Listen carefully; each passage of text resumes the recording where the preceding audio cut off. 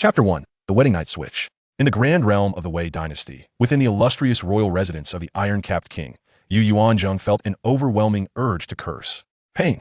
Her neck ached intensely. This was her immediate sensation. Just as she was about to cry out, a voice reached her from above, startling her.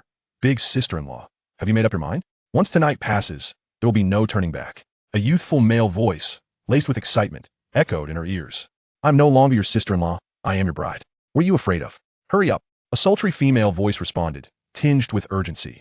Then I shall not hold back. As soon as the boy finished speaking, a muffled cry of pain from a woman pierced Yuanzheng's ears, nearly making her scream in shock. She bit her lip fiercely, stifling any sound, for not only did her neck throb, but a sudden headache ensued as unfamiliar memories flooded her mind. In a twist of fate, she had inexplicably traversed time and space, inhabiting the body of a historical figure who shared her name. After working tirelessly in the hospital for over 20 hours, had she truly perished? The original owner of this body was to be wed today. Her husband was currently in the bridal chamber with her cousin, Yuanzheng, who had also married into the royal residence on the same day. In a cruel twist, her husband had knocked her unconscious and hidden her beneath the bed. This blow had inadvertently resulted in the original owner's demise. Yuanzheng was to wed the heir to the royal residence, Shangguanziki, but alas, he had fallen from his horse during a hunting event 6 months prior and had remained unresponsive. Ever since, rendering him a living corpse. The one she was to marry was none other than Shangguanzishu, the illegitimate second son born of the side consort. As she absorbed this information, the commotion above her continued. Fury ignited within her. They were performing this farce before her, an unmarried maiden. Uncle can endure, but aunt cannot. She raised her foot and kicked. Thud. The young man above jumped in surprise, his strength faltering as he collapsed onto Yuanzheng. What was happening? Yuanzheng, who had been on the verge of ecstasy, suddenly lost her sensation and pouted in displeasure. Squeak. Yuanzheng stifled a laugh and imitated the sound of mouse. Oh, there's a mouse. Yuanzheng exclaimed softly, gripping Shangguanzishu's neck tightly. The couple waited for a moment, but no further sound came.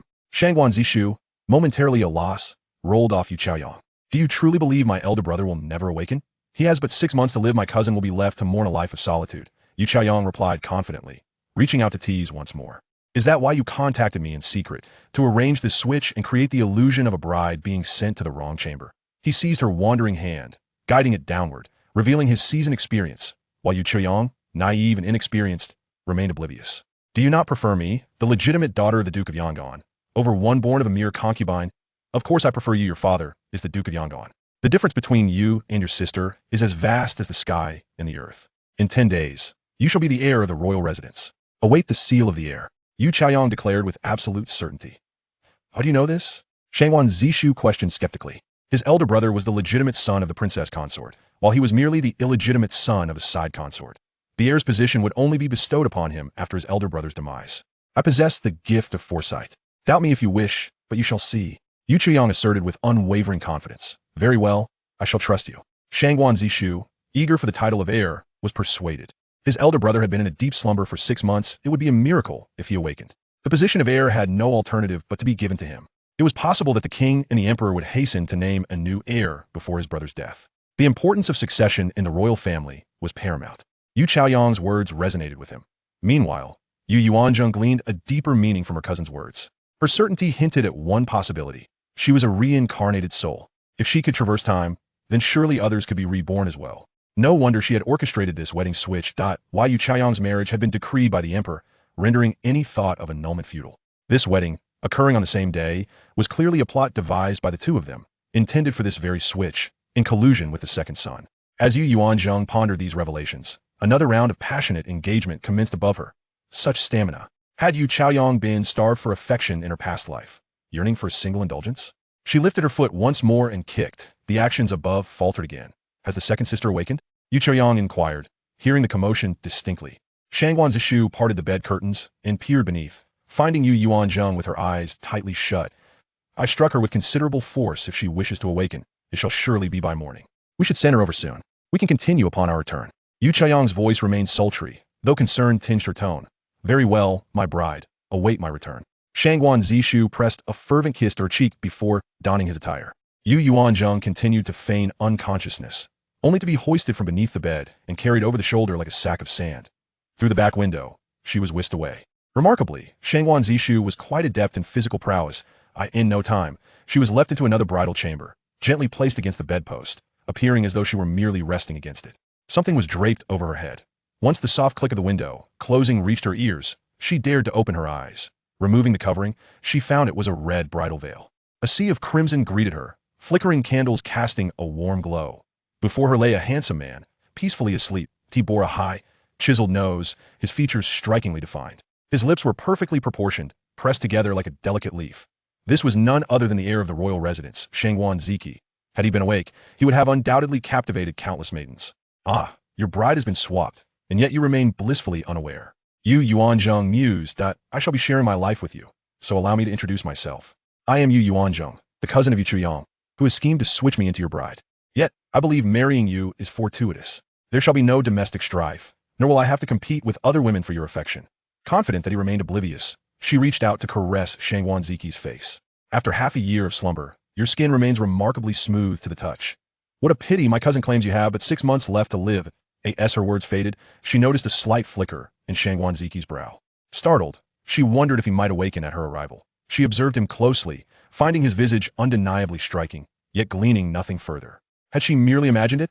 Rest assured, my medical skills are exceptional in countering me. Is your fortune that I shall not allow you to perish. Should you die, my cousin will not treat me kindly. For now, we have exchanged brides, but who knows what else may transpire. As thoughts of her cousin's potential rebirth danced in her mind, she felt a headache brewing. She was no adept at domestic scheming, only skilled in healing arts.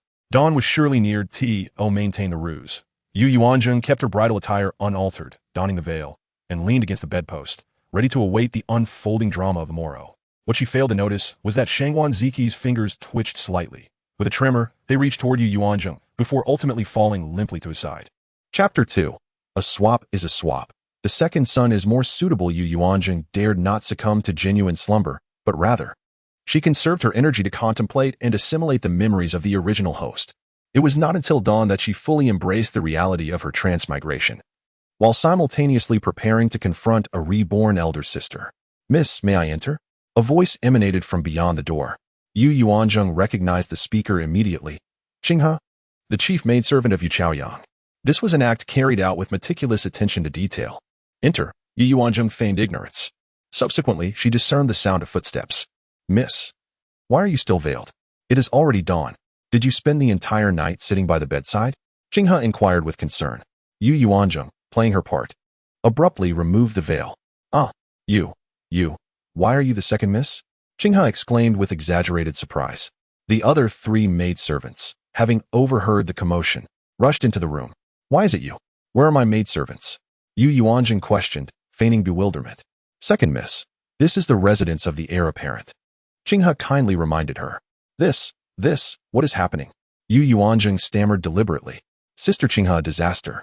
The bride has been escorted to the wrong chamber. Another maidservant, named Biha, exclaimed in sudden realization. Quick, let us go and check the second son's courtyard. Qinghe promptly directed, leading the charge out of the room. The 4 maidservants scattered in all directions.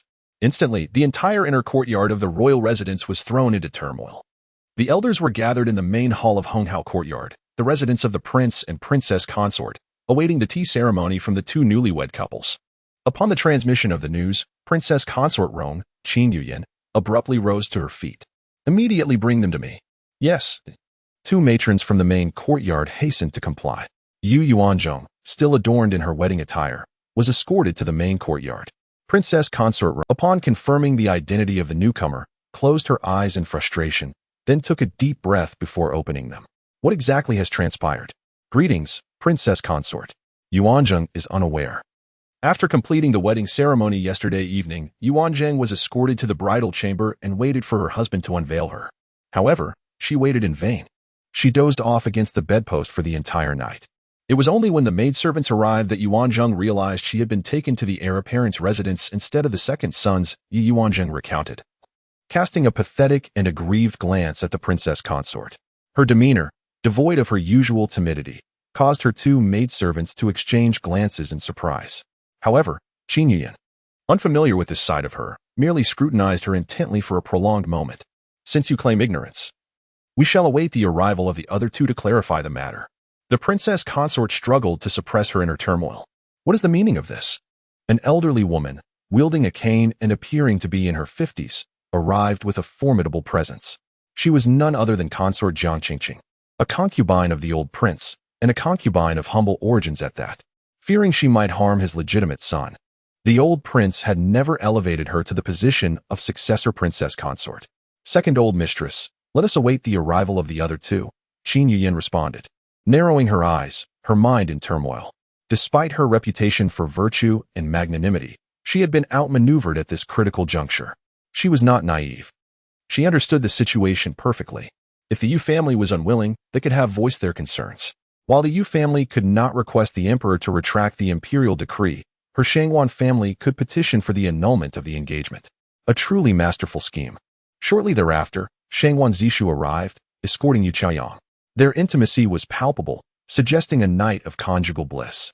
The flush of color on Yu Chaoyang's face was almost blinding.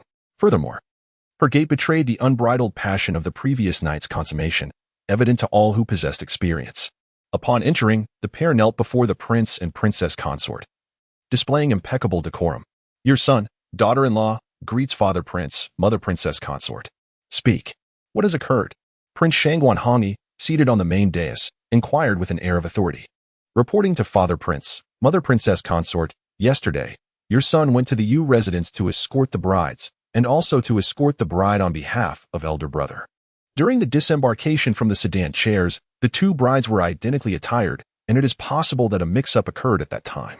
The one who performed the wedding ceremony with your son was the eldest daughter of the Yu family's main branch, while the one your son escorted on behalf of elder brother was the second daughter of the Yu family's second branch. Last night, upon unveiling the bride, your son discovered the error. He intended to rectify it, but such an action would be contrary to propriety. Chaoyang also pointed out that we had already performed the wedding ceremony, thus we were husband and wife. Chaoyang does not disdain your son's status as a son of a concubine and is willing to be his wife. Thus, we consummated our marriage. Shangwan Zishu explained with logic and coherence. Father prince, mother princess consort, it is said that a woman should follow her husband, whether he be a chicken or a dog. Your daughter-in-law has already performed the wedding ceremony with the second son and has been escorted to the bridal chamber. Thus, we are husband and wife. In any case, younger sister has already entered the heir apparent's residence. This is merely an accident. It is not that our Yu family disrespects the imperial decree. Your daughter-in-law believes that the emperor will not hold us accountable, as this is the will of heaven, Yu Chaoyang added, her eyes moist with tears, as if she were the one who had been wronged. Very well, a swap is a swap. The second son is more suited to Chaoyang. In any case, the heir apparent is currently unconscious. It is fortunate that he has been able to find a wife, the second old mistress declared, her eyes gleaming with delight. The Yu family has given her such a pleasant surprise. Now that matters have progressed this far, let us proceed with the tea ceremony, the second old mistress concluded. Her decision final, as she was very pleased with the outcome. Qin Yuyan was seething with anger. She had no words to express her distress, as the deed had already been done, and they had presented her with a fait accompli. Could she possibly demand that they exchange the brides? How could her son be paired with a woman who had already lost her chastity? She knew that her son was being disdained by the Yu family's main branch, who were unwilling to relinquish the status of the royal residence. They were presuming that her son would never awaken and that the royal residence would be inherited by the son of a concubine. Very well, Chaoyang. Now that you have consummated your marriage, you shall henceforth be the second young mistress of our royal residence. I am delighted that you are willing to spend your life with the second son, concubine Luosin, he said, her face beaming as she gazed at her daughter-in-law. Her son had accomplished such a significant feat without consulting her beforehand, truly demonstrating his newfound independence. Your Highness, what shall we do about this matter? Qin Yuyan inquired. Struggling to regain her composure, her face as cold as frost. What else can we do? The exchange has already occurred. The heir apparent is already in such a state. Is it possible that he will ever awaken? The physicians have been treating him for half a year, without the slightest improvement. In the future, the second son will inherit the royal residence, and Chaoyang is more suited to be the heir apparent's lady, the second old mistress interjected, her words harsh and impolite. Furthermore, Princess consort, you are the legitimate mother, and Chaoyang is also your daughter-in-law. Yuanzheng found the second old mistress's words to be particularly cutting. Ah, yes. The second old mistress had a daughter in the palace who was the current consort Shu, and she had given birth to the third prince. No wonder she was so confident. The princess consort's breathing grew heavy with anger. Naturally, she looked down upon Yuanzheng, the legitimate daughter born to a concubine. Moreover, She was aware of Yuanzheng's personality, timid, weak, and easily bullied, someone who could not be brought to the fore. However, she could not refute the second-old mistress's words. Mother Princess Consort, your daughter-in-law will certainly serve you dutifully in the future. Your husband will also be dutiful to you. Yu Chaoyang said, kneeling before the princess consort, grasping Shangguan Zishu's hand, expressing her resolve. Yu Yuanzheng watched them perform their charade. Knowing that she had no voice in such a setting, no one cared about her feelings. However, Your Highness, Princess Consort, if the heir apparent awakens in the future and disdains me, I can request to be dismissed. If the heir apparent does not find me repulsive, I will live my life with him. Chapter 3. Respectfully offering tea without kneeling, Yu Yuanzheng stepped forward, her posture upright and dignified, exuding neither humility nor arrogance. Executing her greeting with impeccable formality, her actions drew the attention of all present. With clear and bright eyes, she possessed an elegant demeanor. Upon hearing her words, the princess felt her heart ease slightly. Yu Chaoyang was astonished. When did this timid sister of his become so assertive? Is this truly the case? The attitude of Prince Rome towards her was tinged with appreciation. Indeed, I am aware that my status does not befit the heir, and even my elder sister's standing may not be worthy of him. However, given the circumstances, I kindly request to remain in the royal residence temporarily until the heir awakens. Perhaps the outcome may differ? Yu Yuanzheng's words were soothing, leaving room for consideration on both sides. Her statements significantly improved the princess's impression of her. Then let it be so. Offer the tea, commanded the prince. Shangguan Zishu and his companion, already kneeling, proceeded to present the tea. Father, mother, please enjoy the tea. The prince readily accepted and drank, while the princess reluctantly took a sip. According to custom, they presented gifts upon their first meeting, though the princess was reluctant. As the matriarch of the royal household, she maintained her poise. This is a small embroidered screen crafted by my daughter-in-law. I hope father and mother will like it. Yu Chaoyang also presented his meticulously prepared gifts to the prince and princess, 2 exquisite embroidered screens, one depicting a fierce tiger descending a mountain, the other a flourishing peony. Yu Yuanzheng stood aside, rolling her eyes. Both embroidered screens were the handiwork of the original owner. Yu Chaoyang could not even sew a simple garment. Yet, the original family had to endure oppression to make a living under the main household. The two then knelt before the elder matriarch, respectfully offering tea once more. Good, good. You two are truly a match made in heaven. You must strive for the future and bring forth heirs for the royal household. Your elder brother can no longer be relied upon. The lineage of the royal family rests upon you two. This is a gift from your grandmother. The elder matriarch said with a smile as she sipped the tea, retrieving a brocade box from the tray, revealing a meticulously prepared 12-piece set of headwear. Thank you, grandmother. They both expressed. They then continued to present tea to the side consort. My son has found a good match. You two must cherish your life together and soon allow your side mother to hold a grandchild. Luo Sini beamed, showing her delight, and gifted them a set of exquisite jewelry. They continued to serve tea to several other elders, including the elder couple of the royal household and the spouses of distant uncles. Each received a beautifully embroidered screen, all crafted by Yu Yuanzheng. Everyone looked at the couple, smiles gracing their faces, while Yu Yuanzheng felt as though she had been forgotten. After they finally finished greeting all the younger generation, the prince finally spoke. You should also offer tea. This signified his approval for her temporary position as the heir's consort. Yu Yuanzheng respectfully approached and knelt on the mat before the prince and princess. Father, mother, please enjoy the tea, she offered with reverence. They did not impose any difficulties upon her, bestowing upon her the same gifts as Yu Chaoyang, out of respect for the elders. She also approached the elder matriarch, but did not kneel, instead holding the tea tray and bowing slightly. Grandmother, please enjoy the tea. You dare to stand while offering me tea? Where do you find such audacity? The elder matriarch, incensed by Yu Yuanzheng's demeanor, seized the teacup from her hand and hurled it to the ground with great force. The sound of shattering pierced the ears of all present. The prince and princess gazed at Yu Yuanzheng in disbelief. If memory serves, grandmother, you are neither the first wife of the late prince nor the secondary spouse, and my current status is that of the heir's consort. Among all the ladies of the royal household, I am second only to the princess. Should I kneel before you? Father, mother, am I not correct? Indeed, you are not mistaken. The elder matriarch does not hold an official title, and you need not kneel before her. The princess, witnessing Yu Yuanzheng's stance, felt a warmth in her heart, her dissatisfaction diminishing significantly, and she supported her. Perhaps this child is indeed a good match for my son. Second sister, how can you be so disrespectful to your elders? Yu Chaoyang scolded Yu Yuanzheng, filled with frustration. Elder sister, there are many elders, not all require kneeling.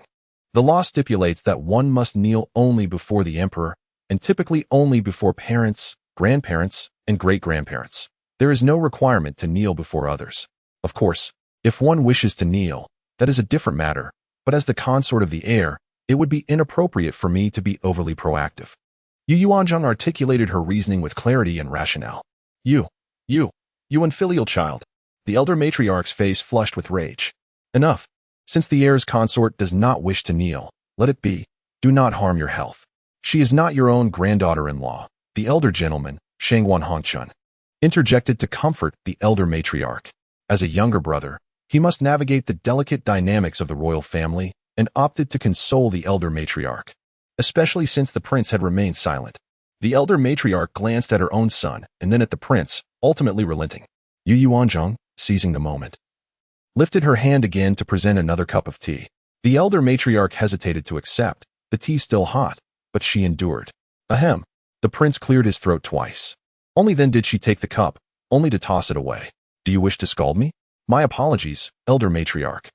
I was unaware that your hands were so delicate. I believed you could withstand it. Yu Yuanzheng's indifferent remarks were infuriating. Her choice to confront the elder matriarch stemmed not from desire, but from the disdain she sensed from the moment she entered. She would never demean herself to appease those who harbored malice against her. You. The elder matriarch was on the verge of madness. Prince, this unfilial daughter-in-law should be dismissed immediately. She turned her ire towards the prince. Continue serving tea. The prince merely cast a fleeting glance towards the elder matriarch and spoke. Yu Yuanzheng disregarded the elder matriarch and approached Luo Sini. Side consort, please enjoy the tea. Standing. She bowed slightly and extended the tea. Luo side consort, pleased to have a good daughter-in-law, accepted without difficulty. You and Chaoyang are sisters. You should support one another in the household, and as the elder sister, she will take good care of you. Her words were quite straightforward. Everyone understood the implication her son would be the heir. To the other elders, Yu Yuanzheng also offered her courtesy and tea, then received their gifts and presented her own to the new bride. Esteemed elders, as I am newly entered into the household, I kindly ask for your guidance in the future. The gifts may be modest, as they were purchased directly, but my elder sister's gifts are significant. They are all crafted by me. Accepting her gifts also signifies accepting my intentions. Yu Yuanzheng and her elder sister are family, and thus, there is no need for division. Yu Chaoyang had not anticipated that Yu Yuanzheng would unravel her facade, leaving her seething with anger. Let us see how you manage from now on. Chapter 4. Complaints do not linger today. Yu Yuanzheng felt as though she had transformed into an entirely different person. In the past, at the Yu residence, she would never have dared to humiliate her so. Had she consumed the courage of a bear and the gall of a leopard? Did she truly believe that becoming the heir's wife entitled her to such arrogance? Humph. In 10 days, she would see how to reclaim her dignity. Shangwan Zishu gently patted her hand in consolation. Elder sister, you must clarify things. If any elder appreciates your embroidery skills and requests your assistance, you must tell me immediately after accepting the task. Are the elders favoring you or me? Yu Yuanzheng felt it was imperative to articulate her thoughts. She did not wish to be subjugated by her in the future. The others present gazed at the two sisters with curiosity. All right, it's time to disperse, the prince declared. He had little interest in such trivial matters and was the first to rise and exit.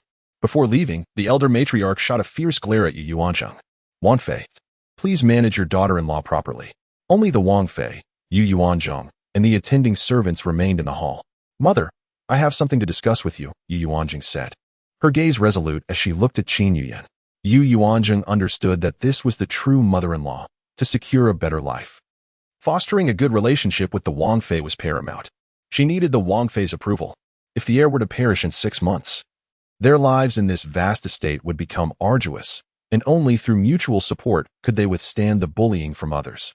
Yu Chaoyang had entered the same residence. He would surely torment her. However, with the Wangfei's backing, things would be different. Even if she were no longer the heir's wife, she would still hold the title of the eldest lady of the Wang residence, the Wangfei's own daughter-in-law. Thus, she needed the Wangfei's protection more than ever. Seeing her serious expression, Qin Yuyan waved her hand, dismissing the servants. Ziyue and Jianghua exchanged worried glances with their mistress before retreating as well.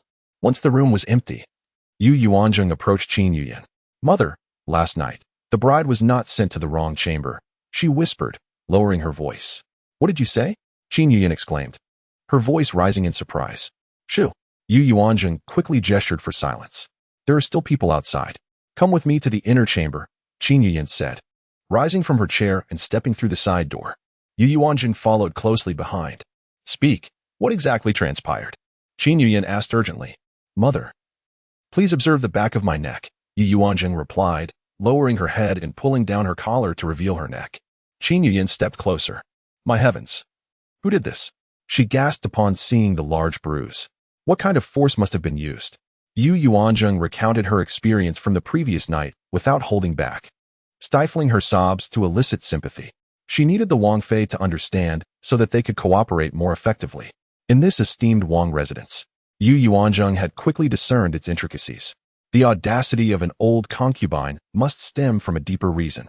In her past life, she had read several historical novels and knew that prominent families were never simple. Now, she found herself amidst it all and understood the necessity of finding allies. After absorbing the information, Qin Yuyan fell silent. The Yu family is indeed formidable. That illegitimate son, usually inconspicuous, reveals his ambition the moment the heir falters. It took her a considerable time to process the news. Despite her gentle and generous nature, this matter truly hurt her feelings.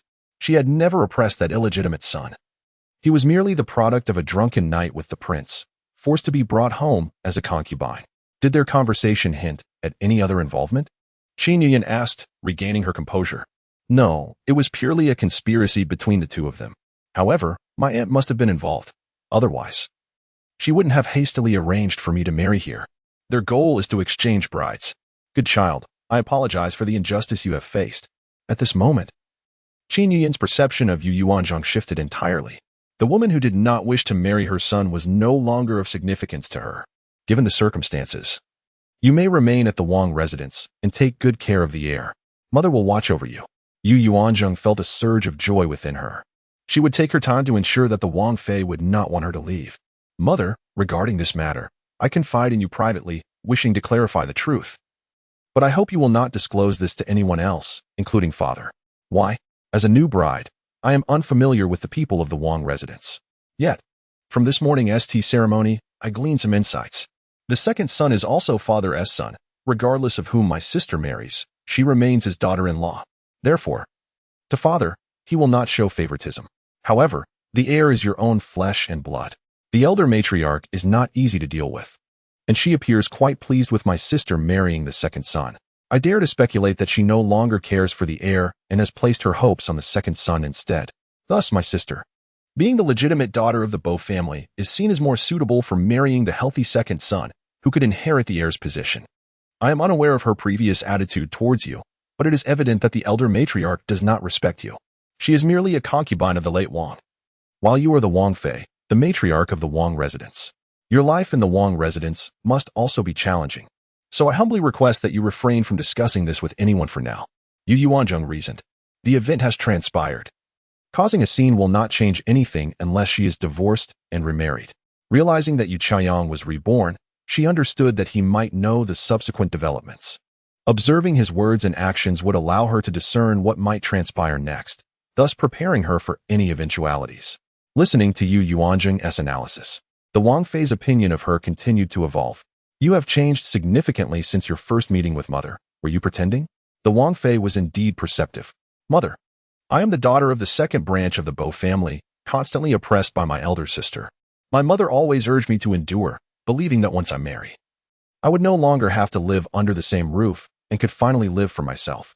Yuanzheng spoke truthfully, yet it was also a guise, simultaneously casting aspersions on Yuanzheng before the Wang Fei.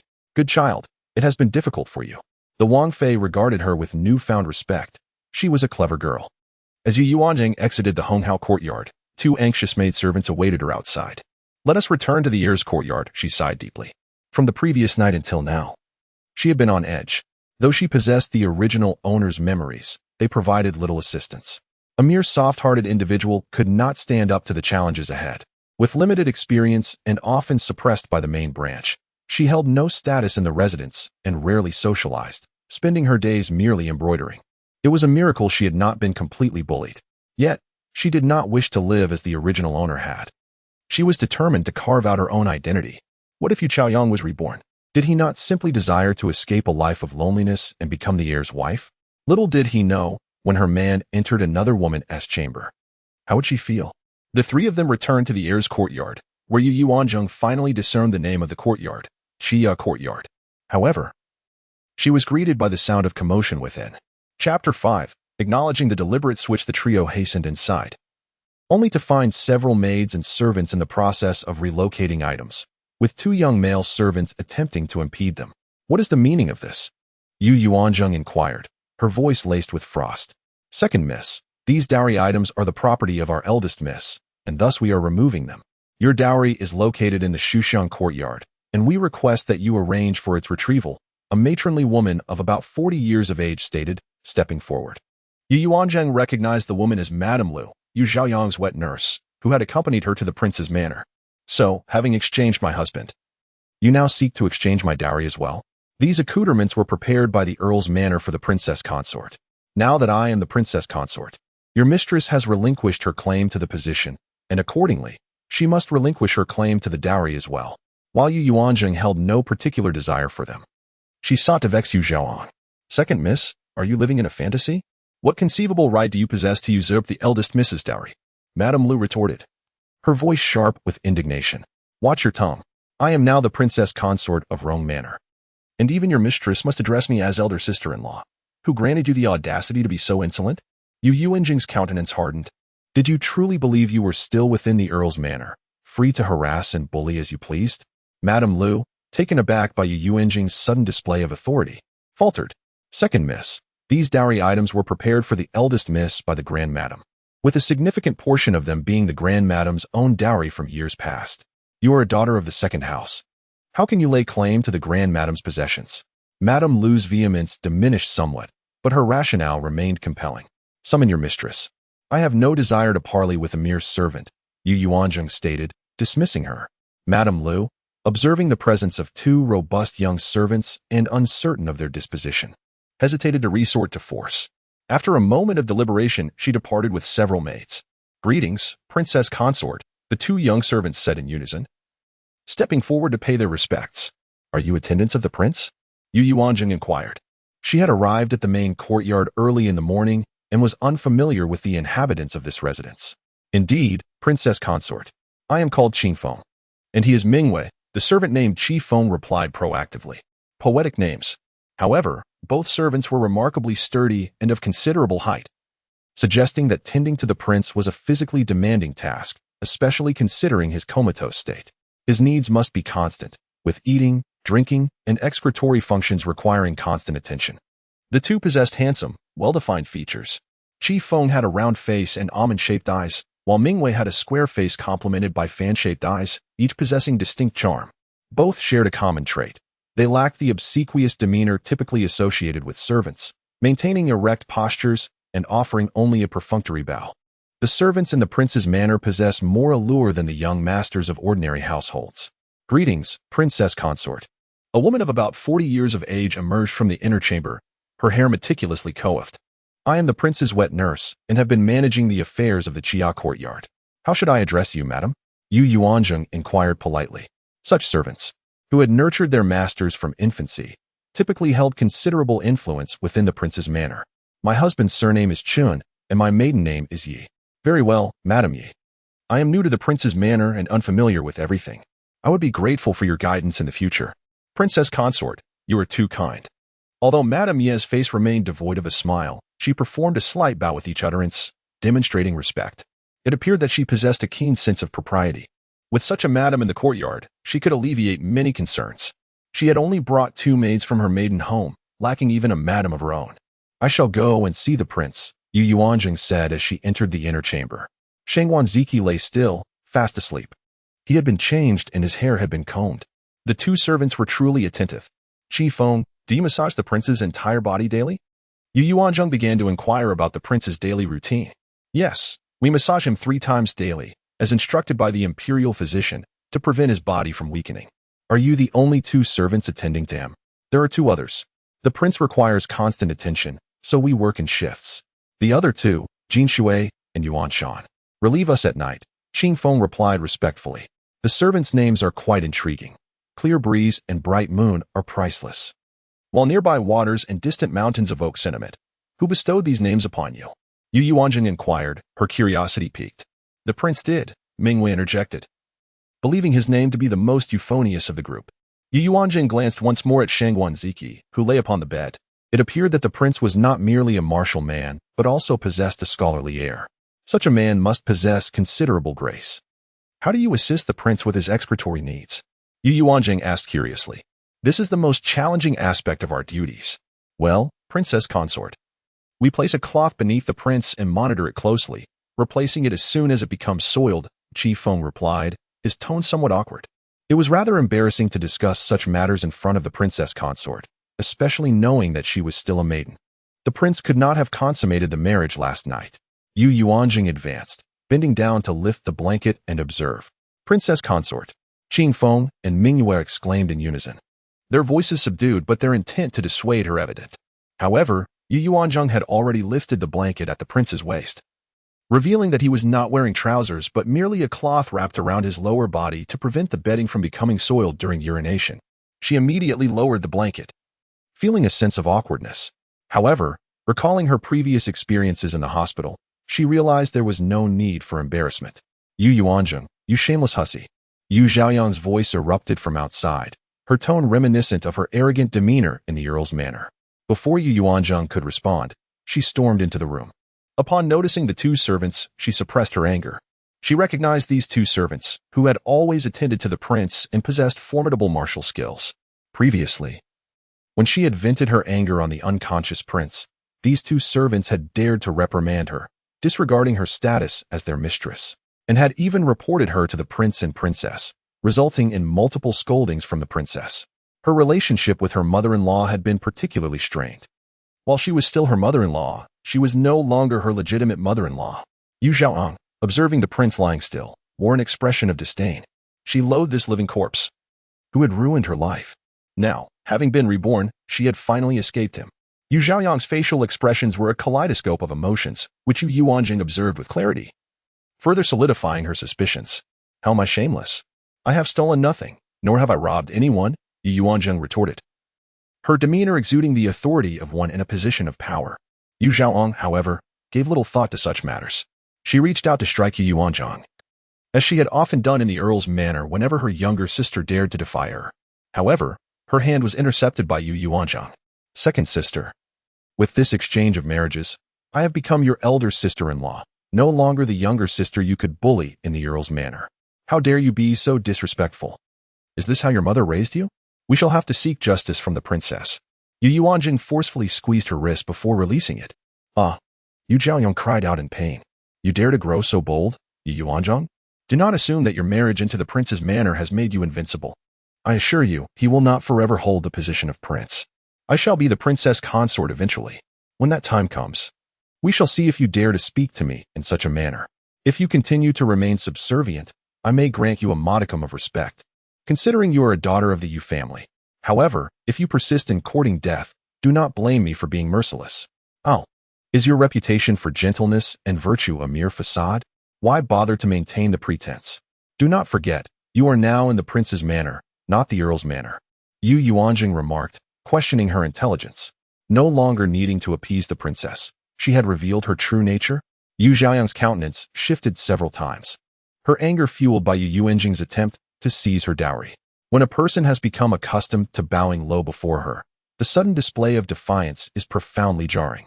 Yu Yuanzheng, that is my dowry, and I intend to take it with me, Yu Chaiyang declared with unwavering conviction, still grappling with her tumultuous emotions. Everyone, please step outside. I have matters to discuss with my sister-in-law. Yu Yuanzheng instructed the servants to leave. Qinghe and Bihe exchanged glances with their mistress and departed upon receiving a nod. Once they had all exited, Yu Yuanzheng seated herself in a chair by the window, poured herself a cup of tea, and took a sip. If you wish to reclaim your dowry, you may do so, provided you acknowledge that it was you who deliberately sought to change the marriage, that it was orchestrated by you and your mother. Chapter 6. The Dowry Exchange. The grace of the princess upon hearing those words and observing the expression on Yuanzheng's face, Yu Qiang finally regained her composure. From the moment she served tea in the morning, she had sensed something amiss with her second sister. Typically, a mere word from her could reduce Yu Yuanzheng, the soft-hearted darling, to tears, but now she displayed an unexpected fortitude, even daring to confront the matriarch. While she was still reminiscing about the celebratory night and the affectionate bond between the couple, she had yet to notice the remarkable transformation in her sister. "Who are you?" A sudden thought struck Yu Qiang. Could it be that her second sister had also been reborn like herself? Otherwise, how could such a profound change occur? In her previous life, she had suffered a poor marriage, yet how could her second sister, who was more beautiful than her, end up with a better fate? Thus, she had instigated their grandmother to marry her off to a sickly man, resulting in a fate of lifelong widowhood, much like her own. "Elder sister, what do you mean by that? Who else could I possibly be but your second sister? Are you dead?" Yu Qiang probed cautiously. "Elder sister, have you lost your mind?" "I am alive, and well, how could you say I am dead?" Yu Yuanzheng replied, amusement dancing in her eyes. Fully aware of Yu Qiang's implication, that she suspected her of experiencing a rebirth and was attempting to extract information from her. "Why are you different now compared to when you were at our family home?" Yu Qiang pondered, perplexed. "I am now married and have distanced myself from the Duke's residence. Naturally, I am no longer obliged to endure the disdain of the main branch. Moreover, I am now the daughter-in-law of the heir, your sister-in-law. Do you think I still need to be subservient?" Yu Yuanzheng had anticipated the need for an explanation for her changed demeanor. She had no intention of continuing to play the role of the meek and compliant girl, as it constrained her too much. "So all your previous behavior was an act?" Yu Qiang finally comprehended. "Indeed," Yu Yuanzheng readily acknowledged, though she wondered whether her sister believed her. "Very well, do not forget that your parents remain in the Duke's residence," Yu Qiang said with a venomous tone before turning to leave. Her words held truth. The original owner's parents were indeed still in the Duke's residence. As she inhabited the original owner's body, those parents were now hers as well. This issue required a thoughtful resolution. The old Duke had passed, yet the old Duchess remained, persistently oppressing the second branch. To curry favor with her mother-in-law, the elder lady also bullied the second branch, and her daughter followed suit. This all stemmed from the old Duke's insistence on taking the old aunt as a concubine, resulting in the birth of her father, who, tragically, was unable to protect her mother from a cruel fate. Despite the old Duke having 3 concubines, her father was the only son born out of wedlock, while the other 2 bore daughters. Her father's talents could not be showcased, and he was too afraid to utilize them. After passing the scholar's examination, he was forbidden to continue his studies and was relegated to managing the Duke's mundane affairs, living in the shadows of the main branch. As she contemplated how to handle her parents' predicament, a commotion erupted outside. How outrageous! A son born of a concubine dares to seize the dowry of the legitimate daughter of the main branch. It was the voice of the old Duchess. Yu Yuanzheng quickly stepped outside, only to witness the old Duchess entering the Chia courtyard, accompanied by a throng of people. Concubine Luo dutifully supported the old Duchess as they made their way inside, with Yu Qiang and her husband trailing behind, flanked by numerous maidservants and attendants. "They are here to demand the dowry. Ziqi's dowry belongs to Zishu's wife. Return it to her," the old Duchess ordered without courtesy. "Rest assured, your dowry will also be returned to you," Zishu's wife, concubine Luo added with a smile. They had collectively come to claim her dowry. "Enough talk, move it." The old Duchess commanded the attendants without waiting for Yu Yuanzheng to respond. One by one, they began to gather the items. 2 young servants, witnessing the heir's bullying, contemplated intervening, but Yu Yuanzheng shook her head. At this moment, she was outnumbered and unfamiliar with the circumstances. Much of the dowry consisted of items belonging to Yu Qiang's mother from her own dowry, and she could not retain them.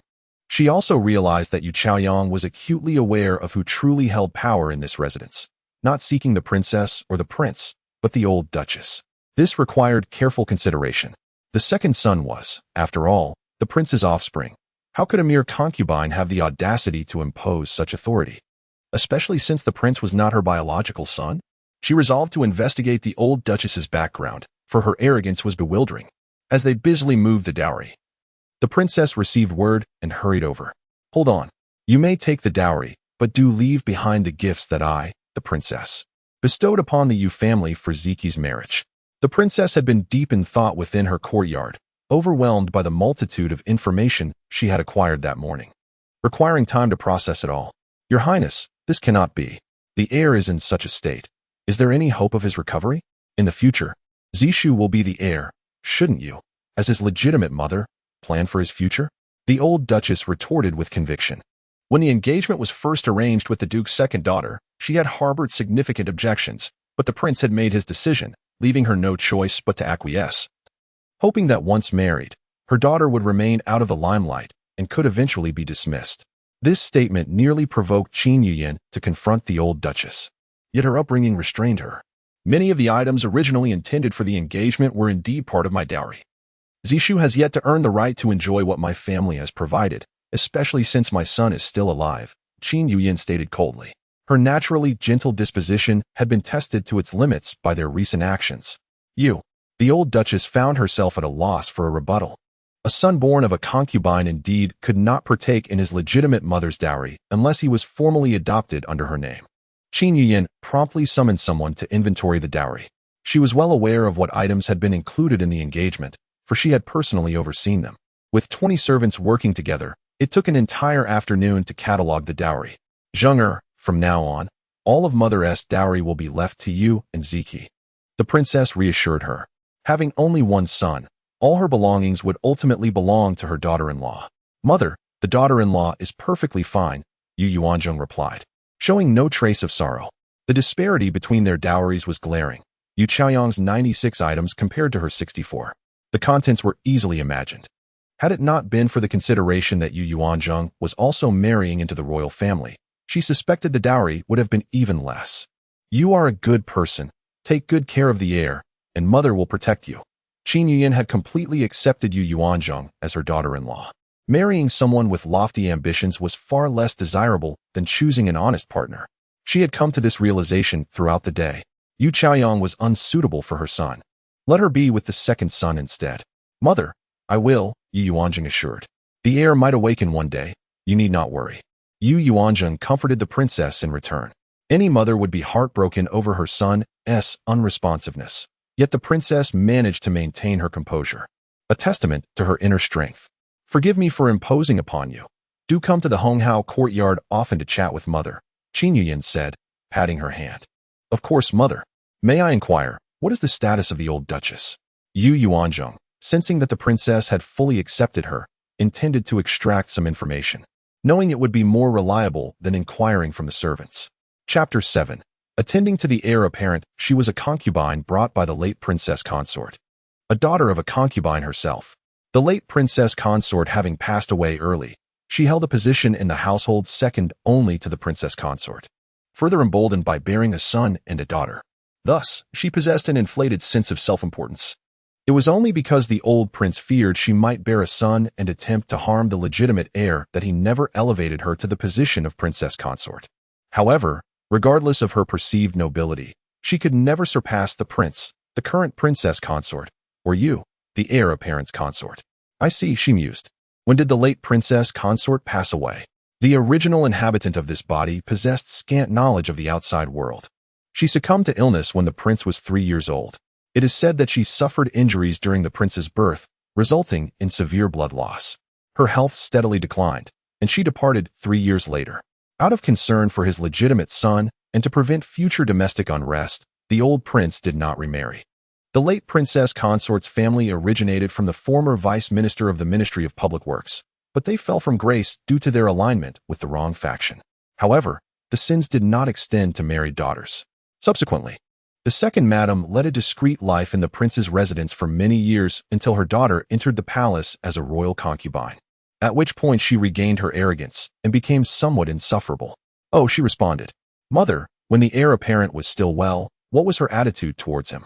In a single day, Yuanzheng had clearly perceived that the second madam's affection for the second young master was somewhat excessive. Before Ziki's accident, she treated them similarly. But after the incident, her attitude shifted.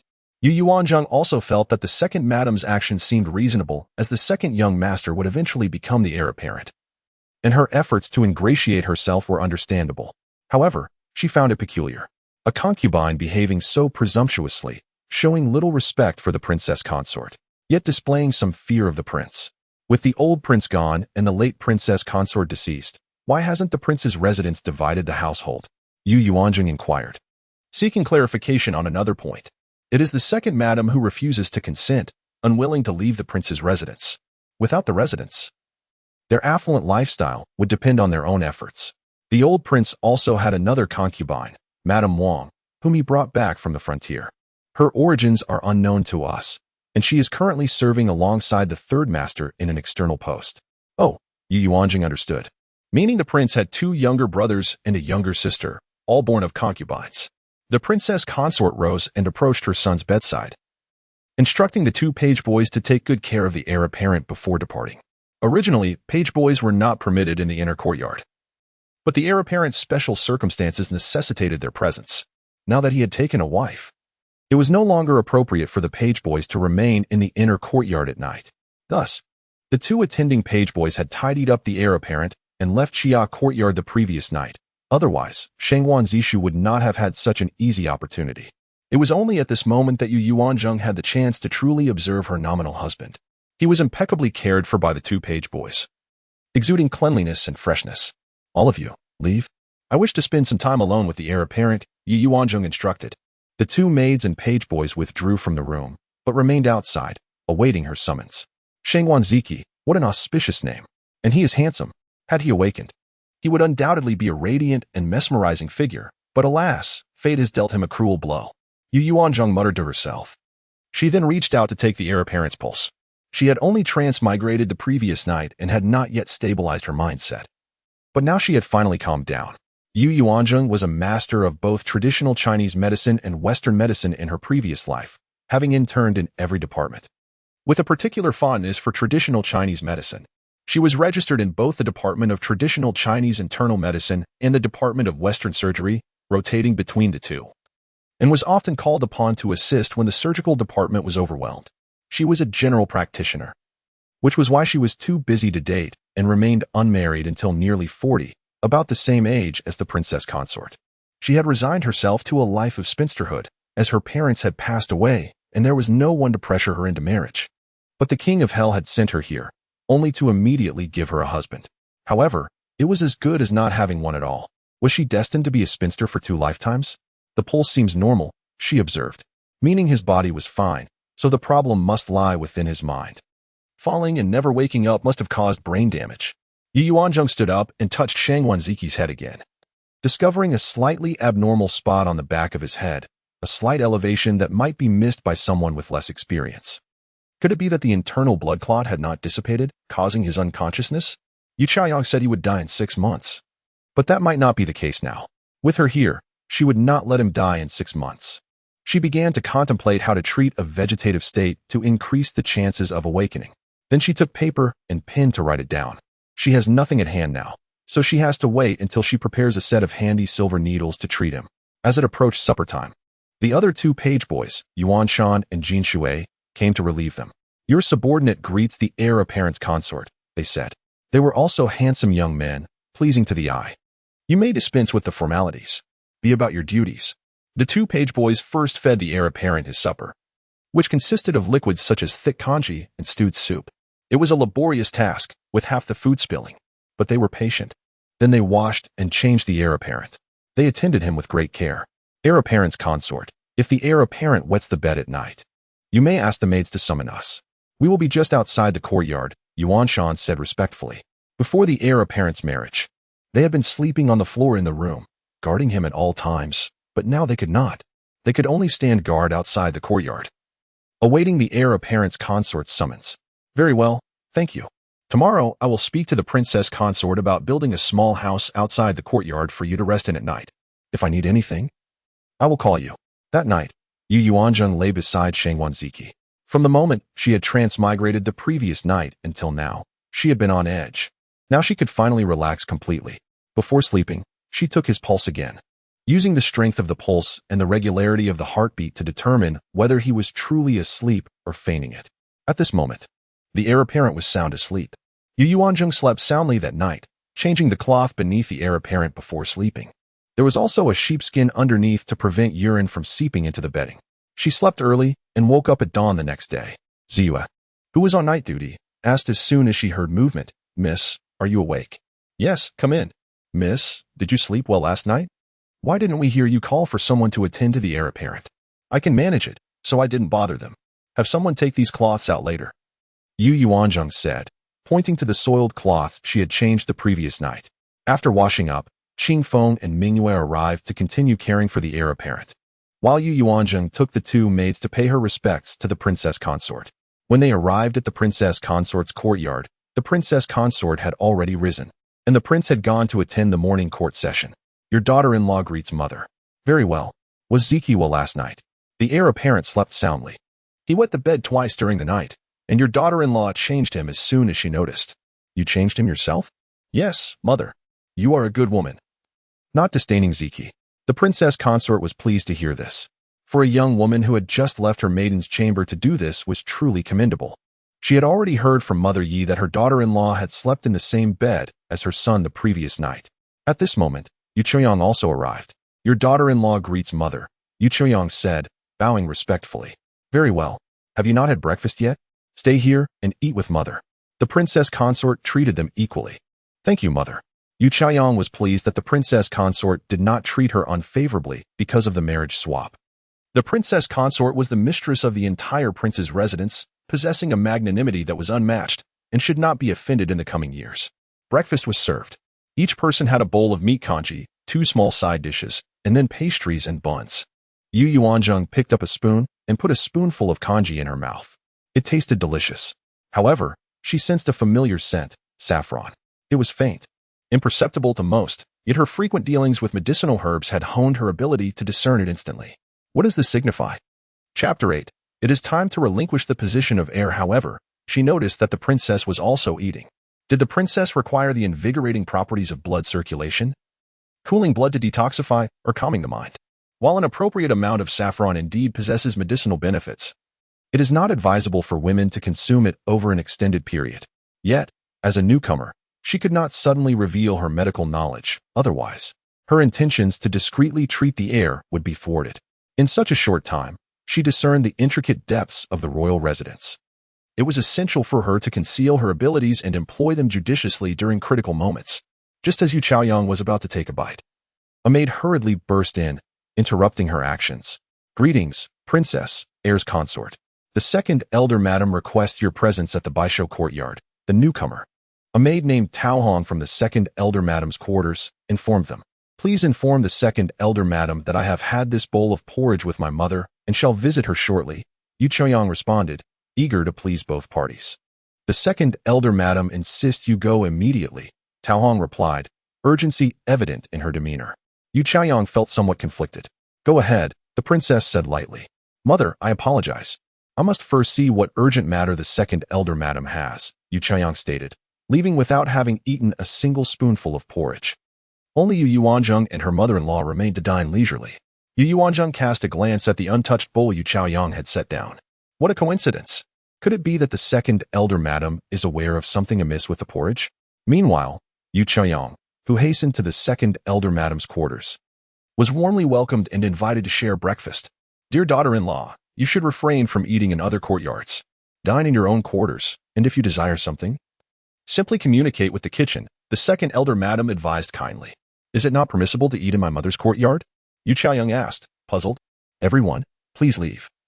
The second elder madam instructed her attending maids to step outside. You are still too young. The princess is not the biological mother of the heir. How genuine could her feelings be towards you? Moreover, given the marriage switch between you and your sister, she must feel rather ill at ease. What if she harbors ill intentions? Indeed, second elder madam, I shall take heed, Yuanzheng replied obediently. In her previous life, she had not received such nurturing guidance from the second elder madam. It was the later arriving Princess Nanhua who enjoyed such attentions. Prior to the heir's misfortune, many young ladies admired him. Every gathering she attended resulted in various forms of exclusion, yet after the heir's incident, none dared to envy her. Instead, they mocked her, predicting a life of loneliness. Now, everything had changed. The marriage switch proved invaluable. Soon, concubine Luo arrived. She need not stand on ceremony before the princess and often visited the second elder madam's quarters for leisure and conversation. Both generations of women expressed their concern for Yuanzheng, and she felt enveloped in happiness. In the princess's quarters, having just finished her meal, Yuanzheng observed the hurried entrance of Mama Zhao. Mama Zhao, the princess requests your presence in the main hall, along with the royal physician and the heir's consort. Let us go. The princess suppressed her disappointment and rose. Upon entering the main hall of the Honghao courtyard, she was surprised to find all the elders present, whom the new bride had served tea to the day before. The princess seated herself beside the prince, while Yuanzheng stood respectfully behind her. The royal physician stepped forward. Bowing, I pay my respects to the honorable prince. Yes, Physician Gu, how is the heir faring today? The prince inquired, his expression devoid of emotion, exuding an unspoken aura of authority. The honorable prince held a unique position. He did not lead troops, yet should foreign threats arise, he would command the military. The royal mansion served as the protector of the Great Wei dynasty. Physician Gu recounted the earlier conversation in the Chiya courtyard, summarizing that the heir had no hope of recovery. The prince remained silent, while the second elder madam took the initiative to speak. Yuanzheng detected a hint of excitement in her voice, as if the prospect of the heir remaining in a comatose state aligned with her desires. Given that Physician Gu has reached a conclusion, should we not consider allowing the heir to relinquish his position? Delaying further serves no purpose. Now that Ziki and Zishu are married, it is time for Zishu to take his rightful place and be groomed for leadership. Prolonging this matter is detrimental to Zishu. Should the day come for him to lead troops, he must be prepared. The second elder madam earnestly advocated for this course of action, a matter they had previously discussed at length. The princess must wait until the legitimate heir is married before discussing this matter.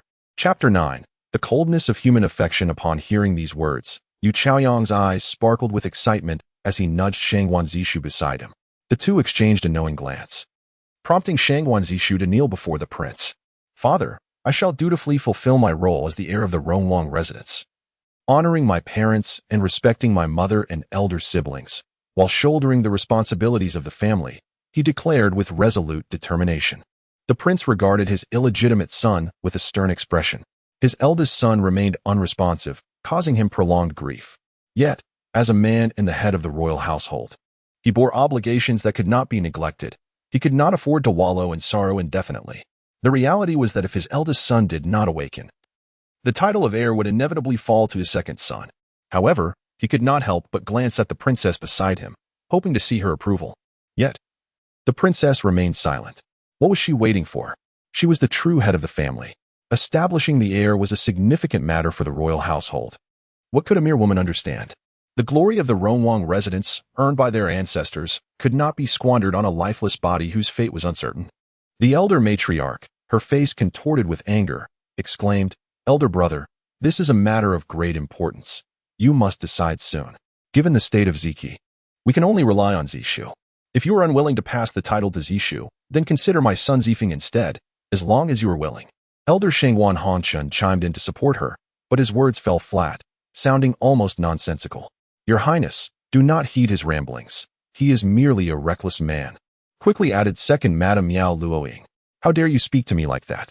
I am your husband. Do you not value my dignity? Shangguan Hongchun shot an indignant glance at his wife. Your Highness, the position of heir is indeed of utmost importance. Since the heir cannot awaken, it would be wise to make arrangements sooner rather than later, spoke Shangguan Hongxiang, the eldest son of the late prince's second brother. Quite right, Your Highness.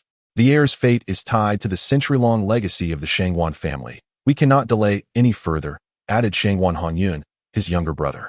These cousins relied on the royal family for their livelihood, receiving monthly stipends to support their households, albeit in lesser amounts. Yet, in matters of marriage and mourning, the royal treasury still contributed. Princess, what is your perspective? The prince, recognizing the expectation from all around him, still sought his wife's opinion. The royal household is your domain, and my opinion holds little weight, Qin Yuyan replied, her expression devoid of emotion. She could not withstand the tide of this overwhelming situation. Everyone was as ravenous as wolves, fixated on the position of heir, not out of desire for the title itself, but rather to forge advantageous connections for their own benefit. Dr. Gu, what are the chances of the heir awakening? The prince sought further confirmation. I have done all I can. The heir has been in a coma for half a year, and the likelihood of awakening is exceedingly slim. However, there may be extraordinary doctors among the common folk, though I have yet to hear of any, Dr. Gu replied cautiously, his words conveying a sense of resignation. Yuanzheng observed the fervent discussions surrounding the heir's position, dismayed that they could not even wait for Shangguan Ziqi's passing to make a decision. Such was the coldness of human affection.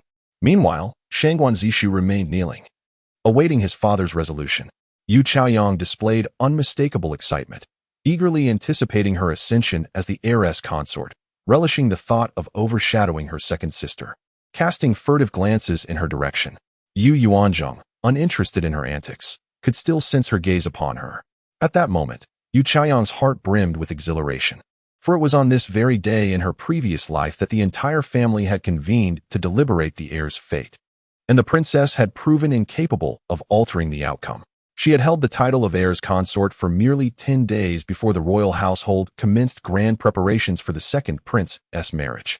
This time, she intended to seize the initiative. The position of heir's consort was rightfully hers, and in due course, the position of princess would also be hers. Your Highness, the physician has exerted all efforts. It is best to decide promptly. The second prince is also your son, so it is only natural. What is there to hesitate about? The elder matriarch was eager to finalize matters that day. The prince cast a glance at the elder matriarch, his aunt, and also his concubine, who had cared for him in his youth but had grown increasingly meddlesome with age. At times, she disregarded propriety, daring to raise her voice even to the princess. Mother, what if the heir were to awaken in the future? Yu Yuanzheng gently tugged at the princess's sleeve, whispering her concern. Yet, her voice carried in the stillness of the room. What place do you have to speak here? The elder matriarch suddenly snapped at her. Elder matriarch, I was merely voicing a hypothetical. Who can truly predict the events of tomorrow? Yu Yuanzheng refused to be silenced by her reprimand. Second sister, cease your words. The adults will make the decision. What authority do you, a newlywed, possess? Yu Chaoyang chimed in, seeking to undermine her. The princess gently patted Yu Yuanzheng's hand, signaling her to refrain from interjecting. This matter ultimately relies on the prince. Enough, everyone disperse. I must confer with the emperor regarding this matter, the prince asserted, acknowledging that he could not decide unilaterally. Since it required consultation with the emperor, all were obliged to depart. As Yu Yuanzheng prepared to leave, the prince instructed her to remain. Princess, Ziqi's wife, please accompany me to the study. I have matters to discuss. Yu Yuanzheng supported the princess, following the prince to the front courtyard. The prince's study exuded an aura of elegance, adorned with a modest collection of books and tastefully decorated, with several weapons displayed on the walls. Yuyan, I apologize for my impotence. Yet, rest assured, even if Ziqi loses the title of heir, I shall not abandon him. I will continue to seek medical treatment until the very end, the prince said gravely, his face reflecting sorrow. I understand your grief, but the royal household cannot be without an heir. I implore you to find solace in this, he continued. Your Highness, I have not thought much of it. I only pity my son. They are unwilling to even wait for his passing. It is truly cold-hearted, the princess lamented, tears welling in her eyes. When Ziqi was well, what was their attitude? They all fawned over him. Was Ziqi not good enough for them? Yet, they repay such kindness with such indifference. The prince found himself at a loss for words. This was the nature of humanity, driven by self-interest. Your Highness, Zhen'er is a good girl, far superior to Chaoyang. The legitimate daughters of the noble houses cannot compare. It is a pity for her. Indeed, I am aware. Hence, I have matters to discuss with her. The prince replied as he gently wiped the princess's tears. Ziqi's wife, you mentioned yesterday that should the heir awaken, you would voluntarily withdraw. However, it appears Ziqi may never awaken. We cannot ascertain how long he can endure. In the days to come, you must learn to fend for yourself. While we are still alive, we can provide you with some support, but eventually, we will depart before you. The future of your place in this royal household is uncertain. I have heard that your sister is not kind to you. Your life may become even more challenging. Thus, I shall provide you with 10 individuals. Make good use of them, for they will protect you and Ziqi. The prince continued to address Yu Yuanzheng. A wife entering the royal household, unless dismissed by the royal family, would remain there for life. The future of a widow without a husband could be foreseen. Thank you, father. I will strive to lead a good life. I have one more request, and hope you and mother can grant it.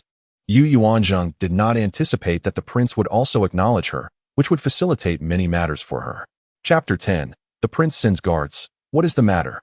Father, I have heard a saying regarding overtreatment. The heir has been receiving acupuncture at regular intervals, and I believe it may be excessive, hindering his recovery. For instance, when we inadvertently cut our hand, it often heals on its own without intervention. This is a testament to the human body's regenerative ability. However, if we obsess over it, cleansing and applying ointments, the healing process may be delayed. Thus, I humbly propose that we refrain from further treatment for the time being and observe the situation. Yuanzheng spoke earnestly. Her intention clearly aimed at preventing further harmful treatments from Dr. Gu. The prince and princess listened intently, contemplating her words. Since the heir's fall from his horse, they had never ceased his treatment, and this was the first time they had encountered the notion of overtreatment. Perhaps there was indeed some merit to it. They exchanged glances. Very well, we shall refrain from summoning a physician and observe for a while, the prince resolved. He understood that whether or not they chose to treat him, the outcome might remain unchanged. Thus, it was worth a try, for there might be a glimmer of hope. This was their only legitimate son, and the thought of his plight pained him deeply. Today, Dr. Gu had made it quite clear that the likelihood of their son awakening was nearly non-existent. He was compelled to consider the next course of action.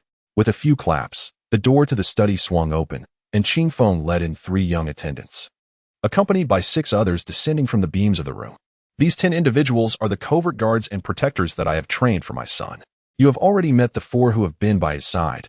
I am now entrusting you with the other 6. How you choose to arrange them is entirely up to you. Though their skills may not be invincible, they are certainly proficient. I hope that under your care, my son will awaken one day, the prince solemnly instructed. All 10 knelt before Yuanzheng. We pay our respects to the heir's wife. Yuanzheng was taken aback by the prince's consideration for her and the heir. Having only recently entered the household, she had already gained the prince's recognition, affirming that her true nature was indeed appropriate. These 10 were evidently extraordinary, specially trained for the royal household. Please rise, she urged, astonished by the display. The ancient customs were indeed remarkable. She had heard that loyalty was highly valued in those times, and these 10 would undoubtedly become her and the heir's staunchest allies. Thank you, father. I will ensure that the heir is well cared for, Yuanzheng replied, her heart brimming with joy at the thought of having 10 capable individuals at her disposal, alleviating her concerns during her time in the royal residence. Indeed.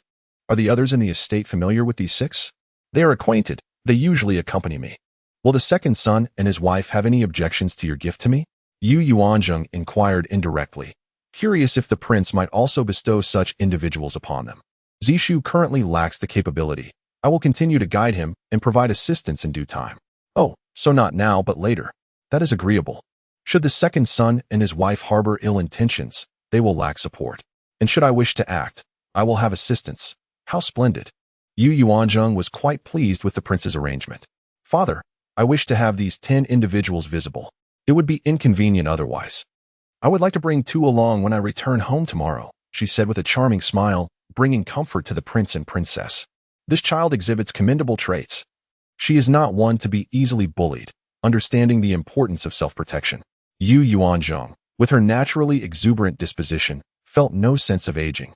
She still felt as vibrant as a woman in her 20s, full of energy, as she willingly took on long hours of labor. You may proceed. Yuanzheng led the 10 out of the prince's study. What are your names? She asked the 6 new subordinates. Please bestow names upon us, Lady Heir. They bowed respectfully. Shall a new master also require new names? They pondered. Arrange yourselves by age, she commanded, and they promptly complied, lining up from oldest to youngest, Chunlei, Xiaoyu, Qiufeng, Dongling, Zuyuyan, and Zhuiyue.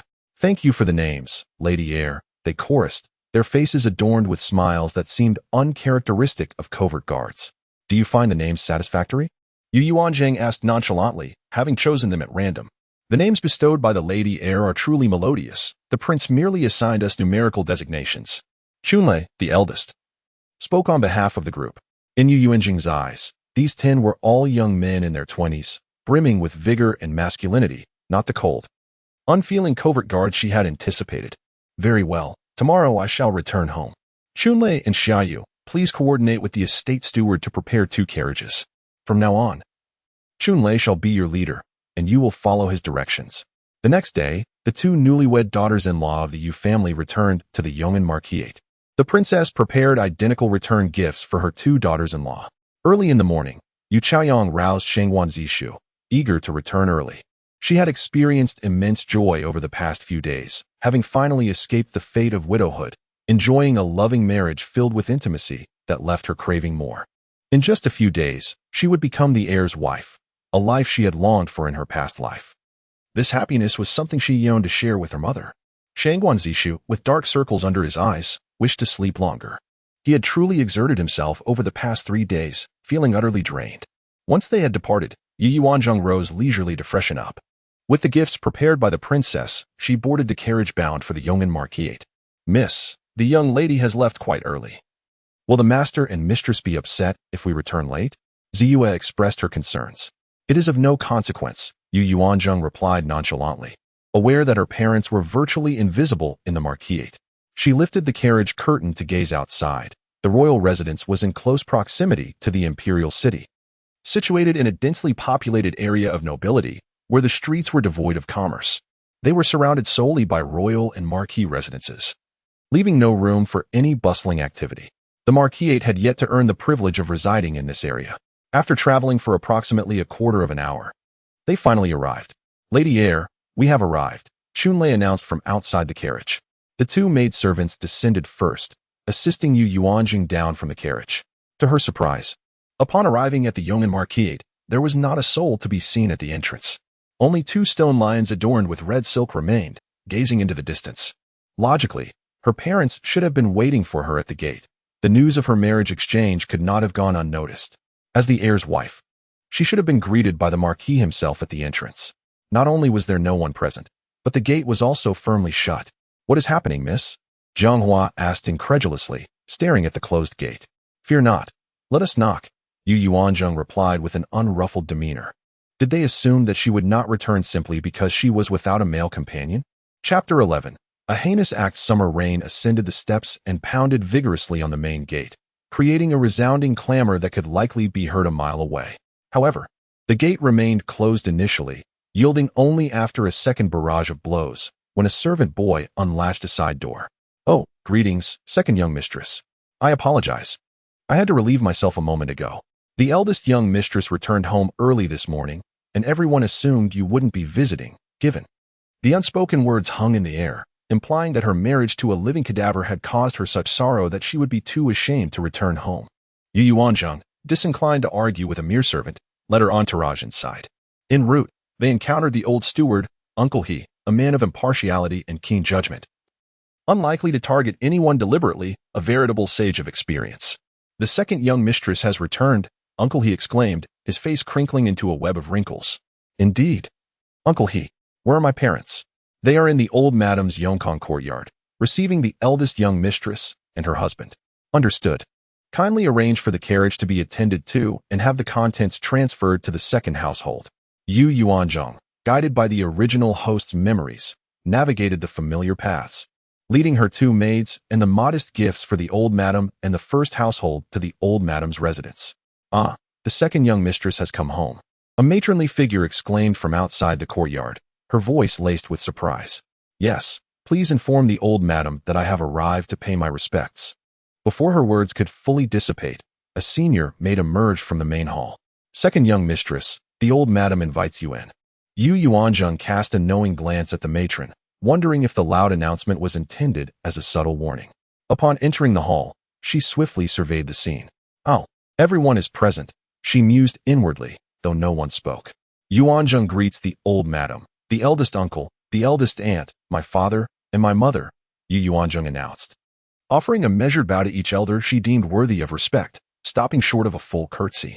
The old madam, seated in the place of honor, frowned imperceptibly, noting that Chaoyang had offered a full kneeling kowtow. Second sister, you've returned? I assumed you would be preoccupied with caring for the young master and unable to visit. I had already informed second uncle that you would be absent.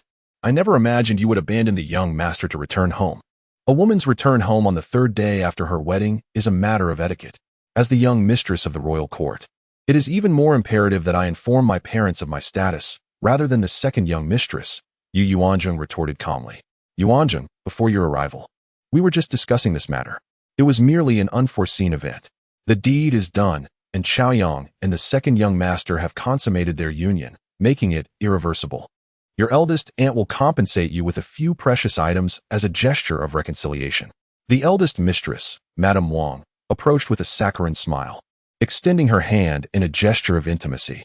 Yuanzheng was well aware of this woman's talent for veiled malice, capable of inflicting harm imperceptibly. Very well, eldest aunt. Your words must be kept. I desire the jade guanyin statue from your chamber. I have heard that it was consecrated by a high monk from the Protectorate Temple. If I take it back to the royal court and offer 3 incense sticks daily, perhaps the young master will awaken under the Bodhisattva's blessing. Yuanzheng seized the opportunity, making an exorbitant demand. The jade guanyin statue was a treasure Madame Wang had refused to part with, even for her own daughter's dowry. Its value estimated at no less than 8,000 taels of silver. Madame Wang's teeth clenched, and she inwardly cursed her own loose tongue. However, having already spoken, she was forced to swallow the bitter pill. Very well, it is yours.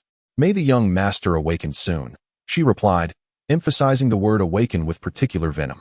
Thank you, eldest aunt. Yuanzheng accepted the gifts prepared by the princess consort from her maids and presented them to each individual. Having paid your respects, return to your second household. The old madam instructed impatiently, eager to dismiss her. She had been basking in the euphoria of receiving her granddaughter and grandson-in-law's kneeling obeisance and hearing about their first 3 days together. But the sight of Yuanzheng instantly extinguished her joy. She treated the second household couple as if they were mere air. Father, mother, Yuanzheng said, seizing the opportunity, and escorted her mother, Zhao Yuejiao, and her father, Yunji, out of the main hall. The family of 3 remained silent throughout their journey back to the Mingyi courtyard of the second household. Once the courtyard gates were secured, they finally settled down to converse in earnest. Yuanzheng was the eldest child of the second household, 16 years of age. She had a younger brother, Qingsheng, 14, and a younger sister, Yining, 10, all born to Zhao.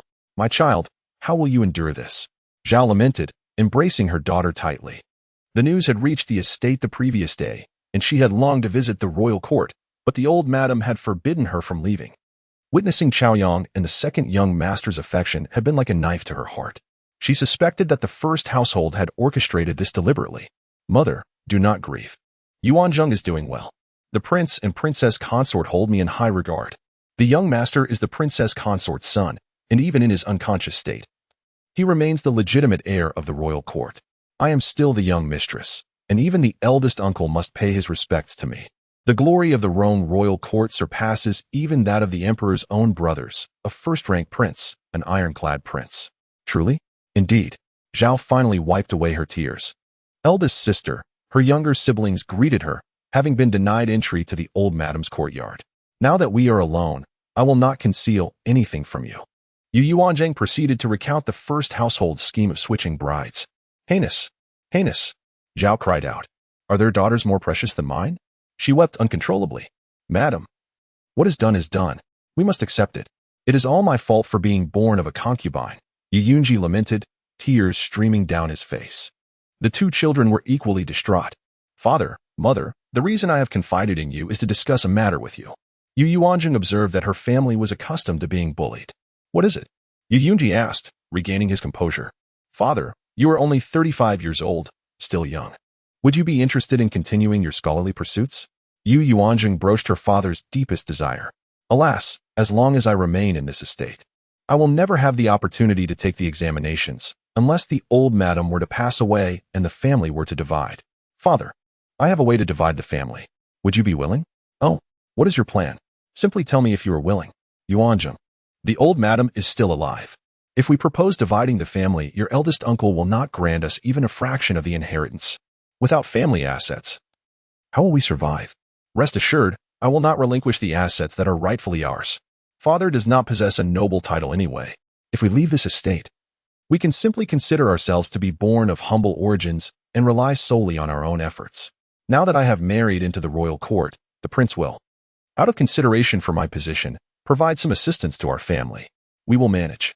As long as father is willing to strive and continue his scholarly pursuits, he can obtain an official position, even if it is just a county magistrate. My lord, have you not suffered enough oppression under the first household? You excel in your studies, but they refuse to allow you to pursue them.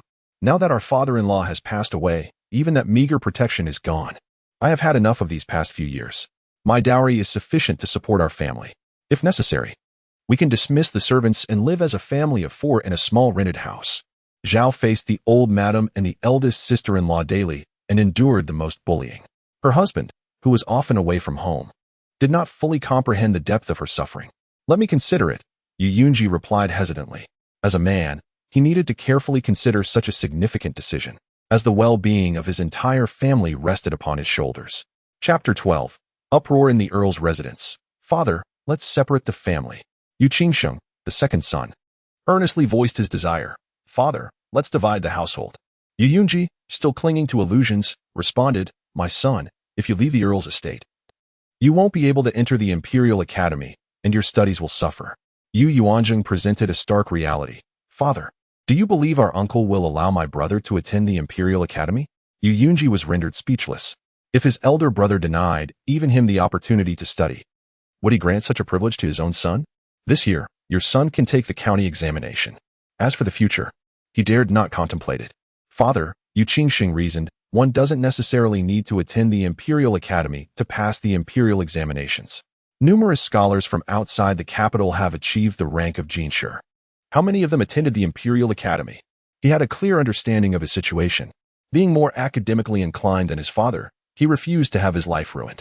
Very well, Yuanzheng conceded, gazing at his son's resolute face.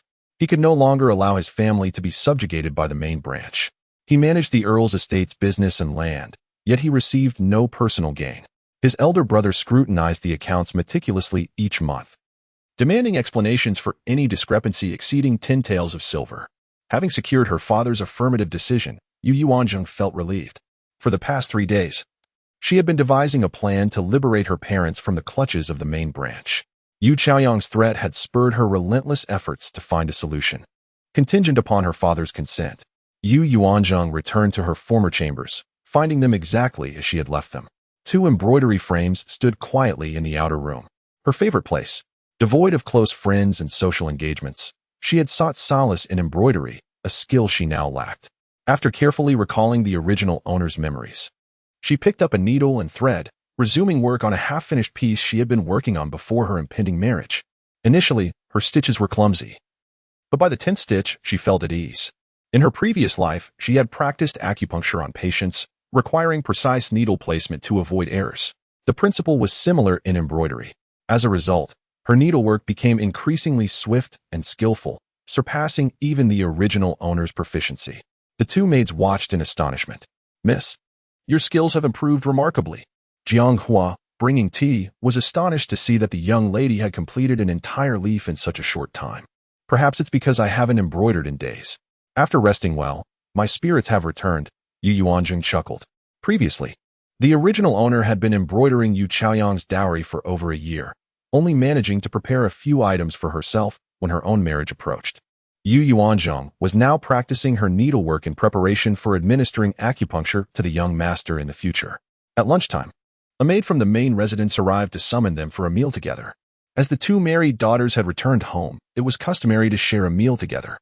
They arrived at the main courtyard side hall, usually used for entertaining guests. 2 tables were set, one for the men and one for the women. Without a screen due to the absence of outsiders, Earl Yuanzheng, the head of the family, sat in the seat of honor, beaming with satisfaction. His daughter was now the consort of the Prince Rong's heir, and his son-in-law was the Prince Rong's heir. A further step would make them prince and princess, a position of great honor. Therefore, he was particularly cordial to Shang Wanzishu that day. What is it? Yuanzheng asked, his expression slightly frosty. Uncle, it would be best to dismiss the servants.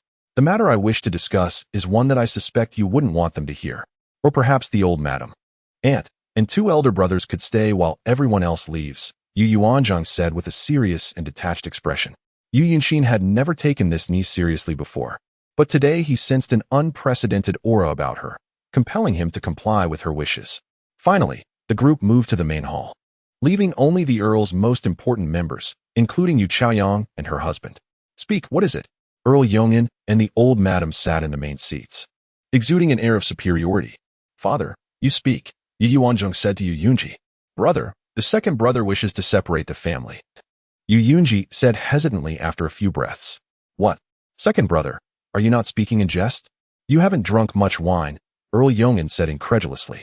This younger brother of his was quite capable in managing household affairs. Without such a person, he would have more to worry about. He was unwilling to let go of this free labor. Mother is still alive. Uncle, let's speak frankly.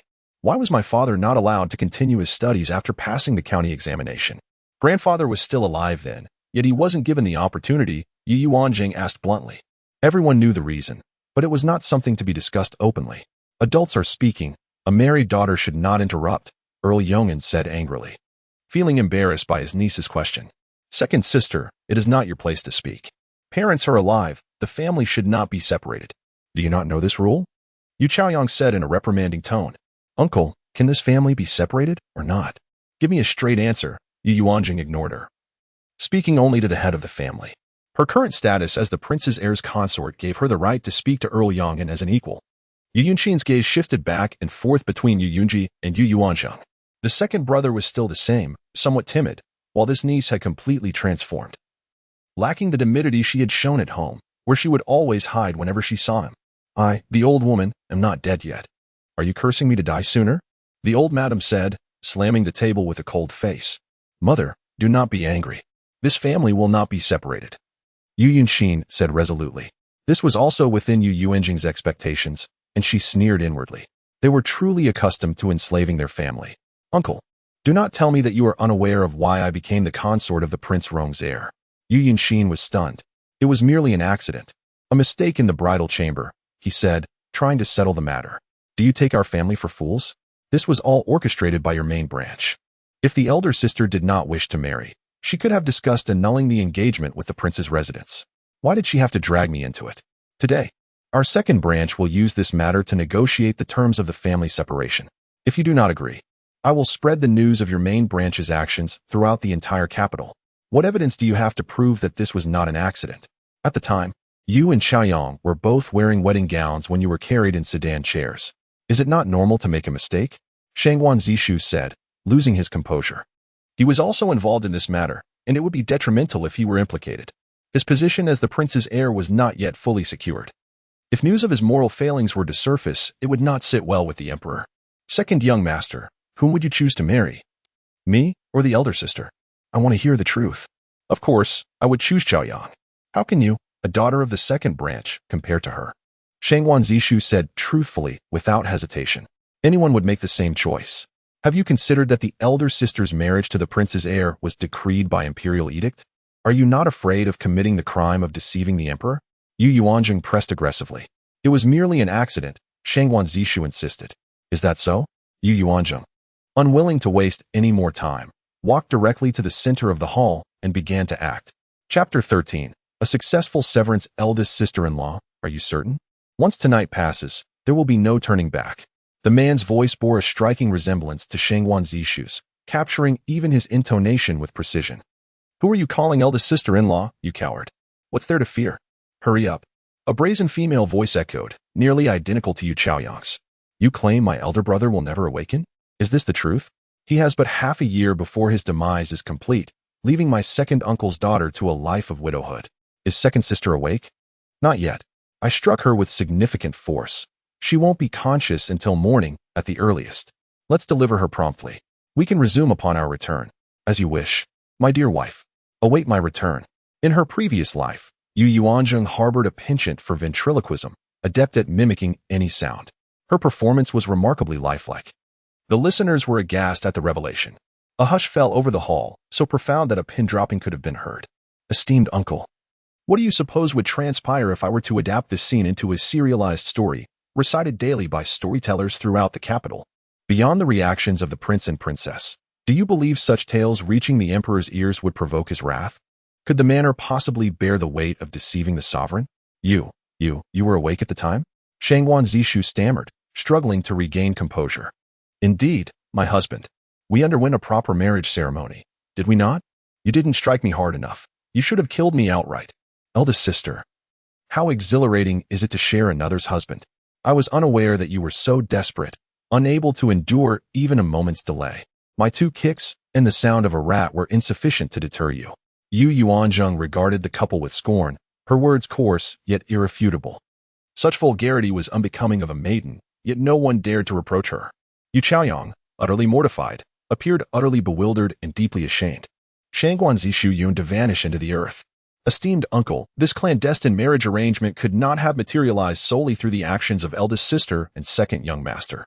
It necessitated my involvement to fulfill your desires. to act as a harlot while feigning virtue. You have played your hand skillfully. Therefore, our second branch makes a modest request to be separated from the family according to established customs, after which we shall overlook this matter." Yuanzheng turned, smiling sweetly at the two primary figures of the manor, awaiting their decision. You are not Yuanzheng. Who are you?" Suddenly, Yu Chaoyang shrieked, as if driven mad. "Eldest sister, have you lost your senses? Who else could I be but my father's daughter? Oh, that's right. I am now the princess consort of Rong Manor, a title you discarded." Yuanzheng's smile radiated brilliance. "Why are you so different from how you were in the manor? Did I not inform you that I was feigning ignorance? How else could I have survived in this manner? You have grown accustomed to bullying me. Now that I deny you that pleasure, you cannot accept it?" Yuanzheng retorted derisively. You wait," Yu Chaoyang hissed through gritted teeth. "What? Do you intend to seek retribution after becoming the princess consort? Do not forget, I am married to the eldest son of Rong Manor, which makes me your eldest sister-in-law. Even if you were to become the princess consort, you would still be obligated to address me as such." Yuanzheng unveiled her intentions directly. "Chaoyang, remain silent and heed your elders," Shangwan Zishu cautioned, restraining Yu Chaoyang from further speech. "Very well, Yunxin, proceed with the separation. Grant the second branch a shop and a secondary residence near Chashun Street." The old madam, her face grim, rendered her decision. She scrutinized the members of the second branch as if they were adversaries. "Father, what proportion of the manor's assets does this represent?" Yuanzheng disregarded the old madam's cold demeanor and addressed her father. "Does a son of a concubine presume to divide the family wealth equally with the legitimate heir?" The old madam's temper flared instantly. In the past, the old lord had consistently undermined her, his legitimate wife, favoring that woman to such an extent that this illegitimate son had been born. He was nothing but a lingering threat. How was the division of assets managed when grandfather's younger brother by a concubine separated from the family? Yuanzheng was genuinely unaware. When second uncle separated from the family, he received 2 shops in the bustling city center, a 200-mu estate, a 3-courtyard residence, 20 servants, household items, and 30,000 taels of silver, Yuanzheng reported, knowing these details intimately as he oversaw the manor's affairs. "Our demands are modest. We seek the same arrangement as second grandfather," Yuanzheng declared, satisfied with the prospect. More would be unattainable, and excessive conflict was to be avoided, as they were, after all, members of the Yu family. In this feudal era, familial bonds were paramount. In truth, these assets constituted but a fraction of the manor's wealth. "Mother, accede to their wishes. After all, second brother is a descendant of the Yu family." Yunxin remarked, his animosity toward Yuanzheng less intense than his mother's, for he, too, had sons born of concubines. Though legitimacy and illegitimacy differed, they were, nonetheless, his children. These children would eventually learn of the day's events. He regarded Yuanzheng with newfound respect. The niece who had previously been so inconspicuous within the manor had orchestrated such a coup. As his daughter, and she would continue to reside in the same residence. He could not help but feel a sense of apprehension. He would need to cultivate a closer relationship with the prince. The old madam remained silent, rising with heavy steps. She glared at Yuanzheng as she passed, then departed. "What does this signify? Second brother, we are, at heart, one family. There is no need for such calculations. Elder brother understands the hardships you have endured over the years. Even after the separation, elder brother will continue to look after you," Yuanzheng declared, now speaking conciliatory words. Following negotiations, the second branch secured 2 profitable shops, a detached 3-courtyard residence, and a 150-mu estate located 100 miles from the capital, along with 18 servants accustomed to their ways. The second branch would only be required to visit the manor during New Year's and other holidays to pay respects to their ancestors. The second branch was content with these gains. Upon returning to their residence, the younger siblings surrounded their elder sister, chattering excitedly. "Elder sister, you were so formidable today," Yu Qingsheng exclaimed, having never witnessed his elder sister act with such resolve. He himself would never have dared to be so audacious before their uncle and the old madam. "Elder sister, does this mean I can attend the girls' academy now?" Yuan asked, her small face tilted upward in anticipation. At 10 years old, she had yet to fully grasp the intricacies of adult affairs, retaining a sense of innocence. With her elder sister as a buffer, Yu Chaoyang had not bullied her. "Yes. Yuan, what would you like to study?" Yuanzheng coaxed her as if she were a child. In her previous life, she had been 38 years old, so she viewed such young children as mere toddlers. I wish to learn the zither. Yu Yuan's status within the manor was lowly, and it was unlikely that she would be provided with a private tutor. Yu Chaoyang, on the other hand, had several tutors. Such was the distinction between legitimacy and illegitimacy. Very well, you shall learn the zither. Yu Yuanzheng stroked her head. Father, time is of the essence. Let us begin moving today, as it is only early afternoon. Should the old madam attempt to obstruct us, we no longer have grandfather to support us, and I am only permitted to remain at home for one more day. Yu Yuanjing advised. Is this not too hasty? We lack the manpower, and the time is insufficient. The suddenness of the situation had left Yu Yunji reeling. Chapter 14. The prince's maidservant. My dear father, delay may bring unforeseen changes. It is prudent to move early for peace of mind. It is easy to arrange manpower. Let us first sort the items to be relocated. And have uncle, he summoned the young servants of the manor to carry them to the front gate while I seek additional help. Yu Yuanzheng was a woman of action. Unless absolutely necessary, she wished to avoid stepping into the duke's residence again, as it was the source of the original owner's sorrow. Very well. Yue Jiao. You shall commence the inventory and packing of belongings, while I approach the steward to arrange assistance. Yu Yunji, led by his daughter, felt no embarrassment. The masters and servants of the Mingyi courtyard quickly catalogued their possessions. They had little, with Zhao Yuejiao's dowry being the most substantial, as she hailed from a merchant family. However, instead of being transported to the front gate, their belongings were moved to the back door, as Yu Yunji believed it best not to be the subject of ridicule. Yu Yuanzheng instructed Chunlei to return and summon her 8 brothers, leaving 2 behind to watch over the prince. Upon hearing of the move, each brother promptly rented a cart from the street, hastening their progress. Before nightfall, the Yu family had settled into their new abode, a 3-courtyard residence freshly allocated to them. By the time Yu Yuanzheng returned to the royal residence, it was already the 6th hour of the evening. She first paid her respects to the princess and explained her visit home before returning to her quarters for a rather late dinner.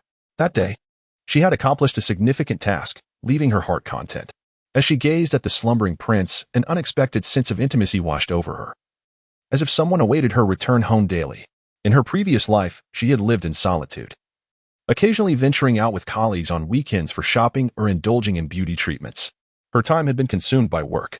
Now, she could finally pause her relentless striving and relish some well-deserved rest, preparing for a life of leisure ahead. The mere thought of a spa treatment filled her with inspiration. It might serve as a beneficial remedy for the prince's recovery. Dismissing her maidservants, she longed to converse with the prince.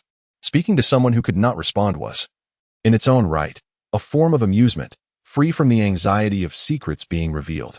Today, I leveraged the matter of the first house's marriage to sever ties with my parents and the Yong'an Duke's residence. Do you think that was right? On their wedding day, Shang Guanziki had been troubled by the din around him, awakening a sense of awareness that persisted into the evening, allowing him to hear Yu Yuanjing's words. He yearned to respond, gathering all his strength to move, yet no one noticed, and he slipped back into unconsciousness.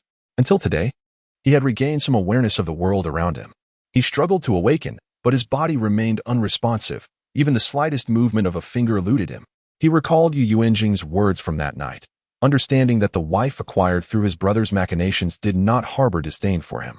This realization only deepened his respect for her. He did not wish to perish in 6 months, nor did he desire this kind-hearted woman to remain a widow for life. From their shared conversations, he gleaned much information. He knew that today was the day the princess returned to her family, awaiting her account of her time there. Wondering if she had faced any mistreatment. Considering her status, he surmised her family life was likely fraught with difficulties. He pondered whether her newfound identity had given her any sense of empowerment. At that moment, upon hearing Yu Yuanjing's voice, he focused intently. Surely, someone of your standing would not support a division of the family. Yet, you cannot fathom the anguish of a capable person whose potential is stifled simply due to not being the legitimate heir, leading to a life of obscurity. Alas, the root of the issue lies with men. If men refrained from taking concubines, there would be no illegitimate children. My grandfather never took concubines, and thus, there were no such troubles. Thankfully, you lie here immobile, sparing me from such an awkward situation. Women are human too. Why must they passively witness their men entering the chambers of other women without grievance? If the roles were reversed, could men endure the same? If it were me, I would unceremoniously kick the man aside and relish my independence, free from such indignity. As she spoke, Yu Yuanjing found herself championing a cause. Her father was the offspring of a concubine, and the primary wife sought to suppress him. This was a natural reaction for any woman. Yet, the one being suppressed was her father, stirring discontent within her. The blame fell upon her grandfather, leading to her inner turmoil. After hearing Yuanzheng's sentiments, the prince found himself at a loss for words. Had he not encountered his misfortune, he would undoubtedly have followed in his father's footsteps, assuming the responsibilities of the royal manor and eventually taking concubines. The two maidservants in his study had been waiting for the day his marriage was formalized to be elevated to concubines. Should he father children, they would become secondary wives. However, he had always maintained his integrity, refusing to mingle with other women prior to marrying. This was a matter of respect for his wife. The two maidservants in his courtyard were also awaiting such an opportunity, yet he remained oblivious to the current state of affairs. If I awaken, I shall never take a concubine. Reflecting on Yuanzheng's words, he silently resolved this in his heart. Indeed, as she articulated, the blame rested with men. Women were compelled to accept their fates, often classified as jealous for expressing discontent.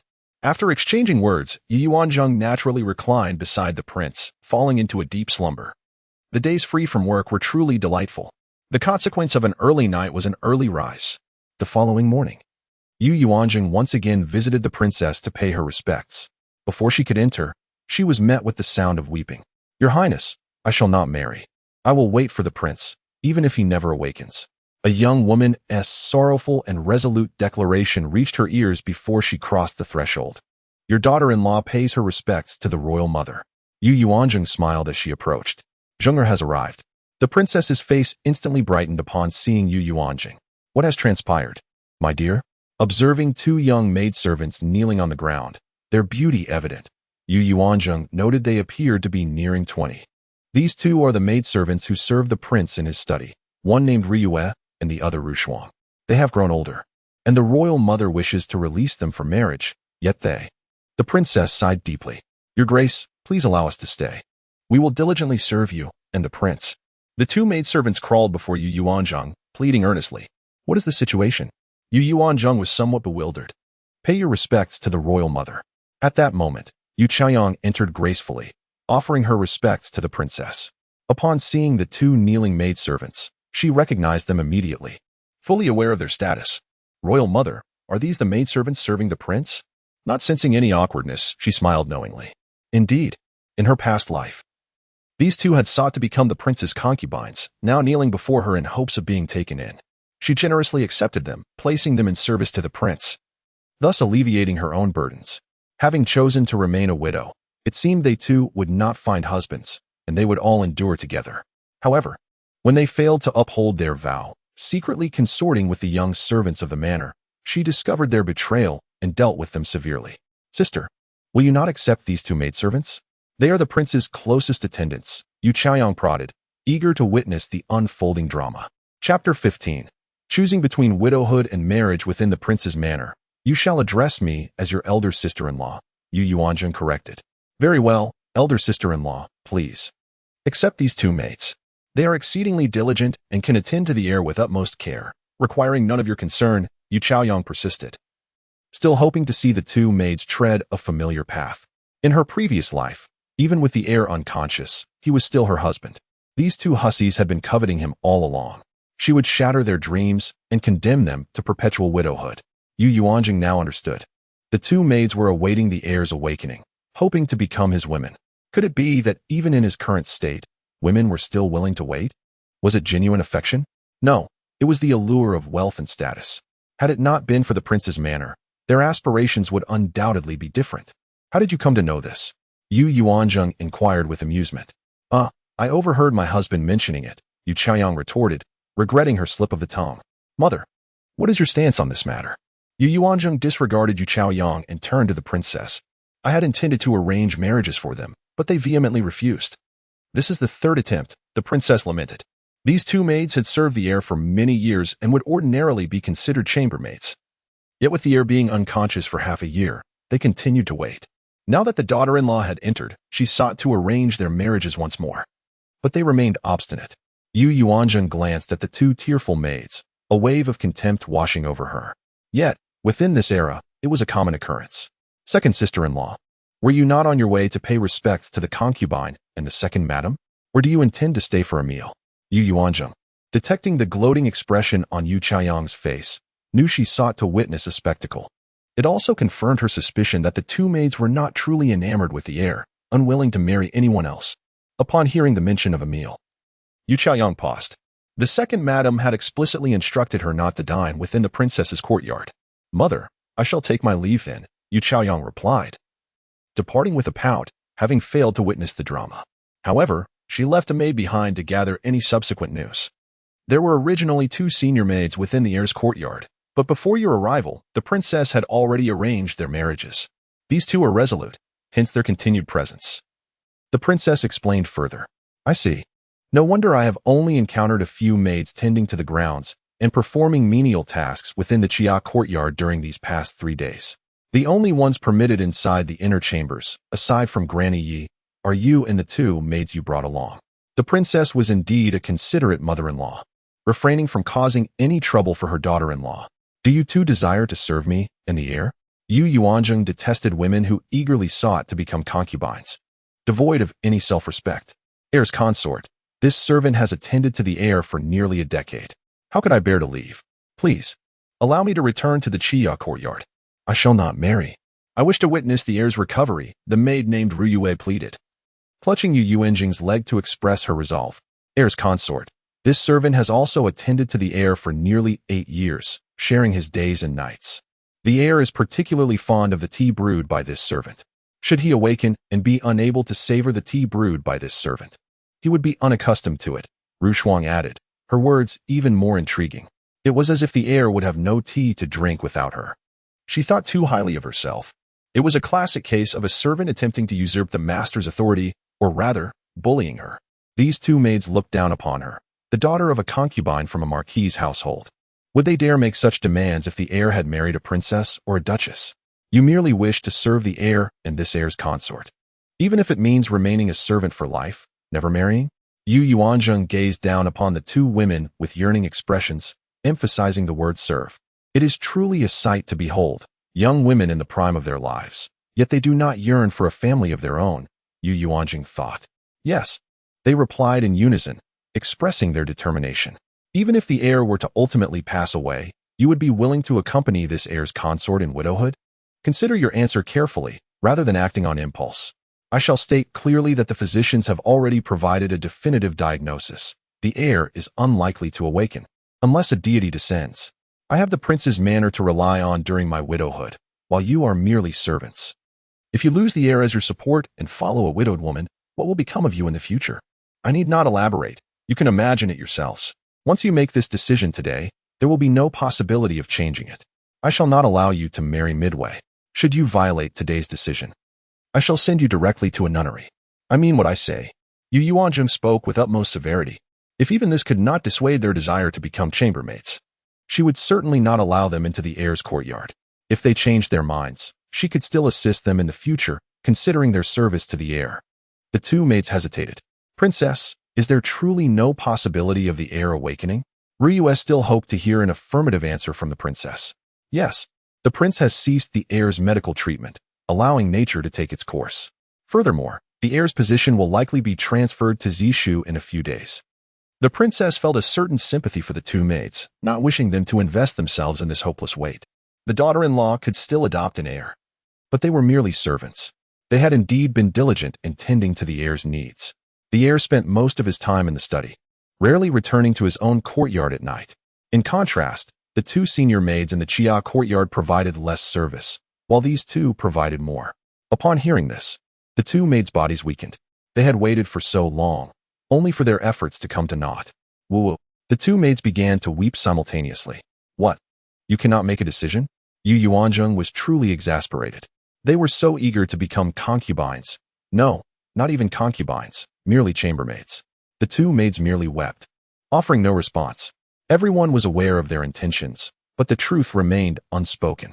Yu Yuanzheng mourned for the women living in ancient times, preferring to become chambermaids rather than marrying as legitimate wives. Was it a problem with education, or was society forcing them to be so unambitious? She did not understand. Cease your weeping, Yu Yuanzheng exclaimed, growing irritated. It was a disgrace to women. The one you truly wish to serve is not me, but the heir, and this service entails climbing into his bed. Am I mistaken? Yuanzheng was exasperated. Why are you so lacking in ambition? Is it not better to marry as a legitimate wife? Why willingly degrade yourselves? If the heir had feelings for you, that would be one thing. But the heir has no intention towards you. Why engage in such shameful behavior? Yuanzheng's words struck their sore spot. How does the heir's consort know that the heir has no intention towards us? Ruyue retorted, ceasing her weeping. For the sake of her future, she abandoned all pretense and went all out. If he had intentions, he would have already taken you into his chambers. There would be no need for you to seek the princess's favor today. The two maids were unable to respond to this. Indeed, the heir had never expressed any intention of taking them into his chambers. However, everyone in the prince's manor knew that they were the heir's most trusted maids. They would undoubtedly become chambermaids in the future. They had always regarded themselves as such. However, the heir's sudden misfortune half a year ago had plunged their hearts into despair. Now that the heir's consort had entered the manor, their status could not be legitimized. The princess had sent someone to inquire about their intentions yesterday. That was why they had come to the princess early in the morning to express their determination. What? You cannot answer? Very well, tell me your decision now. Will you accompany me in widowhood or marry as legitimate wives? Chapter 16. Inquiring about the teacher, the two were still hesitant. What? Reluctant to part with the wealth of the royal residence? Yuanzheng was truly speechless. What she did not realize was that even a concubine's maid held a higher status than an ordinary maid. If they could bear a son or daughter for their master, their status would rise even further. However, marrying a steward would forever confine them to the status of a servant, a stark contrast. The two maids crawled to the princess. Your Highness, please make a decision for us. Unable to make up their minds, they sought the princess's guidance. Alas, the heir is already a lost cause. It is best for you to marry, the princess sighed, making a choice for them. Yuanzheng wanted to say, even if the heir were to awaken, he might not accept them. If he were to accept them, she would need to find a way to leave the royal residence. But she could not let the princess know this, as she was, after all, a woman of ancient times. This matter primarily depended on the man. The two maids wept again, reluctantly accepting the princess's arrangement. Considering you have served the heir, I shall allow you to choose suitable husbands for yourselves. Go back and let your mothers assist you in selecting. Report back to me afterward. I will also provide each of you with a dowry of 100 taels. With such a promise, the two maids took their leave. Mother is truly generous. Yuanzheng praised with a smile. You child, very well, let us dine together. This morning's breakfast was still porridge, but strangely, it lacked the flavor of saffron. It was puzzling how it had been present 2 days prior, yet absent today. After their meal, she inquired, Mother, do you know of any esteemed scholars? My daughter-in-law wishes to inquire on behalf of her father. He desires to continue his studies and participate in the imperial examinations. Yuanzheng thought of her maternal family, having finally left the Bo residence, now needing to plan anew. The primary reason her father resolved to separate the family was this. He would not participate, and her younger brother would need to take part in the future. Oh, this is a good thing. Let me think, the princess replied. Qin Yuyan's acquaintances were certainly more distinguished than her father's. I heard from the prince that last month, the grand scholar of the Hamlin Academy, Lord Jean, retired. Although he is merely in his 50s, due to health issues, he can no longer serve the court. 30 years ago, he was the top scholar, renowned for his extensive knowledge and having numerous disciples. If he were still in good health, it would be best to study under him.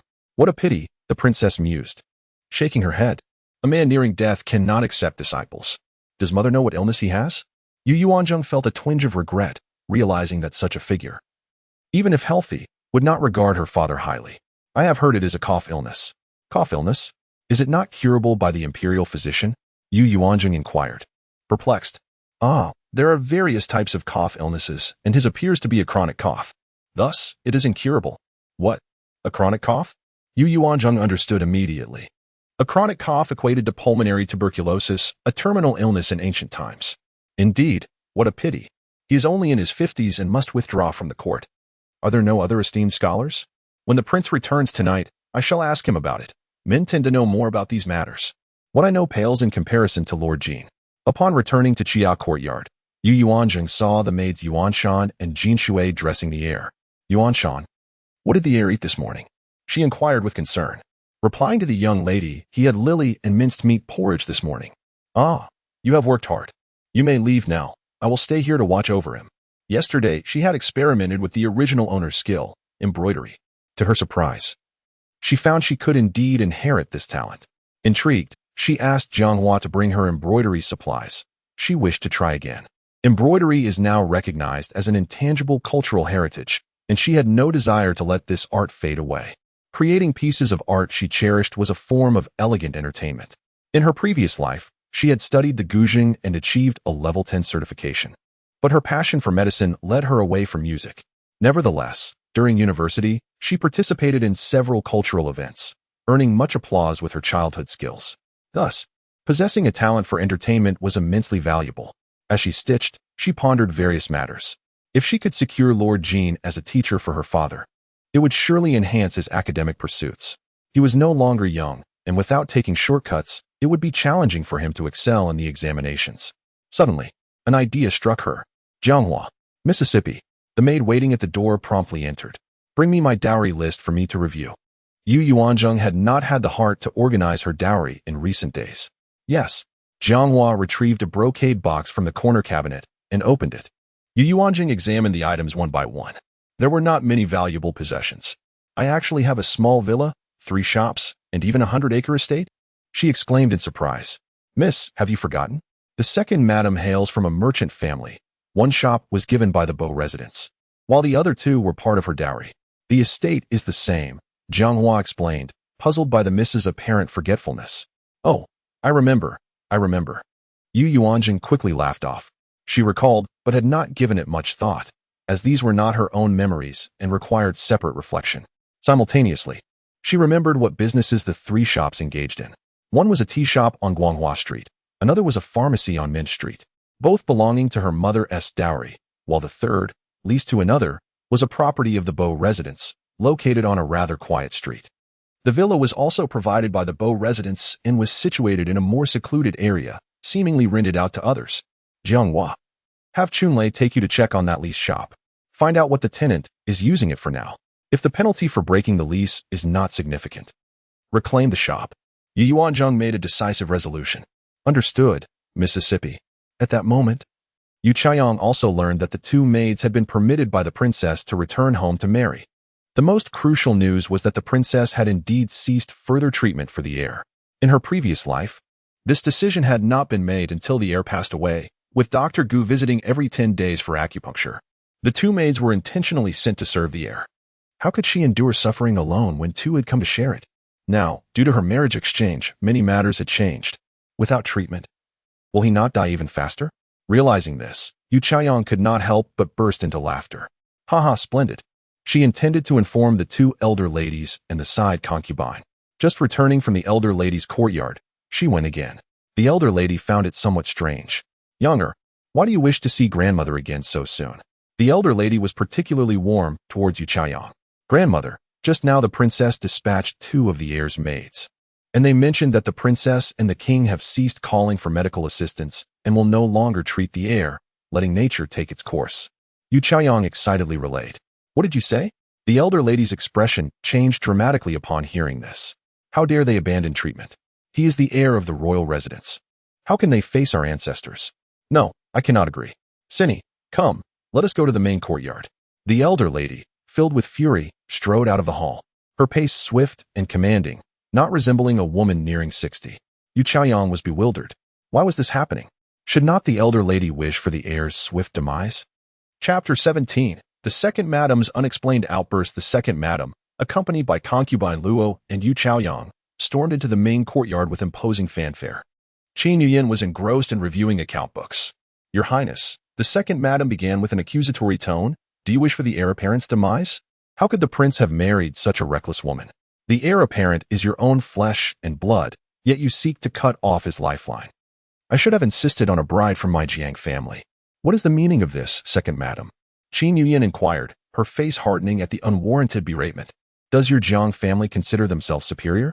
They are a family of declining officials, with scarcely any members in prominent positions, save for a few distant relatives in minor posts. I am the legitimate daughter of the Duke of Wei. What do I mean? I hear you have ceased the heir apparent's medical treatment, intending to abandon him. You are his mother. How can you be so callous? Even a tiger does not devour its own cub, yet you are worse than a stepmother.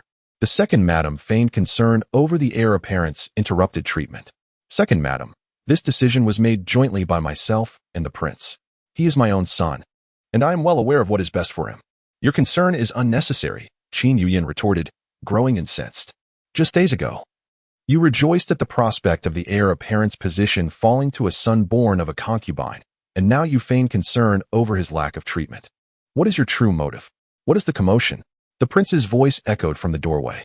Your Highness, why have you halted physician Gu's treatment of the heir apparent? The second madam demanded indignantly.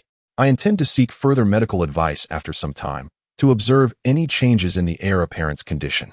This decision is mine alone, and I will not have you interfere, the prince stated coldly. He had overheard the second madam's disrespectful words toward the princess consort and was displeased. The princess consort was personally chosen by my father as my wife. Do you question the late prince's judgment? I am your stepmother and your aunt. How dare you speak to me with such insolence? Since you are aware of your position as a stepmother, conduct yourself accordingly and refrain from causing a disturbance in the princess consort's courtyard. Yuanzheng, having rushed to the scene upon hearing the news, arrived at the doorway and inwardly applauded the prince. This was the demeanor befitting the head of the household. How dare a mere concubine of the late prince raise her voice at the princess consort? Even her daughter, a noble concubine in the palace, held a rank inferior to that of a first-rank princess consort. The princess consort of Rong held a position second only to the empress. What gave her the audacity to treat the princess consort with such disrespect? It seemed the princess consort had been too lenient. Was it you little hussy? Who incited your mother? Upon seeing Yuanzheng, the second madam found a target for her anger and began to shout at her. Second madam, are you not overstepping your bounds? The heir apparent is the son of my mother-in-law and father-in-law. Their decisions are their prerogative. Your concern would be better directed toward your own son's household.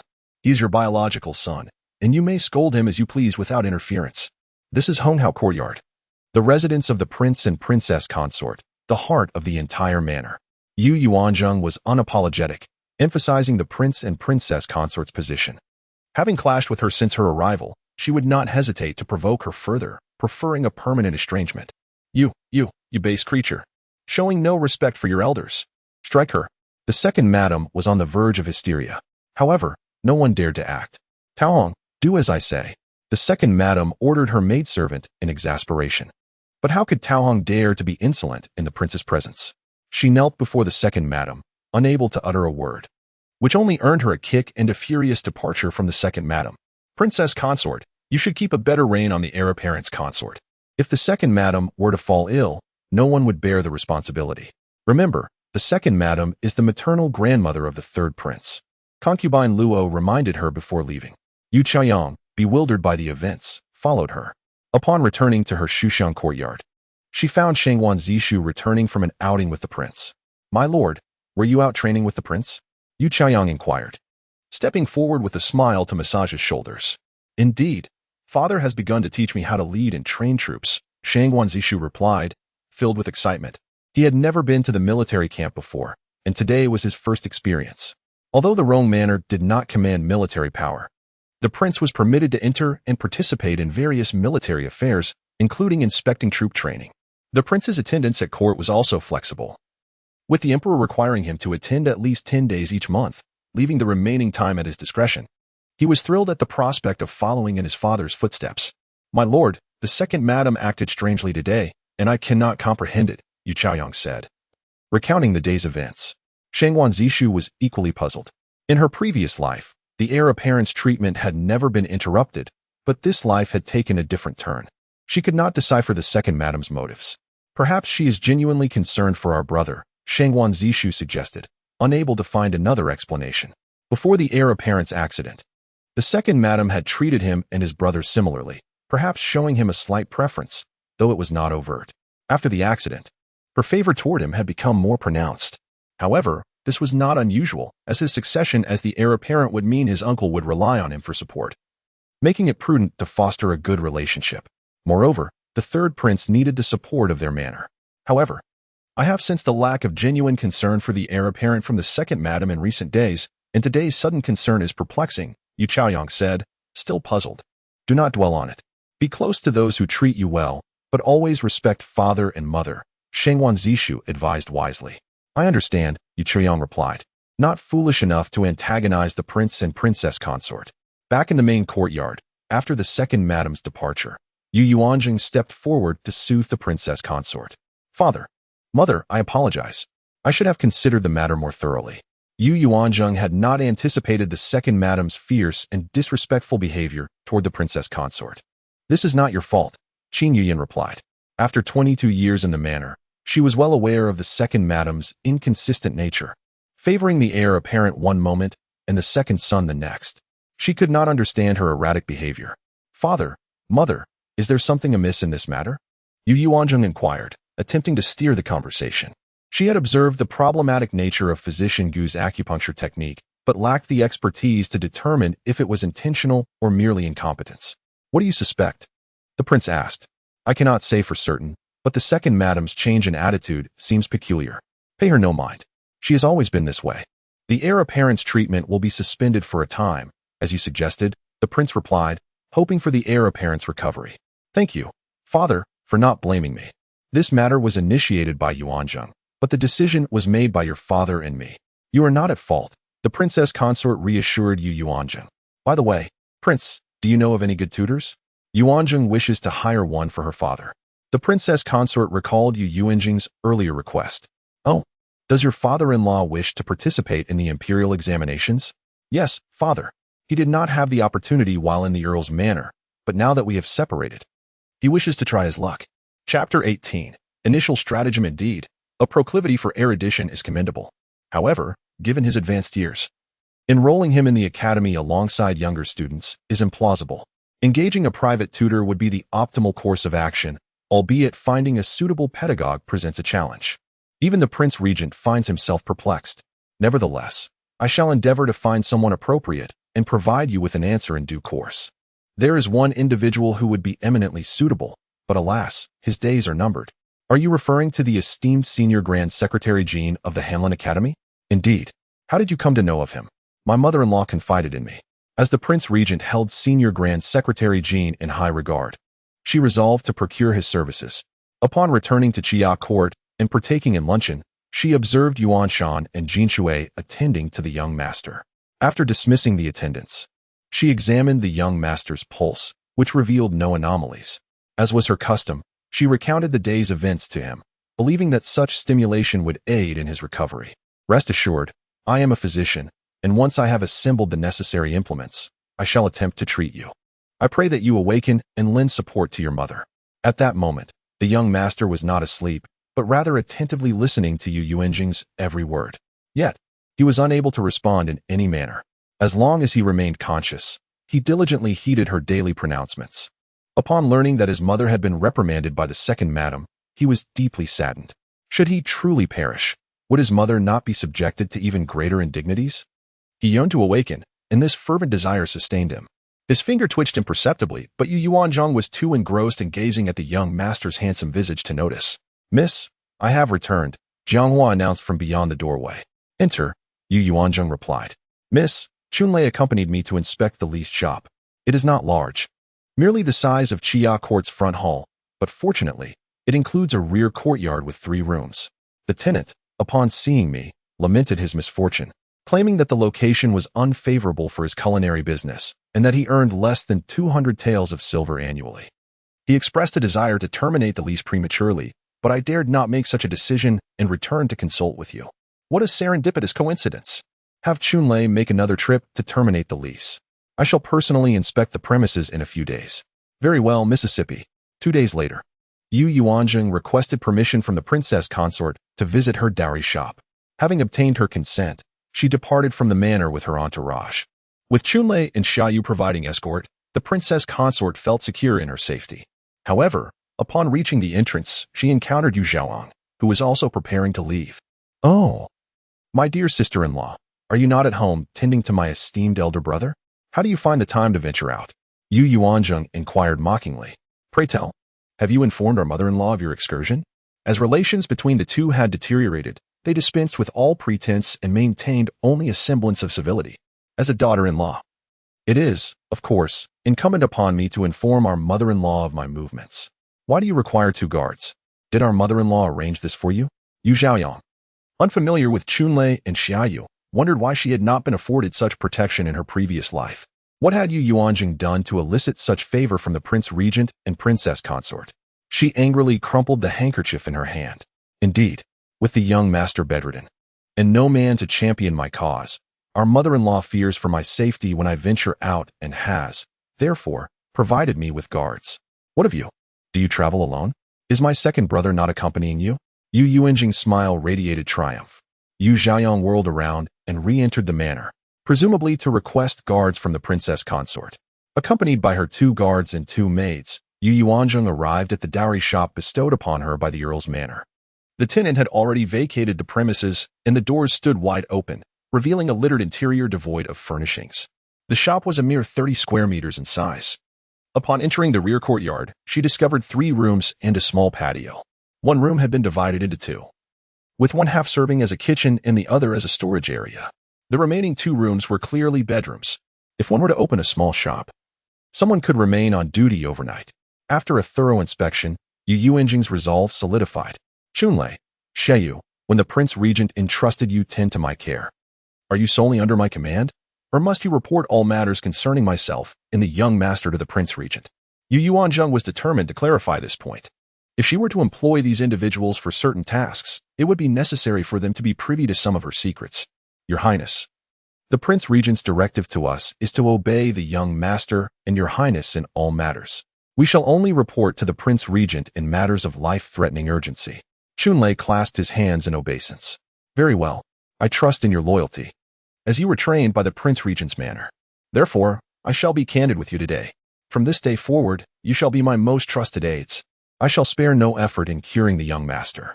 Whether we enjoy a prosperous future depends on your cooperation. Do you understand? We are grateful for your Highness's trust and shall obey your Highness's commands implicitly. As they had been trained to serve the young master, they were now obligated to obey the young master's consort, given his incapacitated state. Very well. Ziyue, Jianghua, as my personal maids, your well-being is intertwined with mine. We must work together harmoniously to ensure our mutual prosperity. In the future, I shall arrange advantageous marriages for you and provide you with generous dowries. Rest assured, miss, we are not hereditary servants of the Earl's manor and have no familial obligations. We shall follow your lead. The 2 maids were deeply moved by their mistress's earnest promises. They had witnessed her transformation in recent days and were greatly pleased by it. They had not realized that their mistress had been concealing her true nature so skillfully. As servants, they yearned to serve an enlightened master, and their futures were in her hands. Therefore, they naturally desired her success. Having secured the loyalty she desired, Yuanzheng resolved to share her plans with her subordinates, whom she already held in high regard. In ancient times, one could truly rely on the loyalty of servants, as their deeds of indenture were in her possession, granting her absolute power over their lives and deaths. Even if they were to inform the prince regent and princess consort, it would be of no consequence, as the young master was their own son. If she were to truly cure him, she would be hailed as a benefactor of the entire manor. However, she could not reveal her intentions directly to the princess consort, as it was evident that some within the manor did not wish for the young master to awaken. Therefore, it was best to proceed discreetly. There is a matter that I have concealed from everyone, including my own parents. I possess medical skills that rival those of the imperial physicians. Yuanzheng revealed her abilities directly. What, miss?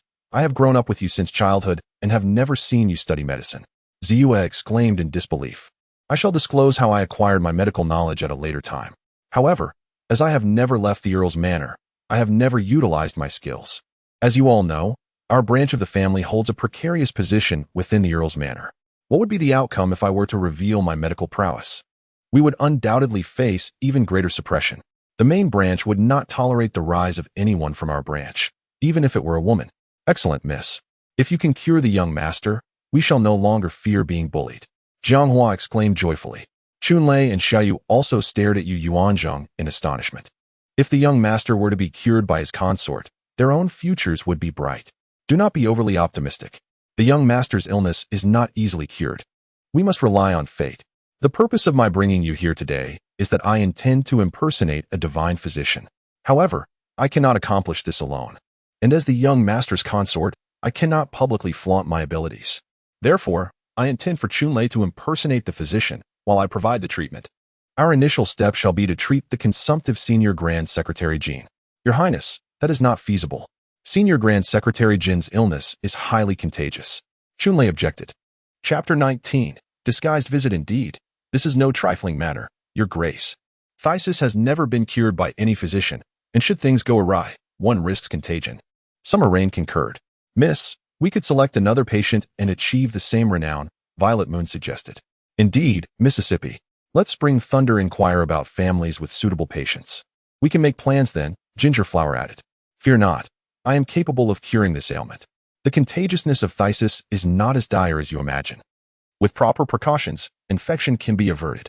My reason for choosing Old Master Jin is to curry favor and implore him to accept my father as a disciple. Yuanzheng explained. Her attendants, unable to dissuade her, relented. I rarely have the opportunity to leave the manor. Having informed my mother consort of my absence today, we shall pay a visit. Spring Thunder and Summer Rain. Procure several sets of attire forthwith. Obtain for me a set of men's clothing, a mask, a medicine chest, silver needles, and various medications to feign authenticity. In essence, acquire all the accoutrements of a physician, and then rent an inconspicuous carriage. Time is of the essence. Hasten. Yuanzheng handed Spring Thunder a silver note. The two swiftly attended to the errands. The mistress and her two handmaidens awaited in the small shop, concealing the princely carriage in the shop's rear courtyard.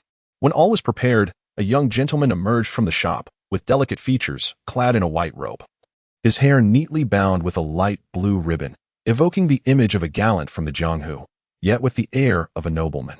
Miss, your attire is truly exquisite, Violet Moon exclaimed with a smile. Very well, ensure you are masked and properly attired. Let us depart. The rented carriage was rather humble, yet it contained 2 rows of seats. 2 men drove the carriage towards the Jean Hanlon residence. The Jean Hanlon residence was not situated in the noble-filled southern district, but rather in the eastern district where officials congregated. As the carriage halted before the Jean residence, another carriage drew up simultaneously. A mere glance at the insignia revealed it to be the Jean family's carriage. From the carriage alighted a middle-aged man in his 30s, followed by an elderly physician, likely in his 70s, carrying a medicine chest and wearing a flat-topped, square-brimmed hat. Your Grace, that is Jean Hanlon's eldest son, Jean Lin. The current vice magistrate of the capital prefecture, Spring Thunder, whispered to Yuanzheng.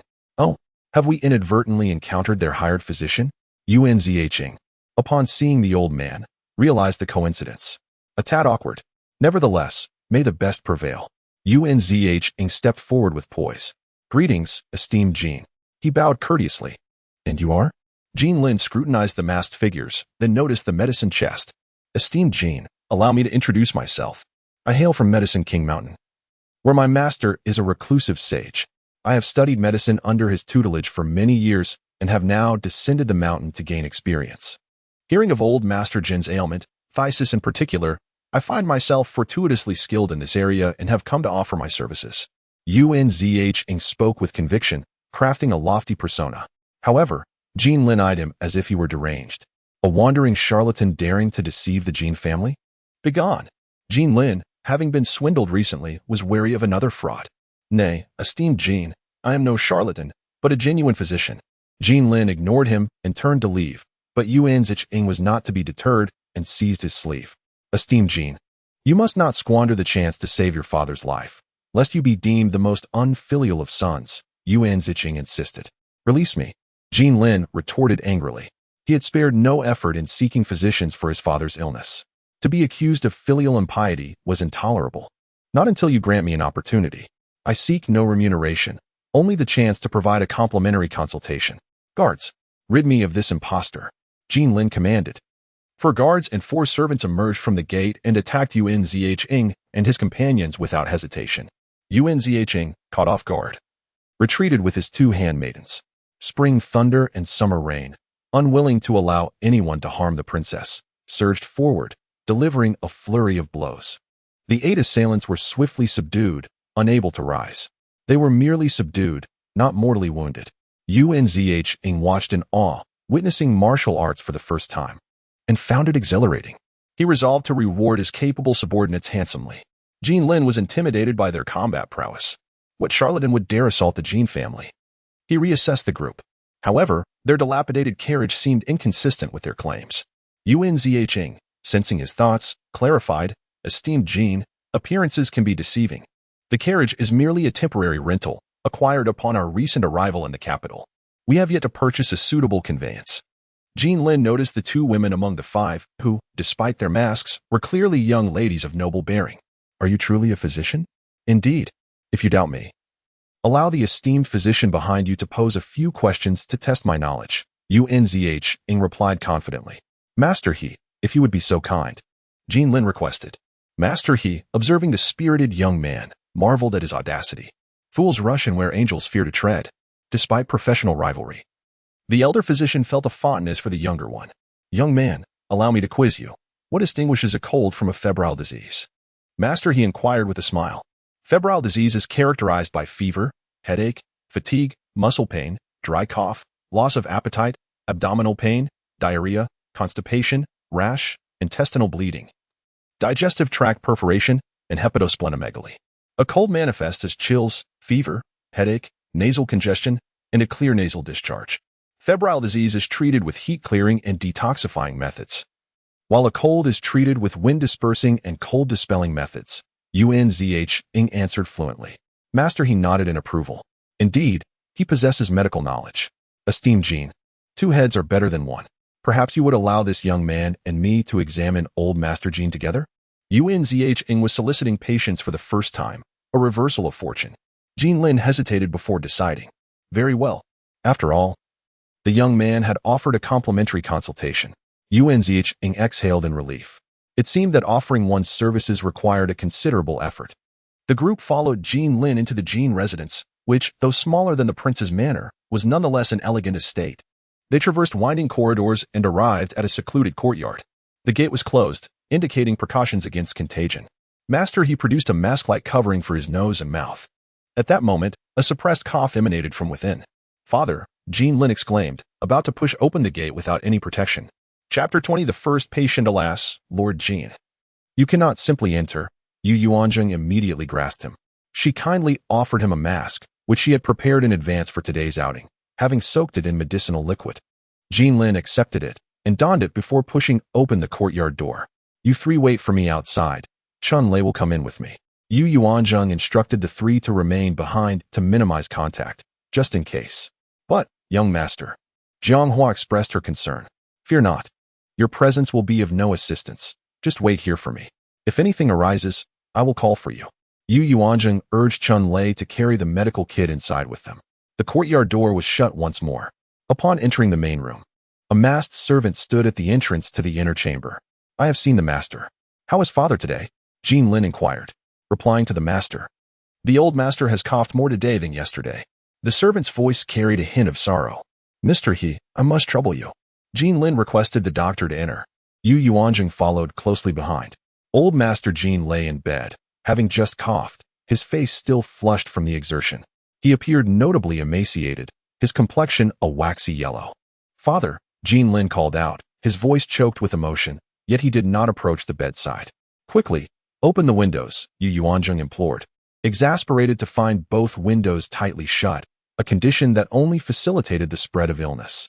The two servants continued to attend closely to him, yet they remained motionless. Lord Jean, the old master cannot remain cooped up in here. The stale air is detrimental to his health. It is already April. There is no need to fear the cold. He can simply wear an extra layer. Yuanzheng explained to Jean Lin. Mr. He? Jean Lin turned to the doctor. It is permissible to open them. Allowing the sick air to disperse is beneficial, Mr. He replied. The two servants finally opened the windows. As fresh air flooded in, the oppressive atmosphere quickly dissipated. Linner, there is no need to summon any more doctors. My illness is beyond salvation. Just let me depart in peace, old Master Jean declared, having witnessed his son's desperate attempts to procure medical aid. Father, I am unfilial. Jean Lin wept at his father's words. He had sought every physician he could find, traveling over 100 miles for this one, and had consulted no fewer than 10 local doctors. He had left no stone unturned in his search for a cure. Yet none had offered hope. Lord Jean, the young master has traveled over 100 miles to bring me here. You must accept his goodwill. Every additional day of life is a gift, Mr. He reassured him. When one approaches the end, what difference does a day make? Old Master Jean replied wearily. Mister. He took a seat beside the bed, checking the pulse and examining the patient's tongue, then palpating his chest before shaking his head. Mr. He, What is your assessment? Jean Lin inquired, wiping his eyes. Alas, old master, your ailment has reached the stage where the toxins have become entrenched. There is no remedy. I can only prescribe some palliative medications to provide you with comfort, Mr. He lamented, feeling helpless. If it were still in the early stages, perhaps we could have controlled the progression and prolonged your life. But now it has advanced to this point, and I truly have no means left. Mister. He moved to the side table to write a prescription. Yuanzheng stepped forward to examine the pulse. She leaned down to listen to old Master Jin's chest, and found the situation was not as dire as Mr. He had indicated. It could be classified as mid-stage, not yet beyond hope. Lord Jin, I can treat him. Yuanzheng stated with conviction, startling Mr. He into halting his writing. Is that truly so? Jean Lin's eyes brightened with hope. Indeed, but it requires your cooperation. The patient must not be obstinate, Yuanzheng asserted confidently. Young lady, do not make grand claims, or you may regret it later, Mr. He cautioned. In their profession, they adhered to unspoken rules, never making absolute statements. Yet this young woman spoke with such certainty. Lord Jean, trust me. If you grant me the opportunity, I shall restore your father's health. Very well. As long as you can heal my father, we shall comply with any of your requests, provided they do not contravene morality or the law, Jean Lin vowed, clinging to hope. Excellent. I shall commence treatment immediately, but this illness cannot be cured overnight. It will require time. However, you shall see results within a month, and complete recovery may take from 8 months to a year. Should you succeed, we will absolutely cooperate.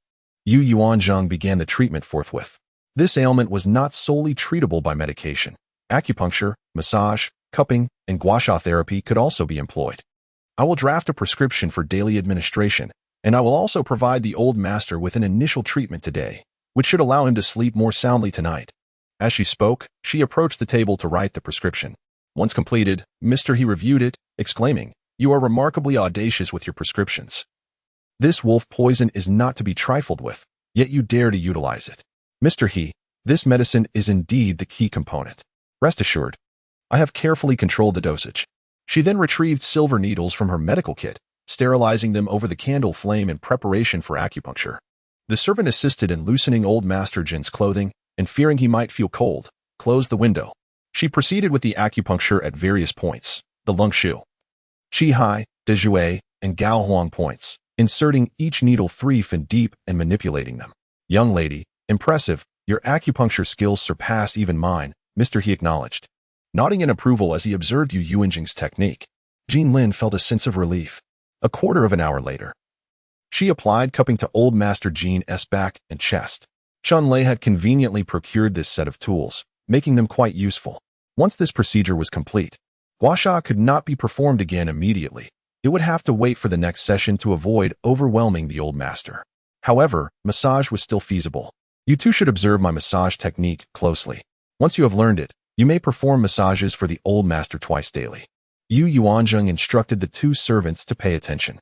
She began stimulating various acupoints, the Tian Tu, Lung Shu, Danzhong, Higu, and Feng Qi, ensuring each point felt warm. Have you understood clearly? Yes, the 2 servants replied in unison. After completing the sequence, Yuanzheng felt slightly fatigued. Her physique was not suited for such exertion. Very well, since you have grasped the technique, I would like you to demonstrate it for me now. The 2 servants took turns, each performing the massage once, with Yuanzheng promptly correcting any mistakes. From the onset of acupuncture to the present massage, old Master Jin had only coughed a few times, exhibiting significant improvement. Now, you two shall attend to the patient daily. I will also prescribe medications for you to prevent infection. However, you must wear masks like today and ensure the windows are kept ventilated. Upon hearing this, the 2 servants suddenly knelt before Yuanzheng. Chapter 21. The infection spreads. Thank you, doctor. The 2 bowed deeply. As the offspring of the Jin family, they were obliged to obey any command from their master.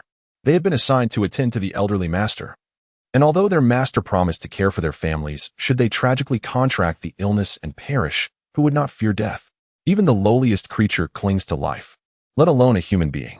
For all this time, Yuanzheng was the first to consider their feelings, almost bringing them to tears. Well, you have not yet contracted the illness, but it is hard to say what the future holds, so early prevention is the best course of action. May I ask how to address you, young doctor? At this moment, Jean Lin realized he did not know the doctor's name. Just call me Dr. Zhang. My name is Zheng Yuan. Yuanzheng temporarily adopted a pseudonym.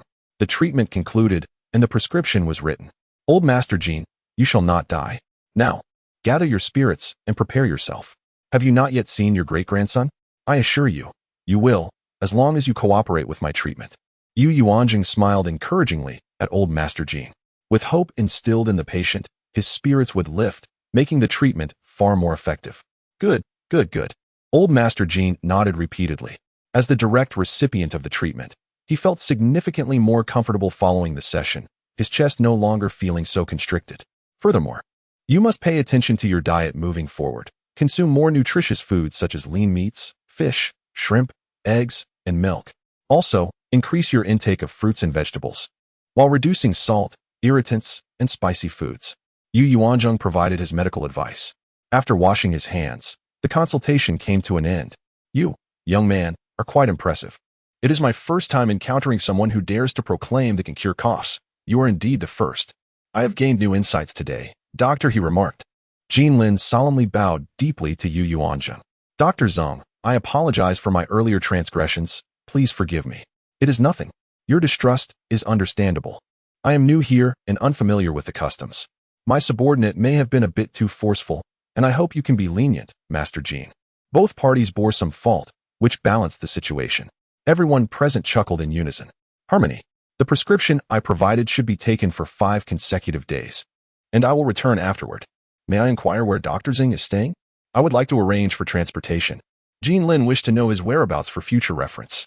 I arrived today and have yet to secure lodging. I will step out now to find a place and inform you afterward. Yuanzheng could not divulge the truth. If it is not too much trouble, Dr. Zheng is welcome to stay at my Jean residence, Jean Lin invited. Thank you, Master Jean. But I have friends to visit and would prefer not to impose. As Jean Lin escorted Yuanzheng to the door, a woman hurriedly approached. Master, young master, you has developed a fever. Upon hearing that you summoned a doctor, the second madam sent me to request that the doctor stay and examine young master you. This woman was a maidservant from the second madam's quarters. Young master you was Jean Lin's little nephew. Please, both doctors, follow me. Jean Lin immediately gestured for them to proceed.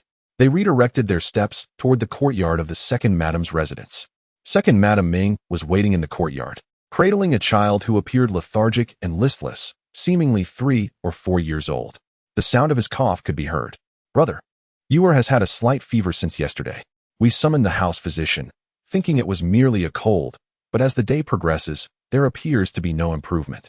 I heard you invited a renowned physician for father, so I beseech you for assistance. Ming spoke with some embarrassment, realizing that intercepting a doctor summoned for her father was somewhat improper. Doctor, he please. Jean Lin first invited the elder doctor to examine the child. As a sign of respect, the child, uncomfortable, refused to leave his mother's arms. Thus, Ming had no choice but to hold him close for the elder doctor to assess. After a thorough examination, Doctor, he concluded, Master Jean, second madam, your young master has likely contracted the same illness. What? Ming nearly dropped the child upon hearing this. Is my child, is he beyond saving? She cried out in distress. Madam, what is the matter? At that moment, Jean's son, the second master of the Jean family, returned. In his 30s, this was his second legitimate son. Concerned for his child, he had hastily returned from his duties. Woe is me, my husband. Heir is afflicted with the same ailment as father. Ming sobbed, thoroughly distraught. This was clearly a result of exposure to the elderly master, who had not been isolated prior to his diagnosis of tuberculosis. The little grandson, being the elder's favorite, had naturally been in close contact with him. After a period of incubation, the symptoms had now manifested. What? Jean's son was taken aback to discover his son had contracted the same illness, nearly losing his footing. Doctor, is there any hope? He implored, gazing earnestly at Dr. He for answers. I can only manage the progression of the illness, but to cure. Doctor, he shook his head, however.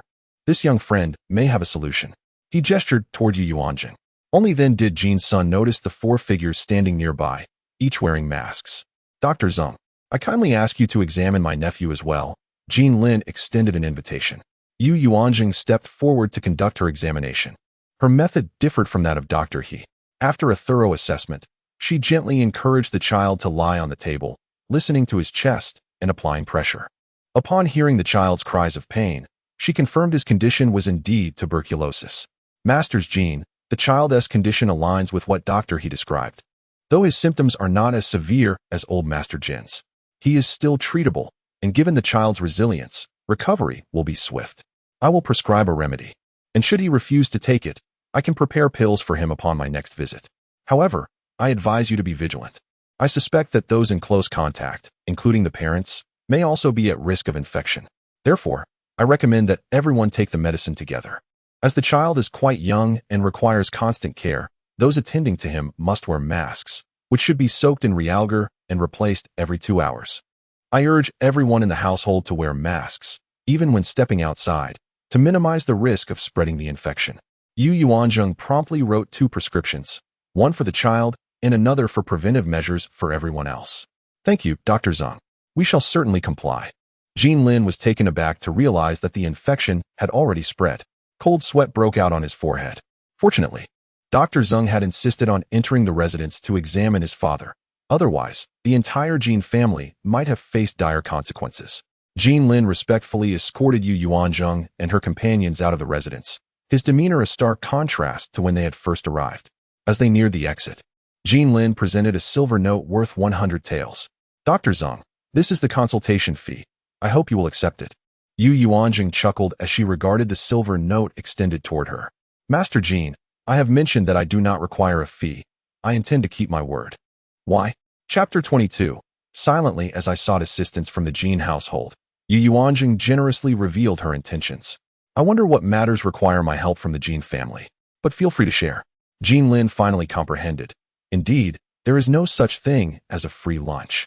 Previously, he had promised to comply with any requests as long as they did not contravene moral or legal standards. Now, upon hearing her request, he did not find her demands excessive. Once the elder Jin's health improves, we shall discuss further. Yuanzheng, however, preferred to withhold her current situation, fearing that her entire family might be infected. It was prudent to wait until she had managed to control the illness. Otherwise, if her father came to visit and fell ill, it would be a regrettable loss. The group took their leave and returned to the bridal shop on Middle Street. They all changed back into their original attire, resembling their appearance when they first departed from the Wang residence. Xiaoyu, please incinerate the clothes and masks we wore today. Yuanzheng instructed. Later, we shall all take a bath. Understood. A few shops down, there was a liquor store, and Yuanzheng sent Jiang Hua to procure a jar, using the alcohol to cleanse the tools in their medical kit. Lady, your voice changed so much when speaking at the Jean residence. It resembled that of a young man. Ziyue, who had been curious all afternoon, seized the opportunity to voice her question.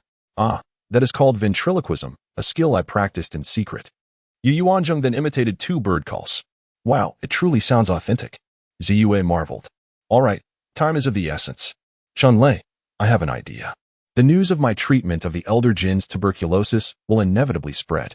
I suspect the Jean household will embellish my capabilities. However, I cannot frequently leave my residence. Nor do I rely solely on this for my livelihood. My aim is merely to establish a reputation as a divine physician, enabling me to treat the young master. In a few days, the Wang household will undoubtedly learn of this. Therefore, we need a suitable location, and this shop is perfect. Please arrange for someone to tidy up this shop, and perhaps hire an elderly man to guard it. Alternatively, I could prepare some medicinal pills to sell at the counter. Henceforth, you shall assume the role of the divine physician. Once we gain notoriety, the prince will certainly come to seek our services. At that point, you can don a mask and enter the residence, allowing us to treat the young master openly. Yuanzheng laid out her plans.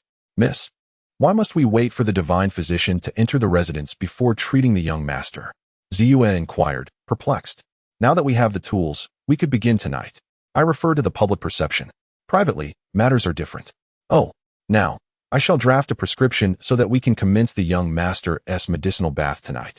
However, this must remain confidential. Even from the prince and princess? Ziyue struggled to comprehend. Ziyue, Jianghua, you must remain vigilant. The Wang household is not as harmonious as we perceive. In time, you will come to understand. Yuanzheng thought of the unpredictable Yu Chaoyang and the capricious elder matriarch. Feeling a headache coming on, what if someone comes to invite the divine physician? Chunlei asked nervously, as he had no medical expertise.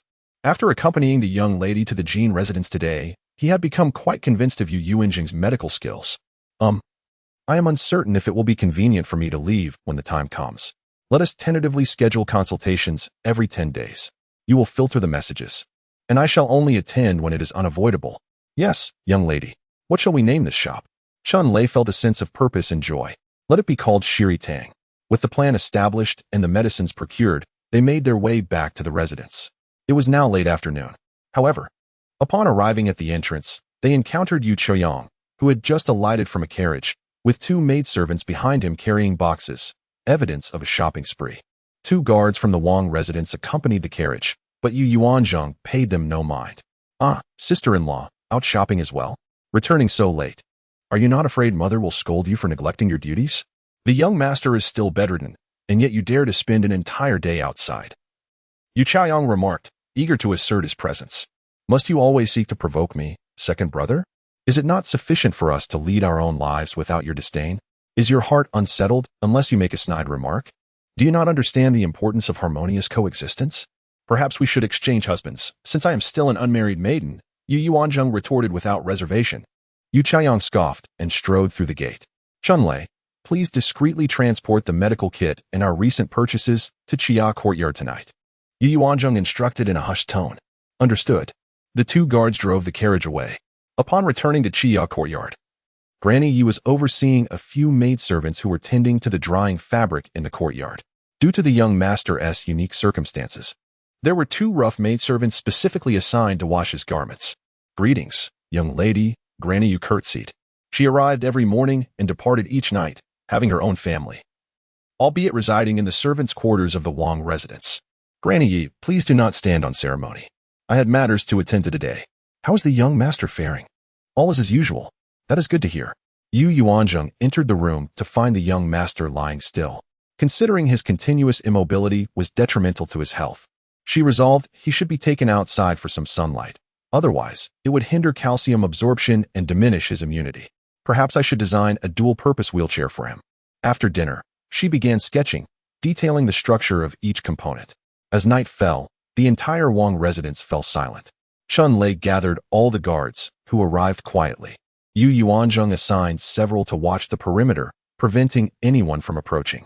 Chia Courtyard boasted its own small kitchen, making it convenient for preparations.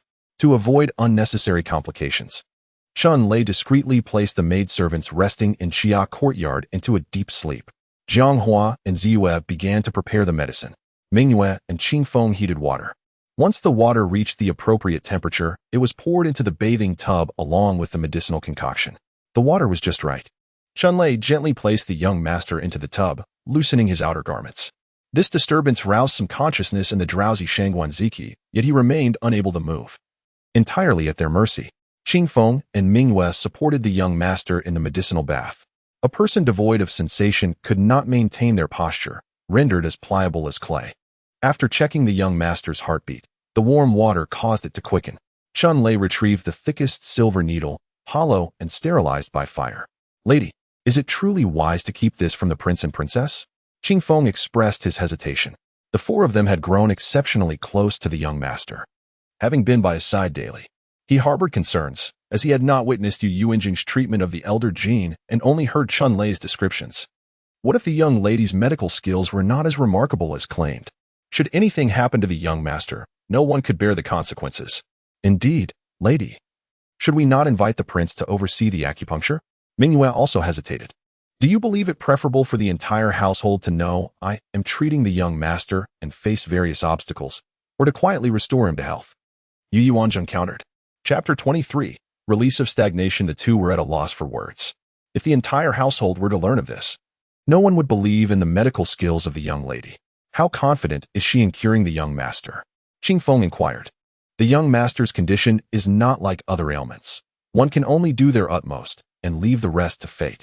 However, it is certainly better than the treatment provided by the imperial physician Gu. Do you know how he treated him? I do not know, Mingyue replied, perplexed. He was not treating the illness at all. Rather, he was allowing the young master to deteriorate day by day, leading him to a slow death. If he continued in this manner, the young master would be dead within 6 months at most.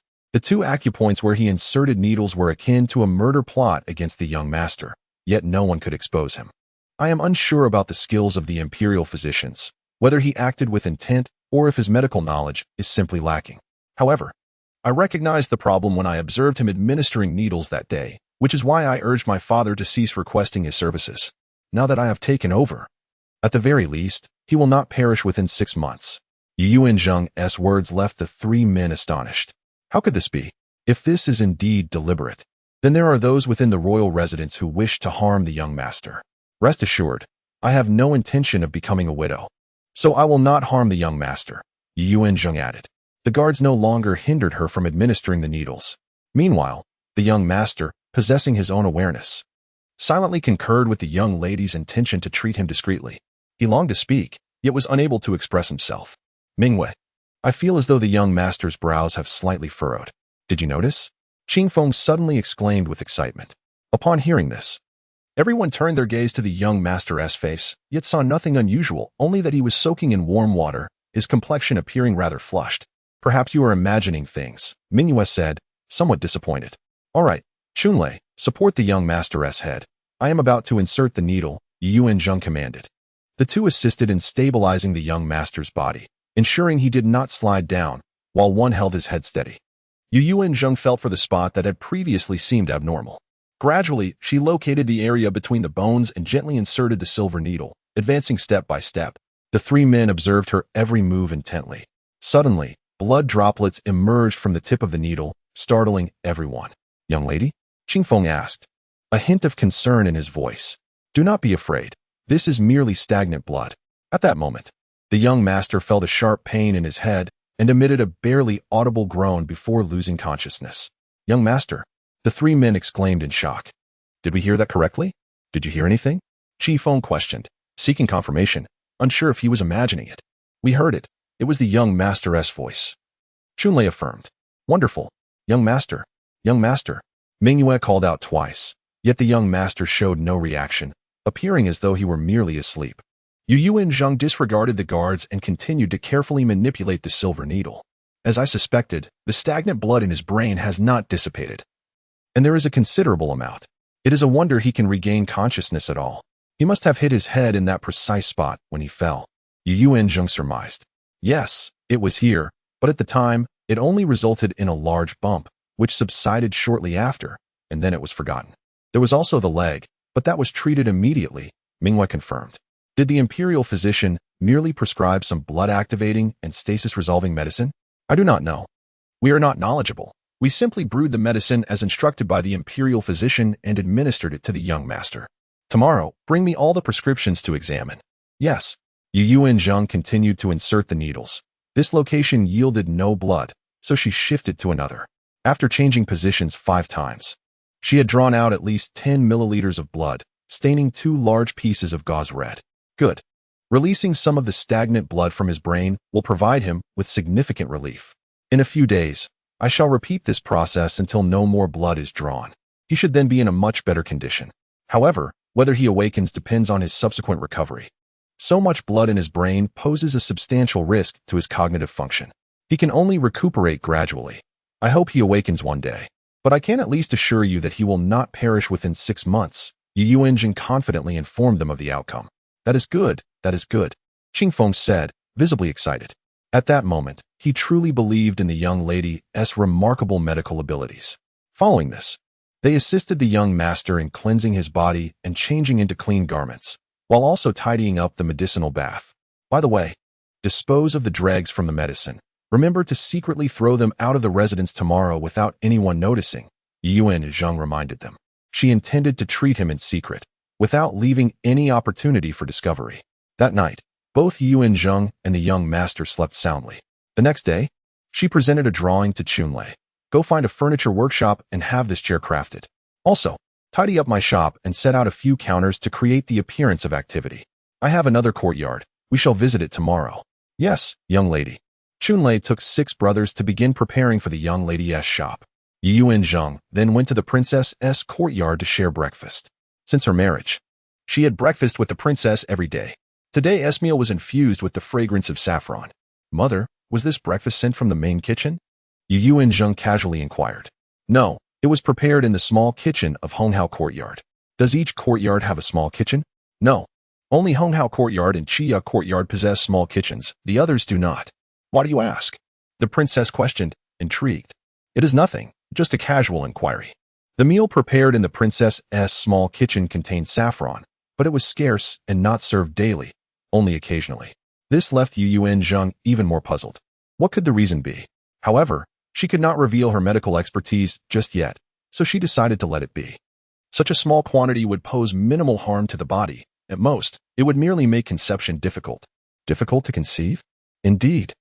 The prince and princess have only had one son over the years, who fell from a horse and has never awakened since. There is a problem, a significant problem.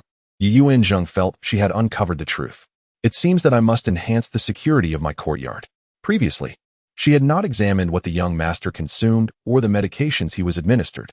Reflecting on this, she found herself unable to remain seated. After hastily finishing her meal, she took her leave and returned to her courtyard. Yuanshan and Jingshui were feeding the young master. Yuanzheng approached, scooped a spoonful, and tasted it carefully. Fortunately, there was no issue. She had frightened herself for nothing. This left her even more perplexed. Was there truly an issue with the princess's meals? Saffron is also a type of traditional medicine, known to invigorate blood flow and resolve stagnation, dispelling melancholy and opening up blockages. It is effective for ailments related to emotional distress, chest tightness, menstrual irregularities, postpartum stagnation, and injuries. If the princess were indeed troubled by the young master's condition, consuming porridge made with saffron would be beneficial. Yuanshan, does the princess's courtyard typically have any secret guards? Yuanzheng began to inquire about matters concerning the main courtyard. There should not be any. The prince keeps all important matters in the study, which is guarded by 12 secret guards around the clock. What kind of attendants serve in the main courtyard? Chapter 24. A farcical scene in the courtyard within the princess consort's residence. 2 venerable attendants held sway. Zhao. The wet nurse, a relic from the princess consort's days in the Wei State Duke's manor, oversaw matters directly concerning her mistress.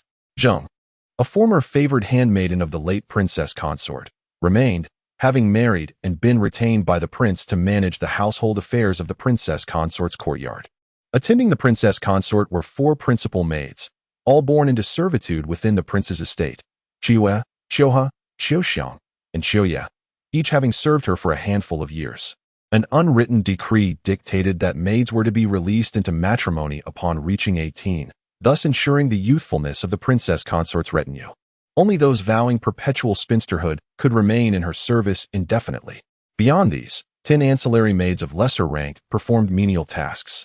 Yuanzheng possessed an intimate knowledge of the principal residence, having frequented it during her time accompanying the prince. Prior to the princess consort's arrival, who presided over the inner court? Yuanzheng inquired. Given the late princess consort's demise, a new matriarch must have emerged. Primarily, the second and third madams jointly administered the affairs of the inner court until the prince consort's arrival, when the old prince, with a single decree, transferred the authority to her and formed Yuanshan, a lifelong retainer privy to the estate's history. Yuanzheng pondered the implications. The prince, now 41, had lost his mother at the tender age of 3, leaving the 2 madams to govern for at least 17 years, a period during which they undoubtedly cultivated loyalties. The following day, Yuanzheng sought permission from the princess consort to inspect her dowry estate. The princess consort, ever accommodating, granted her leave, provided she disclosed her intentions. Pray, do not tarry as late as the previous occasion. Alas, mother consort, a later return may be unavoidable, as I intend to visit my natal home to confer with my parents. Having recently relocated from the Earl's manor, their current circumstances are of concern to me.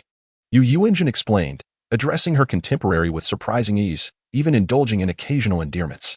Unmarried life held its charms, allowing one to retain a youthful innocence.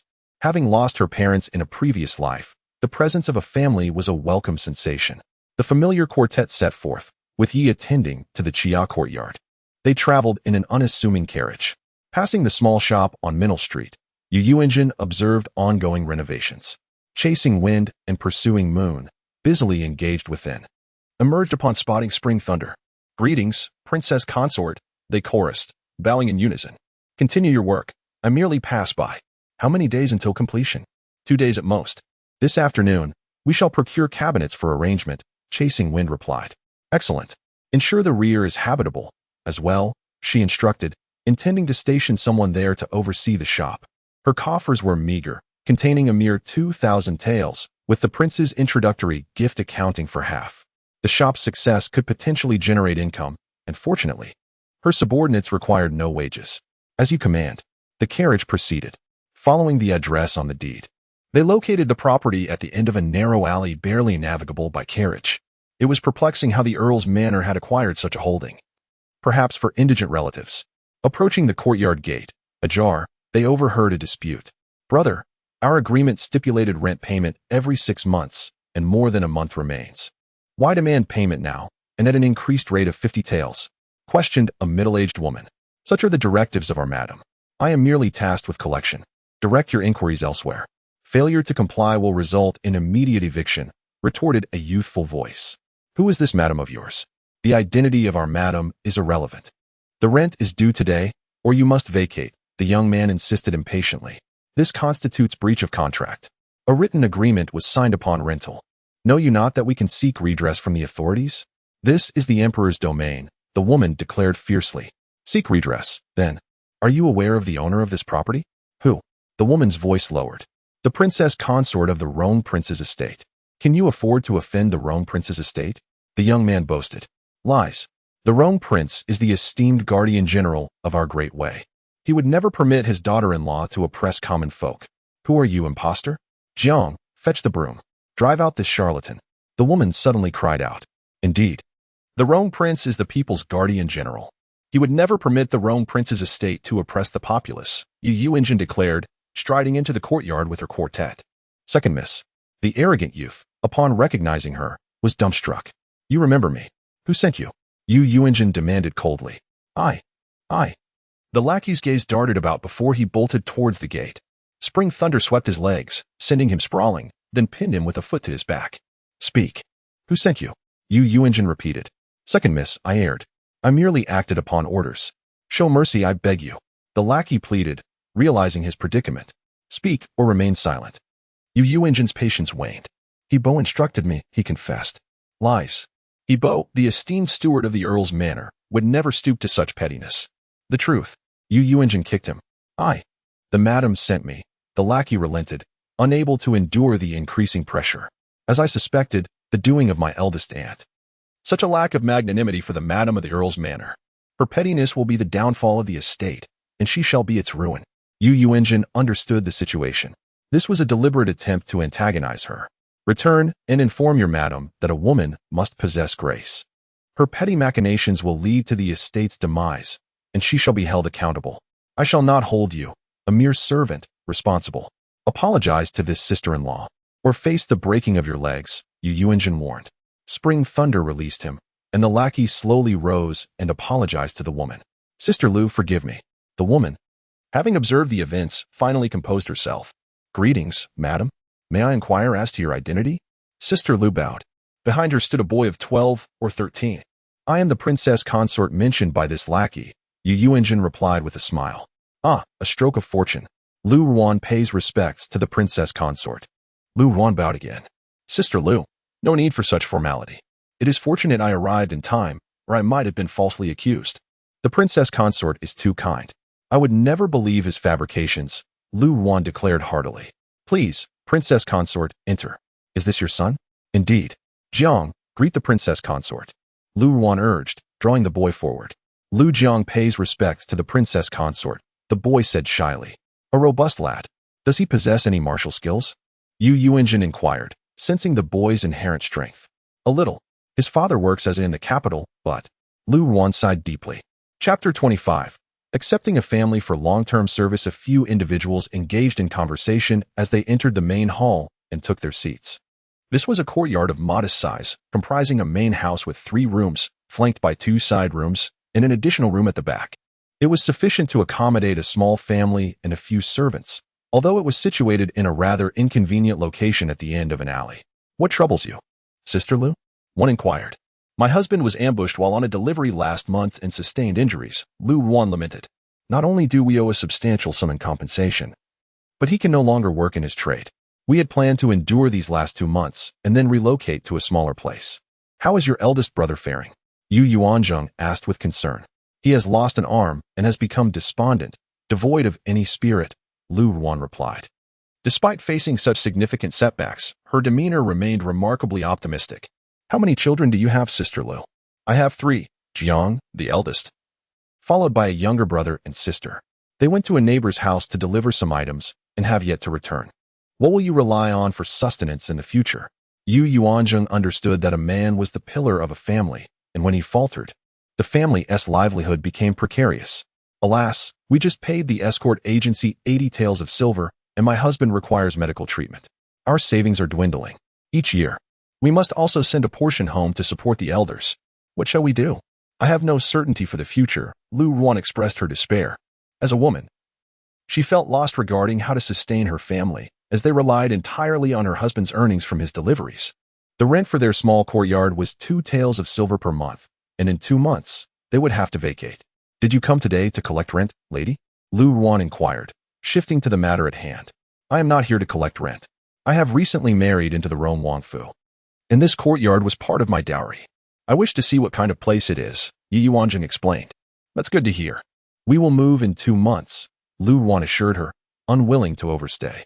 Indeed, Yuanzheng contemplated reclaiming the courtyard for her plans, yet she felt a twinge of sympathy for the family. After some thought, an idea occurred to her. Sister Lu, would you be willing to assist me with some tasks? You need not relocate. You may continue residing here while undertaking some work for me, on the condition that it remains strictly confidential. Really? Thank you, lady. I would be more than willing, Lu Ruan replied, rising to kneel before Yuanzheng. There is no need for such formality. Please, rise, Yuanzheng said, struggling to adapt to the ancient customs of kneeling. Lady, you have saved our family, Lu Ruan exclaimed. You cannot imagine the turmoil we have faced since my husband lost his arm. His temper has worsened daily, and he strikes the children for the slightest disobedience. He has taken to drinking as well. In just a month, he has consumed nearly 3 taels of silver worth of alcohol. Where is he now? Yuanzheng asked, noticing only the 2 women in the household. Ah, he has gone out drinking again. Despite his injuries, Lu Ruan lamented, feeling helpless as she watched her husband succumb to despair. Go fetch him, Yuanzheng instructed. Lu Jiang, upon hearing this, dashed out. Shortly after, he returned, dragging a disheveled man with a scruffy beard. Upon seeing the ethereal woman seated in the hall, the man suddenly seemed sober. Husband. This is the esteemed lady of the Rome Wangfu. Quickly pay your respects, Lu Ruan introduced. Is it truly the lady? Lu Mingda asked, astonished. I have heard of your grace. Is it true that you have lost yourself to despair over a mere injury? Are you not aware of the strength of spirit required in the face of adversity? You have 3 young children who need your care. Yuanzheng admonished him sternly. The fear of self-abandonment is a grave concern, particularly when guidance is essential. Lu Mingda was taken aback by her words, then raised his remaining arm, staring blankly for a long while. My livelihood depended on my martial skills, and without this hand, I cannot wield a weapon. How am I to provide for my family? He spoke with a voice heavy with sorrow. It is true that few can confront setbacks with equanimity. Many fall into despair. Husband. Lu Ruan choked back her emotions, unsure of how to comfort him. She recognized the pain he had been enduring. In this line of work, one must be prepared for the dangers that accompany it. You chose this path, and with that choice comes the courage to accept reality. Yuanzheng urged him to confront his circumstances. Yes, I was prepared, but facing this reality is incredibly difficult, he admitted, his heart heavy with sorrow. I have worried my dear wife. Once I recover, I will carry heavy loads at the docks to support you and the children. Tears welled in Lu Mingda's eyes as he spoke. He had not completely surrendered to despair. He simply struggled to overcome his inner turmoil. Yuanzheng nodded at his last statement, recognizing his underlying sense of responsibility. Very well, Lu warrior, I have matters to discuss with you. Before your return, I spoke with your wife about you and your family working for me. I shall provide you with wages while you remain in this courtyard. Would you be agreeable to this arrangement? Yes, but can I still be of service with one hand? Lu Mingda expressed concern about his disability. Do not fret. You still possess your feet and one hand. That is sufficient to be of assistance, Yuanzheng reassured him. Thank you, lady, Lu Mingda replied, bowing respectfully. At that moment, his demeanor shifted, his spirit rekindled despite his disheveled appearance. A man accustomed to the perils of life bore an inherent fierceness, and with renewed determination, his zest for life returned. I shall prepare a list for you to gather the necessary items according to my specifications. This individual, Chun Lei, is my chief steward. You will coordinate with him moving forward. Furthermore, you must maintain the confidentiality of my identity. Given the seclusion of this place, you need only keep the door closed while you work. I may bring in additional personnel later, and you will no longer be required to pay rent for this courtyard. You may reside here freely. However, you must clear enough space for them. Yes, lady, Lu Wan affirmed. Let us draft a contract. From now on, you shall be in my service. Rest assured, I do not intend to bind you in servitude. Rather, I wish to employ you for long-term work. I can guarantee that your family's livelihood will be secure. Thank you, lady, for your benevolence, Lu Mingda expressed, deeply moved. He never anticipated encountering such a benefactor during his lowest moments. They procured paper and ink, drafting 2 identical contracts that clearly outlined the obligations and responsibilities of both parties, particularly emphasizing the necessity of confidentiality. Should the Lu family fail in this regard, they would face dire consequences. On the way home, Ziyue finally voiced her curiosity. Miss, what exactly do you intend to do with the Lu family? Chapter 26. Pill Production. I am, indeed, preparing to amass a fortune, so I can be liberal with your monthly stipends in the future. Really? That's wonderful. Upon hearing about the potential increase in her allowance, Ziyue was overjoyed. Despite her precocious nature, she still possessed a childlike innocence at the tender age of 15. Well, let's not get ahead of ourselves. You will both be my greatest allies in this endeavor. I plan to manufacture and sell medicinal pills. Yuanzheng finally revealed her intention. However, pharmacies already offer a variety of pills, so earning a substantial profit may prove challenging, Jiang Hua remarked, drawing from her frequent visits to the apothecary. My approach will be to offer what others do not, and to excel where others compete. This is how we will generate wealth, isn't it? Yuanzheng possessed a plethora of refined formulations that would undoubtedly surpass the efficacy of the pills available in this era. Very well. I happen to own a shop that is a pharmacy, does I not? Let us inspect it forthwith and procure some ingredients. I shall begin experimenting, and you may learn alongside me. Subsequently, we shall instruct the Lu family. Your ladyship, if we undertake this endeavor within the manor, it may attract unwanted attention, Ziyue cautioned. We shall proceed discreetly under the cover of night. Rest assured, my pill-making process does not involve decocting herbs, so there will be no discernible odors. The 2 maids were then relieved. They arrived at 100 Herbs Hall on Mint Street.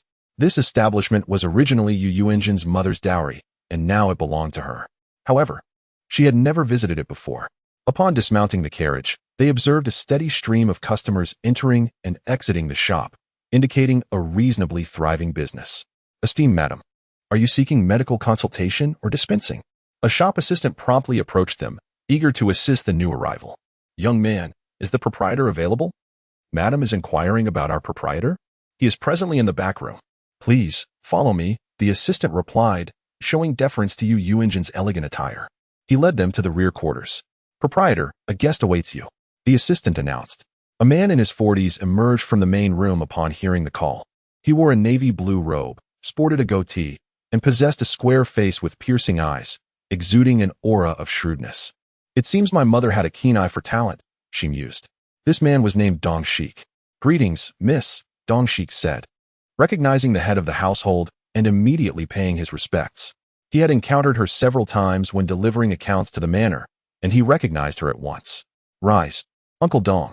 Please, miss, come in and sit, Dong Shik said, leading them to the inner hall.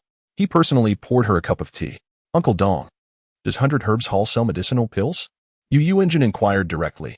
Yes, but not in abundance. Pills are generally more expensive than equivalent herbal remedies, so commoners rarely purchase them. They are primarily favored by affluent families. Yuanzheng frowned upon hearing this. If this were the case, selling ordinary pills would not yield substantial profits. She would have to focus on enhancing their efficacy. If pills with the same effects could provide relief in just 2 or 3 days, compared to the half-month required for decoctions, people would undoubtedly choose pills. Uncle Dong, where do the pills in the shop originate? Yuanzheng was unsure whether pill production in this era had already evolved into a workshop-based system. Our in-house physicians prescribe the formulas, and the staff prepares them ourselves. This is mainly for the convenience of travelers, he explained. Oh, I see. So there are no external procurement channels. No, each pharmacy produces and sells its own pills. Dong Shik replied truthfully. Uncle Dong, would you be so kind as to bring me a selection of the shop's pills for my perusal? Dong Shik retrieved 5 porcelain bottles from the adjacent room. Yuanzheng examined the labels, which indicated that the pills were primarily for treating colds, diarrhea, and promoting blood circulation and pain relief. She then sampled them. She found the formulations to be mediocre, with limited efficacy. If she were to create pills with the same effects using her own prescriptions, they would undoubtedly be far superior. Having gained a clear understanding, she formulated a plan to target the high-end market. Does Miss possess medical knowledge? Dong Shik inquired, noticing Yuanzheng's actions. I have perused some medical texts in my father's study, but I would not claim to be proficient, Yuanzheng replied. She had only come to investigate the market today and did not wish to reveal her medical expertise. Uncle Dong, please deliver the account books to the manor from now on. You are aware that my mother has already gifted the shop to me as part of my dowry. Yes, Miss. Madam had already instructed me accordingly. Upon returning to the manor, Yuanzheng immediately penned several prescriptions and a list of necessary tools. As some of the tools might not be readily available, she created detailed drawings and dispatched Chunlei to have them custom-made. Chunlei was efficient. And aside from the items requiring custom fabrication, she procured the rest that evening. Jianghua and Ziyue were curious, as they had never witnessed the process of making pills and were eager to observe their mistress's methods. I shall instruct you this very evening. Do not look so uninitiated, Yuanzheng said, amused by the maid's eagerness. It is, however, a labor-intensive task. To avoid detection, the three women chose to work in the inner chamber, in front of the young master's bed, and only when the night was still. Qi Feng and Mingwei had long since attended to the young master and withdrawn. The princess had already instructed people to build a small house outside the courtyard for them to conveniently stand guard at night. They could hear the maid's soft calls from within the courtyard. Both were martial arts experts and could leap into the courtyard without opening the gate. However, this arrangement was not to be made public. Your ladyship, shall we commence? Ziyue asked, having already moved the equipment to the center of the room. This included a guillotine for chopping herbs, a mill, a mortar and pestle, and fine sieves. Yuanzheng planned to begin with the Mending Heaven Great Creation pill, intended for Elder Jean. She measured out the various ingredients according to the prescription. Ziyue, you shall be responsible for chopping the herbs. Tonight, we shall grind them into powder. Do not complain of fatigue, she instructed. The three women began working diligently. Meanwhile, Shengwan Ziki, who lay in bed, was becoming aware of his surroundings amidst the pleasant clinking sounds. He had been unconscious since Yuanzheng had released the stagnant blood with silver needles the previous night, and he had only now regained consciousness.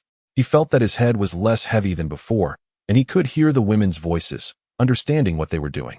The three women discussed Elder Jin's ailment and, eventually, his own condition.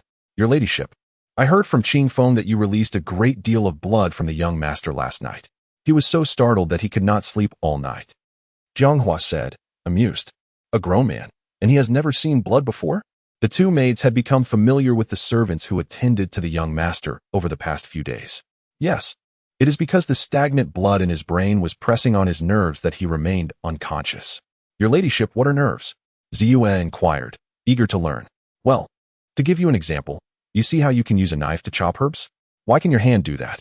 It is because your brain is instructing your hand, and this instruction is conveyed through the nerves that extend from your brain to your hand.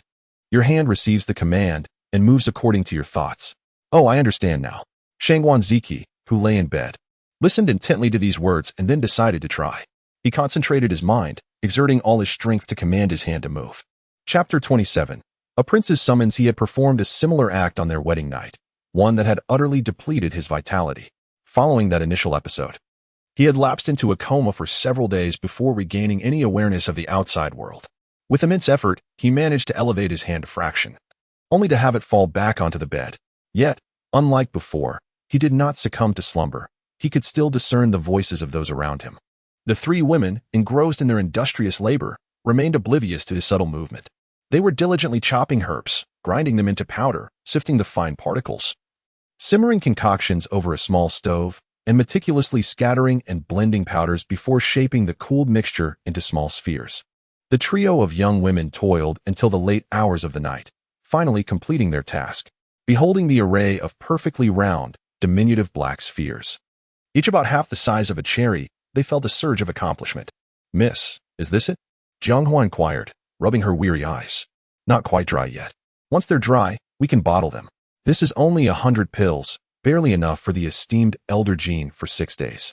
Yuanzheng replied. Oh, We've labored so hard to produce only a 6-day supply. But miss, you haven't charged a consultation fee, so aren't we working for nothing? Jiang Hua asked. Fear not. We must first establish our reputation, and then the riches will follow. Yuanzheng responded with amusement, noting that her maids were even more avaricious than herself. Oh, time for slumber. Yuanzheng emitted a prodigious yawn. Let the pills rest on the table for now. They should be firm by morning. Then, we can gently bake them until they are ready for bottling. The following day, Yuanzheng and her 2 maids overslept, their circadian rhythms disrupted by their newfound tranquility. It was only the arrival of Granny Yi, coming from her own residence to begin her duties, that roused the 2 maids sleeping in the outer chamber. Good heavens, girls, are you still abed? It's past the hour for paying respects to the princess consort. Granny Yi exclaimed. Previously, the princess consort would rise early to pay her respects to the princess consort, but today, none of them had stirred. Something was amiss. She did not chide them, but rather sensed that something was unusual. Ziyu and Jiang Hua, upon realizing that the sun had already infiltrated the room, scrambled out of bed in alarm. They hastily donned their garments before entering to rouse Yuanzheng. Miss, awaken. Yuanzheng was immersed in a blissful reverie, dreaming that she had finally been given in marriage, and to a handsome man at that. What astounded her most was that it was a May-December romance at 38. She had married a dashing man in his 20s. Yet, she could not quite discern his countenance. Miss Ziyu, having called out twice without eliciting a response, directly nudged her mistress, who was sleeping on the outer side of the bed, through the curtains. Yuanzheng, abruptly jolted from her idyllic dream, was about to vent her displeasure when she opened her eyes and beheld Shang Wanziki's face. So, this was the visage of her handsome husband. Something was not right. Why did that face seem so familiar? It was her vegetative husband. Reality dawned on her as she drew back the bed curtains. Heavens, the sun is high in the sky. Yuanzheng exclaimed in shock. Miss, such language is unseemly, Jiang Hua admonished, finding the word buttocks too vulgar. Yuanzheng performed a hasty ablution, hoping that the princess consort would not take offense. As she prepared to leave the courtyard, she encountered Yuanzheng and Jinshui, who were there to attend to the heir apparent. Yuanzheng was carrying something on his shoulder. Yuanzheng's eyes lit up upon seeing the object. Yuanzheng, has it been completed so quickly? Indeed, princess consort. It was delivered yesterday evening. Upon learning that it was for the heir apparent, the craftsmen at Chunlei worked tirelessly, day and night, to complete it as soon as possible, Yuanzheng explained. Excellent. Take it inside. I shall first pay my respects to the royal mother and then return. However, she encountered Xiaoye, the princess consort's personal maidservant, halfway there. This humble servant greets the princess consort. Did the royal mother send you? Yuanzheng inquired. Indeed, princess consort. The princess consort has sent me to inquire whether the princess consort is feeling unwell. If there is any discomfort, there is no need to pay respects. You may rest in the courtyard and spend more time with the heir apparent. Xiaoye conveyed the princess consort's message. Has the royal mother had her breakfast? Yuanzheng asked, feeling somewhat embarrassed. Yes, the princess consort, noticing your absence at Honghao courtyard at the hour of Qin, waited for half an hour before partaking of her meal. Oh, I retired rather late last night and overslept this morning. Then, I shall not disturb the royal mother in managing the household affairs. Xiaoye received the confirmation and returned to report. Yuanzheng turned back toward her chambers. 2 servants were already adeptly attending to the heir apparent, assisting with his ablutions, feeding him porridge, and changing his garments. The weather in April was balmy and pleasant. It was now the end of the hour of Chun, 9 a.m., a delightful time with the gentle warmth of the morning sun. Yuanzheng, Jinshui, how about we move the heir apparent to the courtyard to bask in the sun? Yuanzheng suggested, seeing that the wheelchair was ready for use. As you wish. They had previously heard the princess consort mention that the heir apparent would benefit from more sunlight. The men worked together to carefully place the heir apparent in the wheelchair. Yuanzheng lowered the back of the chair, allowing the patient to recline in a semi-prone position. They then wheeled him out of the inner chamber and into the courtyard. The maids who were sweeping the courtyard, upon seeing the princess consort bringing the heir apparent out, curiously approached to pay their respects. They were generally not allowed into the inner chamber, and it had been quite some time since they had last seen the heir apparent. Princess consort, you haven't had breakfast this morning. There's still some porridge that the kitchen prepared for the heir apparent. Would you like some? Granny Yi approached, carrying a tray in her hands. Granny Yi, how thoughtful of you. Yuanzheng had a favorable impression of Granny Yi. as having such a devoted steward in the courtyard would alleviate many of her concerns.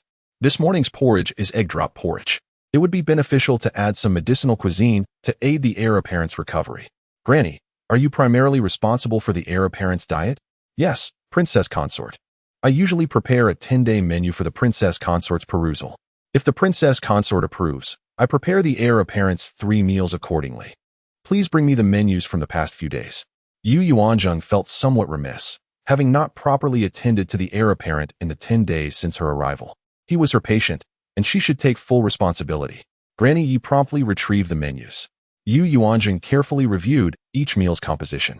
Due to his difficulty in ingesting food, the meals primarily consisted of porridge, a variety of porridges, lotus seed porridge, red bean porridge, sweet potato porridge, red date and longan porridge, vegetable and meat porridge, and so on. The names alone were dazzling.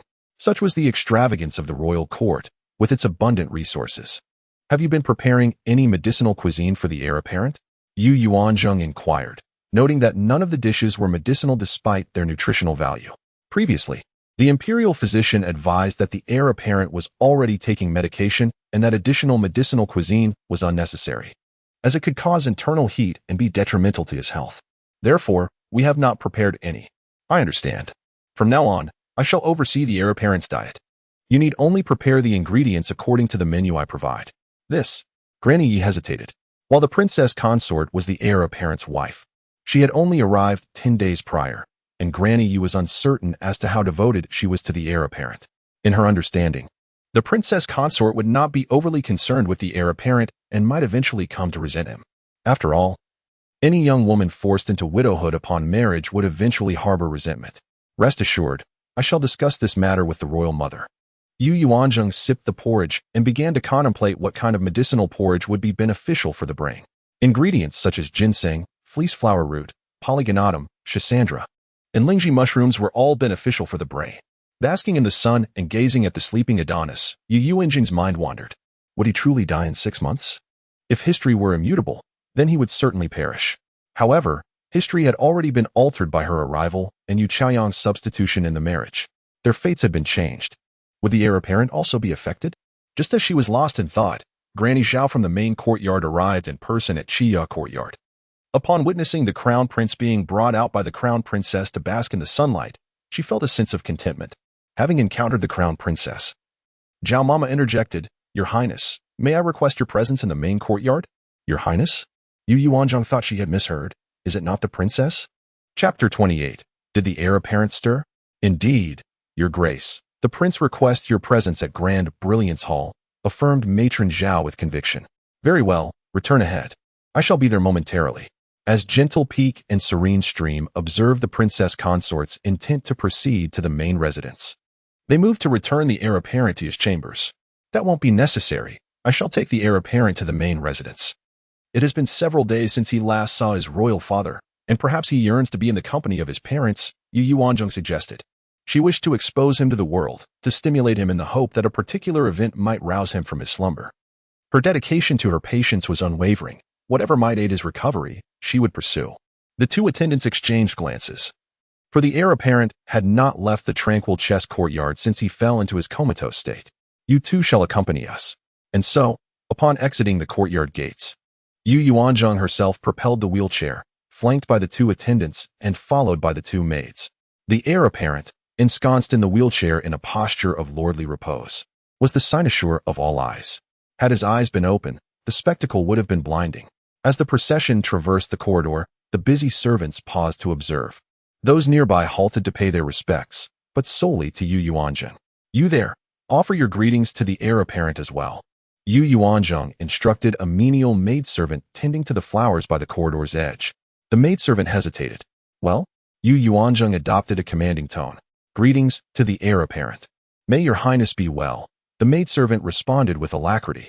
Along the way, Yuanzheng directed 3 maids and 2 attendants to formally greet the heir apparent.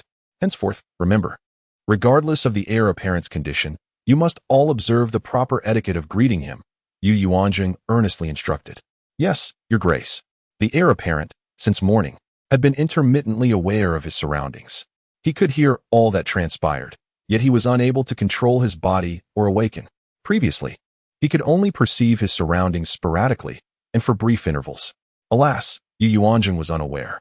Upon arriving at the main residence, the two attendants guarding the courtyard entrance watched the procession approach in astonishment. "Greetings to the heir apparent. Greetings to the princess consort," they exclaimed in unison. Together, they carefully lifted the wheelchair over the threshold.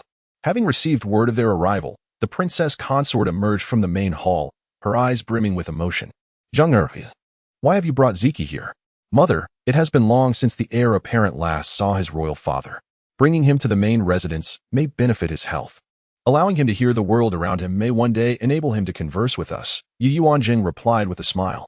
"Very well, bring him out more often." The princess consort responded, finding her words to be wise. She continued to push the wheelchair toward the main hall, again requiring assistance to lift it over the threshold. The hall was filled with people, even a child of 5. "What is the occasion?" "Your daughter-in-law brings the heir apparent to greet his royal father, the dowager, consort Luo, and all the uncles and aunts." Yuanzheng greeted each of the elders she recognized with courtesy. "Younger brothers and sisters, come forth and greet the heir apparent." Yuanzheng was determined to have everyone pay their respects to the heir apparent. The assembled company regarded Yuanzheng with amusement. "What does a man in a coma know? Don't make a spectacle of yourself," the dowager remarked with her usual bluntness. "Dowager, you are mistaken. The heir apparent is not dead. Feel his pulse. It is stronger than yours. He may awaken any day, and I shall convey to him your attitude toward him today. Enough, all of you, greet the heir apparent." The prince commanded, his expression stern. Yuanzheng was pleased with the prince's support. First to step forward were, of course, Shangwan Zishu and his wife, Yu Chaoyang. "Greetings, elder brother," they said, their demeanor unusually amiable and their faces beaming. Today was the 10th day that Yu Chaoyang had spoken of. No wonder. Then came Shangwan Zifeng and Shangwan Ling of the second branch, the legitimate children of the second madam, as well as several concubines' children whom Yuanzheng barely recognized. The second branch was indeed thriving. Yuanzheng observed the second uncle, noting the dark circles and bags under his eyes. She surmised that he was a libertine. Next came the cousins from the collateral branches. They dared not be negligent when the prince had spoken. "Wait, did I just see elder brother's finger move?" Shangwan Zifeng exclaimed, startling everyone. "What?" Several voices chorused. All eyes turned toward the heir apparent, but half a quarter of an hour passed without any reaction. "Zifeng, are you seeing things?" "The heir apparent has been asleep for half a year. No one has seen him move." "Don't be so excitable," Shangwan Hongchen chided his son, slapping him on the head. "Father, I truly saw it," Shangwan Zifeng insisted, feeling wronged. He had indeed seen it, albeit a subtle movement. But now that the heir apparent was still, he had no proof. "Enough. Physician Gu has already concluded that Ziki will not awaken. Let us proceed with the matter at hand. Did you not summon us all to discuss the heir apparent's situation?" the dowager said, her demeanor having shifted, a smile evident on her face. Last night, Consort Shu had informed her that the emperor had approved the matter concerning the heir apparent. Since the heir apparent had entered the hall, the prince had been gazing at his face, a face that bore a striking resemblance to his own. A face of the heir he and the old prince had painstakingly groomed for years. Yet, tragedy had struck. He had investigated the matter repeatedly, but to no avail. Finding no trace of foul play. If his son could awaken, he might glean some information from him, but his son had remained silent. Yet, he refused to believe that it was not the work of man, for his son was skilled in martial arts, even if the horse had gone mad. He would have had time to dismount, not to fall and injure himself so severely. But without evidence, he knew not whom to confront. The prince rose and knelt before the heir apparent. "Ziki, your father is incompetent, unable to find the culprit. You have been asleep for half a year. And for the sake of the future of the prince's manor, your father must make a decision. But rest assured, as long as your father lives, he will protect you, including your wife." The prince spoke with great sorrow, rising to stroke his son's head and caress his face.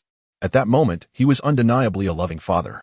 The princess consort, seated in the main position, could not help but feel her eyes welling up with tears, which she discreetly dabbed away with a handkerchief. Yuanzheng wheeled the heir apparent to the princess consort's side, standing behind the wheelchair in a protective stance. "Now then, with everyone assembled, let us proceed with the matter at hand. The position of heir apparent concerns the lineage of the Shangwan family. Given Ziki's condition, he must relinquish the position. I have but 2 sons. Though Zishu is inferior to his elder brother, he is still diligent and has not been raised as an incompetent wastrel. I have recently taken him to the military camp twice, and after my assessment, he is barely qualified. He must continue to study diligently in order to approach your elder brother's capabilities. After discussions between the emperor and myself, it has been decided that Shangguan Zishu shall inherit the position of heir apparent, along with the iron chest that our Shangguan family has protected and passed down for many years. Chapter 29. The heir apparent usurped. Upon hearing this, Shangguan Zishu immediately knelt in the center of the hall, expressing his gratitude. I am deeply indebted to Father for his esteem. Your son will endeavor to fulfill the responsibilities of the heir to the Shangguan family. Yu Chaoyang, seated below, could scarcely conceal her elation. Observing Shangguan Zishu kneeling in anticipation of receiving the seal of the heir, her heart blossomed with joy. From this day forward, she would be the fiancée of the heir, a title she yearned to proclaim to the world. Her destiny had irrevocably shifted, eclipsing the significance of the Nanhua County magistrate. The memory of the magistrate's disdainful gaze in her previous life ignited a desire for retribution. No longer would she silently endure such scorn. She would ascend to a position of eminence. Fortunately, she had orchestrated the substitution with her second sister. The sister she had habitually subjugated would continue to live under her dominion. Regardless of any pretense, she would reign as the fiancée of the heir, while her sister would merely be the wife of the eldest son. Upon her husband's ascension to the throne, she would become a princess, a noble consort of the first rank, a status far surpassing that of a mere wife of the eldest son. Indeed, a magistrate would never have married a bastard son of the royal family in her previous life. Yuanzheng, discerning the myriad emotions flitting across Yu Chaoyang's face, surmised her triumphant thoughts. This is the seal of the heir. Safeguard it diligently, instructed the prince, retrieving a small brocade box from the table and presenting it to Shangguan Zishu. He accepted it with solemnity. This is a treasure of the Shangguan family. May it unlock its potential in your hands, enabling you to achieve military exploits on the battlefield and deter foreign aggression. The prince then lifted a covered platter, revealing its contents to Shangguan Zishu. Yuanzheng observed a square, black box, approximately 2 qi in length, width, and height. Its material resembled iron, and it was secured with a combination lock. What could this be? She wondered, having never encountered such an object. Shangguan Zishu accepted it with utmost gravity.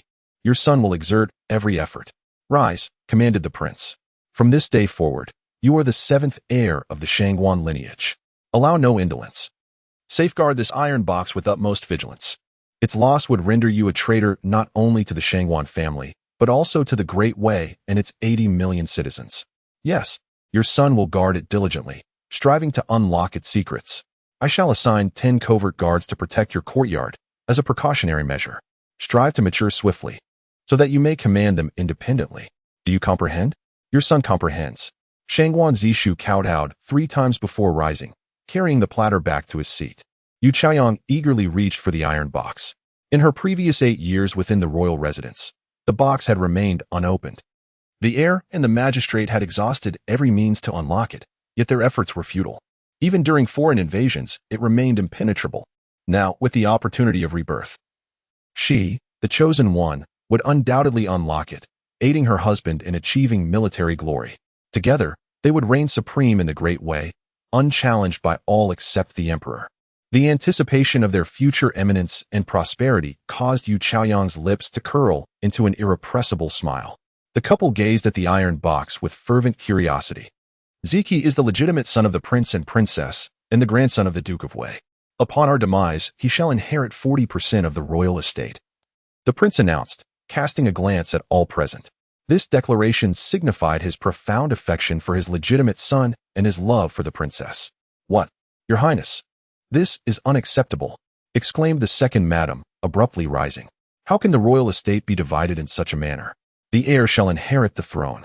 How will he sustain the royal court if Ziki receives 40% of the estate? Moreover, Ziki's life expectancy is uncertain. Do you intend to bequeath 40% of the estate to a widow? The second madam's agitation was palpable as she struck the ground with her cane. Yuanzheng was perplexed. How could a woman in her 50s be so frail as to require a cane at all times? And why was she so vehemently opposed to the division of property within her family? It was not as if it were her own property being divided. The prince remained impassive. Ziki, though not the heir, is still my legitimate son. Would the second madam have me treat him as a bastard?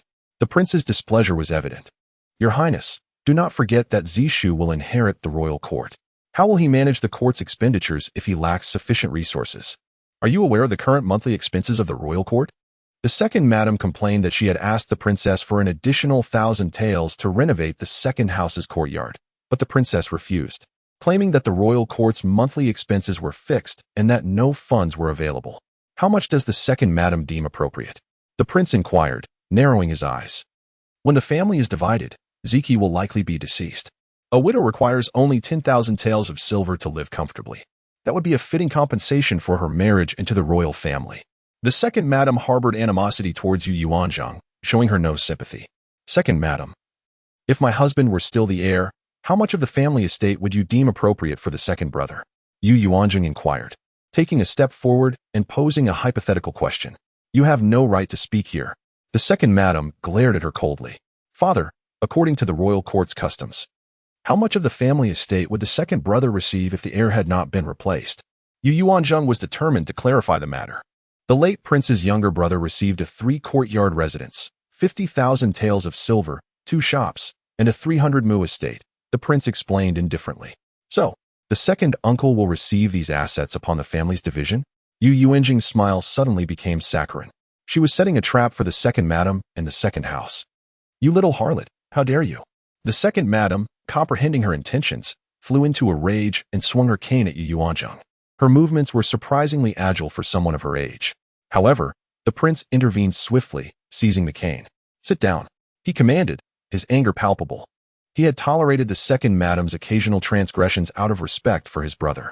However, since Ziki's accident and the arrival of the 2 daughters-in-law, she had undergone a transformation. Her concern for Ziki had vanished, and her affection for Zishu had intensified, as if he were her own grandson. He had tolerated this behavior, recognizing her attempts to ingratiate herself with the future heir. But her treatment of Ziki's wife was unacceptable. This family is governed by my decisions. So it shall be. The prince declared, his tone resolute and unwavering.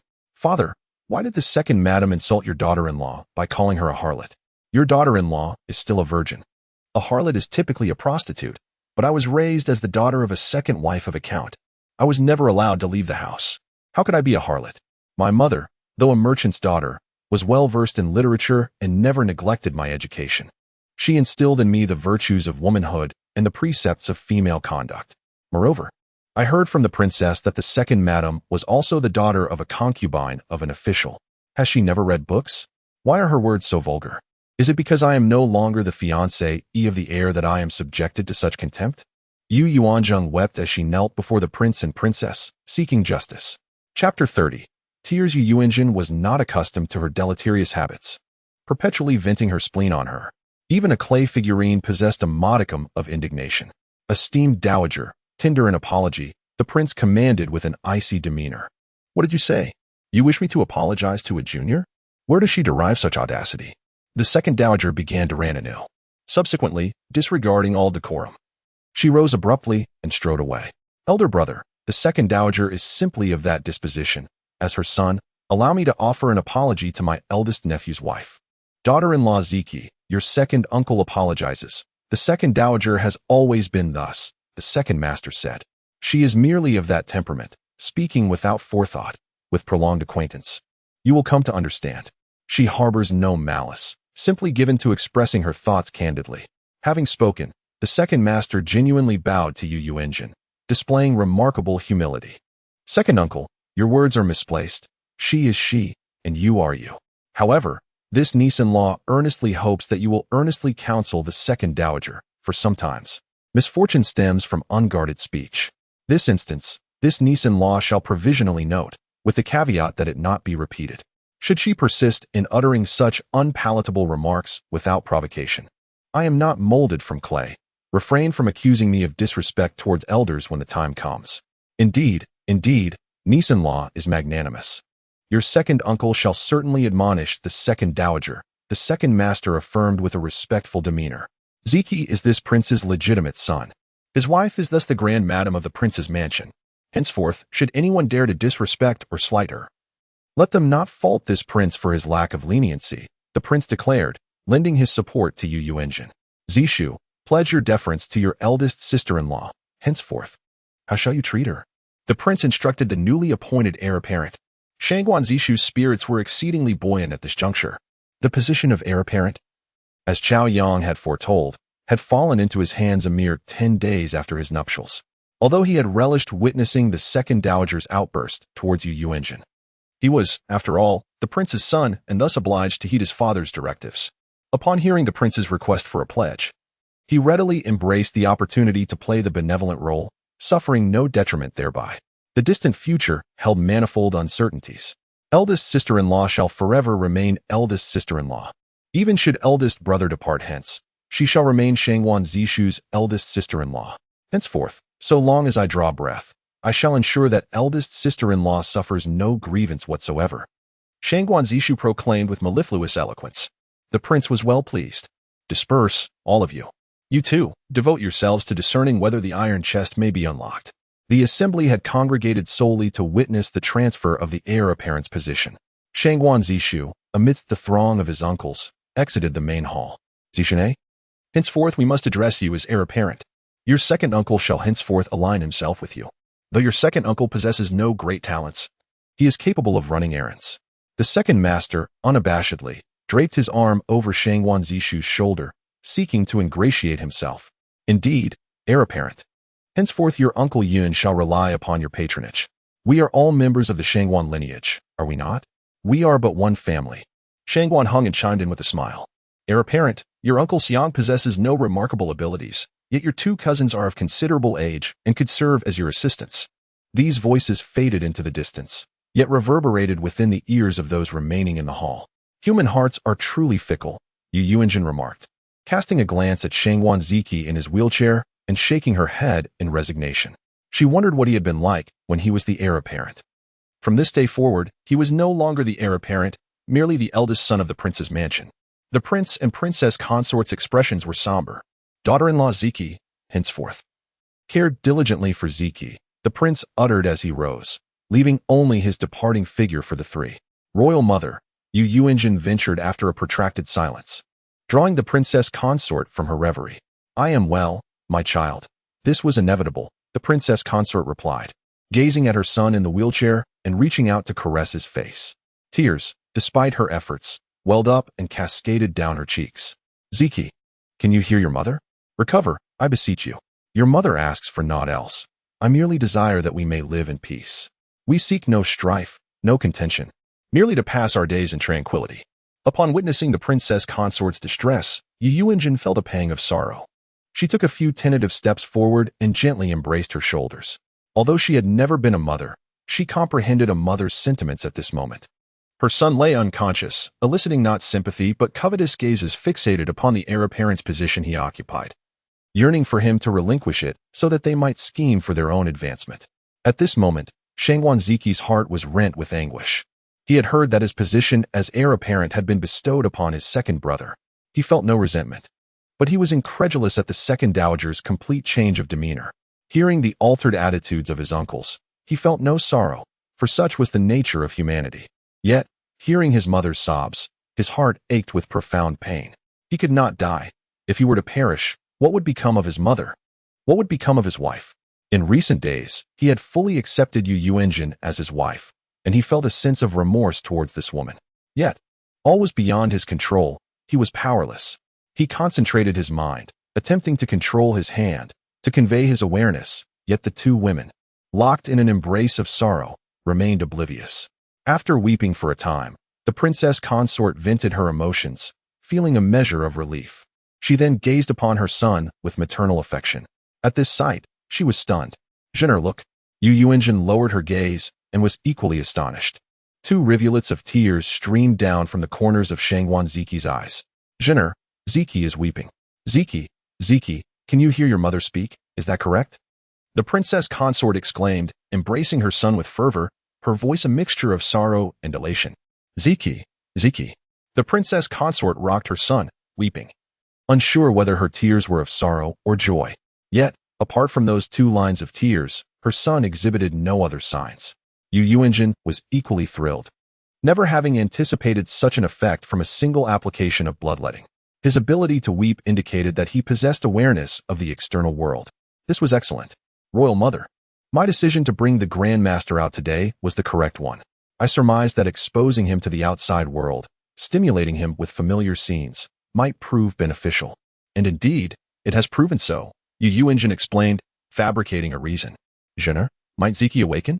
The princess consort implored, seeking reassurance.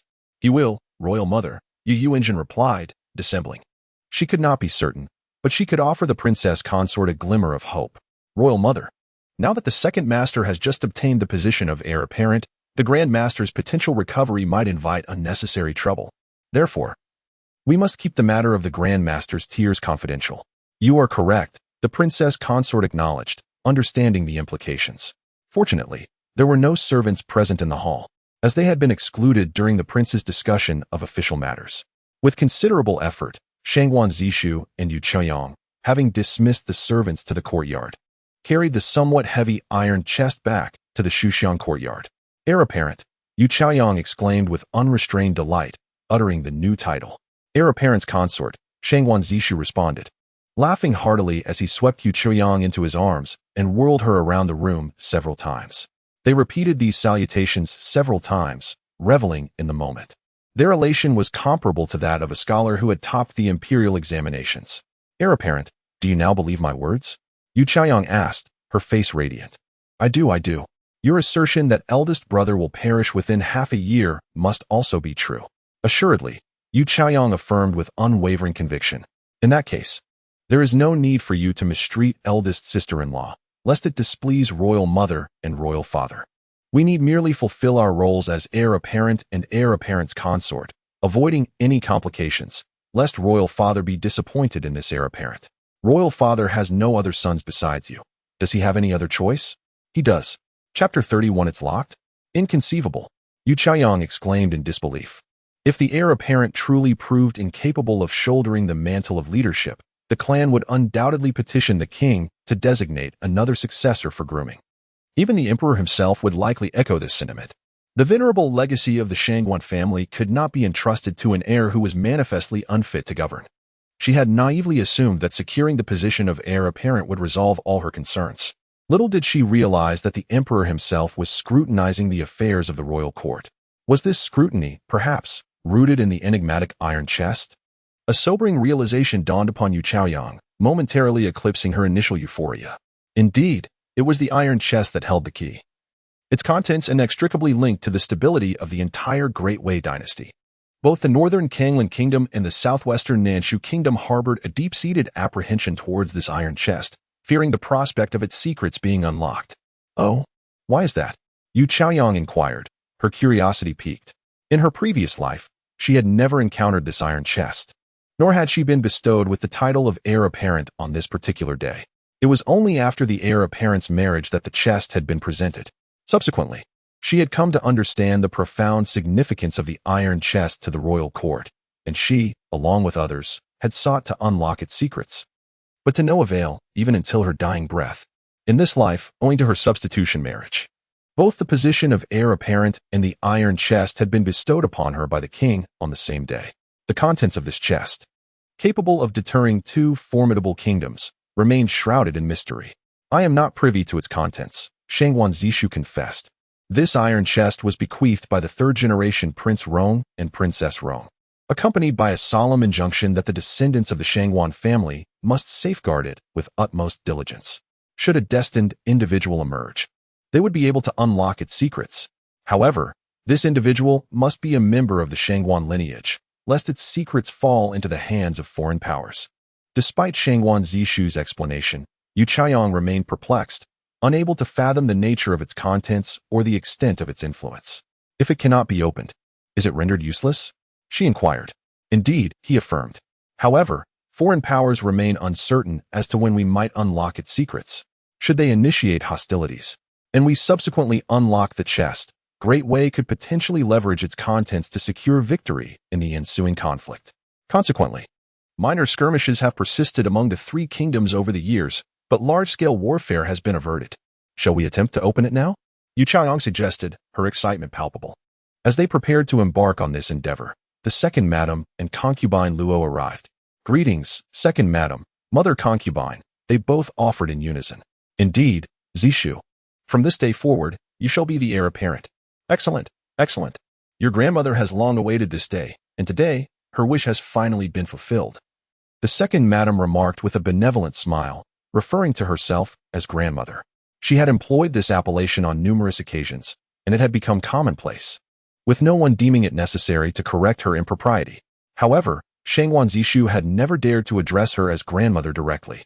My son is now the heir apparent, a testament to the years of devoted care bestowed upon you by your mother concubine. Concubine Luo declared, her voice laced with emotion. Her tribulations were known to none. Having entered the royal court through dubious means, she had never received even a modicum of affection from the king.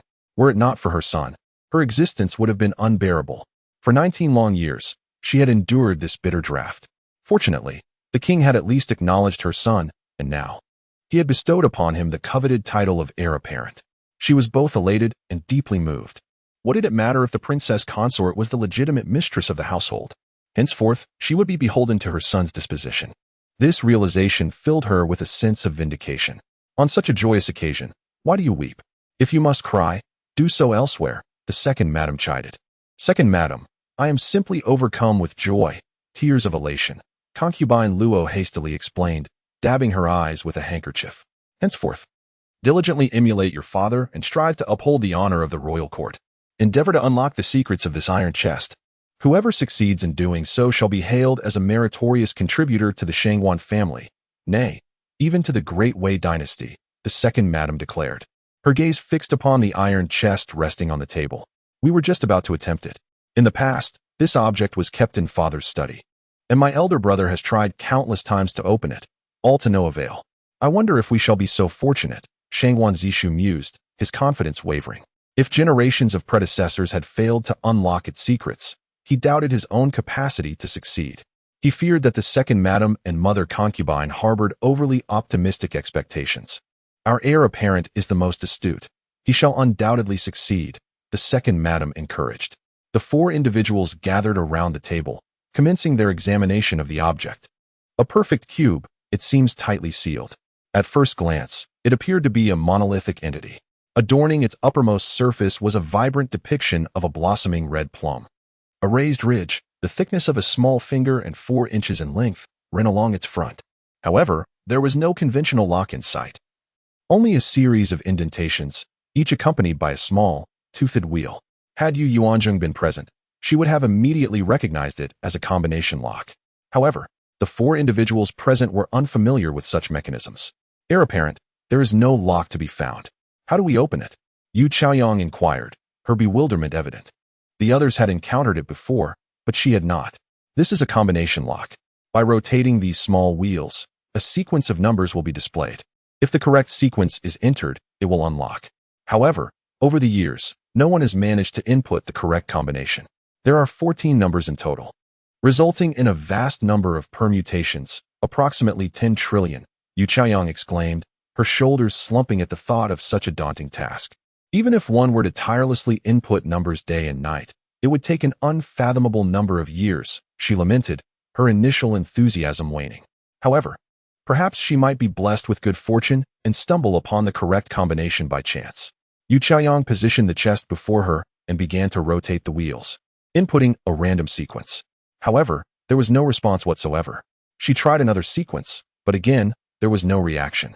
After attempting dozens of combinations, she remained unsuccessful. Shangwan Zishu then took his turn, but he too was met with failure. Observing the futility of the 2 young individuals' efforts, the second madam decided to try her hand. In the past, she had only glimpsed it in the late king's study, never having had the opportunity to manipulate it herself. Today marked the first time in her many years of marriage to the royal court that she had come into such close proximity with it. However, despite her attempts, the chest remained stubbornly sealed. Concubine Luo, equally intrigued, also tried her luck, but to no avail. The initial excitement and anticipation were swiftly extinguished by a cold wave of disappointment. Well, this is not something that can be accomplished in a matter of moments. Generations have failed to unlock it. You have only just acquired it. You have not yet familiarized yourselves with it. Do not be disheartened. Continue to try. And perhaps one day, you will succeed, the second madam consoled. Yes, we shall continue to try, they replied in unison. Zishu, now that you have become the heir apparent, Be sure to support your second uncle. Over the years, he has shown you considerable affection. Furthermore, your cousin Zifeng should also be given opportunities. He is older than you by half a year, she added. She was not particularly concerned with whether the chest could be opened. Her primary concern was that the position of heir apparent had fallen into Zishu's hands, and that he would eventually become the Prince Rong. This was her greatest aspiration. Heir apparent, would it not be possible to simply smash it open, or use tools to pry it open? Yu Chaoyang suggested, her patience wearing thin. No, it is not. He replied. Why not? Yu Chaoyang inquired, her confusion mounting. Is it not simply a container filled with objects? Surely, it would suffice to simply retrieve the contents, she reasoned. Chapter 32. Follow-up examination. The interior contains a mechanism. Forcibly opening it would trigger the device, destroying everything within. This information has been passed down through generations, known to both the Shangwan family and the imperial family. I see. Our ancestors were truly something, leaving behind something useless if unopened, yet tasking us with guarding it. Yu Chaoyang, as the eldest daughter of the main household, had always been pampered. Even after a lifetime, her temper remained considerable. From then on, the couple idly manipulated the numbers whenever they had the chance. The following day marked the agreed-upon 5th day for Yuanzheng's appointment with the Jin family. Early in the morning, she once again requested leave from the princess consort, using the business of the shop as an excuse. The princess consort did not impede Yuanzheng's requests. Witnessing her son's tears the previous day had filled her with joy throughout the afternoon. It was the first time in months she had observed any reaction from her son, a development that had only occurred since marrying his wife. She now regarded her daughter-in-law as her son's lucky star, fulfilling her requests without hesitation. Yuanzheng departed once more with her 4 attendants, heading to the same small shop on Middle Street. A plaque had been affixed to the door. 10 Days Hall. Greetings, esteemed mistress. An elderly man in his 50s, quite robust in stature, emerged to greet them. Young madam, this is the man I hired to oversee the shop, named Lin Hao. He is an orphan, without any attachments. He used to be a coachman for a wealthy family. He never married or had children. He was sold off by his former master due to a driving mishap. He is honest and upright, not a devious sort. Chunlei introduced him to Yuanzheng. Uncle Lin, this shop belongs to the young madam. But you must not disclose this to outsiders. From now on, you will say that a divine physician named Zeng leased the shop from the young madam. You were temporarily hired to oversee the shop. If anyone asks anything else, you are to profess ignorance. Do you understand? Chunlei instructed. Yes, I understand. Lin Hao responded with a bow. The group entered the shop. Several brand new counters stood against the walls, having been cleaned and prepared. The 2 rooms in the backyard were habitable, and even the small kitchen was functional. Lin Hao would reside in the back. Jianghua, Ziyue. Later we will make several kinds of medicinal pills to display on the counters for sale, Yuanzheng said with satisfaction. But miss, this location is unlikely to attract many customers. It doesn't matter. We're just putting on a show. Once my reputation spreads, perhaps people will clamor to buy them. The group went to the backyard to change clothes and once again became the same group as 5 days ago. Today, the carriage driven by Chunlei and Xiaoyu bore no markings that would immediately identify it as belonging to the prince's mansion. Upon arriving at the Jin residence, the Jin official had already arranged for someone to wait at the main entrance. Upon seeing the visitors, they immediately and enthusiastically greeted them. They arrived at the secluded courtyard where the old master of the Jin family resided. The patient was basking in the sun, obediently wearing a mask as Yuanzheng had instructed. Divine physician Zeng has arrived.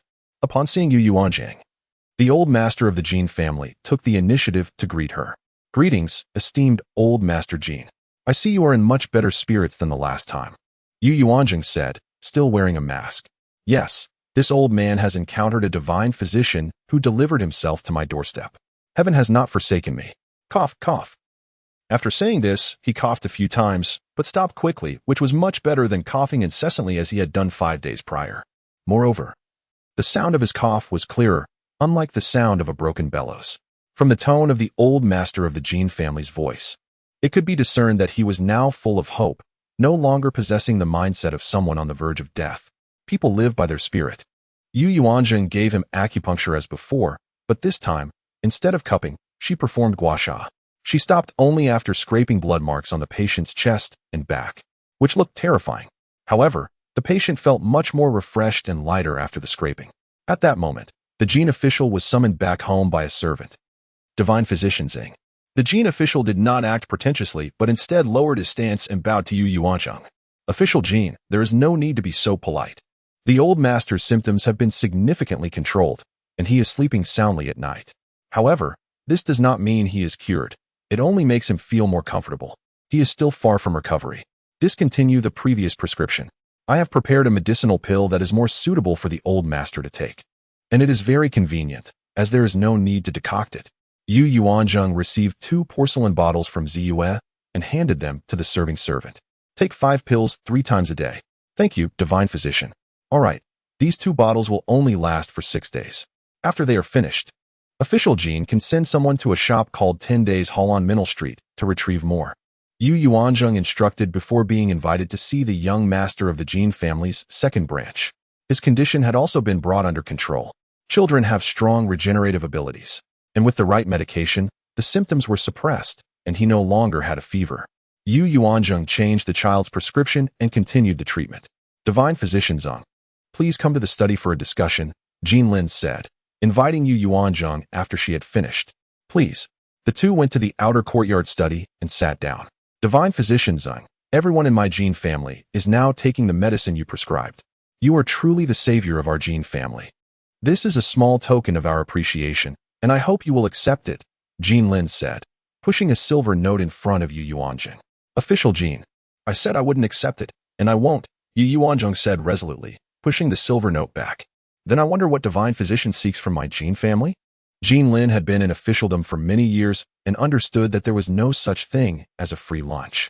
He was unsure of what to do because the other party had not stated their request, and he feared that the divine physician's request would be something that the Jin family could not fulfill, which would make them feel uneasy. If the other party accepted the money, it would be a transaction. If they didn't, it would be an act of kindness. Official Jin, there is no need to be nervous. I do have a favor to ask, and it concerns Old Master Jin. I would like to ask him to take 2 students. Yuanzheng stated her purpose. That's all. Jinlin asked in disbelief. Yes, that's all. Yuanzheng did not expect Jinlin to think it was simple. One should know that countless people wanted to become disciples of Old Master Jin, but their requests were denied. Who are they? Jinlin asked curiously. The second master of the Yong'an Marquis mansion, Yuanji, and his son. Initially, she only intended to mention her father. But considering that she had saved 2 members of the Jin family and helped them control the spread of the disease, she decided to include her younger brother as well. Otherwise, it would be a loss. What? Jinlin did not expect it to be Yuanji, which was too unexpected. What is your relationship with them? After a moment of recovery, Jinlin asked again. Official Jin, you don't need to inquire about my relationship with them. Can you make the decision on behalf of your father now? Since Yuanzheng had already spoken, she wanted to know the other party's attitude immediately. Please wait a moment. I will go ask my father now. Jinlin could not make the decision for his father. Jinlin left Yuanzheng in the study and quickly departed, returning after about 2/4 of an hour. How did it go? Yuanzheng asked expectantly. My father said that he doesn't know much about Heir Yi and the Yu family's son, and he needs to meet them and test them before he can decide. Jinlin said apologetically. Yuanzheng was not disappointed upon hearing this, as it directly indicated that Old Master Jin was very responsible towards his students and would not act without principles simply because he had received benefits. He was indeed a scholar of the Hanlin Academy. All right, thank you for the opportunity, Old Master Jin. Yuanzheng bid farewell and left, arranging to return for a follow-up examination in 10 days. The group of 4 returned to 10 Days Hall and changed back into their original clothes. They left through the back alley without attracting anyone's attention. Having obtained Old Master Jin's approval, Yuanzheng went directly back to her maiden home. This was only the second time she had returned since the second branch moved out on the day of her homecoming. However, as soon as she arrived at the gate, she heard a commotion inside. Chapter 33. Good news. As soon as the doorkeeper spotted Yuanzheng descending from the carriage, he promptly approached to greet her. Zhao Bo, what has transpired? The doorkeeper was none other than Zhao Changsheng, the husband of the wet nurse He, who had accompanied the second madam from her family home. It is nothing of significance. Zhao Bo hesitated, unsure how to articulate the matter. Yuanzheng, sensing his reluctance, stepped inside with brisk resolve. The residence, though described as expansive with 3 courtyards, was modest enough to accommodate only their family. Upon entering the main courtyard, she observed her mother standing at the entrance of the main hall, poised to reprimand a maidservant. Second madam, I was wrong. I shall never err again. I beseech you to spare me this once. I will henceforth perform my duties with utmost diligence and will not entertain any improper thoughts, pleaded the maidservant, who knelt on the ground, tears streaming down her face. Let me be the one to administer punishment, Zhao Yuejiao declared curtly, unwilling to elaborate further. Mama stepped forward, directing two matrons to restrain the maidservant on the bench, and the sound of the punishment echoed through the air. Yuanzheng had never witnessed her mother so enraged. The sharp cracking of the board resonated, yet she refrained from intervening until the 30 strokes were concluded, at which point she emerged from behind a pillar. Zhengya, why have you returned at such an hour? Zhao Yuejiao's demeanor transformed into one of warmth upon seeing her daughter. Mother, I missed you and decided to come back. Yuanzheng replied, hastening to assist Zhao Yuejiao into the hall to take a seat. What has transpired? Yuanzheng glanced at the unconscious maidservant sprawled across the bench. She recognized her as the chief maidservant who had tended to her mother, a born servant of the family. The maidservants who had accompanied them during the marriage had long since aged and married off, leaving only those who were later chosen from the family's own offspring to serve Zhao Yuejiao. Alas, ever since the division of the family, her audacity has grown. She dared to entice your father, wishing to become a concubine. Zhao Yuejiao expressed her outrage. What? Yuanzheng was taken aback. The revelation explained her mother's fury. In the past at the main residence, there was still hope for her to become a stewardess, and she could keep her ambitions in check. But now, with our family split and merely 18 servants at our disposal, she perceives no future and has set her sights on your father. Zhao Yuejiao vented her frustrations. Then let us sell her off directly. I cannot abide such women. However, considering she has served me, let us merely give her a beating before sending her back to the main residence, where her mother can deal with her. I suspect your aunt will not let her off lightly either. Zhao Yuejiao was reluctant to take drastic measures. After all, with their family newly divided and so few servants, how might the others perceive such harshness? If she showed a modicum of leniency, the remaining servants would remain more loyal. In your future management of the household, you must balance discipline with compassion. Only then will they be truly loyal, rather than just submissive through fear. Zhao Yuejiao seized the opportunity to impart wisdom to her daughter. Previously, in the main residence, she had not held the role of matriarch and had often restrained herself under the authority of the old matriarch and the main wife, all in the interest of the family's well-being. Now that they had separated, her approach as the head of the household was naturally different.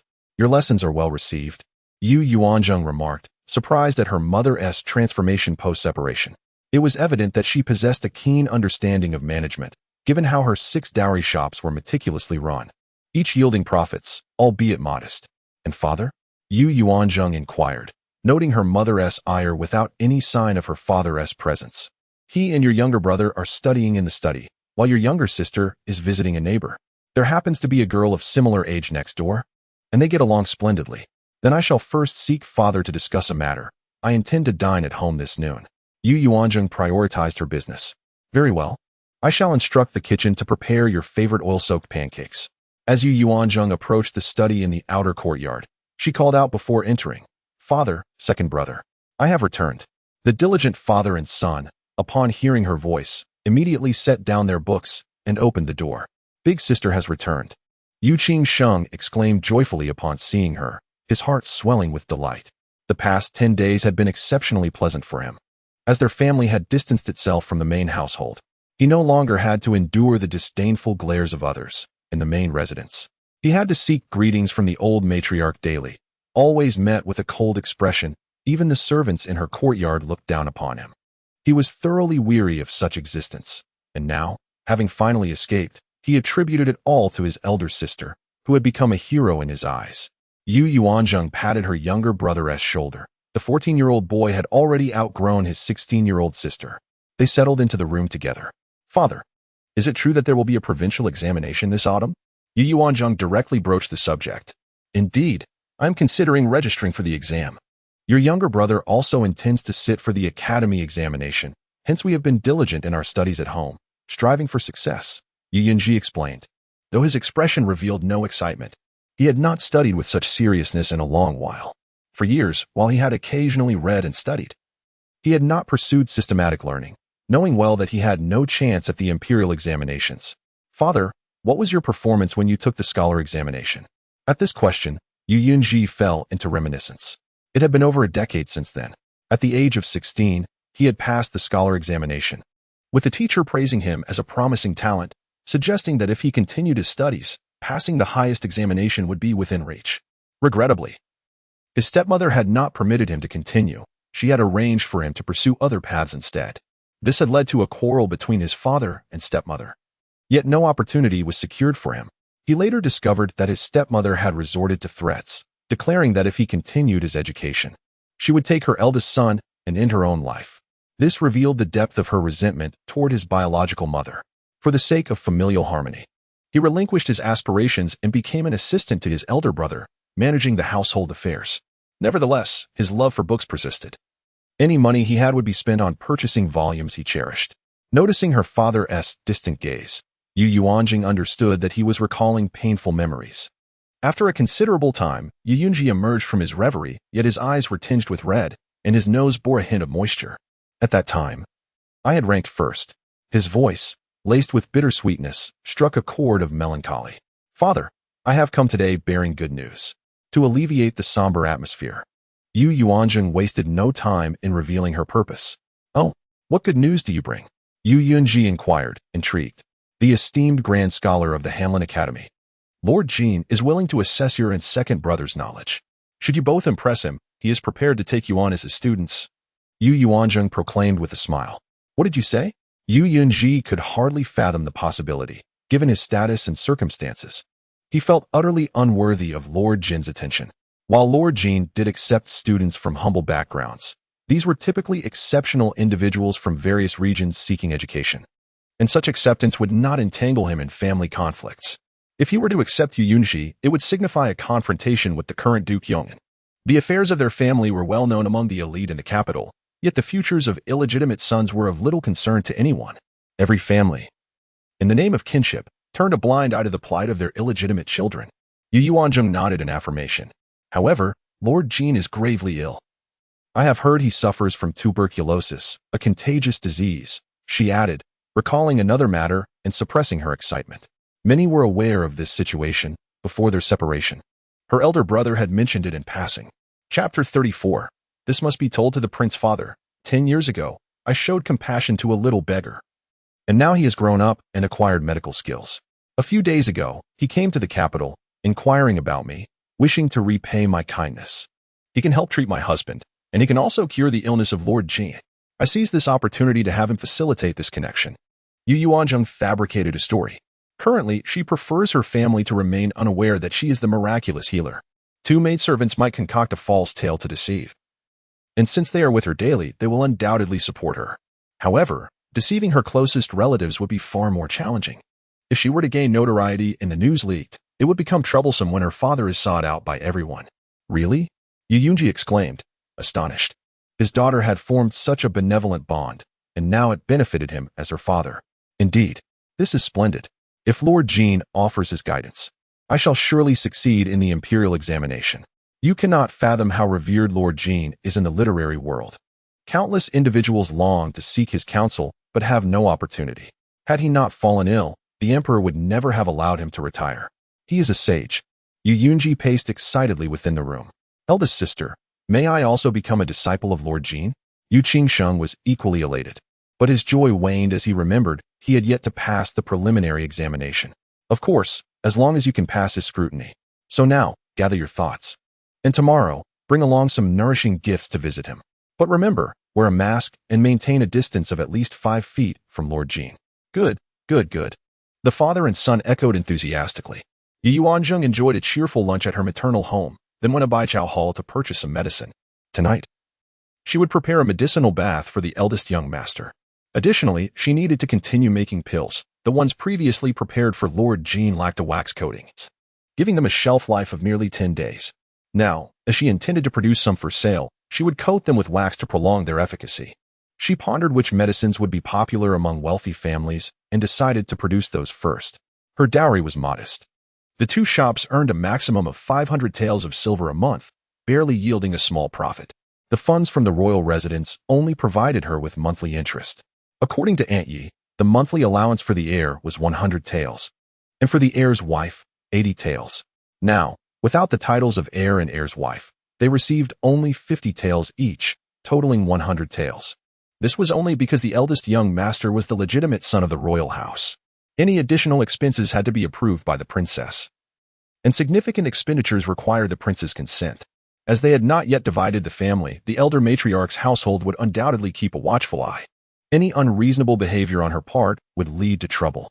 Ultimately, she concluded that possessing her own funds was the key to independence. That evening, Yuanzheng and 3 guards administered another medicinal bath and bloodletting for the eldest young master. After tidying up, they placed him on the bed. Qingfeng and Mingyue dressed the young master and changed his diaper. Then they discovered something miraculous. The eldest young master was indeed responding like a normal man. The 2 young servants, both male, understood the implications. They gazed at the eldest young master in astonishment, having served him for so long without encountering such a phenomenon until now. Their hearts soared with joy.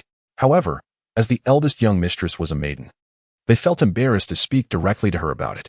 This was news that must reach the prince, but Yuanzheng was unaware. As the 2 young servants assisted the eldest young master in changing his clothes, she deemed it inappropriate to be present. After everything was arranged, the 2 exited to keep watch. The next morning, upon hearing that the prince had risen, the 2 young servants hurried to him. "Your Highness, we bring good news," Qifeng exclaimed excitedly upon seeing the prince. "Can we discuss this in the study?" Qifeng felt it best to keep the matter confidential. The group moved to the front courtyard. "Speak," the prince commanded, eyeing the 2 visibly jubilant young servants.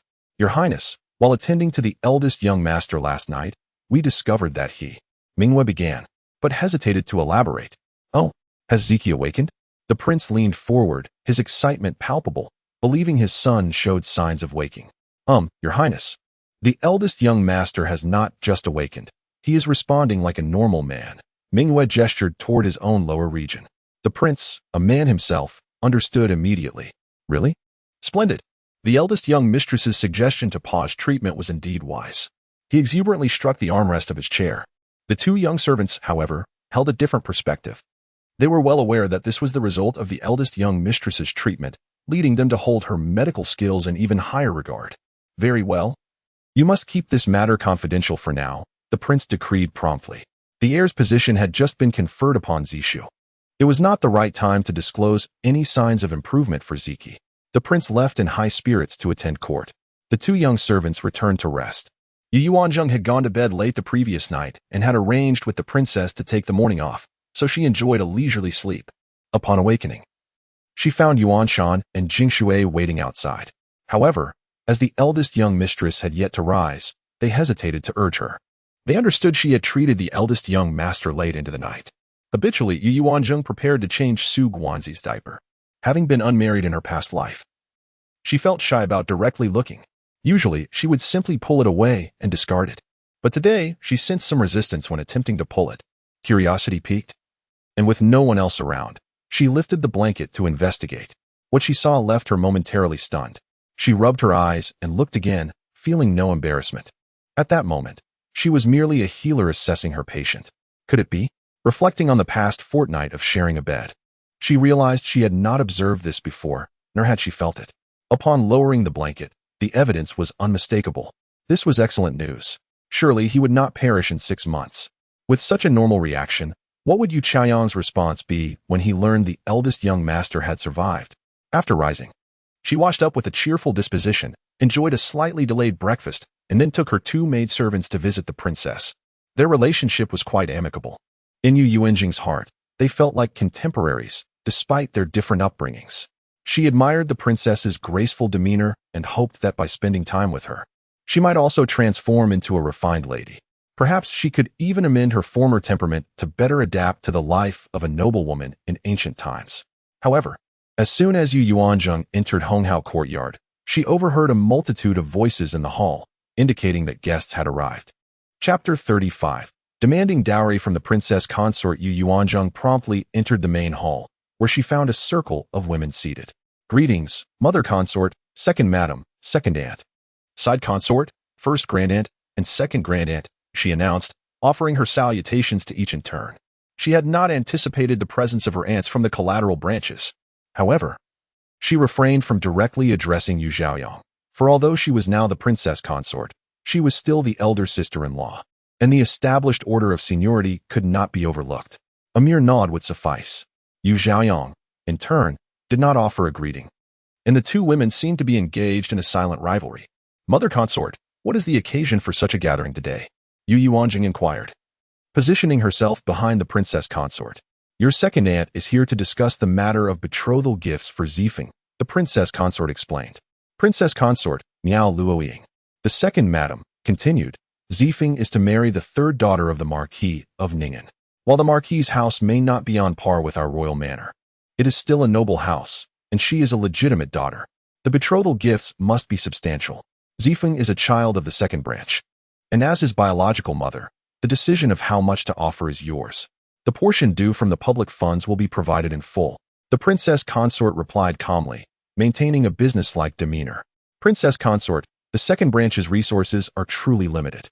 I implore you to speak with the prince and see if additional funds can be allocated from the public coffers for the betrothal gifts. Miao Luoying pleaded, feigning distress.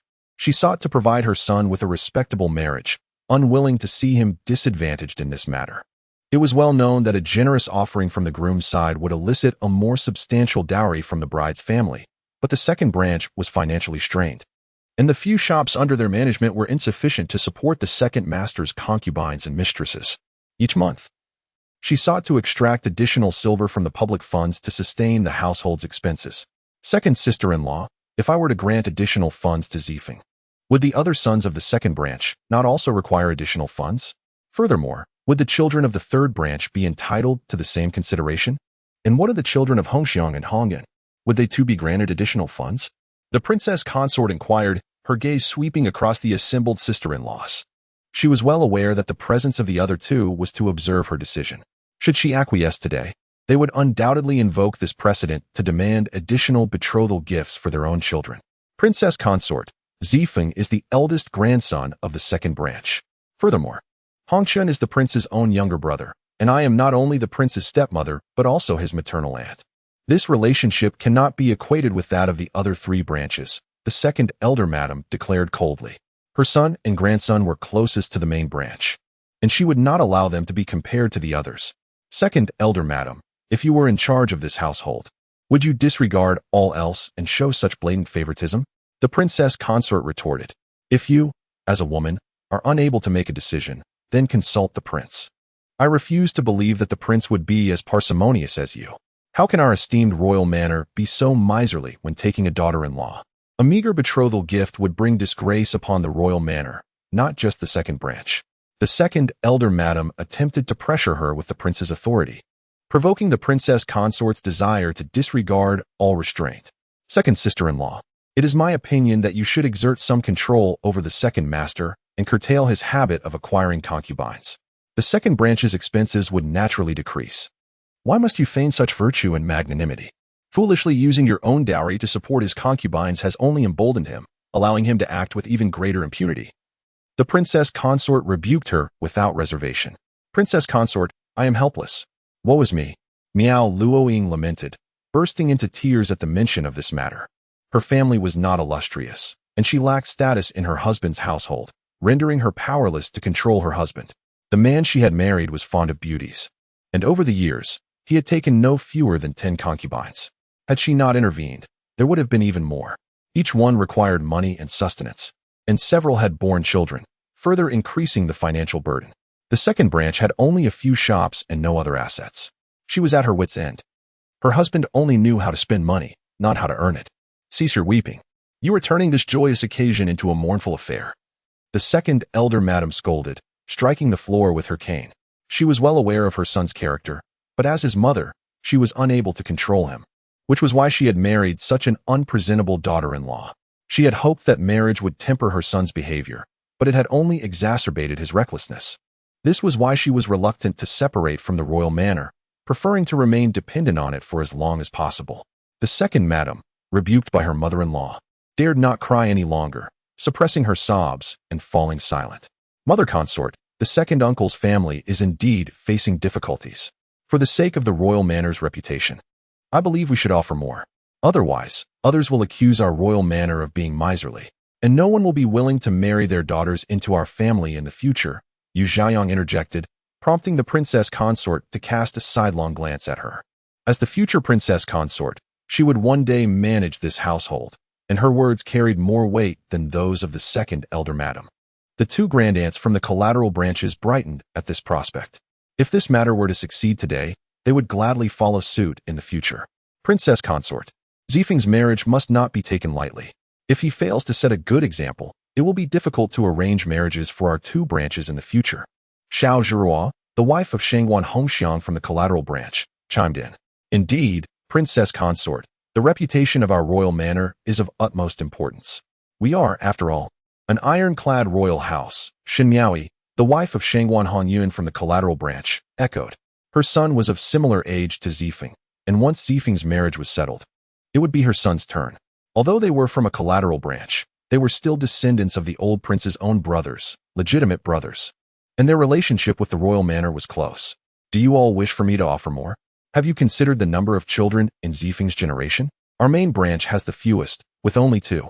The second branch has 4 boys and 3 girls. Zhihua's family has 4, and Miaoyi's family currently has 3.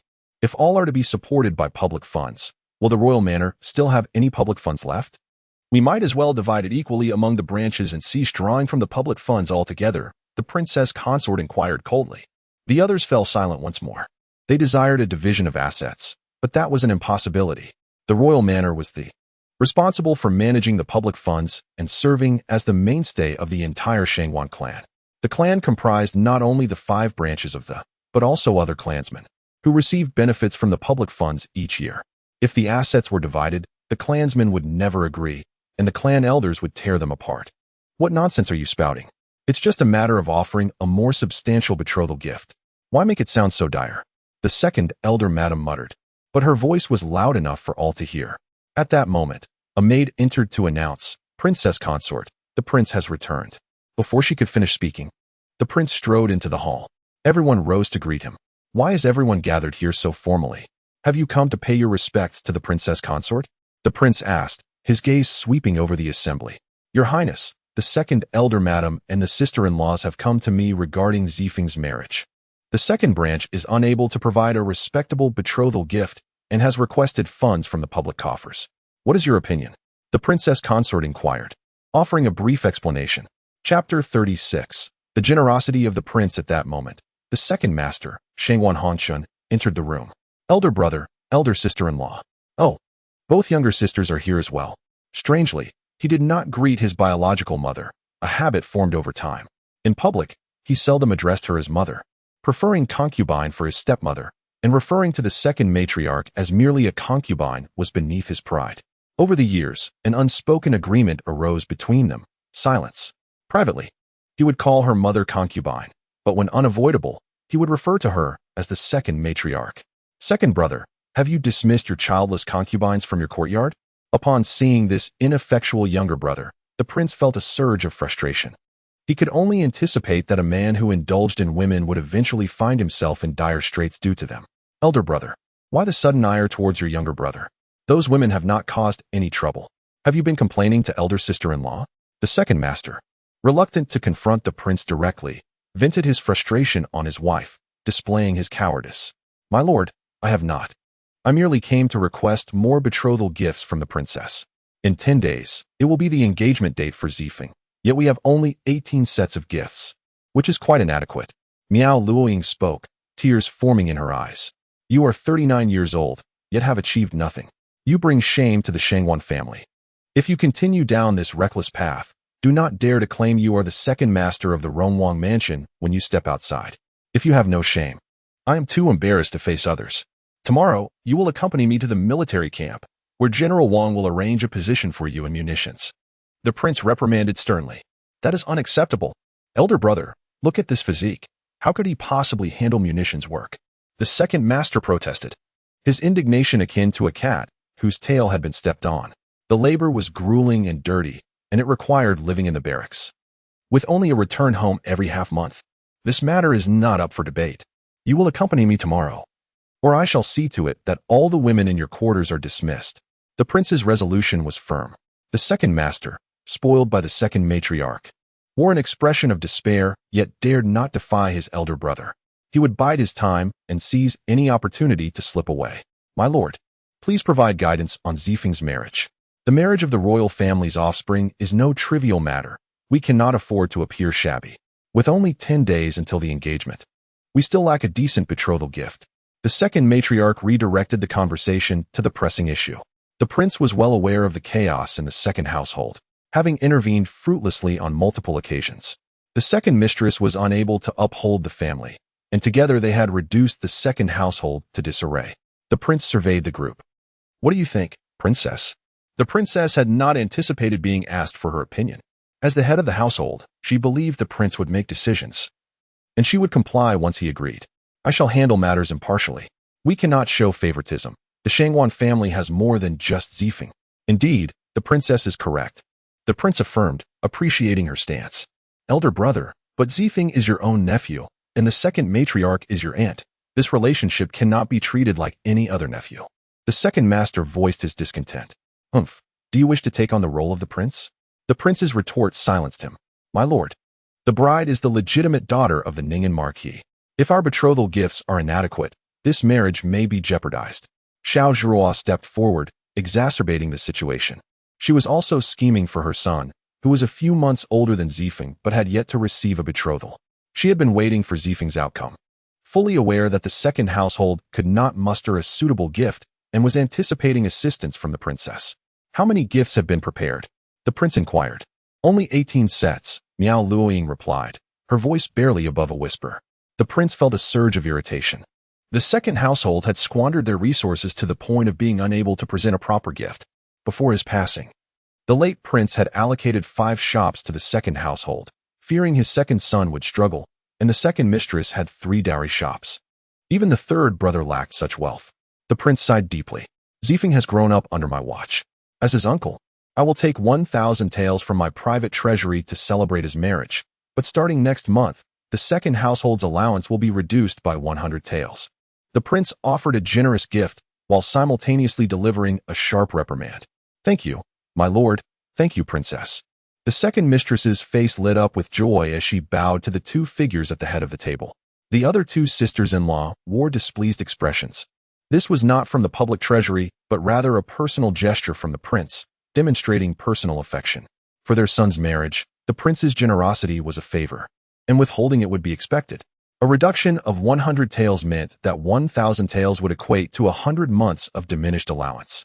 It would not be long before the princess would be compelled to restore the funds amidst the squabbling with the second matriarch and second mistress. The 2 women exchanged disappointed glances. "For Zijin, I shall provide 3,000 taels, and for Zilu, I shall also give 3,000 taels." The prince continued, addressing the 2 younger sons of the secondary branch. Xiao Zijin was the eldest grandson of a side branch, while Xiao Zilu was the eldest son of another side branch. Upon hearing that the prince would also provide for their sons, although not as generously as for Zifeng, Xiao Zhuo and Xin Miaoi felt a sense of relief. As 3,000 taels was better than nothing, they stepped forward to express their gratitude to the prince. The prince's arrival resolved the princess's dilemma. The second household departed in high spirits, while the side branches were not overly disappointed. As everyone dispersed, Yuanzheng remained. Throughout the proceedings, she had merely played a supporting role, with no opportunity to voice her thoughts. "My princess, do you disapprove of my handling of the situation?" The prince sensed her silence and felt a twinge of discomfort. "Not at all, my lord. You are the head of the household. Your funds are yours to allocate as you see fit. I would not dare to voice an objection." "Good, my princess, do not be upset. I shall also provide for Ziki." He then produced a stack of banknotes from his bosom and presented them to Yuanzheng. Surprised, she hesitated, looking to the princess for guidance. "Accept it. It is a gift from the prince." The princess would not hesitate to accept. "Use this to purchase fine fabrics for Ziki and yourself to create beautiful garments. Once the engagement is finalized, the wedding will not be far behind. You must not appear too shabby when receiving guests alongside your mother." The princess directly took the banknotes and placed them in Yuanzheng's hands. "Thank you, father, mother." A radiant smile brightened Yuanzheng's face.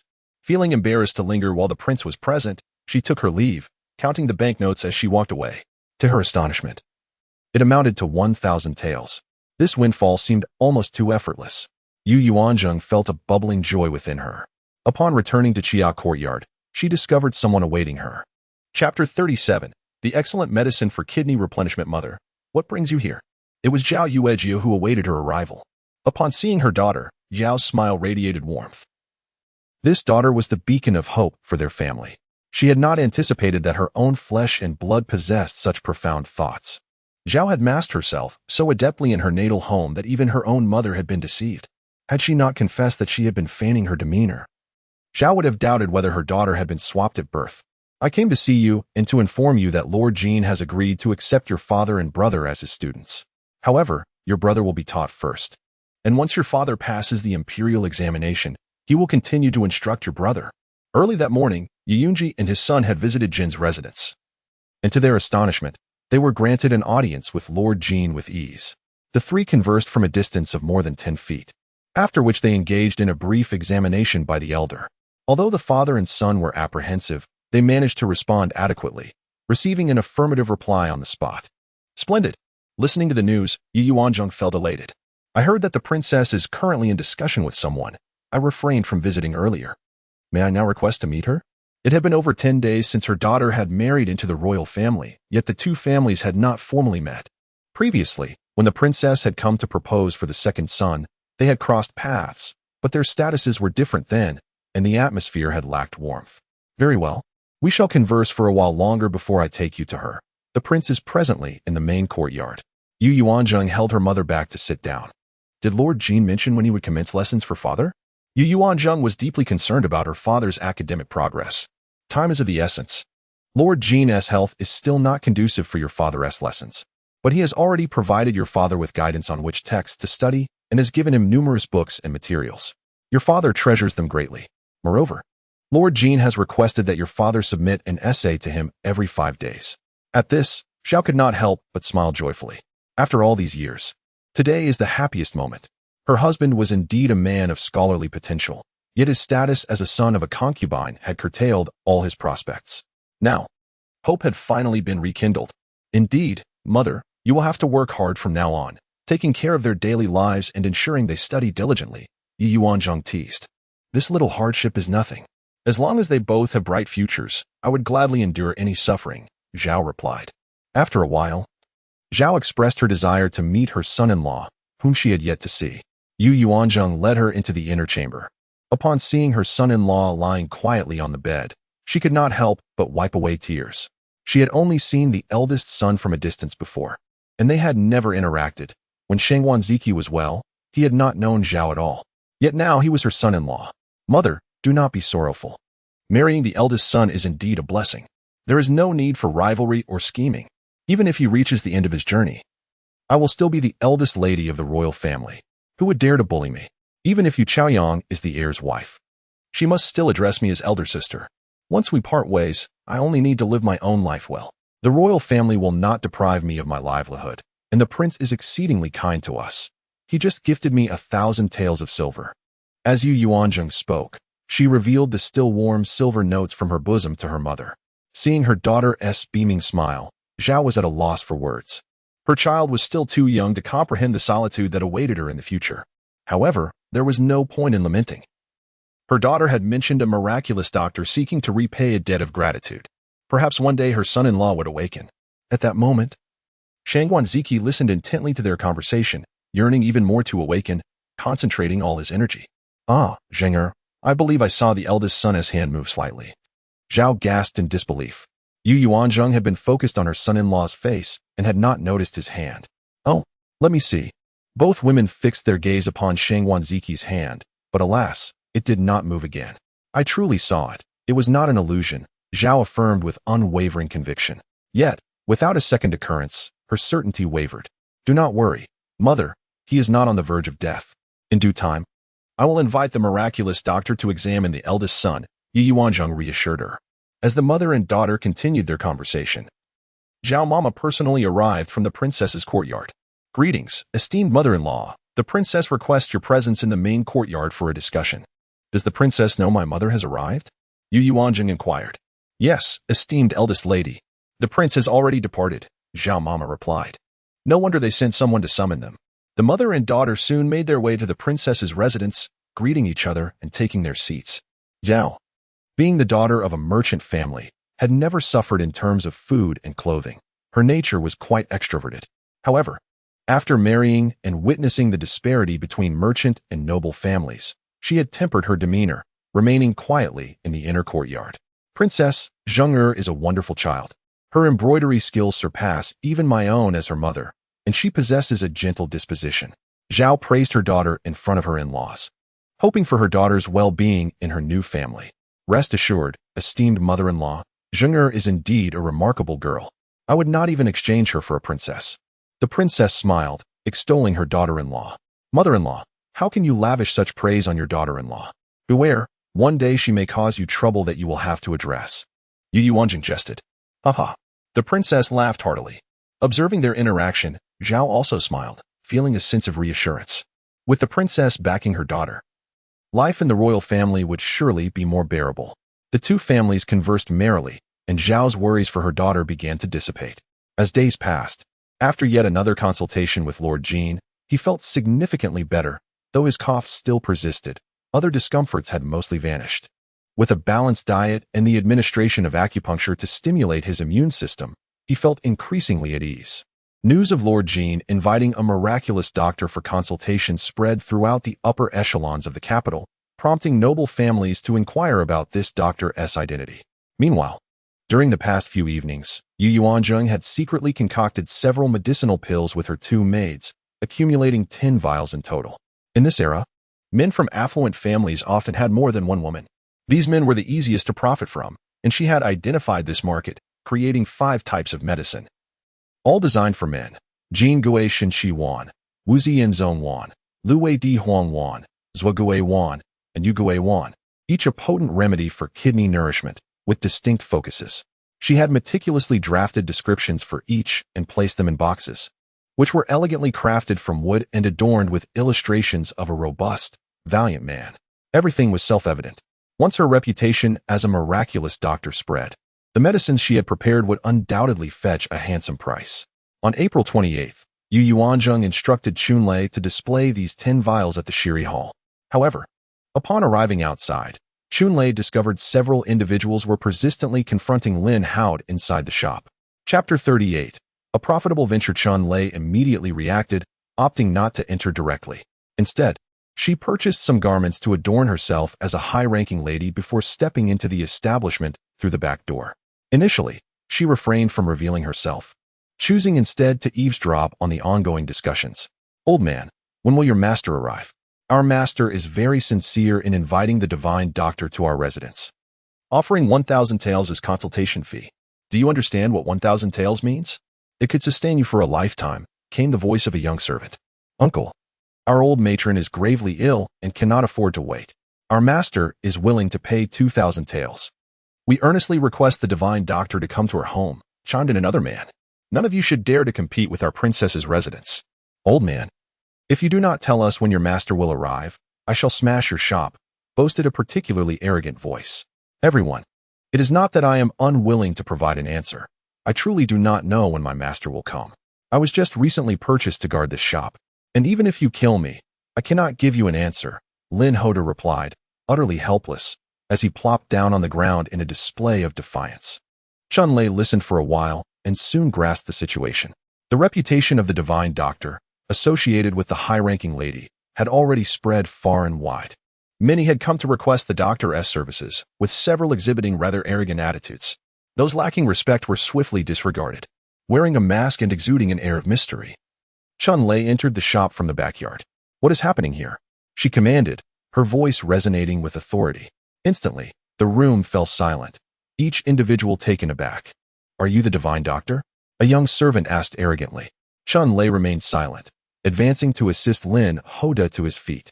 Master, these individuals are all here to request medical assistance, Lin Hoda said, feeling reassured upon seeing a familiar face. Requesting medical assistance? Is this the attitude one adopts? Chunlei's cold gaze swept across the crowd, sending shivers down their spines as the atmosphere grew tense. Dressed in a dark robe and donning a silver mask, her eyes remained visible, radiating an ethereal aura, yet her evident anger rendered her an intimidating figure. I have 5 rules for consulting. Only those with sincere intentions will be treated. Only those whose lives are at stake will be treated. Only those who encounter me by fate will be treated. Only those who keep their promises will be treated. Only those with good intentions will be treated. Lei pronounced each word with clarity and weight, striking at the hearts of all present, particularly the arrogant seeker of aid, who now appeared pale and perspiring. Old Lin. Who was the most disrespectful? Lei inquired again. Lin Hoda obediently pointed out one culprit. Without hesitation, Lei stepped forward, grasped the man by his collar, and unceremoniously hurled him out. This action startled the others, who had not anticipated the divine doctor's martial prowess. As a result, they stood against the wall, chastened. Old Lin, here are 10 vials of pills I have prepared. Display them for 100 taels each. No credit will be extended, Lei instructed coldly. Initially, the high-ranking lady had suggested selling each vial for 10 taels, but her anger had multiplied the price tenfold. The pills had taken several nights of labor to prepare, and she deemed it unacceptable to undervalue them. Yes, master, Lin Hoda responded immediately, arranging the vials on the counter. In this vast shop, only 10 small vials were displayed, a rather unimpressive inventory. I will send 2 people to assist you shortly. If anyone acts foolishly, throw them out, Lei warned, casting a glance at the crowd seeking aid. My consultation fee starts at 10,000 taels, and I only provide medical treatment, not guarantees for survival. I will only be available for consultations every 10 days. It is not a matter of simply showing up to request my presence, she declared, exuding an air of indifference as if she were not in need of their patronage. With that, she turned to leave, her enigmatic silhouette sending a chill through the onlookers. Once Lei departed, the crowd hastily surrounded the counter, each vying for a vial of the newly displayed medicine. Upon opening them, they discovered a note inside, and their expressions shifted to one of intrigue. This divine doctor truly understood the hearts of men. These young servants, belonging to prominent families and literate, quickly grasped the implications of the pill's effects. However, the price of 100 taels deterred them from making hasty decisions, prompting many to leave in a rush to report back to their masters. That very day, the 10 vials under Lin Hoda's watch sold out. Lei instructed Chasing Wind and Pursuing Moon to stay at the shop to prevent any disturbances. By evening, Yuanzheng received the payment for the 10 vials. Gazing at the 10 identical silver notes in her hands, feeling as though the money had come too easily. Miss, the 2 maidservants beamed, sharing in Yuanzheng's delight. Haha. Yuanzheng laughed heartily. From now on, who could she fear? With money, she could pave her own way. Even if she lost her position as the young mistress of the Wang residence, she could still thrive there with wealth. A household is but a composition of masters and servants. Where there are people, there exists a world of intrigue, and no one can resist the allure of riches. Ziyue. This one is for you. Jianghua. This one is for you. In the future, when you see someone suitable in the residence, offer them some benefits and gather information about past events and relationships. Yuanzheng generously distributed a silver note to each maidservant. Miss, this is too much. Jianghua hesitated to accept. 100 taels was more than all their monthly allowances combined over several years. With money in hand, one can remain calm in heart. In the future, when I earn more, you will all share in it. Save what you cannot spend for your dowries, Yuanzheng reassured them. Thank you, miss. The 2 maidservants joyfully accepted. Having worked alongside Yuanzheng to prepare the pills, they were astonished by the successful outcome and held her in high esteem. Yuanzheng then handed 5 notes to Lei to distribute among the 10 brothers. Lei accepted without pretense. When the guards encountered Yuanzheng, their first words were, "Thank you, esteemed lady." Having previously served the prince, they had never experienced such treatment, their laughter betraying their humble origins. Having tasted the sweetness of success, Yuanzheng chose to concoct more pills that very night. In just 3 days, she produced 5 different varieties with distinct effects. The 2 maidservants had learned to make 10 types of pills. She then sent them to the bridal courtyard to teach Lu Mingda and his wife. The maidservants spent 3 consecutive days instructing them, only ceasing once Lu Mingda and Lu Wanshi had mastered the art. Lei had raised the consultation fee to 10,000 taels, and for days, Lin Hoda received no further requests for medical consultations. Such an exorbitant fee surely deterred most from seeking her services. One morning, Yuanzheng went to pay her respects to the princess and again found herself dining in the main courtyard, only to discover there was no saffron today. This matter had become a mystery in her mind. Yuanzheng never visited the 2 elder matriarchs or concubine Luo to pay her respects, having previously inquired whether it was necessary. The princess had exempted her, stating that only her own greetings sufficed. Just after finishing breakfast, the women of the Wang residence arrived once more. Chapter 39. The princess makes an appearance to propose marriage. The elder matriarch called out to the princess in a tone that was neither warm nor cold. Your Highness, tomorrow marks the auspicious day for Zifeng's proposal. We ought to discuss our approach. The second matriarch smiled as she conveyed her intent. Having received a substantial sum of 1,000 taels of silver, she had been busy these past few days, but her spirits were elevated. The proposal for Zifeng is naturally your responsibility as his mother. What more is there to deliberate? The princess responded, somewhat perplexed. Your Highness, although our branch is part of the Roan Wangfu, we are still but a secondary household. If you and the future princess were to personally present the proposal, I believe the Ningen Marquis would be more inclined to agree, which would also signify our house's earnestness regarding this union, the second matriarch asserted, shamelessly flattering. With the Dragon Boat Festival approaching the day after tomorrow, I shall be occupied tomorrow, the princess replied, immediately grasping the underlying message. It was a matter of her reputation being at stake. Sister Wang, you must assist in this matter. Zifeng has grown under your care. His standing in the Marquis reflects positively on our family as well. The second matriarch rarely addressed her as Sister Wang. This was a desperate attempt to forge a closer bond, as she began to play the role of a petulant child. The princess must take charge of this affair. The relationship between the Ningen Marquis and our Roan Wangfu will soon be that of in-laws, and we must maintain it well. The third prince has now reached the age of 17. Our house is his maternal family, and he will rely on us in the future. As his aunt, you cannot remain indifferent. We must uphold these connections for his sake, the elder matriarch insisted firmly. Elder matriarch, please choose your words wisely. There are boundaries to what ought to be said, the princess retorted coldly. Our Roan Wangfu serves the greater good of the Dawei people, remaining loyal solely to the Dawei and the emperor, without engaging in other matters. Upon hearing this, the princess's demeanor turned frosty. Let us not speak of the third prince. As his aunt, you must ensure that Zifeng's marriage proposal maintains his dignity, so he can hold his head high before his future wife. The elder matriarch, realizing her misstep, refrained from mentioning the third prince again. However, she was acutely aware of why the Ningen Marquis would consider marrying their legitimate third daughter to her grandson. Mother, let us assist Aunt Heir, urged Yu Chaoyang. In the future, when Miss Yu enters our family, it will benefit us sisters-in-law. Elder sister, do you not agree? She added, drawing Yu Yuanzheng into the conversation. Miss Yu referred to Yu Yuing, the legitimate daughter from the Ningen Marquis destined to wed into the Roan Wangfu. Yu Yuanzheng rolled her eyes inwardly. Why should she be involved in this?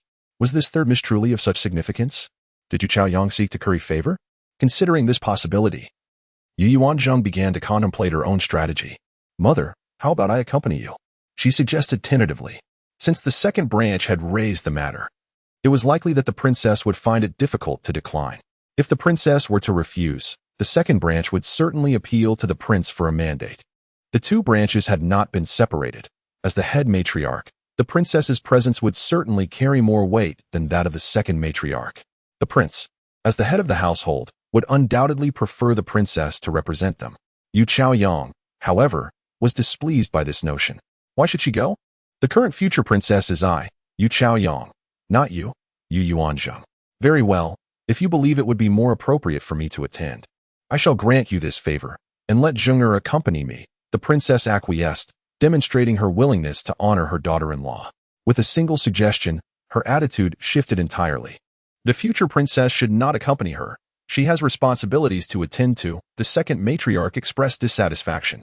It shall be the future princess who goes. The elder matriarch issued a firm directive. Let the future princess go alone. The princess's expression turned icy once more. Though she had not made things difficult for Yu Chaoyang, her thoughts lingered on past grievances, maintaining only a facade of cordiality. Being both an elder and the head matriarch, it was not fitting for her to clash with a younger member of the family, yet her discontent remained unvoiced. The elder matriarch and the second matriarch, recognizing the princess's resoluteness, refrained from further discussion. The princess's involvement was undoubtedly preferable to that of the future princess. Then it shall be the princess and Zheng'er who attend, the second matriarch conceded. Yu Chaoyang shot a resentful glance at Yu Yuanzheng, vexed that such a favorable opportunity had been seized from her.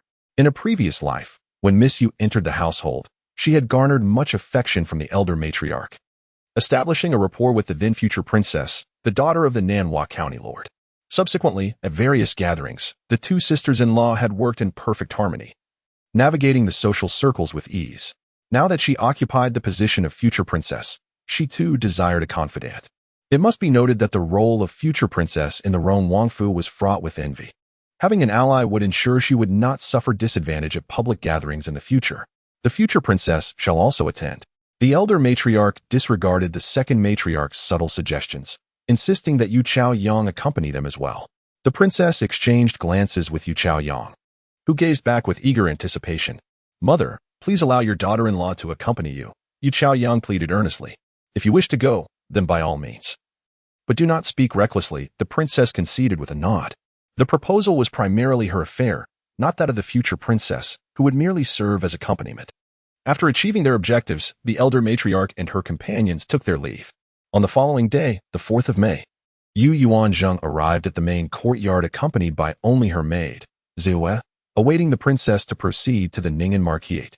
Jiang Hua had already departed to instruct someone on making medicinal pills. With only 2 maids at her disposal, she felt somewhat short-handed.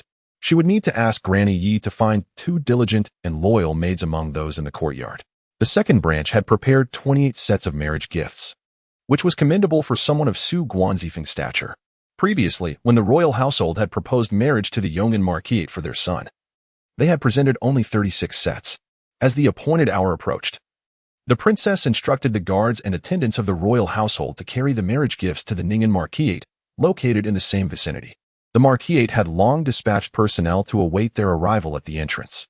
Upon learning of the princess's presence, the elder lady of the Marquisate and the lady of the Marquisate themselves came out to receive her. "We pay our respects to Princess Rong." They began to kneel in reverence, but the princess halted them. "Elder lady, lady of the Marquisate, there is no need for such formality. From now on, our family shall be in-laws. Let us not remain so distant." The princess's visit truly illuminated the occasion, and the elder lady of the Marquisate, smiling warmly, took the princess's hand and led her inside. Once they reached the main hall, they settled in. Younger generations pay their respects to elder lady and lady of the Marquisate. Yuanzheng and Yu Chaoyang made their formal greetings. "Wonderful, wonderful. The princess's daughters-in-law are truly remarkable," the elder lady of the Marquisate observed. Being astute, she was aware of the happenings within the royal household and chose to commend both daughters-in-law rather than excessively praise the future princess alone. "Come now, I have little of value to offer, but as a token for our first meeting, please accept these small gifts," she said, handing 2 boxes to them from her maid. Yuanzheng respectfully accepted the gifts and returned to her seat, instructing her maid to keep them safe. Meanwhile, Yu Chaoyang slyly turned to open her box for a quick glance. Such a small action did not escape notice, revealing the disparity in their manners. Chapter 40, The Rescue at the Marquis's Residence. "How is the eldest son now, Your Highness?" The old Marquisess inquired about the condition of Shang Guanziki. "Everything is as usual," replied the princess, her smile dimming slightly, yet devoid of sorrow. The eldest daughter-in-law, being a well-educated and sensible individual, reassured, with her taking care of the eldest son. "You can rest easy. Indeed, Jenner is a good girl. Since she entered the household, Ziki has been well cared for," the old Marquisess acknowledged. "Congratulations, Your Highness, on having such a wonderful daughter-in-law," she added. "Thank you, old Marquisess. By the way, where is the third miss? I shall summon her to pay her respects to Your Highness." A maidservant immediately scurried off. Before long, a radiant young lady entered, her light pink dress accentuating her vivacious charm. With a delicate oval face, rosy lips, and sparkling eyes, she was indeed a striking flower. "Yueying pays her respects to Your Highness, to the esteemed daughter-in-law, and greets the eldest daughter-in-law," she said, her voice tinged with shyness. Though she was actually a year older than Yuanzheng, she felt somewhat at a disadvantage marrying Shang Guanzifeng. However, in this era, marriages were dictated by parental arrangements. "Ah, good child, come here," the princess beckoned, presenting her with a token of greeting. "Yuanzheng, Chuyang, why don't you accompany the third miss for a stroll while we adults discuss matters?" The princess dismissed the 2 daughters-in-law, for such engagements were indeed the domain of adults, leaving the younger ones as mere embellishments. As the trio departed the main hall, Yueying eagerly suggested, "Let's wander through the gardens. The weather is delightful for a stroll."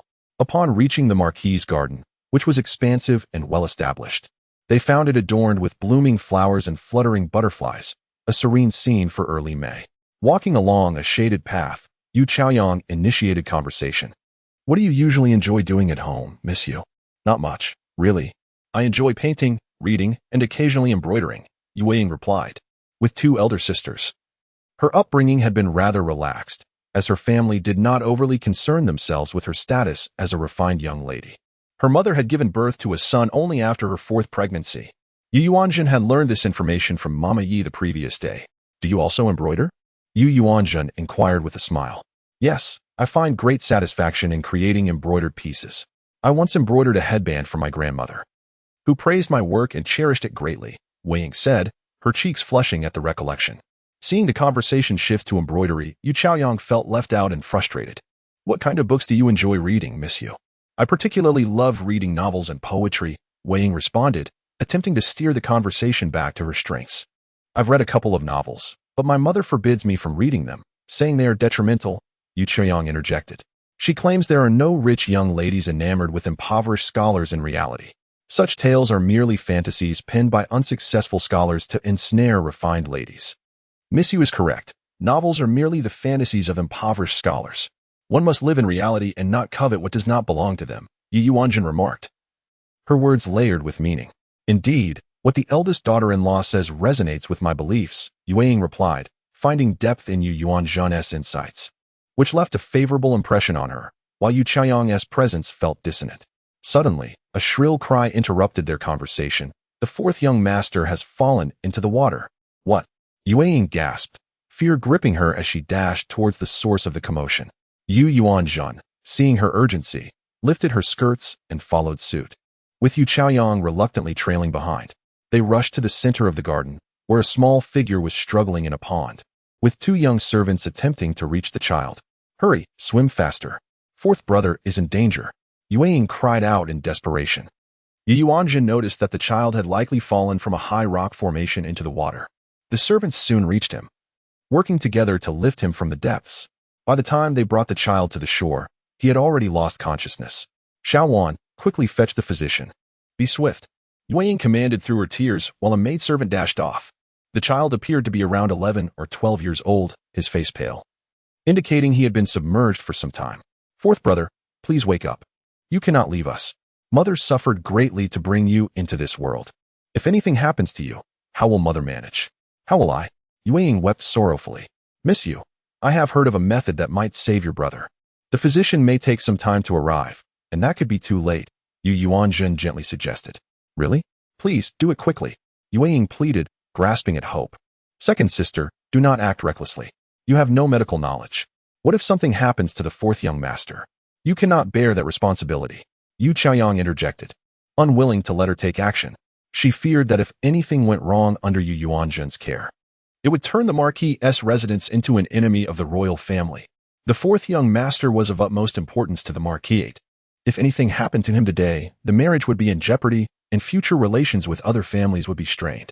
Step aside. Time is of the essence, Yuanzheng commanded coldly, her demeanor shifting entirely.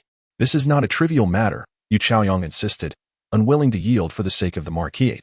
In her past life, the fourth young master had indeed fallen into the water but had not perished. He merely caught a severe chill, which weakened him considerably thereafter. There was no need for Yuanzheng to play the savior here. If her actions backfired and something truly happened to him, no one would bear that consequence. Not acting is fine. Acting may lead to mistakes, Yuanzheng thought, irritated by anyone obstructing her from doing what was right. With a firm push, she sent Yu Chaoyang stumbling back 3 paces before regaining her balance. Second sister, you will not die. There is no need for your unnecessary worry, Yu Chaoyang shouted as she tried to move forward again. Silence, Yuanzheng snapped, commanding, Ziyue, do your best to restrain her. Yuanzheng crouched down, using her sleeve to cover her hand, checking the pulse. The heartbeat had stopped. Cardiopulmonary resuscitation must be administered immediately. Miss Yu, you must heed my instructions. The fourth young master's life hangs in the balance, and his survival depends on our cooperation. Do you understand? Yes, I will follow your lead, Wei Ying replied, her voice choked with tears. Yuanzheng tilted the fourth young master's head back to clear the airway. Now, take a deep breath, pinch his nose, and forcefully blow the air you inhaled into his chest 3 times. Quickly, Yuanzheng instructed swiftly. Yet Wei Ying hesitated, caught off guard. Though he was her brother, he was still a boy, albeit only 12. Hurry, or he will die? Yu Yuanzheng urged, her voice rising in urgency. Chapter 41. Creating good connections. Yu Yuanzheng was jolted by the reprimand. The harsh word made her steel her heart. After all, they were siblings. Even if someone were to speak ill of it would not be excessive, as this was a matter of saving a life. With that thought in mind, she followed Yu Yuanzheng's instructions, took a deep breath, bent down, and pressed her lips against her brother's. She pinched his nose with her left hand and blew forcefully. Her actions left everyone present in stunned silence. Yu Yuanzheng observed the rise in the fourth young master's chest with a sense of urgency. Good, just like that. Let us do it 2 more times. Yu Yuanzheng complied and blew twice more. Yu Yuanzheng immediately knelt, interlocking her hands, and began to compress the young master's chest, counting with each thrust. After 30 compressions, she paused. Blow, she instructed. Yu Yuanzheng dutifully complied, and they continued this cycle. At that moment, Madame Ho, having received the news, rushed in a flurry, followed by a number of others. What is happening?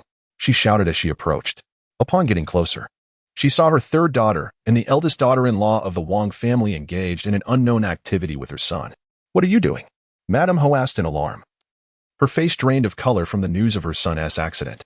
Madam, we are saving him. Please do not disturb us, Yu Yuanzheng replied, her tone imbued with an unassailable authority.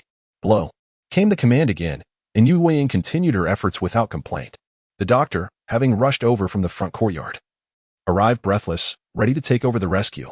Just then, the fourth young master suddenly coughed. Yu Yuanzheng quickly supported him to lie on his side. With a loud gasp, he expelled a large mouthful of water, followed by several more heaves, and began to breathe heavily. Once he caught his breath, he lifted his head and saw his mother. Mother, he cried out, tears streaming down his face, grateful to have survived. Madame Ho rushed forward and embraced him. My son, she sobbed.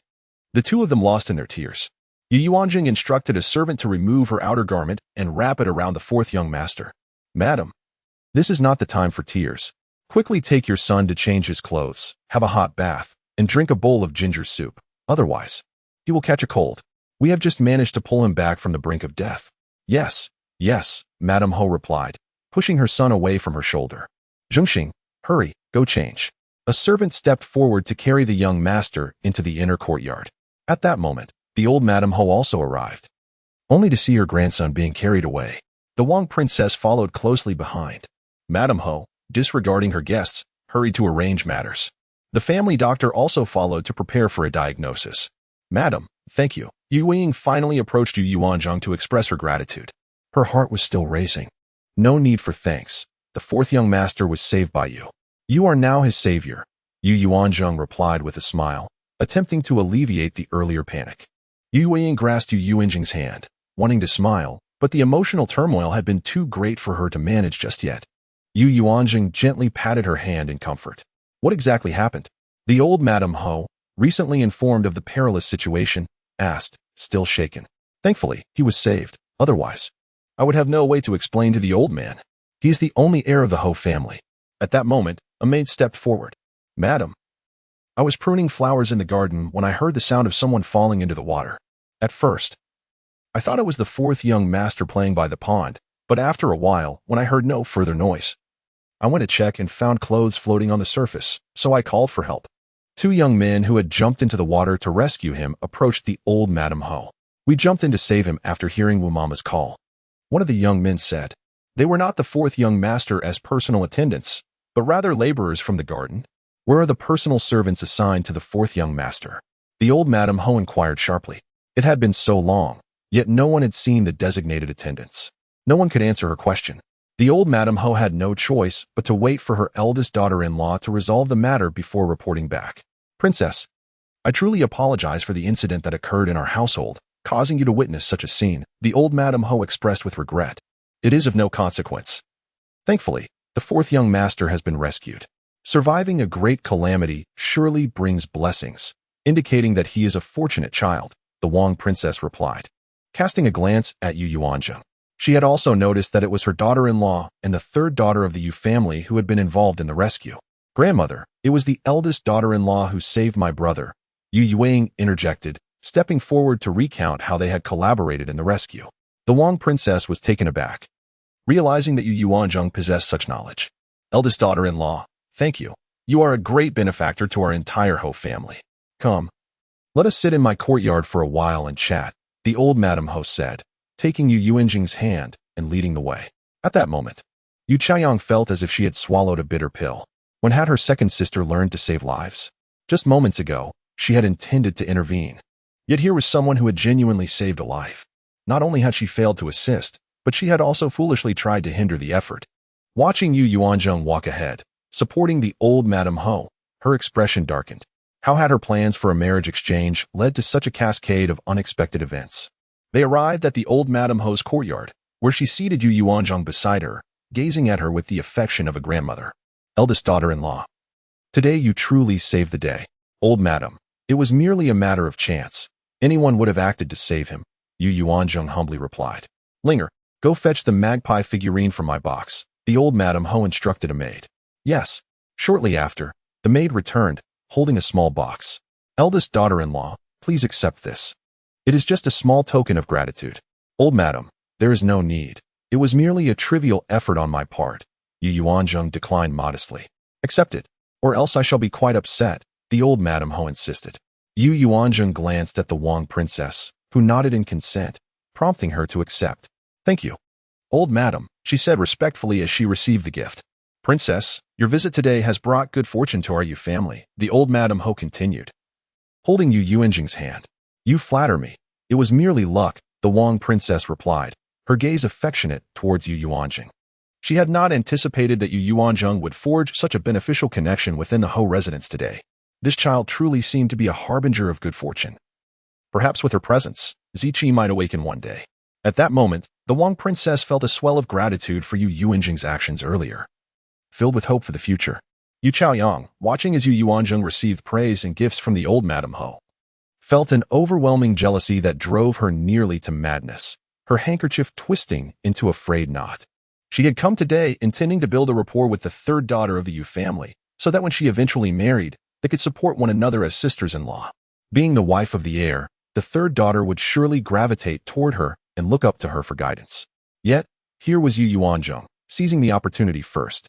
Second sister, how did you come to know that method of saving someone?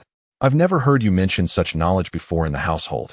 Yu Chaoyang suddenly interrupted the interaction among the three. Chapter 42. A business venture. Yuanzheng's method of saving someone today was utterly astonishing. She could scarcely articulate the reasoning behind it. Thus, her act of heroism could merely be deemed a case of a blind cat stumbling upon a dead mouse. Indeed, how could the young mistress have known such a technique would save a drowning person? The old lady Ho was equally intrigued. She had heard tales of this method from the older generation but had never witnessed it in practice. Yuanzheng glanced at the expectant faces surrounding her. To answer your question, I learned this from an old nurse when I was a child. At first, I thought she was speaking nonsense, but upon reflection, I understood.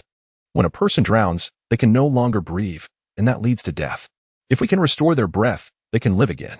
Therefore, I had the third young lady blow air into the fourth young master's lungs while I compressed his heart to make it beat again. Remarkably, it worked on my first attempt. Her explanation was straightforward and comprehensible. What a clever child, the old lady Ho remarked, grasping the concept immediately. By your logic, could one not revive the deceased by blowing air into their lungs?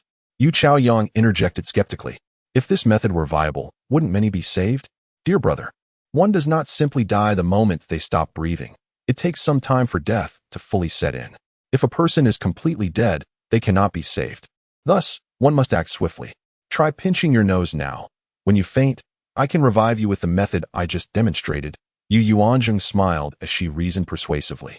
The Ho family insisted that the princess and her mother-in-law stay for lunch. At the dining table, Ying attended to Yuanzheng, ensuring she did not serve herself. How is Zhengxing faring? The old lady Ho inquired anxiously, eager for news. Had it not been for the important guests, she would have rushed to see her grandson. Mother, thanks to the timely intervention of the young mistress and Ying, he is no longer in grave danger, she reported, having traversed the emotional spectrum from despair to relief in a matter of moments. Thank you for your life-saving grace, young mistress. Lady Ho expressed her gratitude sincerely. Oh, it was merely fortuitous, Yuanzheng replied modestly. But have you inquired why Zhengxing fell into the water? Why was he unattended by his attendants? Oh, that little rascal is far too mischievous. He despises studying and even resorted to drugging his teacher St with a soporific. The teacher remains asleep in the study, and the boy sneaked out through the back window to play in the garden. 2 attendants stood guard outside the study, oblivious to everything. He climbed to the highest point of the rockery by the pond, attempted to ascend a tree to exit the courtyard, slipped, and fell into the water, Lady Ho recounted, her frustration palpable. Had it not been for the young mistress's extraordinary method, her son might have perished. She had borne 3 daughters before finally having a son, whom she cherished dearly. This indulgence cannot continue. It will lead to trouble. I shall leave his upbringing to his father henceforth. Neither of us shall interfere.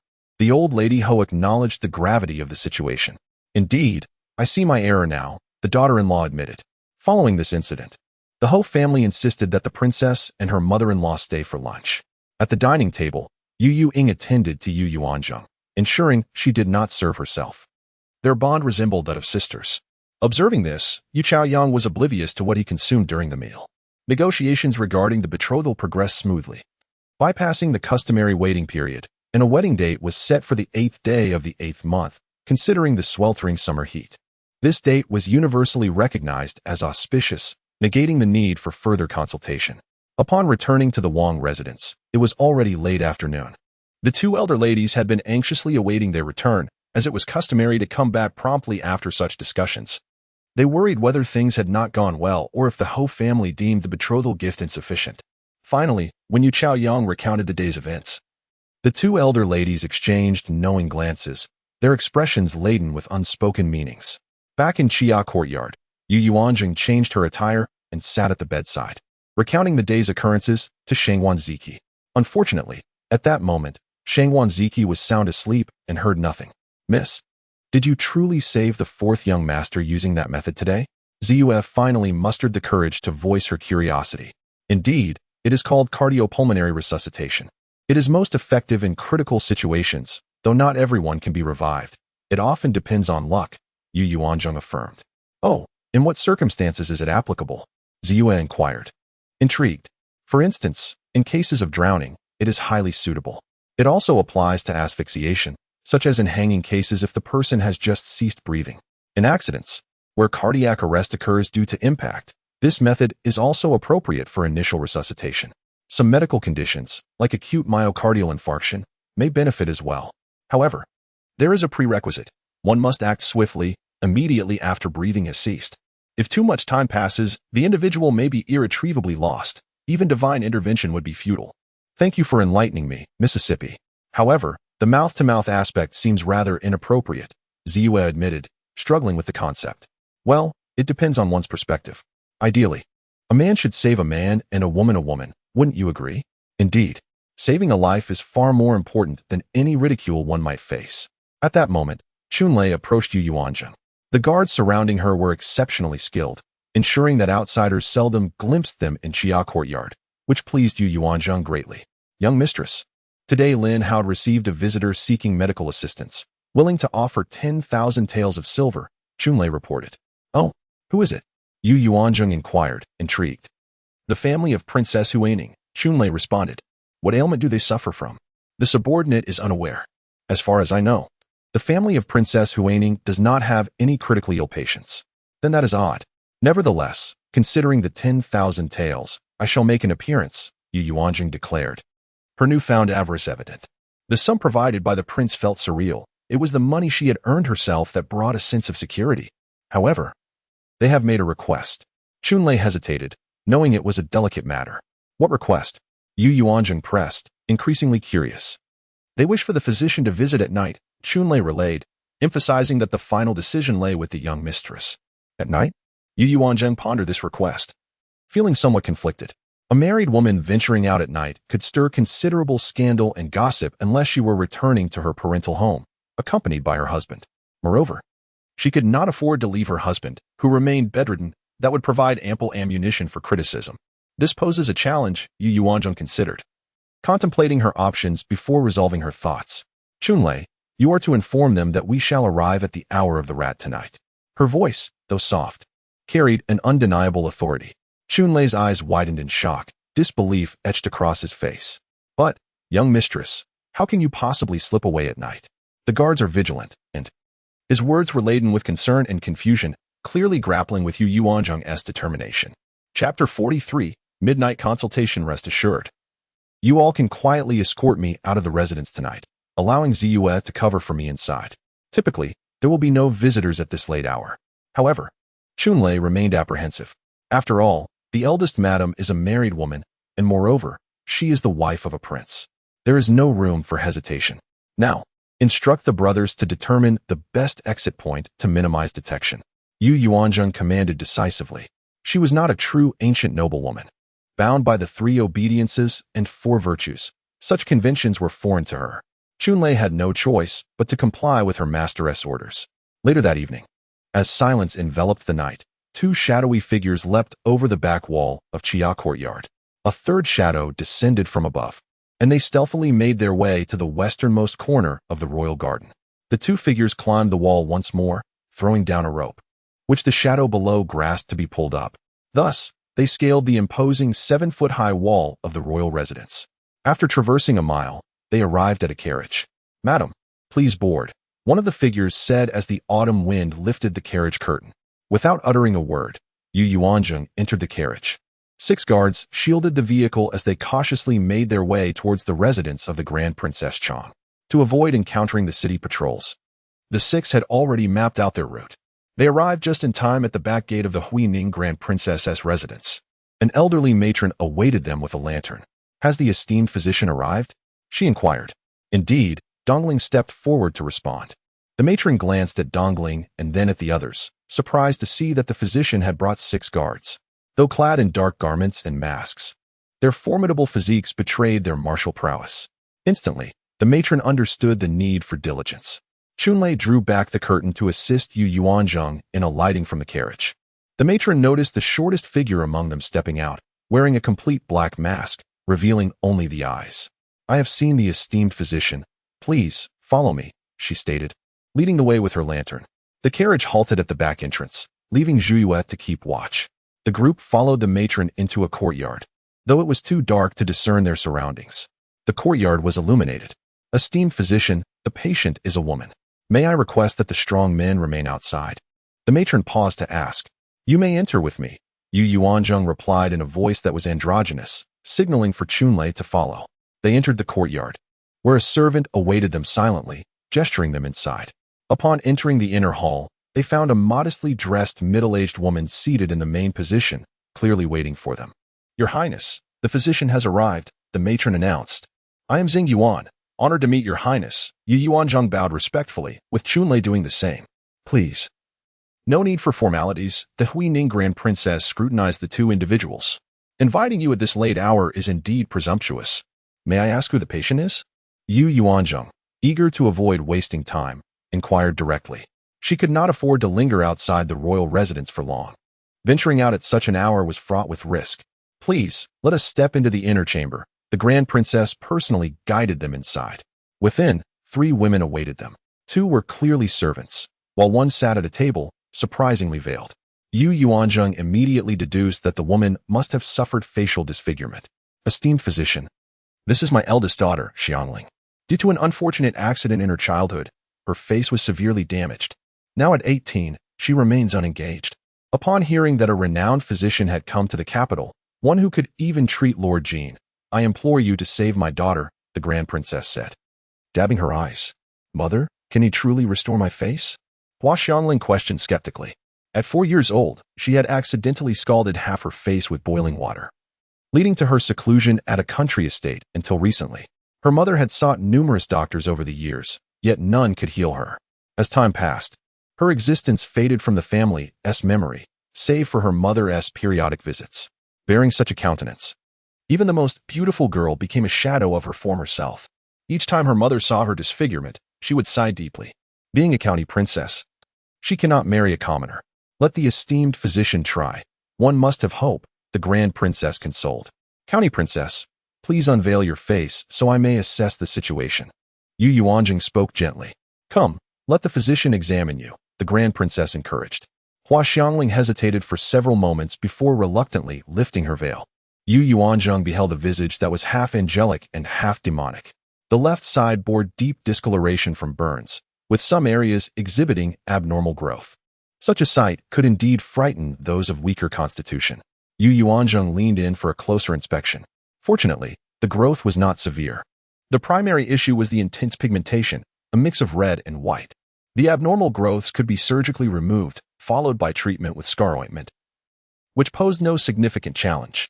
The primary concern lay with the removal of the long-accumulated pigmentation. She contemplated a method and formula known to be effective in fading scar pigmentation. Esteemed physician, what is your assessment?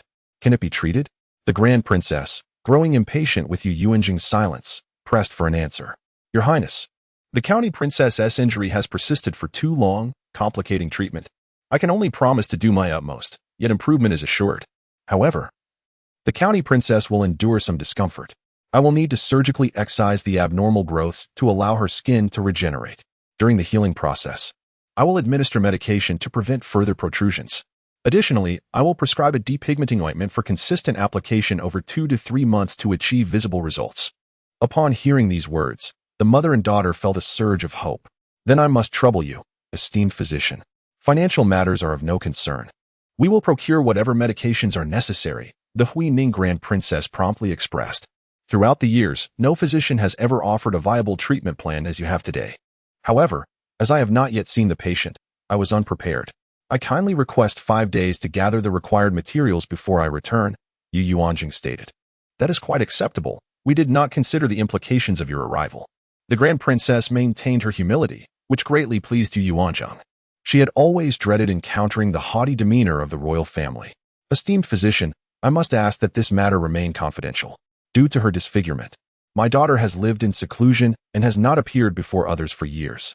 It was only upon hearing of your arrival that I brought her back. Should you be unable to treat her, I shall return her to seclusion, the Grand Princess implored, revealing a mother's heart. Yuanzheng understood the Grand Princess's intentions. She did not wish the world to know her daughter's plight, yet she sought to protect her child. Rest assured, as a healer, patient confidentiality is of utmost importance to us. Thank you, esteemed physician. The Huining Grand Princess expressed her satisfaction with Yuanzheng's understanding. She had sought out the physician precisely because of the enigmatic reputation that preceded them. An unknown healer would be prudent to avoid offending the royal family, lest they encounter misfortune. After a swift exchange, they returned safely to the royal residence, encountering no unexpected events. Yuanzheng slept soundly that night. However, in the distance, a shadow stealthily approached the outer study, lightly tapping on the door. My lord, the shadow whispered. Come in.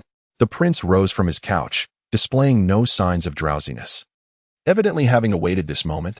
Your Highness, the person has returned, reported the shadowy figure. Summon Chunlei to me, the prince commanded with a chilling tone. Chapter 44. The Dragon Boat Festival in the palace. As Chunlei returned to his quarters, he was greeted by a shadow waiting for him. From the figure, he immediately recognized who it was. Master? Chunlei exclaimed in astonishment. The figure was none other than the first shadow guard beside the prince, Dark One, who was also the mentor to the young shadow guards. The prince wishes to see you, Dark One stated coldly. The two proceeded to the study. I pay my respects to the prince, Chunlei said nervously, kneeling on one knee in greeting. The prince simply gazed at the shadow guard he had personally trained. Not hearing a word from the prince, Chunlei felt a bead of sweat form on his forehead. Did the prince know something? The invisible pressure rendered him unable to rise. Speak, what were you doing with Ziki's wife? The prince asked, his tone devoid of warmth, not instructing him to stand. Chunlei realized that the prince was aware of their outing that evening. Your Highness, it would be best to inquire with the eldest young lady regarding this matter, Chunlei replied, still feeling a measure of fear towards the prince. However, as a subordinate to the eldest son and his wife, he had to consider how to express his loyalty. Even if the prince was the ultimate authority in the royal residence, he could not simply answer every inquiry posed by the prince. To Chunlei's surprise, instead of anger, the prince nodded in approval of his response. Such subordinates were indeed valuable. If he divulged everything at the prince's first question, he would be rendered useless as a shadow guard. You may rise, the prince commanded, and Chunlei felt as though he had been granted a reprieve. How is Ziki's wife treating him? The prince inquired, shifting the topic away from their evening's activities. The eldest young lady is quite attentive to the eldest son, Chunlei replied candidly. Very well. Go, ensure the safety of the Ziki couple, the prince instructed. Yes, Your Highness. As Chunlei exited the study, he remained somewhat incredulous. Had the prince truly let him off so easily? Inside the study, the prince turned to Dark One. Which direction did they go? He asked. To the Princess Huaning's residence. From now on, do not keep an eye on the eldest son and his wife. Focus primarily on the heir's courtyard to ensure the security of the iron box. The prince commanded. Understood, Your Highness. The following day, Yuanzheng once again rose late. The princess was quite indulgent with her, allowing her to forego morning greetings. Today was the Dragon Boat Festival, and the royal family was to enter the palace for a banquet. The princess had been busy preparing for the festival in the days leading up to it. The doors of each courtyard were adorned with mugwort, filling the entire royal residence with its fragrance. The princess even had garments embroidered with 5 poisonous creatures made for each of the royal family members.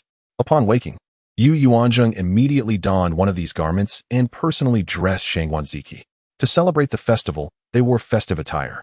Shangguan long outer robe was a deep crimson, while Yuanzheng's was a vibrant rose color.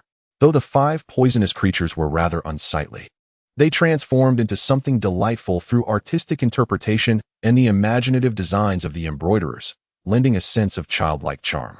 Recalling the face of the county princess she had seen the night before, Yuanzheng quickly prepared for an upcoming procedure. Lacking the necessary surgical tools, she hastily had a simple breakfast before sketching diagrams and annotations. She then instructed Chunlei to arrange for someone to procure the tools externally and wrote out 2 prescriptions for him to collect from the Baikatang, her primary supplier of medicinal herbs. The proprietor, Dong Shik, had been in this business for many years and had several channels for sourcing supplies. He could generally procure the herbs Yuanzheng needed. Having arranged these matters, Yuanzheng freshened up, and soon it was time to head to the main courtyard. The princess sent someone to summon her. The princess intended to take her family into the palace, while the prince had already departed with the male members in advance. After briefing old Madame Yuanzheng set off. With Qing Feng and Mingwei remaining behind, she felt at ease bringing along her 2 maidservants. You lowly creature! How dare you keep the elders waiting? Old Madame, upon seeing Yuanzheng as the last to arrive, felt a surge of irritation. I apologize, old Madame. The heir is perfectly capable, so the heiress wife could arrive earlier, and my uncle does not require my aunt to attend to his every need, allowing her to come and go freely. As for you, with someone to assist you in dressing and grooming, you can leave at your own leisure, Yuanzheng retorted playfully. But I do not have that luxury. The eldest son requires me to attend to all his needs. Perhaps we should swap our husbands then. For the heir suffers no loss, Yuanzheng teased, drawing the 3 women into her playful banter. Nonsense. Old Madame was on the verge of losing her temper again. Enough. It is nearly time. Let us depart, the princess interjected, casting a cold glance at old Madame and pulling Yuanzheng out the door. It was uncertain whether old Madame was becoming increasingly muddled with age, but she always seemed to take issue with Ziki's wife. The princess led her daughter-in-law ahead, turning to glance at Yuanzheng, only to be met with her mischievous grin. A moment of silence ensued. It was perplexing how the Yu family's second branch raised their offspring to be so sharp-tongued. Nevertheless, the princess found it quite endearing. The corners of her mouth unconsciously lifted. Only upon boarding the carriage did Yuanzheng shake off the lingering satisfaction of vexing old Madame. Yu Chaozhong, recognizing not to compete for space with the princess, opted for old Madame's carriage instead. The princess treated Yu Chaozhong with a sense of propriety. Closeness was out of the question, yet she did not make things difficult for him. Are you deliberately seeking trouble? The princess sighed helplessly. Mother. The daughter-in-law is easy to please. She eats everything, except for one thing. What is that? She dislikes being taken advantage of. Oh, my child, the princess shook her head. Although old Madame was somewhat off-kilter, she was still an elder, and Yuanzheng should strive to avoid provoking her. Yes, mother. However, I have my own principles. If others do not offend me, I shall not offend them. Should they provoke me, I will surely retaliate, Yuanzheng asserted confidently. This left the princess without a retort. Such a daughter-in-law had its pros and cons. Being overly rigid could lead to breaking, while being too soft could lead to being taken advantage of. It seemed she must learn from her daughter-in-law, lest she find herself needing protection from her. The 2 carriages soon arrived at the palace gates, where they were greeted by the sight of the grand entrance adorned with mugwort leaves. The fragrance wafted through the air. Various ladies had begun to queue at the eastern gate of the palace. As the Wang family, they were exempt from lining up with the wives of other officials and could enter through the western gate directly. Upon reaching the entrance, they encountered another carriage that had just arrived. The owner of that carriage, upon stepping out, spotted the Wang family's carriage and paused to wait. Sister Yuyan, a middle-aged noblewoman on the opposite side, spoke first. Dressed in formal attire befitting a princess, her noble aura radiated in celebratory red tones. With her skirt adorned by a jade pendant shaped like a fragrant pouch, her round face possessed a certain charm of fortune. Yun, what a coincidence to meet you here. The princess exclaimed joyfully, recognizing her old friend from her maiden days. Lin Yun was the princess consort of the current emperor's full-blooded brother, Prince Jing. Jinger, come here. This is Princess Jing. You may call her Aunt Lin. She is Mother's closest friend. The princess introduced Yuanzheng. Greetings, Aunt Lin. You are truly beautiful. Yuanzheng beamed, radiating warmth. So this is Ziqi's wife? She possesses such spirit, quite impressive, Lin Yun remarked, taking Yuanzheng's hand and studying her closely. Although she had attended their wedding, she had not yet met her in person. Greetings, Aunt Qin. Two young individuals, a man and a woman, approached to pay their respects. The heir Jin Yu appeared increasingly handsome, while the Princess Ling Xian had blossomed into a graceful beauty. The princess praised both of her younger relatives in one breath. To Yuanzheng, this pair of siblings truly embodied excellence. The young man was strikingly handsome, and the young woman was sweetly charming. Both were rare beauties. Greetings, Prince Jing's heir. Greetings, Princess Ling Xian. Yuanzheng smiled as she exchanged pleasantries with the two youngsters. And greetings to Princess Jing. Old Madam, accompanied by the second Madam and Yu Chaozhong, approached to pay their respects. Old Madam, second Madam, no need for formalities. Your attire today is truly splendid. The eldest daughter-in-law complimented. Princess Jing also praised others. All right, let us enter together, Princess Jing invited. Yuanzheng, wait for me. At that moment, someone behind shouted the name Yuanzheng. Chapter 45, Playtime. As Yuanzheng turned around, she spotted a young girl approaching, accompanied by a reluctant young boy. The newcomers were Yu Yuanzheng from the Ning and Marquis family and her younger brother, Yu Jingxing. Everyone paused to wait for the duo, who arrived, panting heavily. After exchanging pleasantries with the Princess of Rong and the Princess of Jing, as well as the heir of Jing, Yu Yuanzheng greeted each person in turn. Meanwhile, the young boy kept his head down, silent, troubled by the memory of how his sister had saved him by blowing air into his mouth. And he held a grudge against Yuanzheng for suggesting such a method. Yuanzheng, did you come with your mother? Inquired the second madam, Miao Luoying. Yuanzheng's face flushed suddenly, realizing that this was to be her future mother-in-law. Caught up in the excitement of seeing Yuanzheng, she had momentarily forgotten about her future mother-in-law and grandmother-in-law. Yes. Just then, the elderly matriarch of the Ning and Marquis family, along with the Marquise, approached, and they exchanged formal greetings. Mother, I wish to enter with Yuanzheng, Yuanzheng pleaded. The two had collaborated to rescue her brother, quickly forming a bond of friendship. In truth, Yuanzheng was particularly fond of Yuanzheng and longed to be close to her. Go ahead if you wish, the Marquise permitted without hesitation. Meanwhile, Yu Chaoyang, observing the closeness between the two, bit his lip in frustration, pondering how she would navigate her relationships with the two elder women once she married. What a foolish woman. He muttered under his breath. I want to go, but don't drag me along, the young boy protested, pouting and trying to wriggle free from his sister's grasp. Their sibling bond was evident. At 12 years old, he was nearly as tall as his sister, but it was clear he was still very much a boy. Shouldn't you greet Sister Yuanzheng? Yu Yuanzheng urged, pushing her brother towards Yuanzheng. However, he seized the opportunity to escape. The events surrounding Yuanzheng's rescue had been kept under wraps by the Marquis, as the mouth-to-mouth resuscitation was somewhat scandalous, and thus the matter did not spread widely. Let us go, the Princess of Jing led the way. Yu Yuanzheng nestled close to Yuanzheng as they entered the palace through the west gate. Chao Jinxian, who had a good rapport with Yuanzheng, joined them, and the trio chatted amiably, akin to long-lost friends reunited. In truth, Yu Yuanzheng and Chao Jinxian did most of the talking while Yuanzheng played the role of the attentive listener. The elder matriarch observed the three engrossed in conversation, her brow furrowing with concern. She hoped that her future granddaughter-in-law would not grow too familiar with Yuanzheng, yet she found herself lacking a valid reason to intervene, given that they had not yet formally entered the family.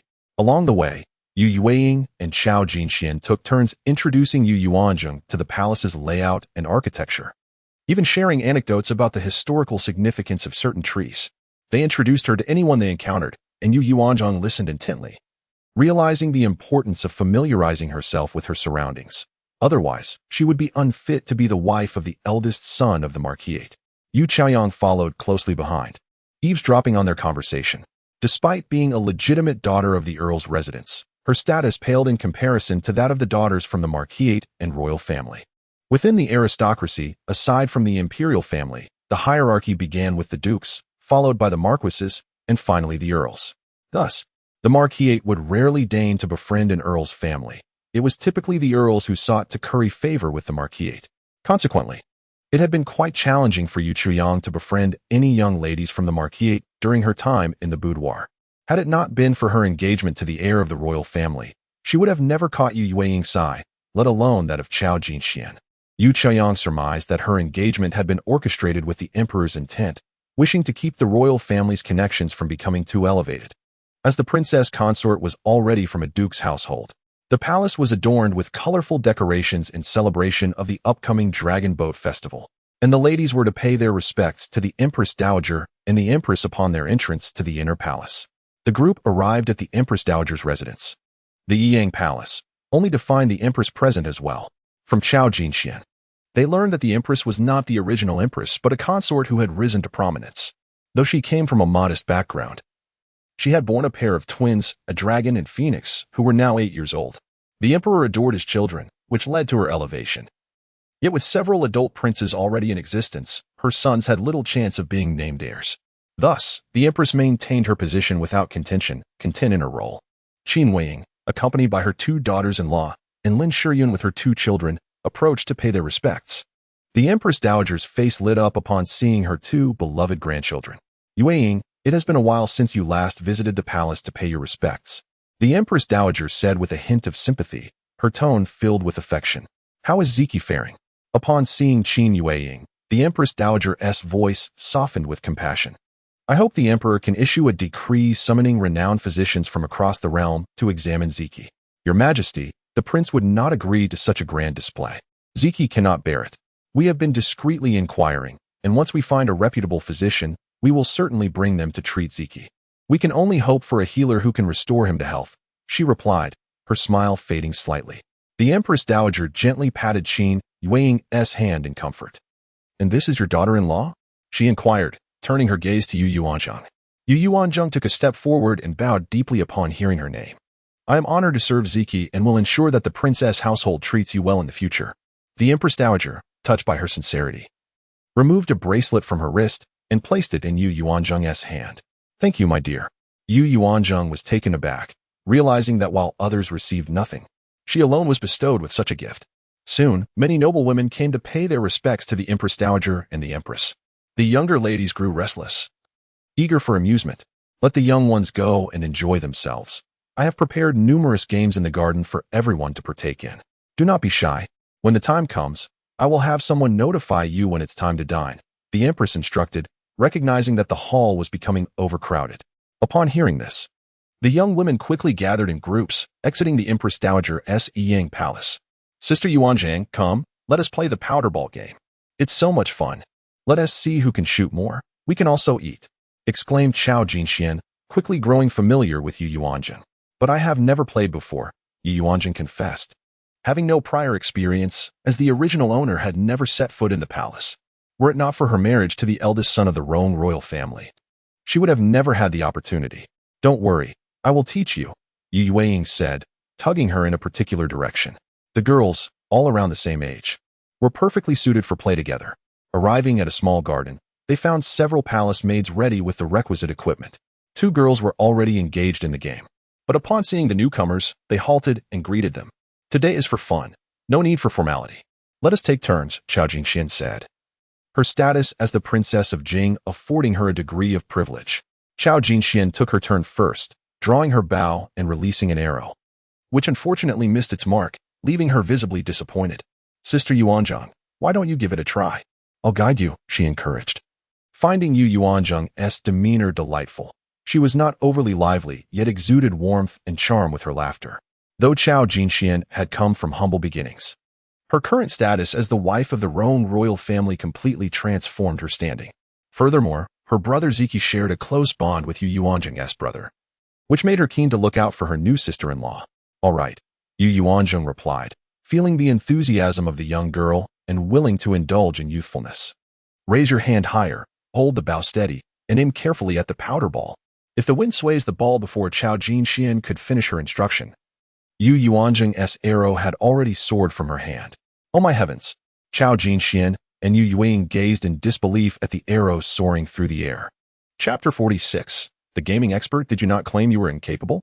How is it that you hit your target on your very first attempt? The two young ladies gazed incredulously at the pink confection swaying back and forth, struck by an arrow. Well, I merely followed your advice to aim. And then my hand felt a bit weary, so I released the arrow, Yuanzheng mused, feeling rather fortunate. Her lack of physical exercise left her arm aching after merely a brief moment with the bow. I refused to believe it. Try again, Yuanzheng insisted, handing her another arrow. Yuanzheng, somewhat resigned, demonstrated once more. Whoosh! Wow, you hit it again. The two girls exclaimed in delight. Yuanzheng herself was baffled by her stroke of luck. Do you think my frequent embroidery has sharpened my aim, making it more precise? She pondered, seeking justification for her success. Quite possibly. Chao Jinxian concurred with a nod. Madam, you have struck the target. A palace maid announced, bringing forth 2 pink confections on a plate. Wait, let me shoot once more. We should each have one, Yuanzheng exclaimed excitedly. She took up the bow again, but this time, her arrow missed its mark. I told you so. It must have been sheer luck, she teased herself. After 2 more attempts, she finally managed to hit again. Each girl had secured 1 confection. The other 2 ladies tried their hands but failed to hit a single target.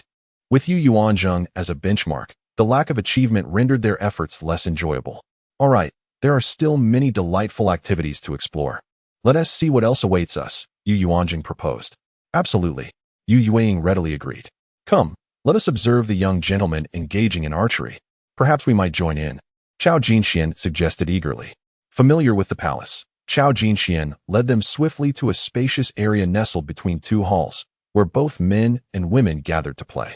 To their surprise, the game was quite popular among all, contradicting their assumptions. Yuanzheng, accompanied by the 2 young ladies, found herself swept into the crowd. She had never witnessed such a game before, having only heard whispers of it from the original owner of her body. Upon closer examination, she realized it resembled bowling, albeit with some differences. This was a game she could master. However, seeing the long queue of participants, she hesitated, feeling it inappropriate for a married woman to compete with so many young gentlemen. Brother, we wish to play. Chao Jinxian boldly cut into the line in front of the heir of Jing Wang, Chao Jinyu. Alas, Princess Lingxian, how can you bully us so? A young gentleman protested from behind. Why be so petty, good sir? Be cautious, or you may find yourself without a bride. Princess Lingxian retorted, showing no intention of retreating. The young man merely rubbed his nose, while another gentleman nudged him, advising him to relent lest he diminish his prospects. Taking advantage of the commotion, Yuanzheng edged closer, noting that only 5 stood before them, each allowed 3 attempts. A successful hit on the red pillar would earn a zongzi as a prize. She observed a young man ahead who had thrown 3 times without hitting anything. Clearly, he had not practiced. The first to take her turn was Yuanzheng. She crouched slightly, aimed, and threw. Alas, she missed. The attendant beside her promptly handed her another ball. With renewed determination, she threw again. I hit it. I hit it. She cheered, her joy infectious. The attendant respectfully presented her with a zongzi. One more chance, she declared. When she threw again, she missed. But she was content with her single success. That's enough for my lunch, she smiled, demonstrating her unready nature. Yuanzheng offered her a thumbs up in admiration. No, I must go next. I fear being outdone by Sister Yuanzheng, Princess Lingxian insisted, pushing past her. Yuanzheng stepped back, inadvertently bumping into the heir of Jing Wang. I apologize, it was unintentional, she said quickly. The heir merely smiled and nodded. This was the first time he had laid eyes on her. He recognized her as the wife of his close friend, Ziki. Having grown up together, they were like brothers, sharing many moments. He had learned martial arts from Ziki, and though an unfortunate incident had marred their friendship, he could do nothing but seek a skilled healer. As long as she treated Ziki well, he would be amicable towards her. Observing her ease with his sister after such a short acquaintance indicated she was a good person. Chao Jinxian, however, missed twice in a row, visibly disheartened. Yuanzheng couldn't help but chuckle at her sulky expression. Come, Princess Lingxian, allow me to assist you. Taking hold of her hand, Yuanzheng aimed carefully. Do not use too much force. Let the ball roll gently. With a light release, the ball sailed forth. Well, I hit it. Princess Lingxian clapped her hands in delight, joyfully accepting her prize, a zongzi, from the attendant. Now it was Yuanzheng's turn. The game posed little challenge once one grasped the technique. She threw 3 balls in succession, hitting the target each time, earning applause from the onlookers, along with 3 zongzi. She realized she could forego lunch, as the zongzi would suffice until the banquet commenced. Impressed by Yuanzheng's prowess, Princess Lingxian and Yu Yuing encouraged her to continue challenging others, leading to abundant victories. Ancient games often found their modern counterparts, with many contemporary games evolving from these traditional pastimes, rendering Yu Yuanzheng's participation effortless. Throughout the event, she encountered Yu Chaoyang twice. Now a noble lady, she attracted many suitors among the younger generation, unlike Yuanzheng, who was engaging with 2 unmarried girls. A minor incident occurred during a dart game when a young lady in splendid attire arrived, surrounded by her peers. The haughty demeanor and her attire signified her noble status. She was the granddaughter of the late Duke, Princess Nanhua. Yu Yuing discreetly informed Yu Yuanzheng of her identity. Oh. Yu Yuanzheng responded, understanding that she was a cousin of the emperor. Although her status paled in comparison to Princess Lingxuan's, she was still of royal blood. Upon her arrival, Princess Nanhua fixated her gaze upon Yu Chaoyang, her demeanor suggesting an air of disdain. You are Yu Chaoyang of the Yeoman Marquette? She asked coldly, as if harboring a grudge. Indeed, Yu Chaoyang replied, feeling somewhat vulnerable in the presence of her former sister-in-law. In their past encounters, Princess Nanhua had always regarded her from a lofty position, never deigning to acknowledge her. Now, as the heir's wife, Yu Chaoyang felt her own status had risen. Yet insecurity lingered. I have heard you attained your position as the heir's wife through deliberate marriage exchange, Princess Nanhua remarked bluntly, showing no mercy in front of the assembled crowd. Chapter 47. The incident was merely an accident. Yu Chaoyang recalled that she was now the heir apparent's consort, which gave her a newfound confidence as she straightened her posture and retorted, Humph, you claim it was an accident. Who would believe that? It merely bullies my own sister. Princess Nanhua scoffed dismissively. Regardless, I am now the heir apparent's consort of the Rome Wangfu. What qualifications does Princess Nanhua possess to meddle? Unbeknownst to Yu Chaoyang, who was gaining confidence with each word, Yu Yuanzheng stood behind her, observing the unfolding drama. Acquired through unscrupulous methods, and you dare to speak so boldly? How thick-skinned can one be? Princess Nanhua exchanged glances with her companions, a group of young ladies accompanying her. Indeed, what a shameless creature, one young lady echoed. Your Highness, should we not teach her a lesson? Another suggested, revealing the audacity of this girl among the assembly of noble women. Your Highness, let us compete in a dart contest. If she loses, she should voluntarily relinquish her position. Yes, a competition. Your Highness, your dart skills are the finest among us. You are sure to triumph. She is unworthy of being the heir apparent's consort. I cannot fathom how the late prince arranged such a match. Indeed, the Rome Wangfu is a first-rank princely house. Yet a destitute baroness has usurped a position sought by numerous noble ladies in the capital. Pure luck, I suppose. Your Highness, let us compete and show her her place. She should not presume that her new title elevates her status. The young ladies behind Princess Nanhua clamored in encouragement. Yu Yuanzheng watched with keen interest, surprised to see so many young women coveting the title of heir apparent's consort. It appeared that Princess Nanhua was among them. If not for the presence of Shangguan Zishu, would they still be vying to marry him? Yu Chaoyang, do you dare to compete? Princess Nanhua stepped forward, her disdainful gaze fixed on Yu Chaoyang. Instinctively, Yu Chaoyang took a step back, her face flushed with anger. However, having never mingled in the circles of royal ladies, she felt a twinge of trepidation and hesitated to accept the challenge. Yu Yuanzheng, witnessing this, found amusement in her discomfort. Yu Chaoyang was merely a tyrant in her own domain. A mere princess could intimidate her so easily. It was truly disheartening. Despite being the heir apparent's consort, she could not hold her ground. It seemed her past life had been lived in vain. Nonetheless, they were all part of the same household. One's disgrace was the household's disgrace. Princess Nanhua, I am willing to compete with you. Is that acceptable? Yu Yuanjing stepped forward, her smile gentle. She was inherently more beautiful than Yu Chaoyang, and her smile made the flowers around her pale in comparison. And you are? Princess Nanhua, noticing Yu Yuanjing's hair was elegantly styled, deduced that she was a married woman and thus felt no envy towards her beauty. Were it not for an unfortunate change in circumstances, I might have been the heir apparent's consort, Yu Yuanzheng replied with a smile. You are the eldest lady of Rome Wangfu. Princess Nanhua's interest was piqued as she raised an eyebrow. Indeed, you worthless creature. How could you allow her to ensnare you? Princess Nanhua's voice suddenly rose, an indication of her rising ire. Your Highness, this is a matter of our family. It is hardly your concern, Yuanzheng replied, perplexed by the situation. Nanhua, why are you directing your anger at Yuanzheng? Marriage is a matter determined by our parents. If you wish to marry into Rome Wangfu, why did you not have your parents propose sooner? Why flaunt your power here? Princess Lingxian pulled Yuanzheng behind her, confronting Princess Nanhua. What does this have to do with you? Princess Nanhua's eyes glistened with unshed tears. Yu Chaoyang remained silent, hiding in the shadows. This conflict arose because Princess Nanhua's dreams of becoming the heir apparent's consort had been dashed by Yu Yuanzheng's change in fate. Yu Yuanzheng realized that Princess Nanhua aspired to be the heir apparent's consort, irrespective of who the heir might be. Was status so paramount? Did it not matter who the man was? To be frank, Shangguan Zishu did not appeal to her. Although he was not unhandsome, he lacked the integrity that a man should possess. For the sake of status, he dared to covet his brother's wife. Moreover, he already had 2 concubines, which sullied his reputation. This does not concern me, but do not bring disgrace upon the imperial palace. If you wish to create trouble, do not do so here. Do you not fear that your uncle will punish you for it? Today is the Dragon Boat Festival. Everyone is in the palace to celebrate. Princess Lingxian admonished with righteous indignation. Princess Nanhua found herself at a loss for words, her status not rivaling that of the princess. She dared not openly argue with her. This was the weight of social standing. Sister Yuanzheng, let us depart, Princess Lingxian urged, pulling Yu Yuanzheng away to explore another area. Yu Chaoyang, sensing the tide turning, hastened to follow them, eager to distance herself from Princess Nanhua.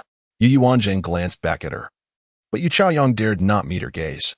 Jealousy gnawed at her heart. Why did Yu Yuanzheng garner the favor of Princess Lingxian while she was relegated to the company of married women who sought to curry favor? Many of her former companions were no longer qualified to enter the palace, and the unmarried ladies who did were not inclined to associate with her. She desperately reassured herself that she was the heir apparent's consort and would one day be the princess of Rome. Come, let us go see the dragon boat races, Princess Lingxian suggested. There are dragon boat races in the palace? Yu Yuanzheng inquired, intrigued. Of course, in the center of the imperial garden, there is a small lake suitable for dragon boating. However, it cannot be compared to the grand rivers outside. Each dragon boat accommodates no more than 6 people. Princess Lingxian explained. As they approached the lake, they indeed found a body of water approximately 3 to 4 acres in size, bordered by a ring of willow trees, with numerous lotus flowers blooming at the water's edge. At that moment, the lotus leaves stretched to the sky, and the flowers emerged gracefully, resembling poised young maidens. It was a breathtaking sight. The 3 young ladies strolled along the edge of the lake toward the dock. Let us see if there are any available dragon boats. We must try our hand at rowing, Princess Lingxian chimed enthusiastically. Yu Yuanzheng, having been preoccupied with work in her previous life, relished the rare opportunity to indulge in leisure. That sounds wonderful. I have never rowed a dragon boat before. However, just as they neared the docking area, a piercing scream echoed through the air. Not good. The 7th prince and the 8th princess have fallen into the water. Upon hearing this, Princess Lingxian exclaimed in alarm and quickly lifted her skirts to run. Yu Yuanzheng and Yu Yueying promptly followed suit. But when they reached the dock, they beheld a dragon boat capsized in the water, clearly indicating that all its occupants had fallen in. Several other boats were racing towards the overturned vessel. The location was precisely in the lake's center, where the water was considerably deeper. Although adults might manage, the depth posed a significant risk to children. 2 boats had already reached the site, and several young boys immediately leaped into the water, but after a long while, they had yet to locate anyone. The more people there were, the more chaotic the situation became, splashing water and obscuring visibility. Yu Yuanzheng felt an anxious tightening in her grip. Yet, there was little she could do but wait. Quickly, summon the imperial physician. A male voice called behind Yu Yuanzheng. Turning, she saw a young man in a wheelchair. One of his attendants, clearly a eunuch, scurried off at his command. Yu Yuanzheng did not recognize him. He possessed an extraordinary countenance, exuding a maturity and wisdom beyond his years, despite a long scar running from his forehead to his temple that marred his beauty. Although his physical limitations forced him to rely on a wheelchair, his noble demeanor remained unblemished. Elder brother, Princess Lingxian called out, offering only a brief acknowledgement before returning her gaze to the lake.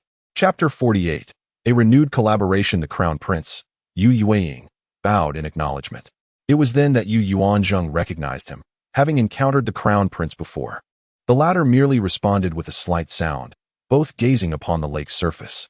Soon enough, the rescue was successful, and the children were swiftly brought aboard the dragon boat. Heading towards the shore, Princess Ling Xian raced ahead, gathering around. There were 6 children in total, all rendered unconscious, the eldest merely 12 years of age, while the youngest were a pair of twins. The eunuch's shrill cries had attracted numerous onlookers from nearby play areas, including Yuanzheng. In her past life, she had been unhappy due to an ill-fated marriage, and the princess had never permitted her entry into the palace. Yet, she had never heard of such an incident occurring within the royal residence. Why was this lifetime so different? Zhengxing? How could he be here again? Just days prior, he had nearly drowned. How could he lack such awareness to join the princes and princesses in the lake? Yu Yuanzheng was infuriated. Yuanzheng? Yu Yuanzheng cast a pitiful glance at Yu Yuanzheng, her meaning unmistakable. Hurry and save them, using the previous method. Heavens, this is disastrous, someone exclaimed. The 7th prince and 8th princess, the queen's beloved niece, along with 2 grandsons of the old princes, were among those identified. Time was of the essence.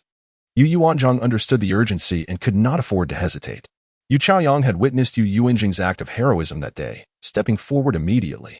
Sister-in-law, quickly save them. My sister will assist. Yu Yuanzheng met her gaze, recognizing her intent to claim some credit. However, having witnessed her previous rescue, she acknowledged that someone with experience was indeed beneficial. Yu Chaoyang promptly targeted the 8th princess, demonstrating an uncanny ability to choose the right person. Among the 6 children, 2 were girls and 4 were boys. Yu Yuanzheng swiftly scooped up her brother. 3 more, follow my instructions. Hurry, Yu Yuanzheng shouted into the crowd, then quickly knelt beside another girl. 3 individuals emerged, one being a guard beside the crown prince. Each of you select a drowning child. Follow my lead. First, position the child's head to ensure the airway is clear and check for any foreign objects in their mouths. Remove them first. The group mirrored Yu Yuanzheng's actions. Pinching the child's nose, they inhaled deeply before exhaling into the child's abdomen 3 times. Yu Yuanzheng understood what to do and began administering aid without waiting for Yu Yuanzheng to finish her instructions. The others quickly grasped the procedure as well. After 3 breaths, Yu Yuanzheng placed her hands in a particular position on the child's torso, pressing down. 1, 2, 3. She counted rhythmically, continuing to apply pressure. The others followed suit. After 30 compressions, they were to blow again. The other 3 young men, likely well-trained sons of noble families, demonstrated commendable learning abilities. Replicating her rhythm after just 1 demonstration, the first to regain consciousness was Yu Zhengxing. After expelling a few mouthfuls of water, Yu Yuanzheng began to vigorously pat his back. You reckless brat, I ought to beat you senseless. After 2 more rounds of compressions, the little girl in Yu Yuanzheng's grasp finally coughed awake. Scanning the scene, she noted for had revived, but the 8th princess in Yu Chaoyang's arms remained unconscious. Observing her technique, it was clear the pressure applied was insufficient. Yu Yuanzheng immediately intervened, taking over. After 2 additional compressions, the girl still did not awaken, while the other 5 had. Growing anxious, Yu Yuanzheng realized that if the child perished in her care, even if she saved 5 others, her efforts would be in vain. Steady, steady, she murmured. The child was so small, excessive force could fracture ribs. Yet, time was of the essence, and she had to prioritize urgency, increasing her strength. Again, she breathed into the child, then pressed down. The onlookers surrounded them, holding their breath. Knowing this was the emperor's most cherished 8th princess, only a few of the revived children were crying. Your Highness, came a distant call. The crowd parted, allowing the queen to stumble forth, lacking the grace and poise she had previously displayed. What are you doing? Upon seeing Yu Yuanzheng performing unfamiliar actions on her daughter, the queen reprimanded. Mother, please do not interrupt her rescue efforts, the crown prince interjected. At that moment, Yu Yuanzheng focused solely on her task, pushing aside all distractions as she continued the pressing and breathing techniques. Another group rushed in, led by the current emperor, Qiming. In the tension of the moment, no one paid their respects but merely cleared a path for him to approach. The crown prince quickly halted the crowd and quietly briefed the emperor on the situation. Everyone's eyes were fixed on Yu Yuanzheng's actions, beads of sweat dotting her forehead. With a sudden crack, a small, crisp sound reached Yuanzheng's ears. She realized a rib had broken. However, the cries of several children masked the noise. This fracture caused the child to recoil in pain before erupting in a violent cough. Yuanzheng swiftly rolled her onto her side. The eighth princess coughed and cried simultaneously, the pain from the broken rib intensifying her wails. "Do not cry. It will hurt more," Yuanzheng gently consoled her. Just then, the physician arrived, breathless from the hurried journey. The Imperial Medical Institute was quite distant. After soothing the seventh prince, the queen hastened to cradle the eighth princess. "Your Majesty, do not move her." Yuanzheng immediately intervened. "What is happening?" The queen's eyes were still glistening with tears. Noticing a middle-aged man in a bright yellow dragon robe standing nearby, Yuanzheng instantly recognized him. She knelt before him, fully aware of the imperial protocol.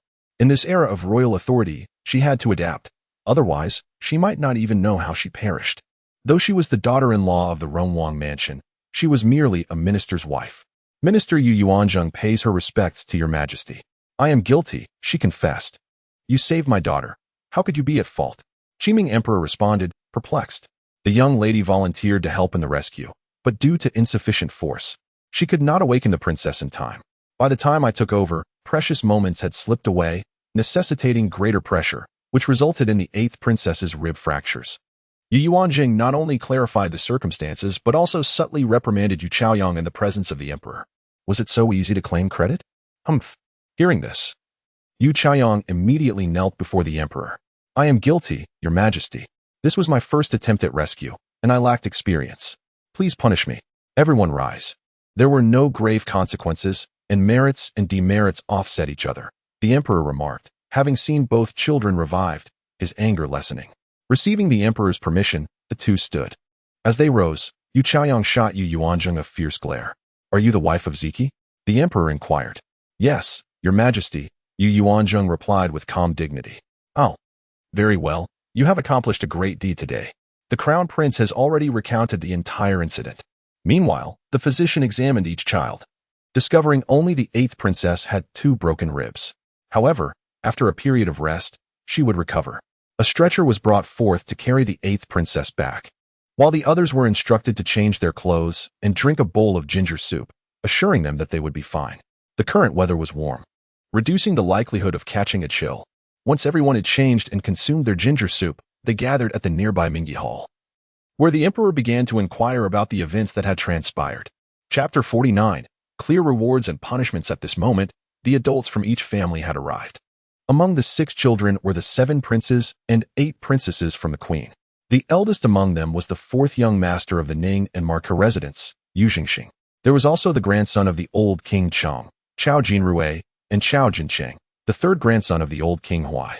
Additionally, there was Qin Yu, a niece of the queen. Most of these children were between the ages of 8 and 12. "Who took the lead in rowing the dragon boat?" the emperor asked sternly, addressing the 4 boys kneeling before him. A chorus of hesitant voices ensued, each child pushing the blame onto the others, none daring to speak first. At that moment, they were all acutely aware of their fear. The parents of these children also knelt before the emperor. "Father, it was my desire to row, and I invited them to accompany me." The 7th prince boldly stepped forward, willing to take responsibility when none of the others dared. "That is not true, your Majesty. It was I who first suggested it," Yu Xingxing also claimed, unwilling to let the 8-year-old prince shoulder the blame alone. Both were the favored sons of their families, audacious and unruly. Hearing this, Ning and Marquis Yu Jingsong trembled in fear.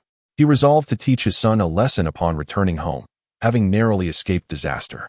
The child still had not learned his lesson. "Your Majesty, it is my failure in teaching my child. I accept my punishment." The Ning and Marquis acknowledged with a sincere attitude. The other parents quickly followed suit, acknowledging their faults. They had allowed the prince and princess to play, nearly resulting in tragedy. Had it not been for timely rescue, it was possible that none would have survived. The thought of such a consequence left them all drenched in cold sweat, nearly losing half their lives in fright. And what of the attendants? The emperor's anger was palpable. The 2 young eunuchs serving the 7 prince and the 2 maidens attending the 8 princess had been waiting outside the hall. Upon being summoned, they lowered their heads and entered to kneel. "Why did you allow your masters to encounter danger?" the emperor thundered. "We acknowledge our mistakes, your Majesty," they all replied. Knowing they had failed in their duties, too frightened to plead for mercy.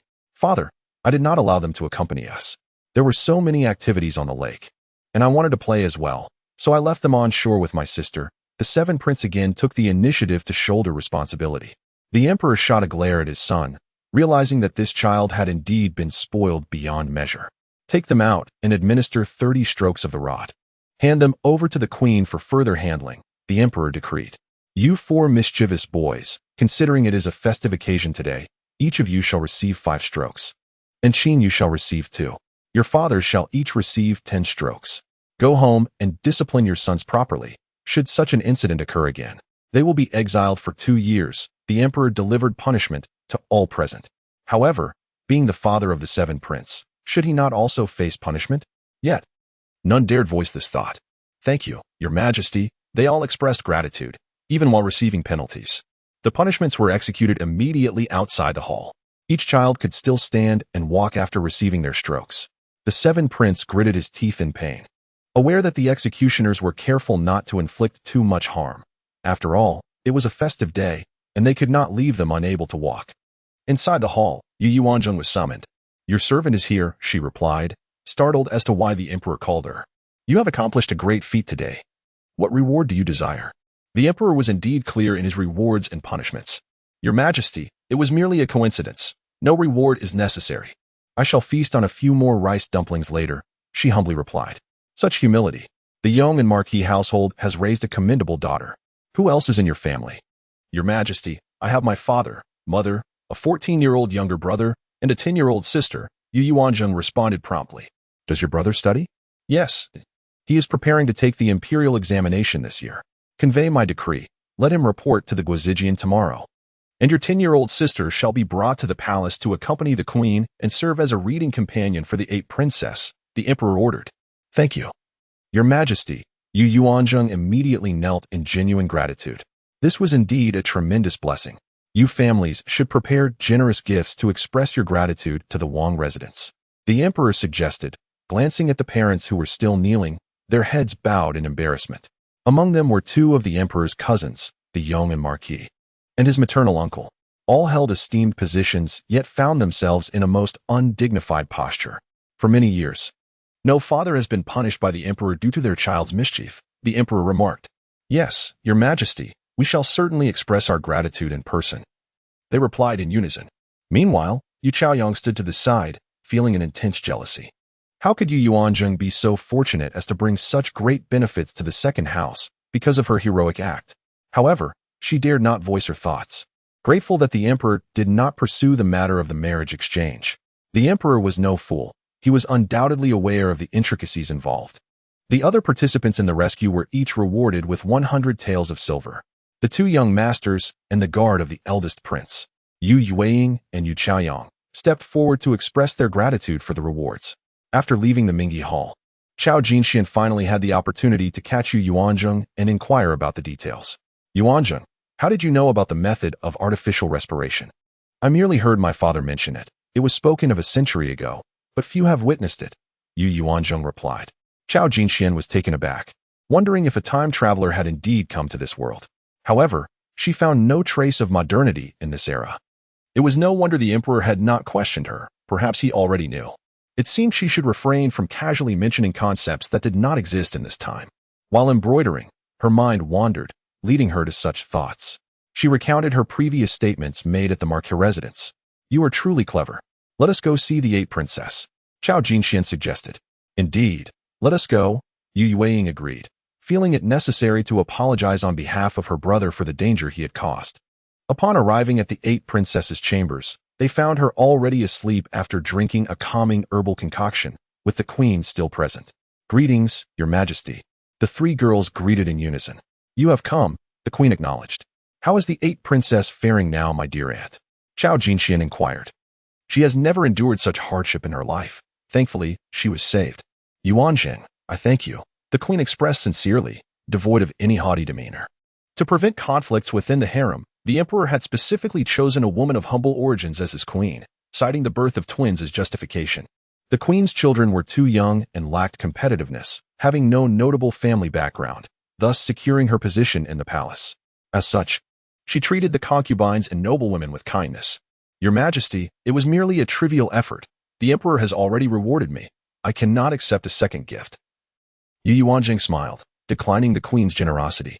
The Emperor is the Emperor, and I am but a queen, the Queen replied, removing a jade bracelet from her wrist and placing it onto Yuanzheng's wrist. One cannot refuse a gift from the Queen. Thank you, Your Majesty, Yuanzheng said gratefully. Come, it is nearly time. Let us proceed to the Tai Ming Hall, the Queen declared, noting the hour and observing her daughter sleeping soundly. The Tai Ming Hall was the grand hall for the upcoming palace banquet. The three girls continued their journey toward the hall, but on the way, they encountered another individual. Chapter 50. The Queen's preparatory game. As soon as the eldest princess, Chao Jinxian, spotted the first prince, Chao Jinqi, seated in his wheelchair, she immediately bounded over to greet him. Yuanzheng observed that the prince was not heading towards the banquet hall, but rather quietly waiting in his place. Xin sister, I have something to inquire of the eldest madam. Would you mind waiting a moment? The prince's tone was genuinely gentle, his voice melodious. It is indeed a rarity to find someone who has spent so long in a wheelchair maintaining such a positive disposition. The two young ladies stepped aside. The prince's guards and eunuchs retreated to a respectful distance. Yuanzheng took the initiative to push the wheelchair towards a nearby pavilion. How is Ziki? The prince gazed into the distance, leisurely posing his first question. He was unaware of how the noble ladies had been during his absence, as it had only been 3 days shy of a month since Yuanzheng had wed into the royal household, and her condition had remained unchanged, lost in a state of perpetual slumber. Yuanzheng, not intimately familiar with the prince, could not afford to divulge the unvarnished truth. This prince is 2 years your senior. We have played together since childhood and have always been good friends. 2 years ago, when this prince encountered misfortune, he would often visit me. However, since his incident 6 months ago, this prince has not seen him. As the prince reminisced about their past, a hint of melancholy graced his features. You are friends? Indeed. Who else shares the bond with him? A curious urge stirred within Yuanzheng to delve into the past of Shangguan Ziki. Having been in the royal household for so many days, she had yet to learn much about the esteemed gentleman's history, remaining unaware of the man he once was. The original owner of her body had never dared to show him any attention, for any inquiry she made would be met with reproach from Yu Chaoyang, who believed she was seeking something beyond her reach. The heir of the king of Jing, Chao Jinyu, and the eldest son of the chancellor's family, Zhao Jinyu. We four have long been celebrated as the 4 young masters of the capital. Now, both this prince and Ziki find themselves rendered incapacitated. As he spoke these words, a shadow of despondency enveloped the prince's visage. Once the favored children of heaven, now fallen to the dust. Not everyone can face such a disparity with equanimity. The prince still maintained a commendable attitude. Some might succumb to despair. Oh, I had no idea your husband once held such a title. Had it not been for fate's design, I could never have become his wife. Such is destiny. If you take good care of him, who knows? Perhaps one day he shall awaken. He is a man of deep affection and loyalty. The implication was clear. Her devoted care for Shangguan Ziki might one day yield his gratitude. Yuanzheng had not previously contemplated this notion. She held no such feelings for him. At present, he was merely her patient. Rest assured, I do not aspire to be a widow. Do you possess medical knowledge? The prince abruptly shifted the topic. Why do you ask? Yuanzheng responded, her caution aroused. Artificial respiration is documented in the palace's historical texts, originating from about a century ago, proposed by the former Princess Rong, who indeed saved a life using this method. However, due to its unconventional nature, few practitioners employ it. It is rather unrefined, as it necessitates mouth-to-mouth resuscitation. Yet today, you utilized it. I see. I lack medical training. I merely devised the idea myself and recently employed it at the Ning'an Marquis residence when young Master Yu drowned and lost consciousness. I was astonished to have revived him. Upon witnessing his reckless play today leading to another near drowning, I had no choice but to repeat the technique. The prince chuckled upon hearing Yuanzheng's account. People often say once bitten by a snake, one is afraid of the rope for 10 years. It seems young Master Yu has not learned his lesson. How did you sustain such a wound to your face? Yuanzheng inquired, noticing the long scar that marred his beauty, rendering a piece of exquisite jade flawed. Truly a pity. 2 years ago, when father was attacked by assassins from the Kanglan kingdom, I was injured while protecting him, falling from a cliff. The prince candidly revealed this information, knowing it was common knowledge. Was your leg injured at that time as well? Yuanzheng glanced at his legs and asked. Indeed. The prince replied tersely, seemingly reluctant to elaborate further. As a royal prince who had suffered for the emperor, he must have had many physicians attend to his injuries, yet 2 years had passed, and he remained confined to a wheelchair, suggesting a chronic affliction. Let us proceed, it is nearly time. The prince's sole concern was to ascertain Shang Wanziki's condition. Yes, the prince may visit the royal residence to see her husband, Yuanzheng replied, guiding the prince back to the palace pathway to hand him over to his guards. Meanwhile, the scene of their conversation in the pavilion was observed from afar by Yu Chaoyang, who happened to be en route to the timing hall. She spotted the two engaged in private discourse. How could Yuanzheng become so acquainted with the first prince and hold such a private conversation? Although there were Yu Weiying and Princess Ling Xian waiting nearby, the situation still seemed improper. A married woman daring to converse privately with a man in public, especially with a prince, was scandalous. However, she refrained from intervening, merely committing the incident to memory before leaving in a huff. Yuanzheng and her two sisters arrived at the timing hall, where many guests had already gathered, seated by family units. Yuanzheng found her place next to the princess consort, followed by the heir and his wife, while an adjacent table was occupied by the elder matriarch's family. Had it not been for the fact that the consort hailed from the royal house, the elder matriarch's family would have had no right to attend this banquet. Lady Luo had not come. This was Yuanzheng's first experience with such a royal banquet, and she was filled with curiosity, observing everything with wide eyes. She even posed several questions to the princess consort, who patiently provided explanations. When the announcement of the emperor's arrival echoed through the hall, the emperor and empress entered alongside a retinue of concubines and princes. After everyone was seated, the ministers and their families knelt in reverence. All my loyal subjects, rise. After everyone resumed their seats, the emperor stood, addressing the assembly. I am fortunate to preside over a prosperous era, and on this splendid occasion of the Dragon Boat Festival, I have arranged this banquet to celebrate with all of you, sharing in familial joy. The Dragon Boat Festival is an ancient tradition deeply rooted in history, commemorating the loyal and virtuous while praying for peace and health. Today, I gather here to honor our forebears, wishing that all of us, as servants of the state, remain mindful of the populace, diligently governing and cherishing the people, together building a glorious foundation for our dynasty. I wish for the common folk, wherever they may be, to enjoy the blessings of peace and health. Now, let us raise our glasses together, toasting for the enduring stability of our empire, the prosperity of our nation, and the well-being of the Dragon Boat Festival, with blessings that last through the ages. Everyone raised their cups in unison. Following this, songs and dances commenced. Marking the official start of the banquet, palace maids flitted back and forth, the first dish served being, of course, zongzi. When a maid placed a plate of zongzi before Yuanzheng, she noticed the dumplings were quite different from those she had seen during their outdoor games. The size was notably smaller, each piece being almost bite-sized, with some adorned with inscriptions. Everyone's gaze fixated on the platter of zongzi before them. Ladies and gentlemen, I present a little game for you all. Please inspect the zongzi before you. If the characters on the zongzi in your plate combine to form a complete idiom, then your table shall present a performance, be it a song, a dance, or any talent you wish to showcase. You may perform at the center of the hall to entertain everyone. Of course, I encourage the youth to take part, and in the end, the emperor and I shall decide on the best performance, rewarding the winners with 100 taels of gold. The empress's gentle voice explained the rules. As her words concluded, some audacious young men erupted in excitement.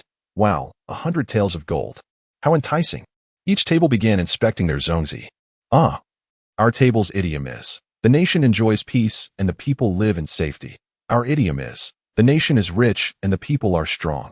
Yu Chaoyang, sitting closer to the platter, examined each piece. What do you have? Shang Wanzishu inquired. Health and peace for the Dragon Boat Festival. Oh dear. Our table also formed an idiom. Abundant harvest from the 5 grains. Shang Wanzifeng from the elder matriarch's table chimed in. Mother, our table has no one skilled in performance. With a look of dejection, Shang Wanzifeng spoke, glancing at his sister. It was evident that the heavy responsibility had fallen upon Shang Wanling. At the tender age of 15, she was at the prime age for courtship. She yearned to take the stage and perform, yet she was merely a novice, having only scratched the surface of her skills. Stepping forward would surely result in embarrassment. Young lady, come to this table. It is your turn, the matriarch commanded decisively. She was well aware of her grandchildren's abilities and preferred they refrain from making a fool of themselves. Chapter 51. The unskilled pianist Yu Chaoyang glanced at the princess. Mother? If you wish to go, then go. The princess replied softly. Once she departed, it would fall to Yuanzheng. Was she being deliberate? Mother, I fear I might embarrass myself, Yuanzheng remarked bashfully upon reaching the adjacent table. It's perfectly fine. Simply recite a poem you are familiar with. The princess responded nonchalantly. Upon hearing this, Yuanzheng felt a sense of relief but still hesitated to recite poetry. She suspected that this era had already seen those who traverse time, and if she were to recite, it could lead to unintentional similarities with existing verses. Playing the zither was a safer choice, as repetitions and melodies mattered little. Statistically, 12 tables in the hall had dumplings featuring idioms. Each table was to register their performances with Chief Eunuch Chun, who was in charge of organizing the event. After consuming a couple of drinks, the emperor began engaging in light conversation with the attendees. Thank you, Your Majesty. The programs are truly splendid, catering to the preferences of the younger generation. A foolish young man was the first to respond. This lad, he has no sense of occasion, always frolicking about, the princess whispered. Mother, who is he? Yuanzheng asked, unfamiliar with the young man. He is Zhao Jinyu, the eldest son of Prime Minister Zhao, who used to have a good relationship with Ziki. Yuanzheng scrutinized Zhao Jinyu once more. He appeared somewhat lean, his eyes larger, and his face elongated, with his hair styled atop his head, giving him an energetic appearance. Beside him sat a young girl, approximately 15 years of age. When the girl noticed Yuanzheng gazing their way, she surprisingly smiled sweetly at her. They seemed not to be acquainted. Mother, is the girl beside young Master Zhao his sister? Yes, she often accompanied her brother to the Wang residence to play with Ziki. She is quite a lively girl, named Zhao Zhiro. The court's preparations for song and dance were temporarily set aside as performances from each table commenced. To Yuanzheng's astonishment, the first performer was none other than Princess Nanhua. She executed a silk ribbon dance. Did she already know this game was prepared by the empress and had thus been practicing? It was said that in ancient court banquets, young ladies and gentlemen would compete to showcase their talents before the emperor, empress, and various dignitaries. This dance, if not rehearsed, could not possibly be executed well. Dressed in vibrant red, the princess danced gracefully, her skirt billowing as if she were a celestial being, the silk ribbons in her hands swirling as if animated. Upon concluding her performance, she was met with thunderous applause, her flushed cheeks radiating pride as she cast a challenging glance towards Yu Chaoyang.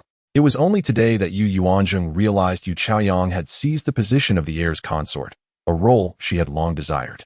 Had the Yu family not acted first, securing the betrothal before the heir could be determined, perhaps Princess Nanhua would have been destined to marry the second son. A lady of her standing would not seek a marriage proposal from the Wang residence, while the heir's position was still undecided. This twist of fate was intriguing. Princess Nanhua's dreams were shattered, and Yu Chaoyang now had another rival. Subsequently, various families sent their younger members to perform.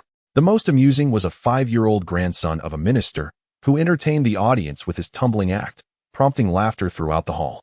Yuanzheng, unable to contain her joy, laughed heartily, only to be met with a disapproving glance from the elderly matriarch, who chastised, "What kind of decorum is this?" Yuanzheng chose not to engage with the elder, pretending not to hear, though she did temper her mirth.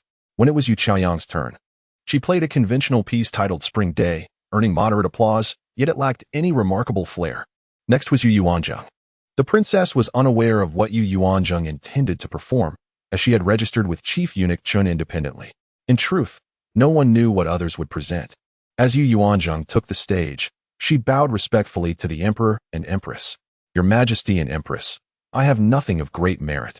I shall play a piece to enhance the festivities," she announced, naming the piece Lotus Pond Moonlight.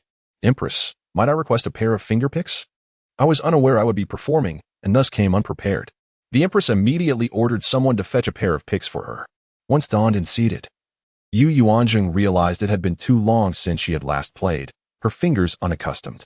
She tested the sound, adjusting to the guzheng before her. In her previous life, she had always played a 21-string zither, but this era's instrument had only 13 strings, lacking the higher and lower octaves. Witnessing Yuanzheng choose to play was astonishing to Yu Chaoyang, who was well aware of her sister's lack of musical training. "Mother, my second sister has never learned the zither at home. Please call her down," Yu Chaoyang insisted, recognizing their familial connection and the importance of maintaining the Wang residence's dignity. "Oh, why has she not learned?" The princess's smile faded slightly. "Mother, My second sister prefers embroidery and has no interest in music, hence her lack of training. Yu Chaoyang stammered, nearly at a loss for words. The truth was that Yu Yuanzheng had never been afforded the opportunity to learn music. As a daughter of a mere concubine, she was deemed unworthy of such refined pursuits, suitable only for embroidery to prepare her dowry. Lord, please call her down. We must not disgrace our Wang family, the elderly matriarch urged, bypassing the princess entirely. The Lord merely cast a glance in her direction, continuing to eat leisurely, utterly ignoring her. As he savored a piece of soy-braised meat, he chewed slowly, relishing the flavor. Lord, this disgraceful display will tarnish our family's reputation. The matriarch raised her voice again, attracting the attention of those at the neighboring tables. The prestige of our Wang family is not upheld by such trivial matters. Even if she were to play poorly, the emperor would not hold it against her, the Lord retorted calmly, his demeanor unruffled. Meanwhile, the empress observed Yu Yuanjing testing the strings for an extended period, suspecting she might not be adept at playing. Yu Yuanjing, if you cannot play, there is no need to force yourself, she offered kindly. Your Majesty, I am merely unfamiliar with this instrument. I shall be ready shortly, Yu Yuanzheng replied, refusing to give up as she continued adjusting the strings. The discordant notes echoed, eliciting laughter from the audience. Yu Yueying and Chao Jinxian exchanged anxious glances. With so many officials and ladies present, a blunder would lead to prolonged ridicule at future gatherings. Yu Yuanzheng, shall I perform on your behalf? Chao Jinxian stood and stepped forward. No worries. I will be ready shortly, Yu Yuanzheng replied with calm assurance as she finally tuned each string to the correct pitch. Seeing her determination, Chao Jinxian stepped back. Taking a deep breath, Yu Yuanzheng lifted her hands and plucked the strings. 151, 5123, 151, 5122, 11656, 1123. The melodious and cheerful notes of the zither resonated, replacing the earlier cacophony.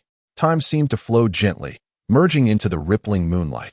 Soon, a beautiful singing voice accompanied the zither, and the hall fell silent, with only the enchanting music and the woman's voice gracing the ears of all present. Chapter 52. A stunning revelation. Yu Chaoyang was utterly astonished. How could this be possible? This far exceeded her expectations. When did Yu Yuanzheng learn to play the piano? How had she not noticed? Just moments ago, she clearly could not play and was merely feigning ignorance. Yet now, it was as if she had been struck with a resounding slap. This was not normal. The piece was unfamiliar to her. She had played numerous renowned compositions, but had never encountered Lotus Pond under the moonlight. What was remarkable was how beautiful this melody sounded, complemented by lyrics that could be sung. The words, though simple enough for a 3-year-old to understand, were imbued with elegance. Even the princess was taken aback by her daughter-in-law's exceptional piano skills and exquisite singing. The music was delightful, joyful, graceful, and imbued with a profound sense of artistry and a lively rhythm. Observing her daughter-in-law's finger techniques, the princess was baffled. She had never seen such methods before. Although she herself could play, her instructor had never taught her these techniques. The mere finger vibrato was something she could only aspire to. To her astonishment, her daughter-in-law could even perform sweeping motions. Good heavens, what level of mastery had she achieved? The princess marveled at this. Her exclamation caught the prince's attention, and he glanced at her, remaining silent yet attentive. Unbeknownst to anyone, the prince's hand gently tapped a rhythm on his knee. He possessed a modicum of musical understanding. After all, which noble child had not studied music? The emperor, seated above, had closed his eyes, thoroughly enjoying the enchanting melody. The empress rose from her seat and approached Yu Yuanzheng, captivated by the sight of her hands dancing gracefully over the strings. In this era, the right hand predominantly played the melody, while the left hand merely assisted. Yet, Yu Yuanzheng employed both hands in perfect harmony, alternating speeds with exquisite precision. The empress watched in awe, a plan forming in her mind to send the 8th princess to the royal residence to become Yu Yuanzheng's pupil. As the final note lingered in the air, the hall fell into a profound silence. It was only when the empress began to applaud that the audience awakened from their reverie and thunderous applause erupted. Haha, I have never heard such melodious music. The eldest daughter-in-law is truly remarkable. I wish to hear it once more. Could you play it again? The emperor chuckled heartily. Of course, Yu Yuanzheng replied without hesitation. The emperor's request was not one to be denied. She played and sang once more, while the empress stood by, observing her intricate fingerwork. At times, the movements were so swift that they were nearly impossible to follow. The crowd relished the experience of such heavenly music once again. Yuanzheng returned to her seat amidst the applause. The princess, with a sweet smile, took her hand and guided her to sit beside her. I never expected you to surprise Mother so greatly. Chaoyang claimed you could not play the piano. Your skills surpass those of Mother's previous instructors. You're too kind, Mother. It was merely a pastime, nothing noteworthy, Yuanzheng replied, aware that the music she had played was not yet fully developed, her techniques quite basic compared to future advancements. Naturally, it was not as impactful. In truth, she considered her playing average. However, in this era, she was regarded as a master. Second sister, when did you learn to play the piano? How was I unaware? The family did not even hire a tutor for you. Yu Chaoyang seethed with jealousy. Why was it Yuanzheng, not herself, who garnered such attention? The family had hired a piano teacher exclusively for her, yet she had not played nearly as well. A person who had never touched a piano before had captivated the audience upon her first performance. Oh, I merely memorized it while watching you play, Yuanzheng replied nonchalantly. What? That is impossible. Yu Chaoyang refused to believe her. I possess a strong learning ability. I can grasp things after a single viewing and can also draw inferences from one instance. Is that not sufficient? Yuanzheng retorted, leaving Yu Chaoyang at a loss for words. Sovereign Zishu interjected, holding back Yu Chaoyang, who was about to protest further. There is no need to be so serious. The eldest daughter-in-law's skill brings honor to the royal residence, he reassured her. Reluctantly, Yu Chaoyang conceded, though the frustration simmered within her. Yuanzheng. Two young ladies approached eagerly. When it is my turn, would you accompany me? Chao Jinxian rushed in, preempting Yu Yueying. Both had chosen to dance. However, the dance you perform may not correspond with the piece I play, Yuanzheng replied, perplexed. The music and dance must harmonize. Not every composition suits any dance. Not to worry. As long as you choose a gentle melody, I can adapt my movements to your rhythm, Chao Jinxian insisted, determined to secure her participation. Very well. The performance continued, and when it was their turn, the audience fell silent in anticipation, ready to savor the music. Yuanzheng played Spring River, Flower Moon Night for Chao Jinxian's dance, and Fishing Boat Singing at Dusk for Yu Yueying's. Both pieces were classics, though the quality of the piano was lacking, and the tonal range limited. Nevertheless, for the ancients, the experience was akin to entering a realm of ethereal beauty, significantly enhancing the two ladies' performances. The applause was thunderous. After finishing, both ladies rushed over, exclaiming that their performance had been their best yet. With such musical accompaniment, they felt like beauties adorned in exquisite garments, perfectly complementary to one another. The two girls chattered excitedly, one expressing a desire to learn piano from Yuanzheng, while the other offered to teach her dance. Yu Chaoyang watched, green with envy. Yuanzheng had made friends on her first outing and won the favor of Princess Lingxian on her second visit to the palace, while Yu Chaoyang had instead created an enemy in Princess Nanhua. As the performances unfolded and all 12 acts concluded, the emperor rose to praise each of the noble sons and daughters who had performed. Undoubtedly, the first prize was awarded to Yuanzheng. When she received the 100 taels of gold, Yuanzheng felt as though happiness had descended upon her like a shower of blessings. Previously, the prince had gifted her silver notes, which lacked the same impact. This was the first time she had witnessed such a substantial amount of gold so directly. In later times, how many gold necklaces could be crafted with this? Approximately 10 grams could yield one necklace, meaning 100 taels, equivalent to around 6¼ pounds, could create about 300 necklaces. Yuanzheng beamed foolishly. In reality, it was merely worth 1,000 taels of silver.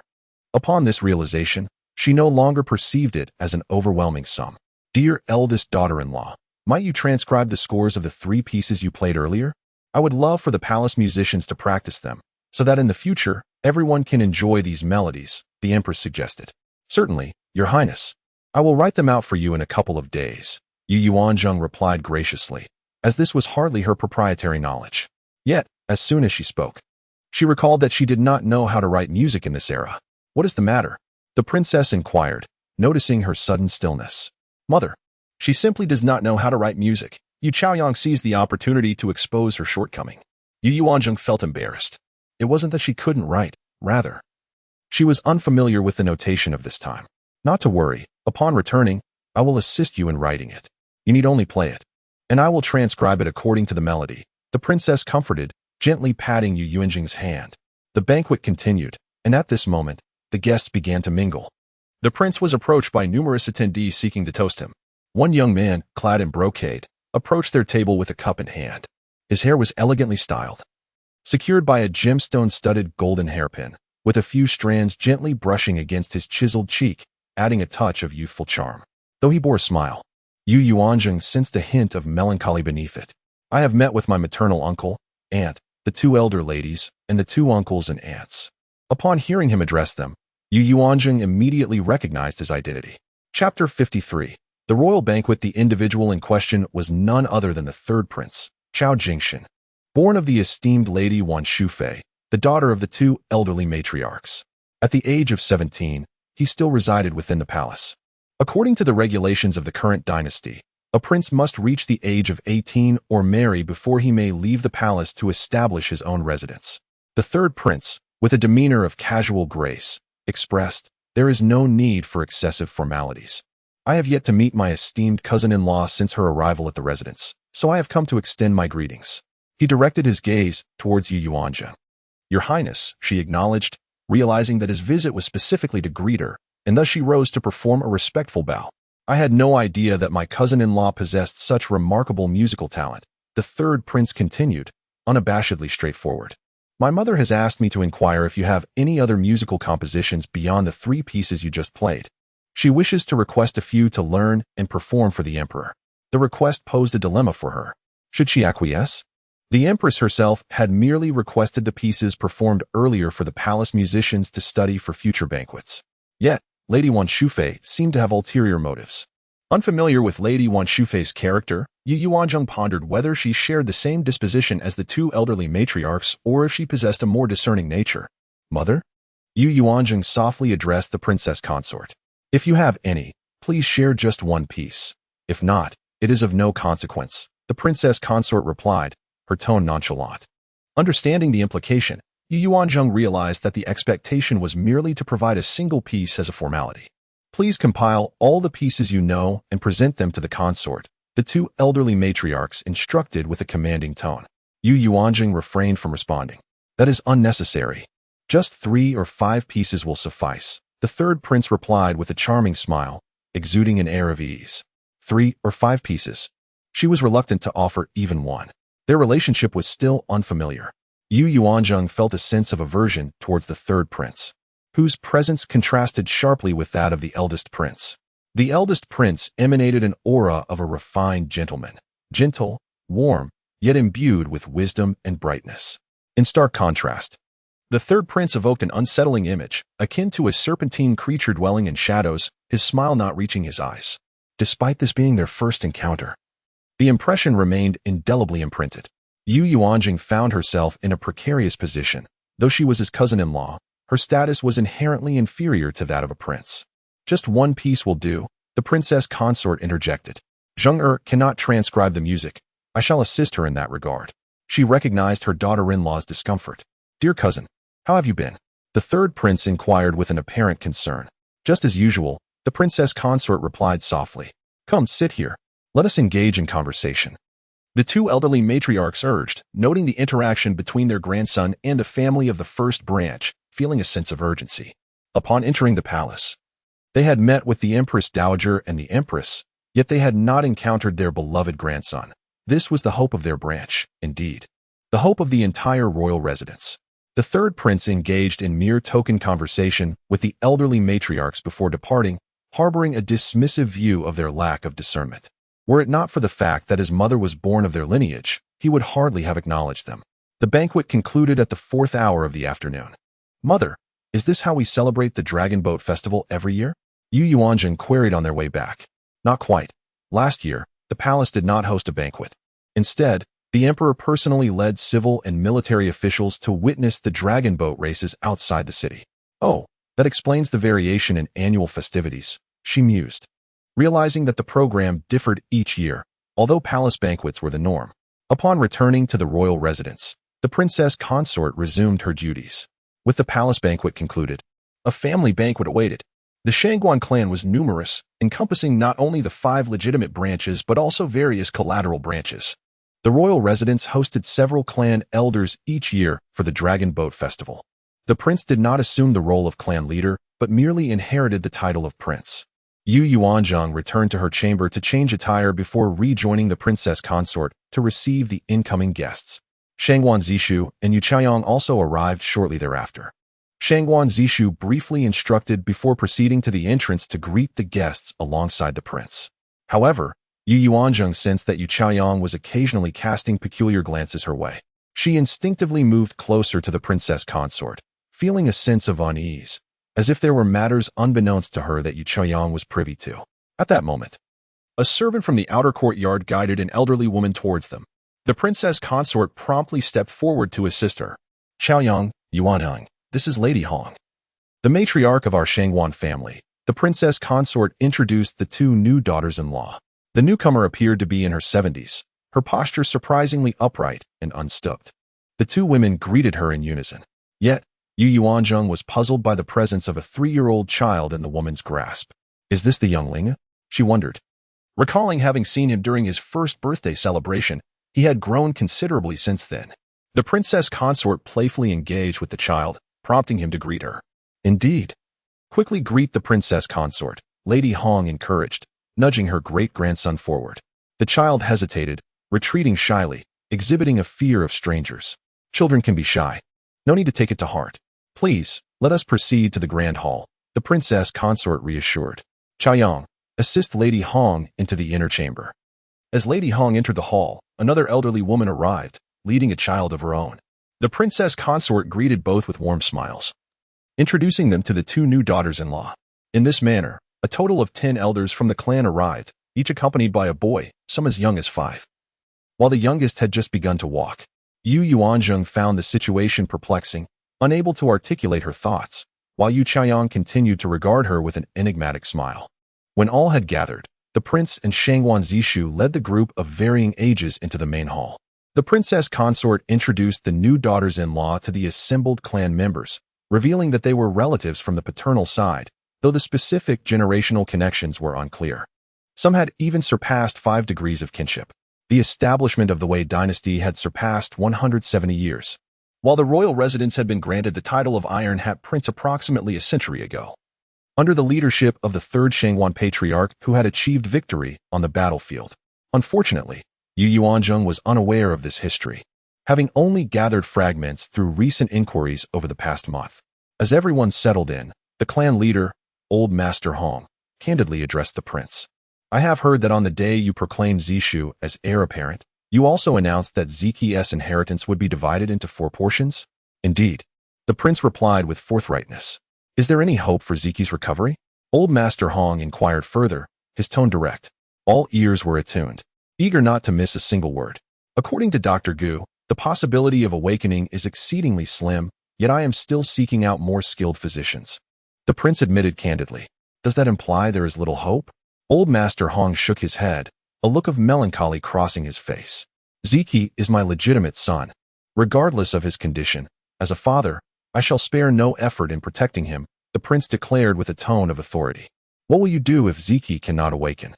Old Master Hong pressed on, his inquiry laced with gravity. The prince paused, a flicker of indignation and confusion crossing his features. What do you mean?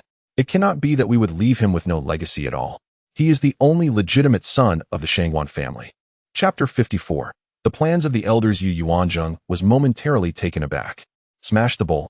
What does that mean? Indeed, smashing a bowl is a significant custom in ancient funerals, where a clay pot is shattered to accompany the burning of paper money at the time of the coffin's departure.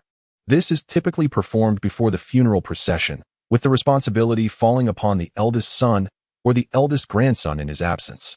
The old man was evidently concerned about the succession of Shangguan Ziki. However, Yuanzheng remained silent, opting to listen carefully to his intentions. This matter could be discussed later. After all, Ziki was not on the brink of death. The prince appeared somewhat displeased. Was he cursing his son to die young? He had already stated that the imperial physician had concluded the chances of awakening were minimal. It was prudent to make arrangements early. If a successor was adopted while Ziki was still alive, some emotional bonds could be fostered. However, adopting a child at the last moment would mean inheriting a substantial fortune without any semblance of affection. Old Patriarch Hong, he advised solemnly. Today is a rare occasion for us to gather. I suggest each family brings forth suitable children for Ziki's wife to choose from, so we may proceed with the adoption in the ancestral hall in the coming days. Old Patriarch Han continued. Ah, now I understand, thought Yuanzheng. They wished for her to raise another's child. To put it nicely, it was a gesture towards Shangguan Ziki, but less graciously. It was a ploy for the prince's 4/10 of the estate. They intended to keep the fortune within the clan. Yet the prince remained steadfast in his refusal.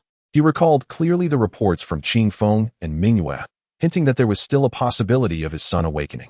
If the adoption were to take place now, retracting it later would not be a simple endeavor. Your Highness, this matter is of considerable gravity, old Patriarch Hong insisted, refusing to relent. The eldest son may awaken any day now. I prefer not to adopt a child at this time. Yuanzheng was not accustomed to raising another's child and boldly expressed her stance. Firstly, she had never raised a child before. If she chose a very young one, she would not know how to care for it. If she opted for an older child, they would still remember their parents, making it impossible to bond. In her past life, she had witnessed numerous tales of adopted children, few of whom truly regarded their adoptive parents as kin, unless they were entirely ignorant of their lineage. But these children all had living parents, and they were clearly motivated by the desire to inherit wealth. Ziki's wife, you are still young and may not comprehend many matters. As you age, you will find yourself alone, without even a relative to pour you a cup of tea. You might not even gain entry into the underworld. Old Matriarch Hong counseled with a concerned expression. Yuanzheng surveyed the 10 children before her. Each was well-nourished and came from families that did not struggle for sustenance. Why would they wish to relinquish their children? She could not fathom it. Was the princess residence truly so desirable? Yuanzheng remained unaware of the vast wealth possessed by the royal family. Wealth stirs the heart, and furthermore, the prince was of a distinguished lineage, with Shangguan Ziki being the legitimate son of the princess. Being adopted into the royal family would mean that in the future, they would be close cousins to the prince's son, offering limitless prospects. I am sorry, old Matriarch Hong, but I must heed my father and mother's wishes. Yuanzheng replied with a bashful demeanor. She was still a young maiden. It was only fitting to act shy when discussing the adoption of children. At this moment, she was merely 16, a year younger than Yu Chaoyang. Child, you must consider your future. It is already a great injustice for you to be widowed. You must have a child to care for you in your old age. Old Matriarch Hong implored earnestly. Sister-in-law, you truly should select a child to adopt. Otherwise, you will face profound loneliness in the years to come. Having a child to keep you company will greatly improve your days. Yu Chaoyang chimed in with a smile, sitting beside Yuanzheng. In her previous life, she had adopted the oldest child. Initially, she treated the child well, and the child behaved quite sensibly before her. However, upon Shangguan Ziki's demise, under the influence of his biological parents, the child began to feign obedience. They often took the family's good possessions to their real parents, frequently visiting them. Moreover, with Princess Nanhua frequently flaunting her happiness before her, Yu Chaoyang grew increasingly disillusioned. Ultimately, she abandoned the child, indifferent to what became of him. By the time of her death, the child was merely 13, already displaying signs of debauchery. In this life, all of this burden fell upon Yuanzheng. Naturally, she wished to give it a nudge. Would she end up like her past self, succumbing to despair? The mere thought of such a scenario brought her an inexplicable sense of relief from the shackles of her former fate. Regrettably, Yuanzheng offered not even a glance in her direction. But, old Matriarch Hong, I once heard a story. There was a woman in a situation akin to mine today who adopted a distant cousin as son. She toiled to raise the child, sending him to school, and eventually, he passed the imperial examination. She eagerly awaited his return to whisk her away into a life of luxury. In the end, he returned, but he brought his biological parents instead. Ultimately, the adoptive mother was left alone in her hometown, heartbroken and solitary until she passed away, with villagers helping to bury her. Yuanzheng feigned a pitiful expression, weaving a tale. Child, how could such a thing happen? Old Matriarch Hong was taken aback by Yuanzheng's stubbornness, subtly insinuating that a child raised by another could never truly bond. If I must adopt a child, I shall only adopt one without parents or relatives. He must be an orphan, for such a child is easier to nurture, Yuanzheng stated plainly. Upon her words, silence enveloped the room. The Shangguan family had no such orphans available for her adoption. They were only willing to offer their sons to the royal family for their own ulterior motives. This matter shall be discussed later, the prince remarked, casting a glance at Yuanzheng, clearly wishing to avoid further discourse. When will this later occur? I implore you, Your Highness, to provide a definitive response. Old Patriarch Hong persisted, yet the prince offered no concrete timeline. Enough. Today is the Dragon Boat Festival. Let us gather without discussing trivial matters. After lunch, I shall present the Patriarch with 5,000 taels of silver to refurbish the clan school. Those among our kin who prefer not to pursue martial arts should focus on the literary path. Do not rest on your laurels merely because you belong to the Shangguan family. Strive for progress. The prince's authoritative gaze swept over the elders as he continued speaking. Each year, the prince took such measures. The entire Shangguan clan revered the royal lineage, while others had to strive on their own merit. The royal family provided them with a layer of protection. With a stable royal house, they could maintain their dignity and rarely faced oppression. This alone was their greatest fortune. With the absence of the two elder matriarchs, Yuanzheng felt the atmosphere was considerably lighter. She had yet to digest her meal from the palace banquet earlier and found herself consuming nearly another half bowl of rice. The group of elders departed, visibly disappointed. Yu Chaoyang accompanied Yuanzheng to see off the princess, yet Yu Chaoyang's heart remained restless. Everything had changed. Today, Yuanzheng had not chosen a child for adoption. Whereas in her previous life, the prince and princess had readily consented to the adoption and allowed her to select a child on the spot. Why was that? Chapter 55, The Uncle Seeks Favor with an Unsettled Heart. Yu Chaoyang struggled to find rest throughout the night, while Yuanzheng, reluctant to raise another's child, returned to Chiya courtyard. There, she incessantly recounted her day's experiences to the slumbering Shangguan Ziki. Listening to his wife's voice brought him immense tranquility. He had awaited her return all day, refraining from sleep, eager to hear her stories. To his surprise, she had achieved significant merit in the palace, garnering gratitude from the emperor and securing excellent opportunities for her family. Why does the emperor reward my family instead of the Shangguan family? This question had troubled Yuanzheng throughout the afternoon. Having married into the Shangguan family, she believed the emperor should bestow favors upon them. Yet the benefits were directed towards her natal family. Foolish girl, the status and glory of the Wang family have reached their zenith. There is nothing left to bestow. Only your family can be rewarded. Shangguan Ziki chuckled softly. Why does your eternally stoic face seem to bear a faint smile? Yuanzheng observed closely. Enchanted by his handsome visage, she found great delight in his appearance, a sentiment as natural as the desire for beauty. After receiving the emperor's commendation, Yuanzheng enjoyed a splendid rest. The following morning, she informed the princess of her intention to visit her family, eager to share the news of her royal reward, which her family was still unaware of. Zheng'er, you must return early. We need to write down the musical scores requested by the empress. The princess expressed her satisfaction with her daughter-in-law, appreciating her excellence and dedication. Upon returning to the Yu residence, Yuanzheng was surprised to find her uncle present. Was he here to mend their relationship, aware that their branch of the family was rising? Niece, how delightful to see you, she greeted her uncle, Yuanqing, with proper respect. He had witnessed her remarkable talents at the palace banquet and was astonished by her uniqueness. After returning, he had inquired about her second brother's recent conduct and learned that the esteemed Jean Lauren had accepted them as students. This was utterly unbelievable. His younger brother, once suppressed by their mother's threats, had seemingly secured a fortuitous opportunity upon leaving the family estate, stirring envy within him. Meanwhile, he merely held a low-ranking position in the Ministry of Rites, benefiting from ancestral favor. Yuanzheng, I had no idea you were such a talented musician, her uncle remarked, genuinely surprised. It is nothing, my elder sister plays well too. I learned simply by observing her, Yuanzheng replied, her words strikingly modest. Yuanzheng is indeed a clever child. Yuanqing praised insincerely. My brother, how did you catch Jean Lauren's eye? Could you introduce my sons, Qingli and Qinghao? They are diligent students and plan to participate in the upcoming provincial examination, he continued, eyeing the prospects for his children. Qingli and Qinghao were his elder brother's two legitimate sons, both having passed the Xiukai examination, yet neither had succeeded in the more prestigious Juren exam. This matter is rather complicated. Jean Lauren is quite selective with his students, and I only had a chance due to fortunate circumstances, Yuanqing admitted, withholding the truth about how he had leveraged familial connections. We are family. Your two elder nephews have grown up under your watch. Their success will naturally benefit you. Dear second uncle, Yuanqing persisted. Perhaps your elder cousin and second cousin could directly visit Jean Lauren for an assessment. If they possess the aptitude for studies, he will surely welcome them, Yuanzheng interjected. Why not offer the opportunity for Qing Sheng to attend the Guozijian instead, since he is already a student of Jean Lauren? It hardly matters if he goes or not, Yuanzheng suggested, shamelessly advocating for his son. Yuanzheng retorted, one cannot write two characters with a single stroke. The emperor is certainly aware that I am from the Yu family. Why reward my brother and not my elder cousin? Do you think the emperor is a fool, unaware of the underlying reasons? You wish for the emperor to bestow favors upon our second branch, as if his decrees were mere trifles? Yuanzheng's voice grew colder, her indignation palpable. Realizing the futility of his request, Yuanzheng hastily took his leave.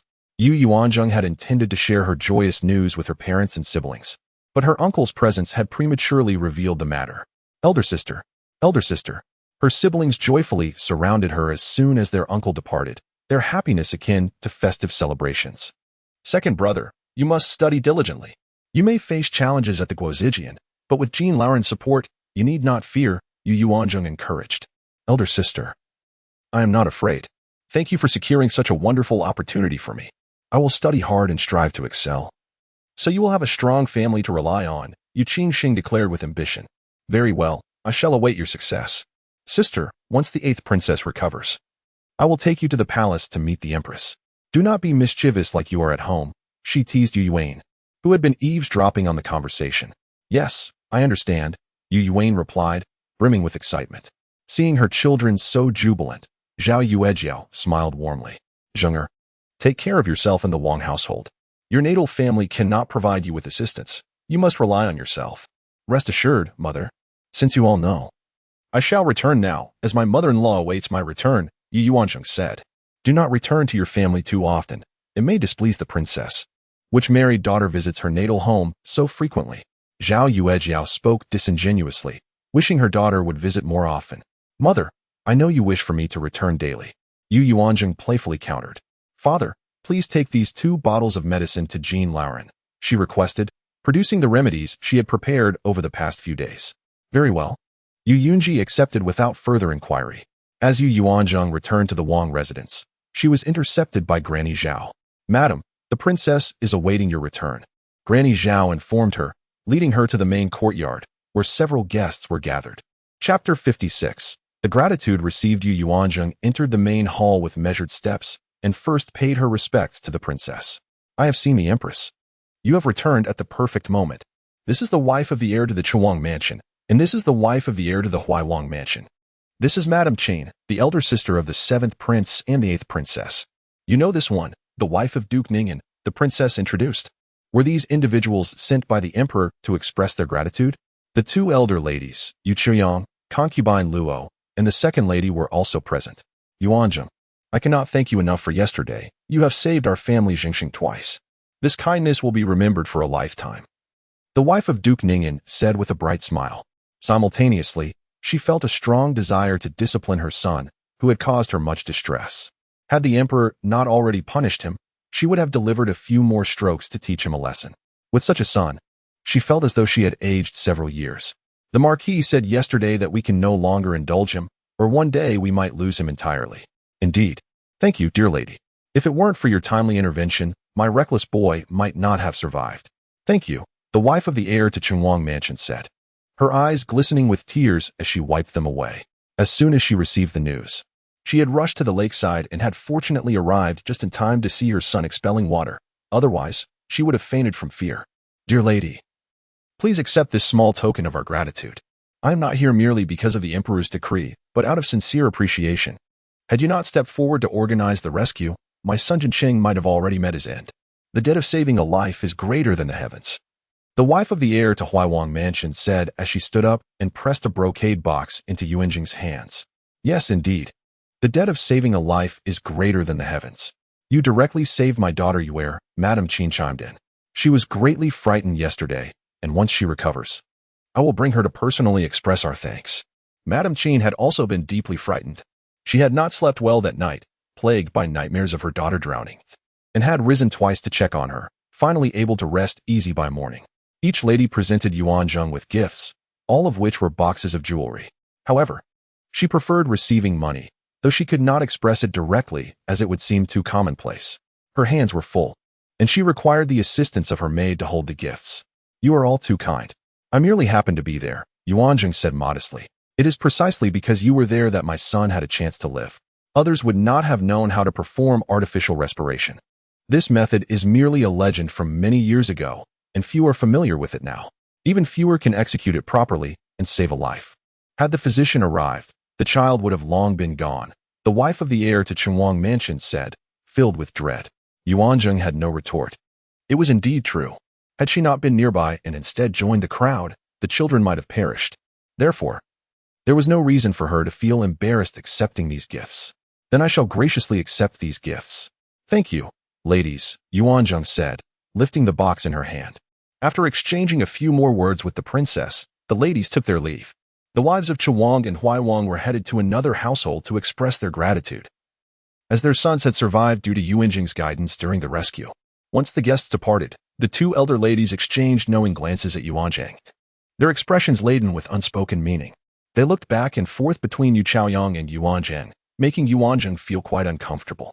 However, she said nothing and simply left. Returning to her own courtyard, the elder lady sat quietly in her chair.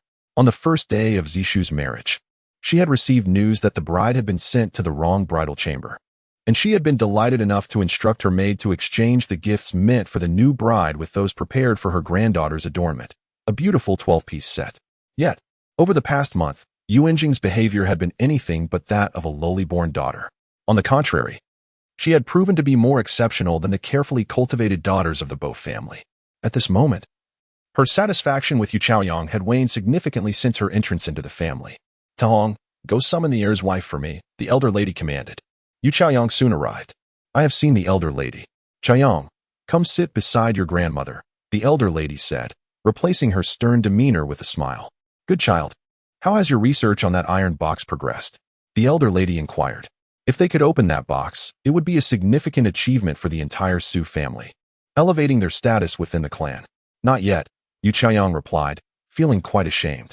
They had attempted countless times, with her making the most attempts while Zishu was away during the day, leaving her with more time. Yet, after 20 days, there had been no progress. Then keep trying. Perhaps one of those numbers is the key to opening the box. Also, you have been married for a month now. It is time to conceive. The offspring of the royal family are of utmost importance, the elder lady added, showing concern for Yu Chaoyang's prospects of motherhood. Elder lady, it has only been a month since Chaoyang entered the household. It is not that simple, Yu Chaoyang said shyly, fidgeting with her handkerchief. Be cautious of your second sister-in-law. Do not fall prey to her schemes unknowingly, the elder lady warned, harboring a deep-seated resentment towards Yuanzheng. Yes, Chaoyang was unaware that she had concealed herself so well, deceiving everyone in our family, Yu Chaoyang replied, filled with animosity towards Yuanzheng, wishing she could eliminate her, but knowing she could not. Very well, it has come to this. You must keep your distance from her in the future. Additionally, you should read more, study the piano and painting, and avoid being labeled as a simpleton. I will speak with the princess another day, suggesting that you learn to manage the household affairs of the Wangfu. If you cannot bear the responsibilities of the head matron, your position as the heir's wife may become precarious, the elder lady stated solemnly, devoid of her usual light-hearted demeanor. She herself did not understand why she found Yuanzheng so displeasing. From the moment she served tea on her first day, she had sought to make things difficult for Yuanzheng, sensing that this girl was a variable that could ruin her years of planning. The primary reason for her disdain was that the prince had initially intended her for Su's issue, which she found utterly unsatisfactory.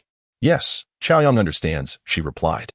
Although Yu Chaoyang listened, she thought to herself that now that she had married into the Wangfu and was the heir's wife, what unexpected turn could occur? What she did not realize was that divorce or taking a concubine was still a possibility. If a more capable successor were to arrive, she could very well be overshadowed. The matron of the Wangfu held immense importance. Before long, concubine Luo arrived as well, equally astonished by Yuanzheng's recent performance. Elder lady, how do you view this situation? She asked, feeling quite unsettled. It was disheartening to see a woman they had all looked down upon surpassing the heir's wife. At that moment, she regarded Yu Chaoyang with a hint of disapproval, considering that if the marriage had not been switched, some of the accolades from yesterday might have been bestowed upon her son. What could be done? As long as the eldest son remained unconscious, no matter how skilled she was, she would only be destined to live as a widow. The elder lady was not overly concerned. A woman of the inner courtyard could not alter the grand scheme. As long as Zishu remained the heir, everything would remain unchanged. Soon, she would write a letter to the palace, addressing it to Shu Fei. urging her to speak to the emperor regarding how the prince could halt the treatment for the eldest son. The treatment must not cease. Unfortunately, the Chia courtyard was tightly guarded by the princess, making it impossible for her to place anyone within. The servants attending the courtyard had been personally arranged by the prince, and even the lower-ranking maids were descendants of the princess's original entourage. As the women discussed Yuanzheng, she returned to Chia courtyard with 2 boxes of jewelry in her arms, while her maid carried 2 more, delightfully opening each box to admire the contents. Wow, how generous these ladies are. Each piece is exquisitely crafted, captivating the eye. Yuanzheng picked up a gold and jade hairpin and deftly inserted it into her hair. Ziyue, do I look beautiful? The young madam is truly stunning. Well, at least you know how to flatter me by calling me beautiful instead of praising the hairpin. Here, this one is for you. This one for Zhonghua. And this one for Aunt Yi. In the courtyard, the servant girls will each receive a reward of 1 or 2 silver coins from Ziyue. Just tell them that I am in a good mood today and wish to bestow these gifts upon them. Yuanzheng was quite magnanimous. Oh, by the way, please summon Aunt Yi for me. I have matters to discuss with her. Ziyue accepted the rewards and went out to call for her. Chapter 57. The principled young master in the small kitchen. Granny Yi watched as the cook prepared porridge for the young master. Before long, the young mistress arrived. Madam, please take a seat. I truly feel remiss. It has been nearly a month since I entered the household, and I have yet to have a proper conversation with you. Today, I shall remain here, and we can have a good chat, Yuanzheng said with a gentle smile. The young mistress has already been doing splendidly. You are new to the household and have much to adapt to, and you have been quite busy, Granny Yi replied. She had been in this courtyard every day, and was well aware that Yuanzheng had hardly had a moment of leisure in the past month. As the wet nurse of the young master, Granny Yi had cared for him since infancy and was privy to many matters. Indeed, I have spent more time with the young master than the princess herself. I was originally the princess's maid of honor, 2 years her senior. Upon entering the Wang residence, the princess soon married, and when she bore the young master, I had just given birth myself, perfectly positioned to nurse him. Oh, was your first child a boy or a girl? Yuanzheng inquired. A daughter, who is now married and managing affairs at the estate that accompanied the princess. She visited me just yesterday, Granny Yi reminisced. And what of your son? Yuanzheng continued, recalling that Granny Yi had mentioned having 2 children during a previous conversation. He is currently working as a shopkeeper in one of the princess's dowry establishments, Granny Yi replied. Ah, it seems your family is quite well, Yuanzheng remarked. Granny Yi, could you share more about the young master? Having been in the household for some time, this was the first instance Yuanzheng had inquired about Shangguan Ziqi's past. She had never considered him her husband, merely a patient under her care. It was difficult for her to embody the role of a wife when there was no emotional foundation between them, despite his handsome visage. However, as they would be living together for the long term, she deemed it necessary to understand his character. After all, appearances could be deceiving. By the grace of the princess, it is unfortunate that she bore only 1 child and faced great calamity. The young master has been meticulously groomed by the old prince and the current prince, excelling in both academics and martial arts. He even accompanied the prince on a military expedition 3 years ago, where they decisively defeated the enemy forces of the Kanglan kingdom. Upon his return, he was praised by the emperor in court, a true testament to his lineage. From a young age, the young master has strived to be a commendable heir, rising at the crack of dawn to practice his skills before attending the palace as a companion to the eldest prince, studying diligently in the imperial study throughout the seasons without fail. As he matured, he further honed his skills in the military. Regrettably, the eldest prince suffered a fall while saving the emperor, resulting in a disability. The young master, in an attempt to divert some of the enemy's attention, was also injured during that ordeal. The eldest prince's misfortune weighed heavily on the young master's conscience for quite some time. Last year, when the young master accompanied the emperor on a hunting expedition, he fell from his horse under mysterious circumstances and has since been in a state akin to living death. Oh, in those days, both the eldest prince and the young master were quite the dashing figures, drawing the gaze of many young ladies on the streets. So many noble girls aspired to marry such fine young men, yet both met with tragic fates. Truly, fate seems to conspire against the gifted. Granny Yi lamented as she spoke of the young master's past. Listening intently, Yuanzheng developed a newfound perspective on the young master. He was indeed a remarkably disciplined gentleman, dedicated solely to becoming a worthy heir of the Wang residence. In contrast, Shangguan Zishu, whom she had encountered but briefly, seemed to pale in comparison. Despite her limited interactions with him, she sensed that he harbored lofty ambitions without the requisite abilities, a dangerous combination. The prince had made it clear that inheriting the Wang estate would require valor on the battlefield, and she questioned whether Shangguan Zishu could mature into such a role swiftly, lest he attain the title of heir only to be a coward. Why did the young master become engaged to the Bo family? Yuanzheng asked as Granny Yi returned from her reverie. Marriage within the Wang household is not particularly concerned with lineage. It is the character of the daughter that matters. However, with the early passing of the old princess, there has been no true matriarch in the Wang residence, leading the old prince to assume a habit of overseeing many matters himself. In the past, he personally selected the princess as a suitable match for the heir. The princess was the carefully nurtured daughter of the Duke of Wei, and her upbringing was impeccable. When it came time for the young master, he too wished to take charge. Owing to the amicable relationship between the old prince and the late Earl Yong'an, discussions regarding the younger generation's unions ensued, and the old prince was introduced to Miss Yu. At that time, she was merely 12, a sweet and innocent girl, and the old prince took a liking to her, subsequently requesting an imperial decree for their marriage. Oh, so it was not that the young master was enamored with her? Yuanzheng mused, quite unaware of these matters. Indeed. However, the young master is a man of great responsibility, never acting recklessly and treating his legitimate wife with utmost respect. Originally, the princess had arranged for him to have a concubine, yet the young master resolutely refused, displaying remarkable self-discipline. He insisted on waiting until after his legitimate wife's arrival to allow her to make decisions regarding his household. Such a principled young master. Yet, alas, he lay as if lifeless upon the bed. Their conversation continued for quite some time, allowing Yuanzheng to gain a more comprehensive understanding of the young master, a man of remarkable principles. If he awakens, I may consider developing a relationship with him. Should we find mutual affection, living together would be agreeable. If he finds me unsatisfactory, separation would not be a tragedy. I am not a woman of this era, reliant on a man for survival. I harbor no desire for the status and power of the Wang household. Nevertheless, I do worry that history is immutable. I have heard that attempting to alter history is against the will of heaven, though I cannot ascertain its truth. I am not superstitious. Yet how does one explain my transmigration and Yu Qiang's rebirth? Granny Yi, I have another matter to discuss with you. I brought only 2 maids from my family, and I feel they are insufficient. Could you recommend a couple of trustworthy and diligent individuals from our courtyard to assist me? Yuanzheng finally broached the topic of her request after an extended conversation. The young mistress should have raised this matter sooner. It is customary in our Wang household for the young mistress to have at least 4 senior maids and 2 junior maids. Having only 2 attendants is indeed inadequate. I will certainly assist you in this matter. I will inquire about their willingness and consider their ages. Granny Yi readily agreed. Thank you, Granny Yi. In the afternoon, Chun-Lei returned from outside, bringing Yuanzheng the items she desired, several thinly polished small knives, tweezers, and pliers. Unfortunately, the absence of stainless steel in this era meant that these tools required regular sharpening and sterilization.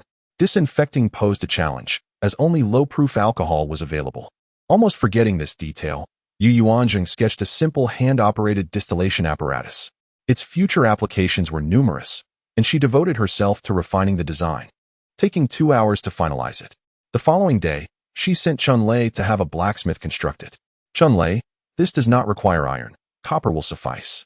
Once completed, take it directly to the small courtyard, as it is not suitable for use in the Wang residence due to its odor. How long will it take to complete? If we use copper, it will be quick. Copper is softer than iron and easier to shape. It should be ready in no more than 2 days. Very well, please also procure 10 pounds of alcohol for the small courtyard. In 2 days, we shall go there to purify the alcohol. After several days of meticulous preparation, all the necessary items for the visit to Princess Huaning's residence were ready, including the required ointments. The only thing missing was the purified alcohol. However, on the very day she was to head to the courtyard, the 3rd prince arrived at the royal palace, accompanied by an unexpected guest. Chapter 58. The 3rd prince arrives with a physician on the 3rd day following the Dragon Boat Festival. Consort Wan Shu in the palace received a letter from the 2nd madam of the elder house. After perusing it, she was plunged into contemplation within her palace chambers. At 35 years of age, her exquisite maintenance allowed her to retain fair skin and captivating beauty, attributes that continued to attract the emperor. The emperor, now 43, had long ceased selecting new consorts, with the empress's cohort being the youngest, yet even they were approaching 30. Consort Yuanzheng still occasionally received the emperor's favor, thus maintaining her esteemed position. Her mother urged her to persuade the emperor to dispatch imperial physicians to continue treating her eldest nephew.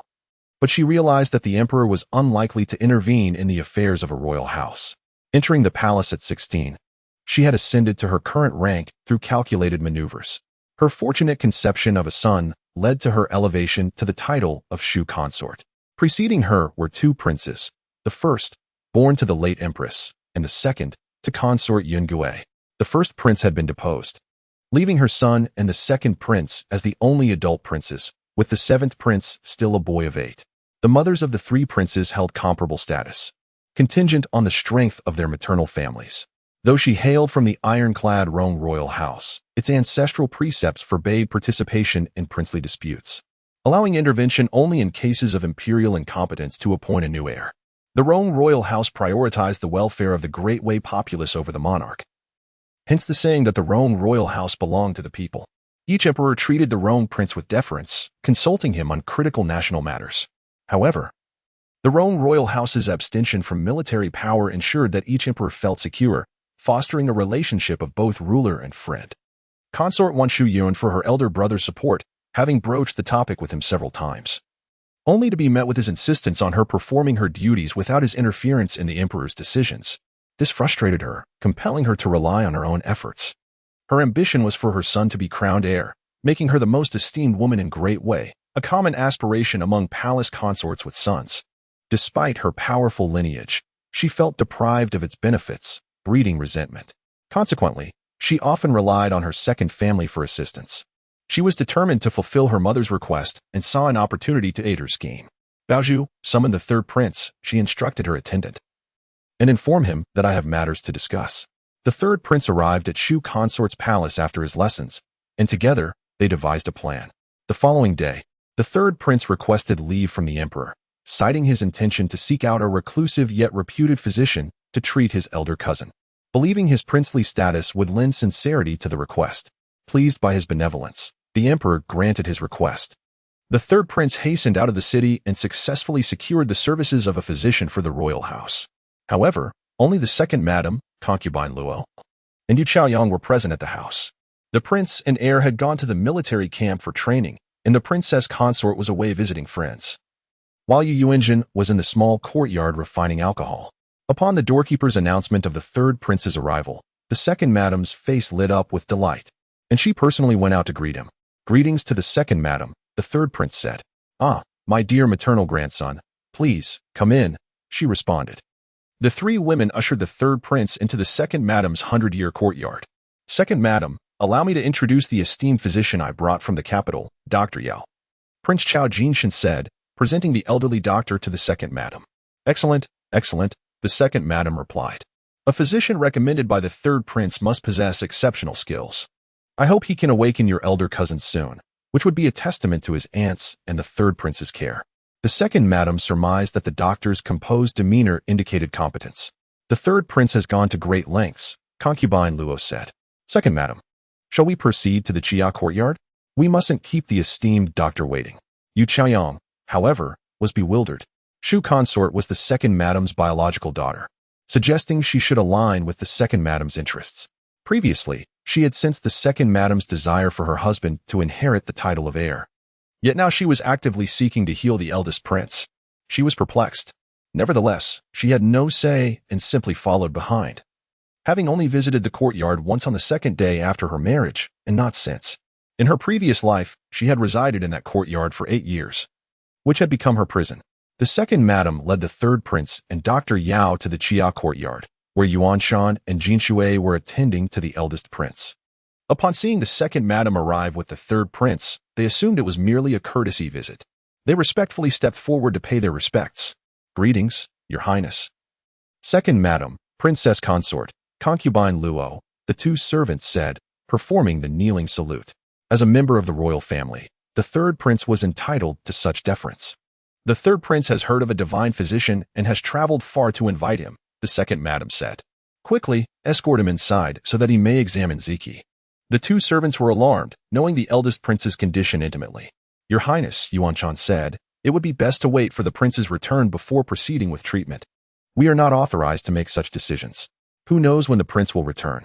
It will be almost dark, the second madam retorted. The doctor has come from afar and has other engagements. We mustn't waste time. Second madam, Yuanzheng replied without arrogance. Then we shall await the princess consort's return. She is only visiting the Jing royal house, which is nearby. I will send someone to request her return.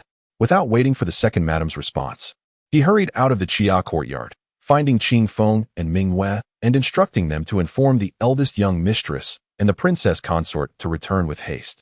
The two servants immediately mounted their horses and left the royal house, disregarding pedestrians in their haste. Fortunately, both were skilled riders, and they rode in opposite directions. The Jing royal house was the closest. Upon hearing Ming Yue's report, the princess consort frowned but quickly apologized to the Jing princess consort and returned to the royal house with Ming Wei. Qi Feng took some time to reach the small courtyard, where Yuanzheng was explaining the distillation of alcohol to Lu Mingde and Chunlei, demonstrating the use of the small distiller. Light the fire and begin heating, she instructed. As the temperature rises and steam appears, reduce the heat to a simmer. The steam will pass through the narrow tube and through a container filled with cold water, where it will condense into a liquid. Yuanzheng collected approximately a mouthful of the liquid. Brother Lu, would you like to try it? Yuanzheng offered the cup to Lu Mingde. Lu Mingde eagerly accepted and drank it in one gulp, then coughed repeatedly. Excellent liquor, he exclaimed. I have never tasted such potent alcohol. At that moment, Qing Feng rode directly to the entrance, pulling on the reins. Eldest young mistress, return to the house quickly. Qi Feng shouted as he leaped off his horse and rushed into the courtyard. What has happened? Yuanzheng asked. The third prince has brought a physician to treat the eldest prince. What? Yuanzheng knew immediately that something was amiss. Chunlei, she instructed. Continue distilling the alcohol using this method until the resulting water has no flavor, then discard it and start the next batch. Yuanzheng hastily gave instructions and hurried toward the entrance. Qing Feng, she said as she walked, take me on horseback, quickly. Yuanzheng retrieved a veil from her sleeve and covered her face, concealing her identity. It was best to have a guard escort her to avoid compromising her reputation if she were recognized. Meanwhile, tensions were rising in the Chia courtyard. Chapter 59, Forced Consultation. Step aside, both of you. This esteemed doctor has been personally summoned by the third prince, and yet you dare to obstruct him? The elderly matriarch's voice was laced with fury as she glared at the two attendants blocking the bed. Your Highness, we have never heard of this doctor. His reputation as a miraculous healer remains unverified, and thus we cannot permit him to examine the eldest young master, replied Yuanzheng, unflinching in his determination. The third prince was taken aback by the audacity of the two attendants who dared to stand against both him and the matriarch of the royal household. He had anticipated no resistance upon personally escorting the doctor, believing even the presence of his uncle would lend him some authority, especially given his goodwill regarding his cousin's health. Unbeknownst to him, these two attendants were not mere servants but elite guards personally trained by the prince himself. Will you two not yield? The matriarch raised her cane, ready to take matters into her own hands if they refused to budge. This was her usual temperament. Matriarch, even if you strike us dead, we shall wait for the princess's return to hear her decision, the attendants declared resolutely. Ignoring their words, the matriarch swung her cane, missing the two as they deftly dodged. In her frustration, she turned her attention to Granny Yi, who had hastily positioned herself between the matriarch and the bed. Unfortunately, she was not as fortunate, receiving a couple of strikes herself. The attendants quickly moved to shield her, absorbing the blows meant for her. Despite being over 50, the matriarch still wielded considerable strength. Onlookers observed this spectacle with a mixture of disbelief and admiration. The loyalty of the royal household's servants was astonishing. The third prince found himself in awe of their unwavering dedication, questioning whether his own guards would display such loyalty. What is happening here? The voice of the princess broke through the chaos, breathless from her hurried return, prompted by Ming Wei. The coachman had driven the carriage directly to the courtyard, nearly exhausting her in the process. The matriarch hesitated, recognizing the authority of the princess's presence. Your Highness, I have been concerned for the eldest young master's health and have brought a renowned doctor to examine him, but these two attendants refused to permit it. The princess surveyed the room, noting the blood on the attendants and the pained expression on Granny's face. The matriarch had clearly overstepped her bounds in her unruly behavior. Dear sister, the third prince only wishes to help, but these attendants are being foolish, and the matriarch is merely teaching them a lesson. Lady Luo interjected as she noticed the princess's disapproving gaze. Indeed, mother. We cannot dismiss the goodwill of the third prince who has gone to great lengths to bring a doctor for us, Yu Qiang added, eager to support the matriarch's intentions. However, the prince has commanded that we refrain from summoning a physician for the eldest young master for now. We shall observe for a while longer, the princess stated coldly. Is the prince not being foolish? That is your own son, and you would neglect his care? I, as the elder matriarch, will not allow such recklessness, the matriarch retorted, turning to Dr. Yao with a commanding demeanor. Dr. Yao glanced at the third prince, who nodded in affirmation, and then he approached the bed. The princess felt powerless to intervene. A brief examination should pose no harm, provided they did not administer any medications without further inquiry into Dr. Yao's background. Meanwhile, lying on the bed, Yuanzheng listened intently to the commotion, his heart racing with anxiety. He longed to intervene, but found himself paralyzed until his mother returned. At which point he felt a wave of relief wash over him. Yet, his relief was short-lived as he sensed his mother was unsure how to stop the doctor. Dr. Yao began his examination, taking the pulse, examining the body, checking the head, and looking into the eyes of the eldest young master. Your Highness, esteemed matriarch. The eldest young master has sustained a head injury. Acupuncture may be the only chance for him to regain consciousness, Dr. Yao concluded after his assessment. How confident are you? The third prince inquired. Your Highness, the situation is quite unique. We can only do our utmost and leave the rest to fate. Many physicians have examined him before, and their findings align with mine, Dr. Yao replied confidently. The princess recognized that Dr. Yao's assessment mirrored that of the previous physician, confirming his competence. What is your expertise in acupuncture? She queried, her curiosity piqued. I have saved countless patients through my acupuncture practice. Of 5 paralyzed individuals I treated. For regained the ability to walk, Dr. Yao responded, recounting his impressive accomplishments. Then proceed with the acupuncture, the matriarch commanded, not waiting for the princess's consent. The princess hesitated. The previous physician had attempted acupuncture for 3 months with no success. She was uncertain if Dr. Yao would fare any better, yet a glimmer of hope flickered within her. As she deliberated, Dr. Yao had already retrieved his silver needles, preparing to heat them. Your Highness, this cannot be, Yuanzheng interjected, fully aware that the eldest young master's condition had worsened under previous treatments. The hastiness of trusting a new doctor brought in by the third prince was reckless. Indeed. Your Highness, perhaps we should wait for the eldest young lady's return to discuss this further, Qi Feng suggested. The princess observed the attendant's disapproving expressions and turned to the third prince. Perhaps we should wait until the prince has inquired about Dr. Yao's credentials before proceeding. My dear aunt, Dr. Yao is quite busy. He has other patients awaiting him in the capital. If I had not personally requested his presence, he would not have come so promptly. The third prince urged, portraying himself as genuinely concerned for his cousin. Yuanzheng's heart raced once more. Mother, please do not acquiesce. I hope the lady returns soon. As the princess hesitated, Dr. Yao prepared to insert the needle. Wait. The princess's inner turmoil surfaced as she called for a halt. At that moment, Yuanzheng burst into the room, flanked by guards. Stop, she shouted, panting heavily from her sprint. She had never run so fast in her life. Chapter 60. The quack's needle. Dr. Yao paused, hesitating to proceed with the acupuncture. Only then did Yuanzheng release the tension he had been holding. He hoped that Yuanzheng would be even more assertive than the Empress Mother, capable of thwarting this conspiracy. Yes, it was indeed a conspiracy. He was acutely aware of it, ever since he had refrained from allowing Dr. Gu to administer treatment and had started receiving care from Yuanzheng.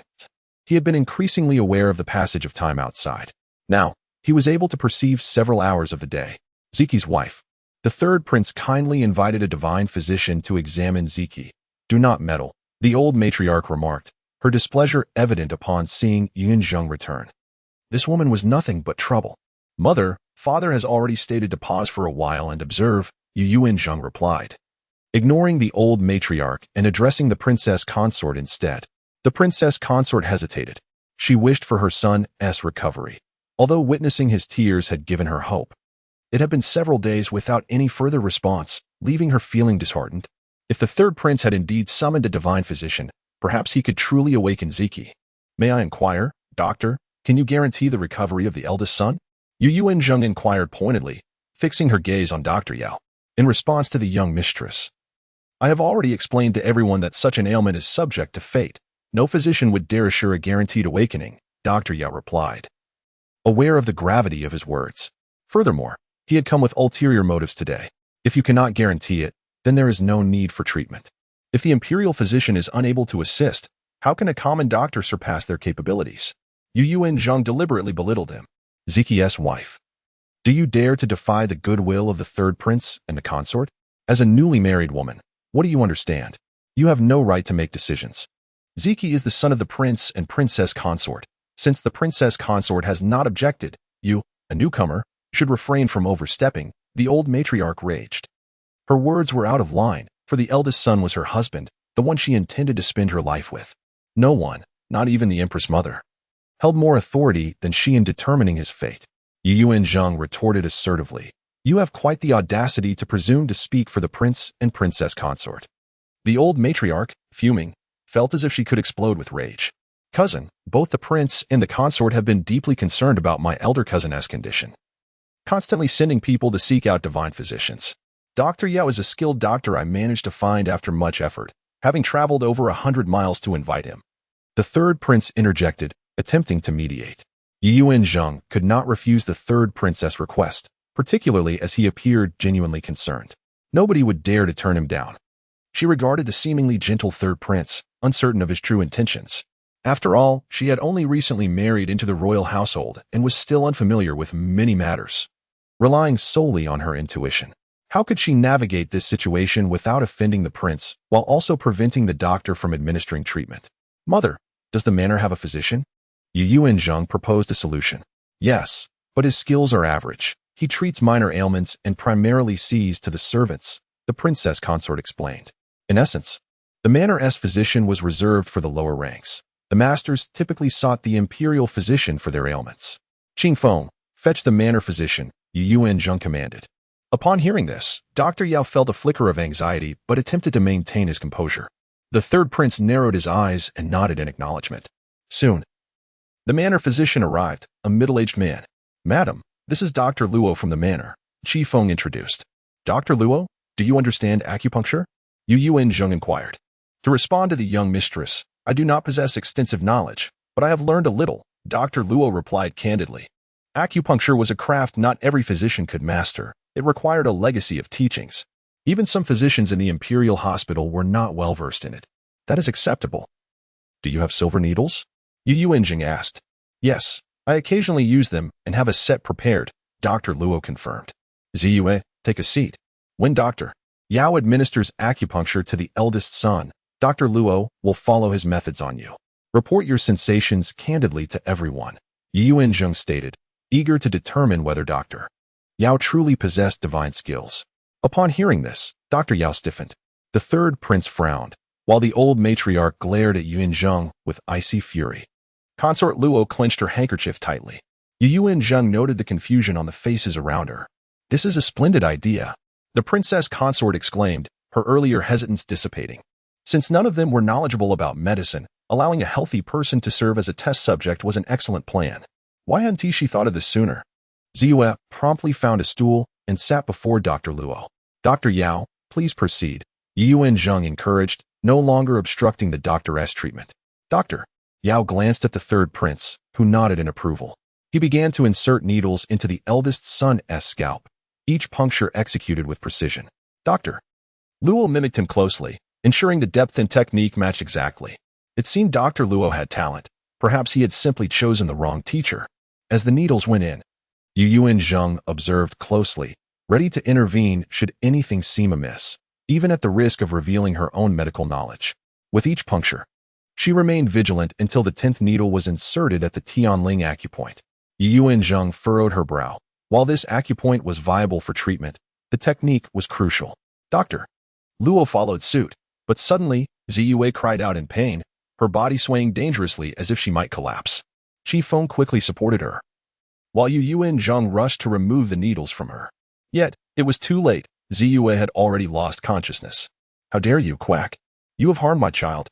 The princess consort could no longer contain her fury upon witnessing Ziyue's reaction. With the consort's outburst, Yuanshan and Jingshui swiftly subdued Dr. Yao. The third prince taken aback by the unexpected turn of events, felt a chill run down his spine. He knew that the prince would not overlook this incident. Although he was a prince, his standing before the emperor could not rival that of the esteemed Lord Rome. Furthermore, he had personally invited Dr. Yao and was acutely aware of the circumstances. Such audacity! How dare you deceive this prince by claiming to be a divine physician and harm the eldest son of the royal household? You shall pay dearly. The third prince exclaimed furiously, drawing his sword with remarkable swiftness and plunging it into Dr. Yao's chest. Yuanzheng and Jingshui barely managed to pull Dr. Yao back a step, but there was nowhere to retreat as the bed loomed behind them. They were unarmed, and the third prince's actions were too swift to be intercepted. Yuanzheng had not anticipated the third prince's decisive nature. Yuanzheng, Jingshui, quickly drag him outside. Do not let him die in Xia courtyard, she commanded urgently, rushing to the bedside to remove all the silver needles that Dr. Yao had inserted into the eldest son. Chapter 61. The situation went awry. Yuanzheng and Qianshui promptly dragged Dr. Yao out of the inner chamber, while the third prince still clutched the bloodstained sword. After finishing the acupuncture, Yuanzheng coldly regarded him for a moment before pinching Ziyue's acupoint. Ziyue gradually regained consciousness. Ziyue, how do you feel? Yuanzheng inquired with concern. Ziyue blinked at her, and Yuanzheng immediately understood her unspoken thoughts. Truly an excellent maid, perceptive of her mistress's feelings. Miss, I suddenly experienced a sharp pain in my head, and then I knew nothing. But Dr. Luo had clearly not needled my head. Why did I faint? Ziyue asked, puzzled. I am not a doctor and do not know. Does Dr. Luo have any insights? Yuanzheng turned to the still dumbfounded Dr. Luo. Madam, I am also at a loss. I merely followed Dr. Yao's instructions to administer the needle, Dr. Luo replied innocently, truly confused yet adept at deflecting blame. At that moment, the princess was examining the eldest young master for any issues. However, she found nothing amiss and was uncertain whether the previous acupuncture had affected him. Ziki, it is my fault. I should not have allowed an incompetent doctor to intervene. This is a case of concern leading to chaos. I will ensure no unknown physicians tend to you in the future, the princess lamented, tears flowing down her cheeks. Aunt, it is Jinshin's fault for not conducting a thorough investigation before bringing him in. The third prince, feeling remorseful, no longer referred to himself as the crown prince. He realized he had bungled the situation and was at a loss as to how to explain it to his mother. Moreover, his uncle would undoubtedly seek retribution. Third prince, do you think you can so easily shirk responsibility? If I had not returned in time to let my maid test the needle, have you considered the dire consequences? The eldest young master's life would rest in the hands of the quack you invited.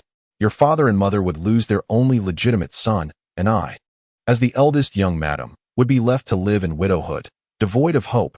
Yuanzheng advanced towards him, her demeanor assertive. How dare you speak to the crown prince in such a manner? Mind your station. The crown prince acted out of goodwill, he retorted. Goodwill?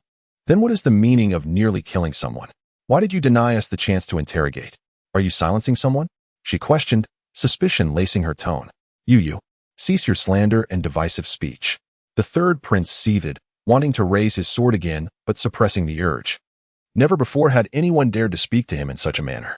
Ziki's wife, do you not understand propriety? How dare you address the third prince in such a way? The elder madam interjected, seeking to assert her presence.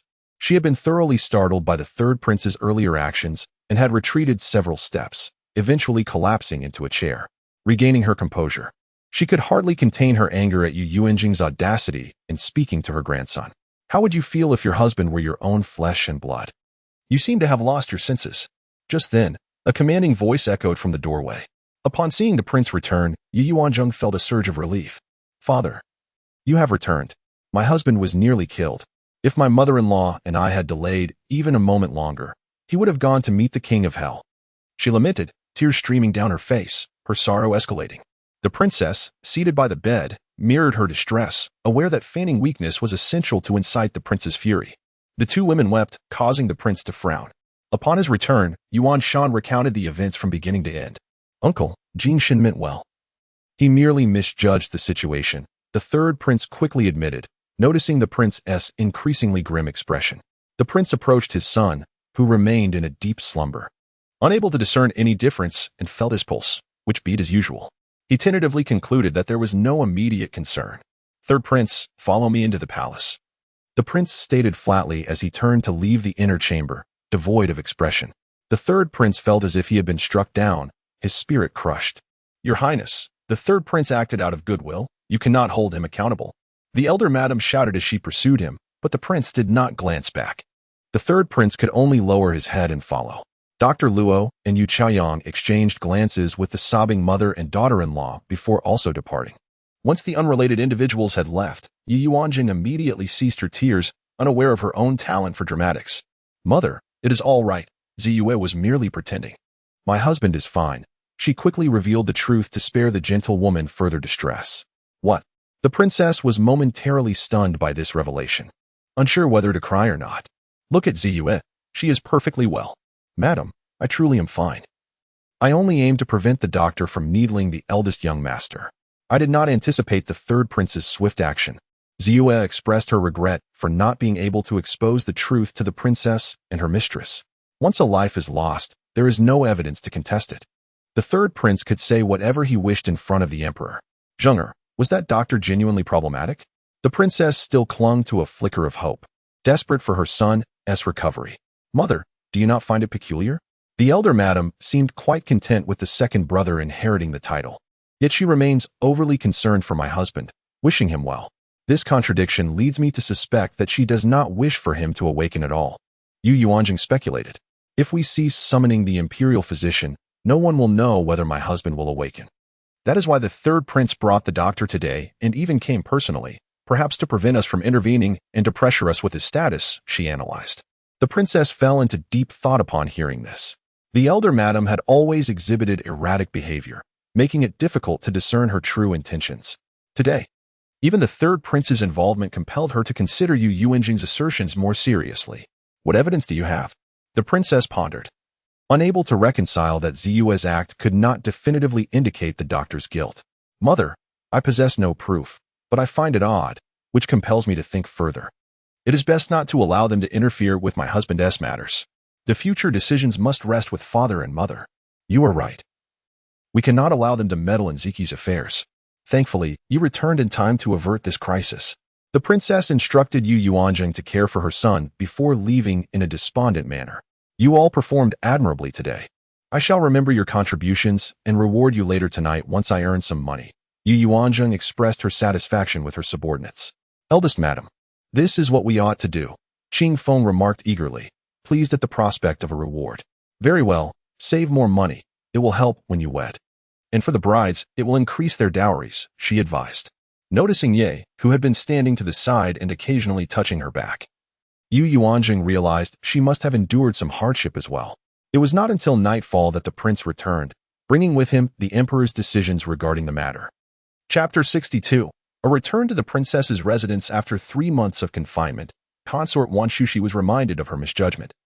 Having received 20 lashes from the third prince to instill a lasting lesson in discernment, the third prince, being the nephew of the prince, was allowed to administer the punishment while the prince himself observed with a measured gaze.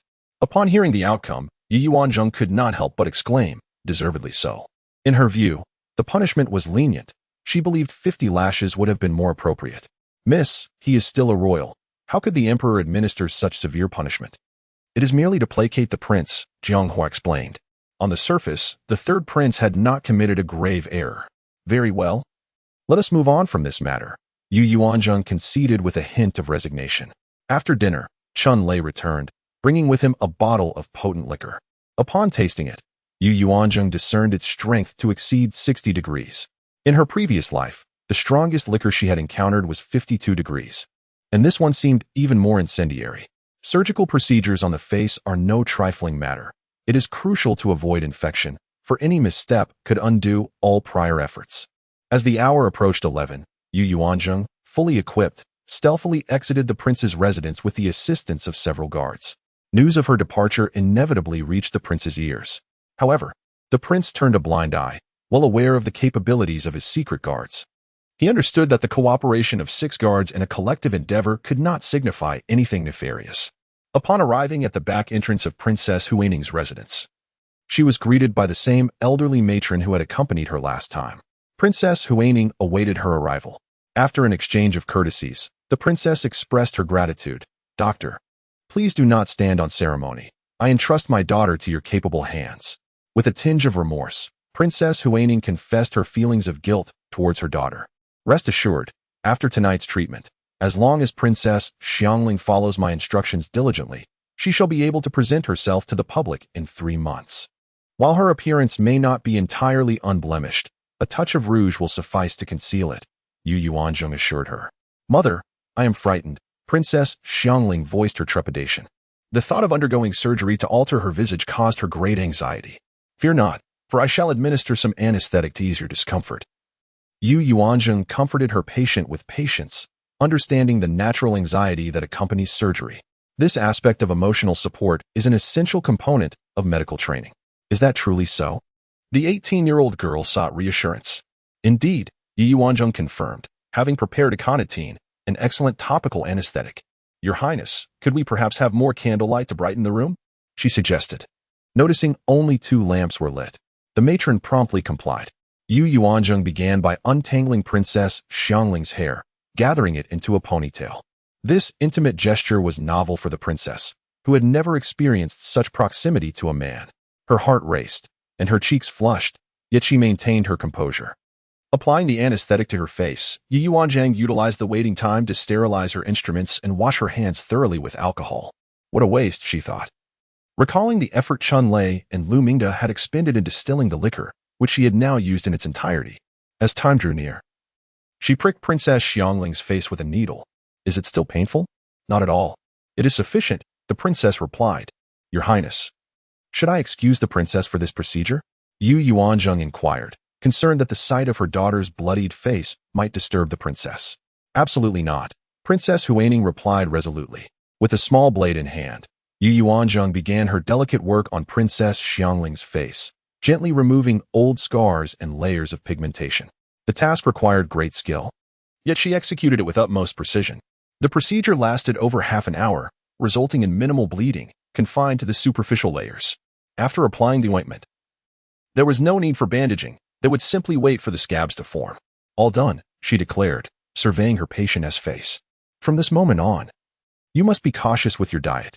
Avoid dark foods entirely. For the next 7 days, consume only light-colored foods, seasoned with salt. Once the scabs fall away, apply the ointment I will prepare for you. When the ointment runs out, you may retrieve more from a shop called Shiritang on Middle Street, where I shall not charge you for the medicine, only for my consultation today. Yuanzheng provided her instructions, which both Princess Huaining and Princess Xiangling received attentively. Should any issues arise, feel free to leave a message at Shiritang, and I shall return upon receiving word, she reassured them with a sense of responsibility.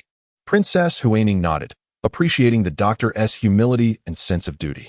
Princess Xiangling, too, regarded the masked Yuanzheng with admiration, feeling a warm sense of care enveloping her.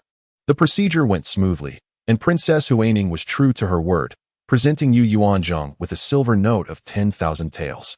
She had observed the entire process, noting that none among the imperial physicians possessed such skill. Upon returning to the prince's residence, Yuanzheng found herself with ample time on her hands.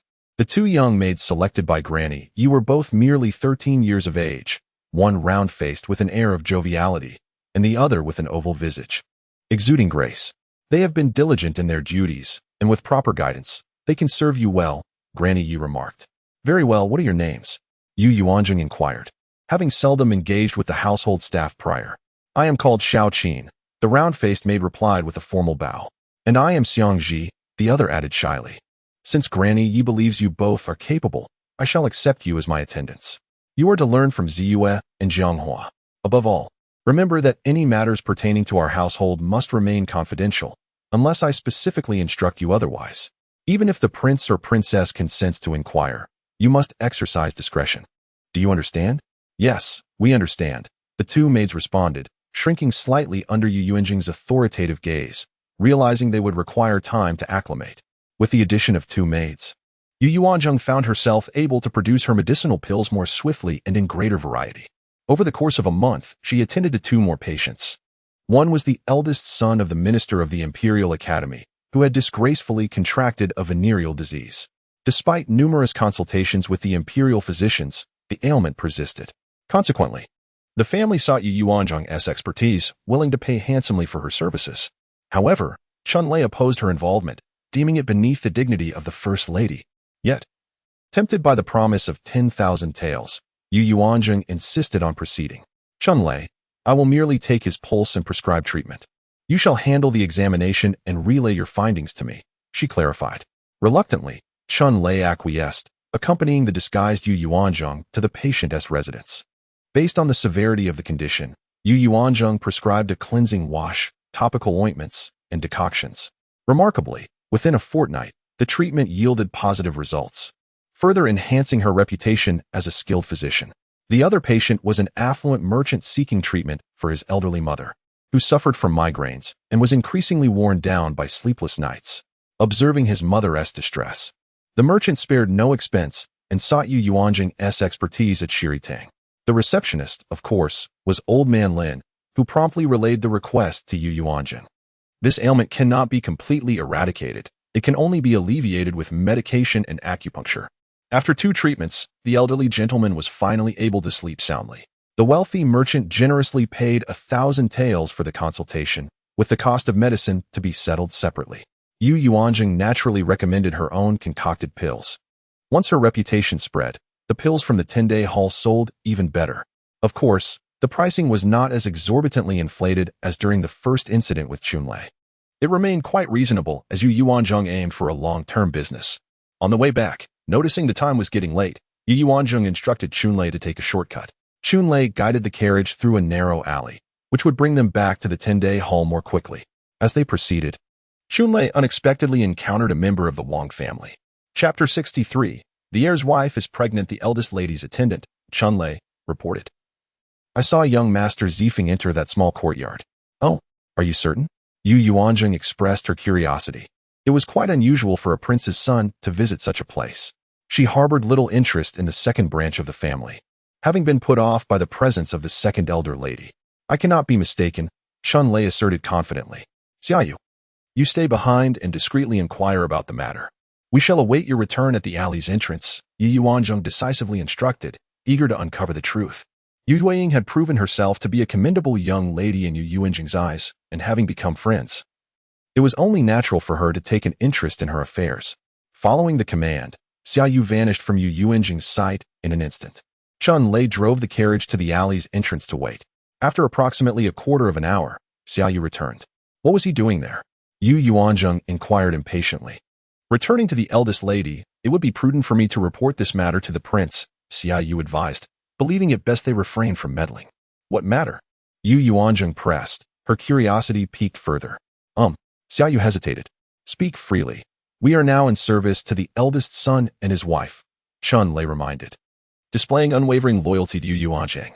In fact, all 10 guards had developed a deep-seated loyalty to her due to her commendable conduct over the past 2 months. Young Master Zifeng has taken a concubine here, Xiaoyu confessed, a hint of embarrassment coloring his cheeks. He entered the small courtyard from the back, and the space was so confined that I overheard them engaged in that activity. It's rather scandalous. They have only just met, and he cannot contain himself. What did you say? Yuanzheng raised her voice in shock. Xiaoyu repeated himself, aware that his mistress had grasped the gravity of the situation but found it hard to accept. Xiaoyu, you must remain and find out precisely what is occurring. Who is that woman? How long have they been together? Gather all the details, but do not disclose anything to anyone just yet. Yuanzheng had not anticipated the abundance of scoundrels in ancient times. Her second uncle was a notorious rogue, and it seemed only the second aunt, molded by the era, could tolerate him, even supporting his indulgence in concubinage. It is evident that a pine tree gives rise to pine seedlings, and a locust tree begets locust seedlings. Understood, Xiaoyu acknowledged. Chunlei returned to the back entrance of Shiri Hall. Upon seeing the carriage return, Chasing Wind hurried to assist in leading the horse into the small courtyard.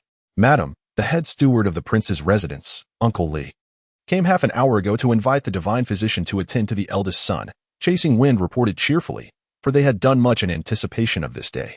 Oh, was it the prince who sent for him? Yes, Chasing Wind affirmed. Only the prince could command such a personal visit from the head steward. Did Uncle Li see you? No, he was received by Uncle Lin, who mentioned he would convey the message to the physician. Very well. Send word to the head steward that we shall receive him in 3 days. Yuanzheng promptly arranged. Chun Lei, it will be your responsibility. I hope you can keep this from my father's eyes. Upon returning to the prince's residence and reporting to the princess, Yuanzheng found the main hall bustling with laughter and mirth.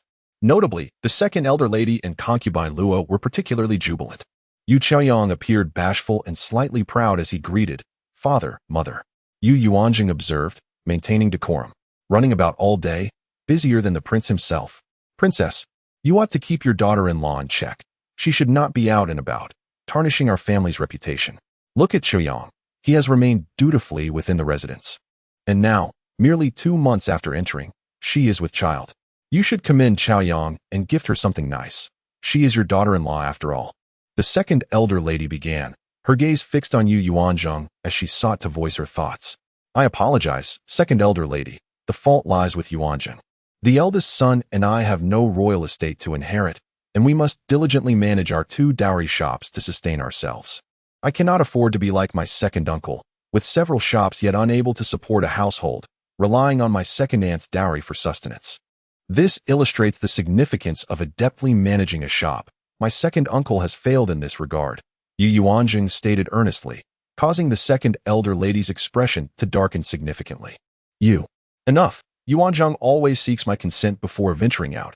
Do not bring this matter against her," the princess interjected, quelling the dispute. "Dear sister, Chaoyang is fortunate to be with child merely 2 months after her marriage. This is a joyous occasion for our family. Should we not consider adding more hands to the Shushan courtyard?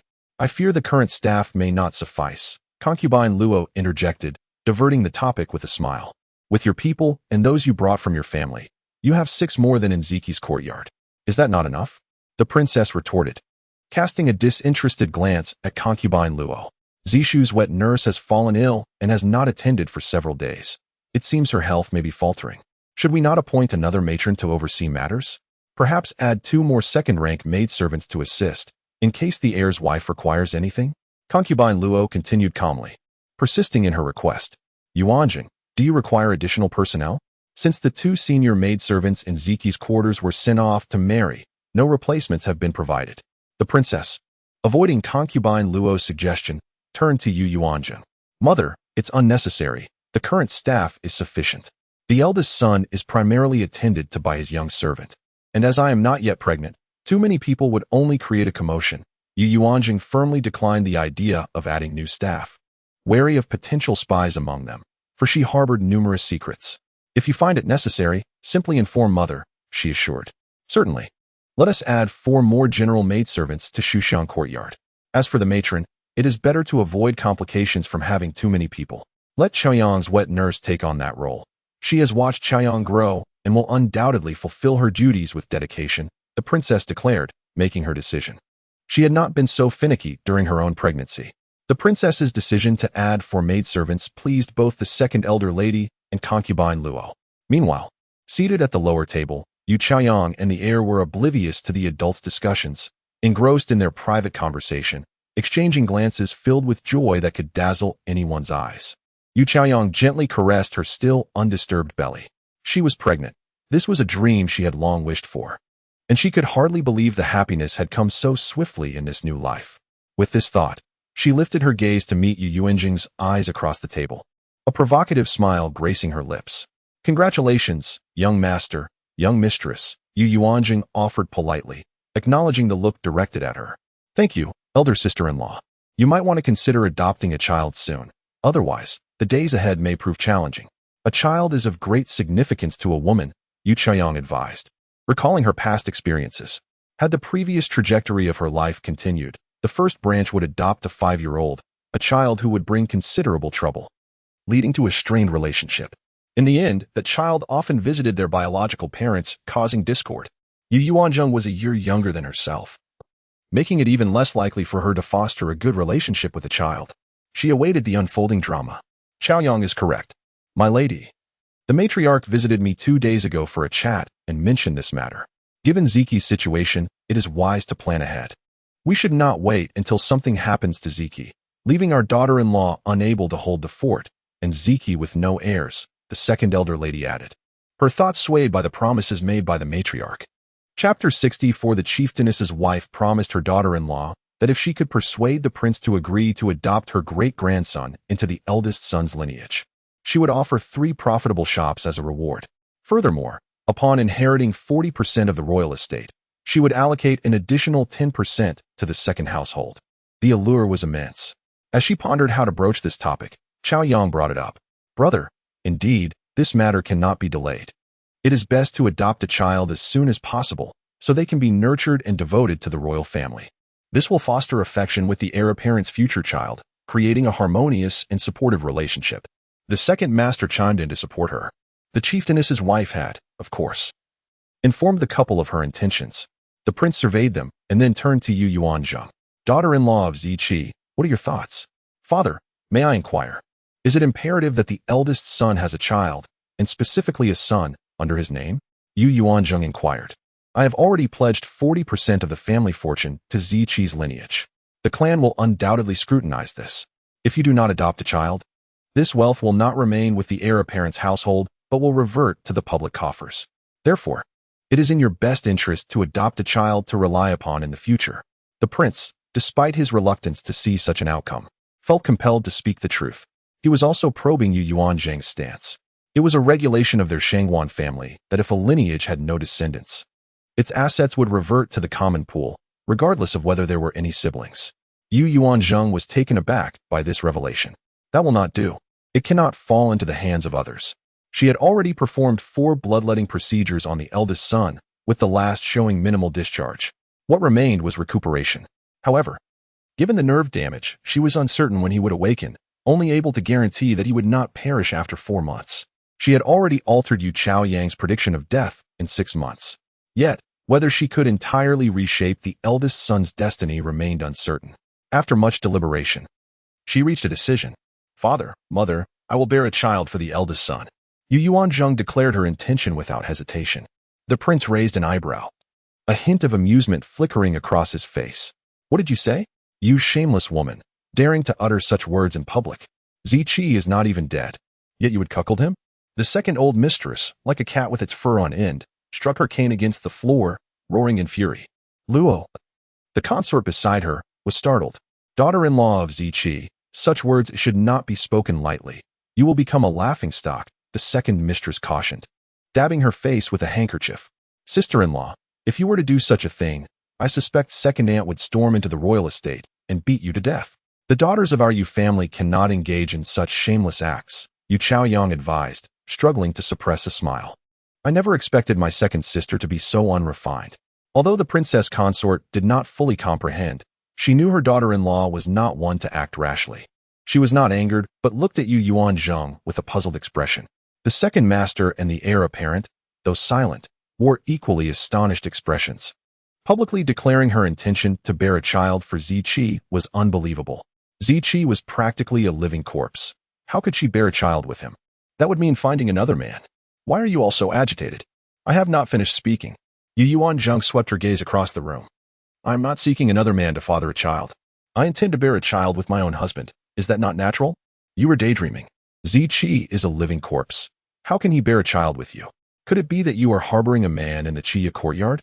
Your Highness, it is not appropriate for Ziqi to be served only by male servants.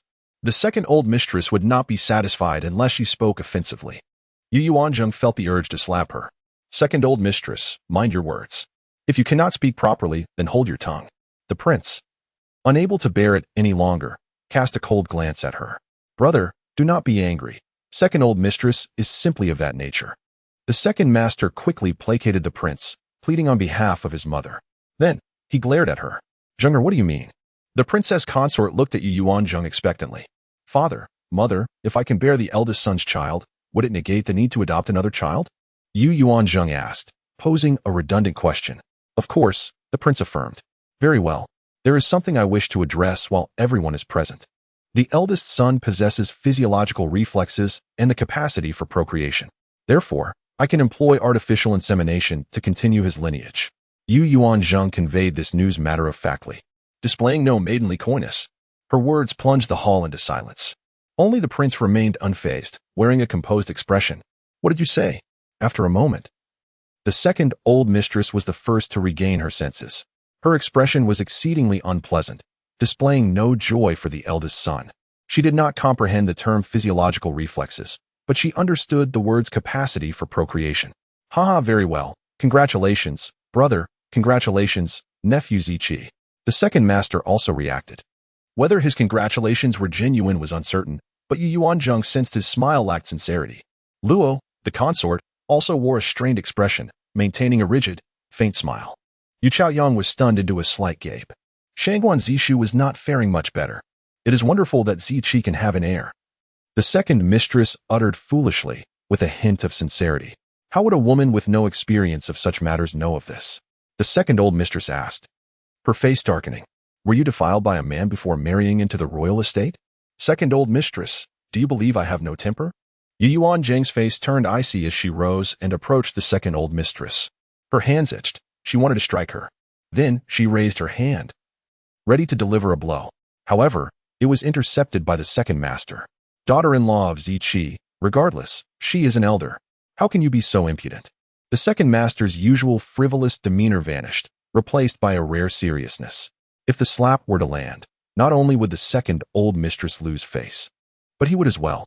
Yuanzheng shook off his grip, determined to speak her mind.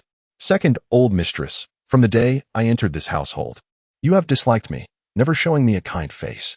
I have never knowingly offended you. Why do you make things difficult for me at every turn? If you believe I am unworthy of the eldest son, you can persuade the prince to allow me to return home.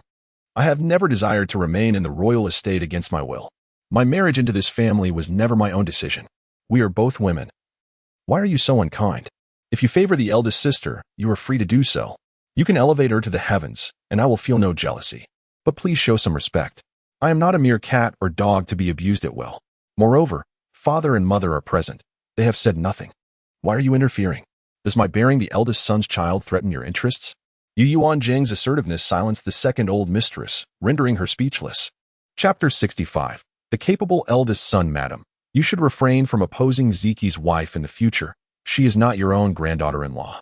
Once Zifeng marries, you may discipline her as you wish, the elder gentleman advised as he helped the elder lady to her feet before hastily taking his leave.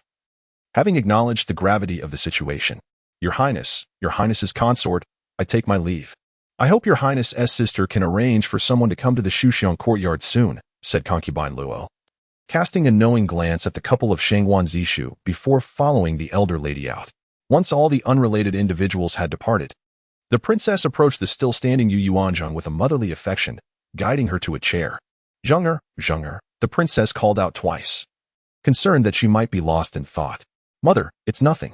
I was merely angered, Yuanzheng replied, feeling perplexed about why the elder lady always seemed to target her. I cannot fathom why our encounters are always so unpleasant. What could her intentions be? She is simply a madwoman. It is best to ignore her. Your mother loves you dearly. Do not speak of returning home, the princess comforted her. Ziqi will awaken. Mother. I understand, but her words are truly harsh, Yuanzheng lamented. Ah, that is simply her nature. However, you were wrong to strike. She is, after all, an elder. Yes.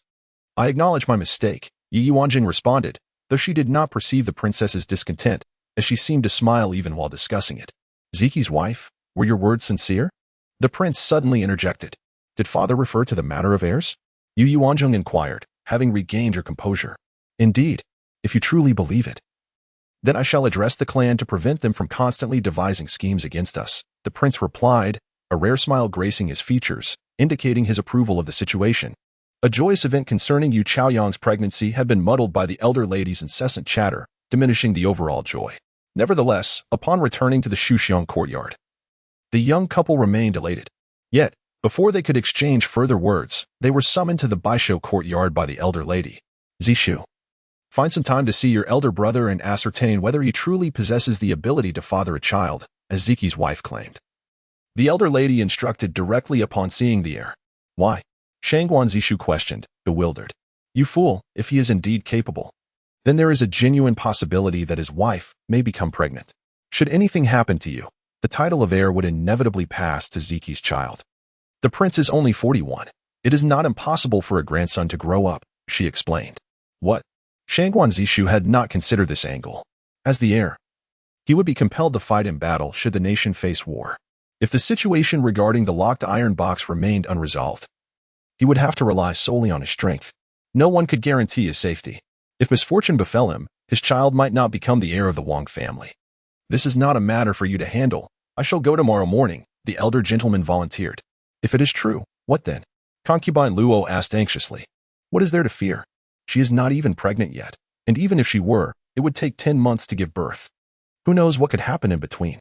The elder lady replied, exhibiting a composure that contrasted sharply with her previous demeanor.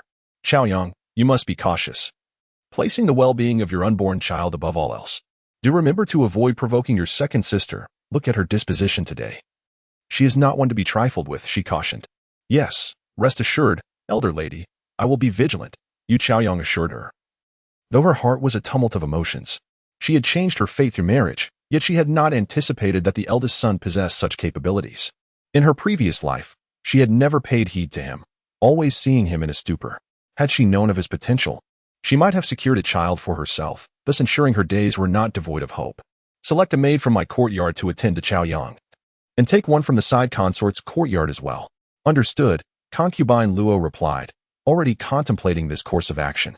However, the revelation that Yuanzheng could conceive had unsettled families eager to claim the child under the name of the eldest son. They were all anxious to witness the reality of the situation.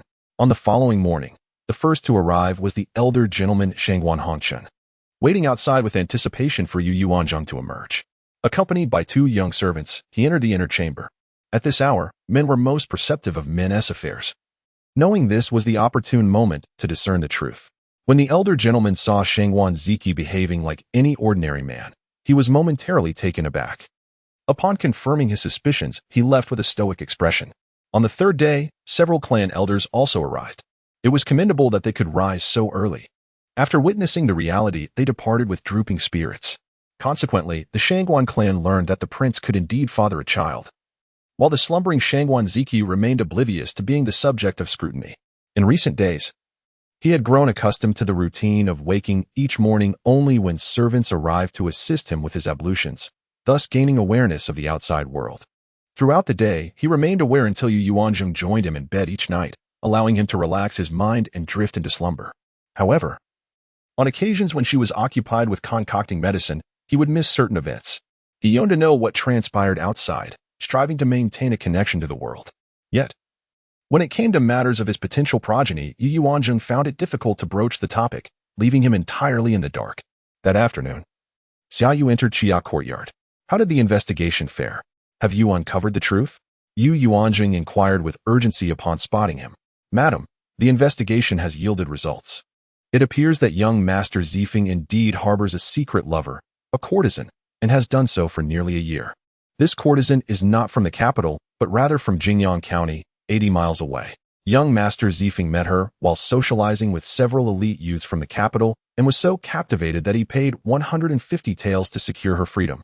Bringing her back to the capital to reside in a small courtyard, Xiaoyu reported, having spent 2 days gathering this information, even visiting Jingyang County personally. Such as the son of his father, Yuanzheng remarked, her heart filled with indignation. Is she beautiful? From my perspective, she surpasses the 3rd miss of the Ning'an Marquise in beauty, though comparisons are difficult, Xiaoyu replied.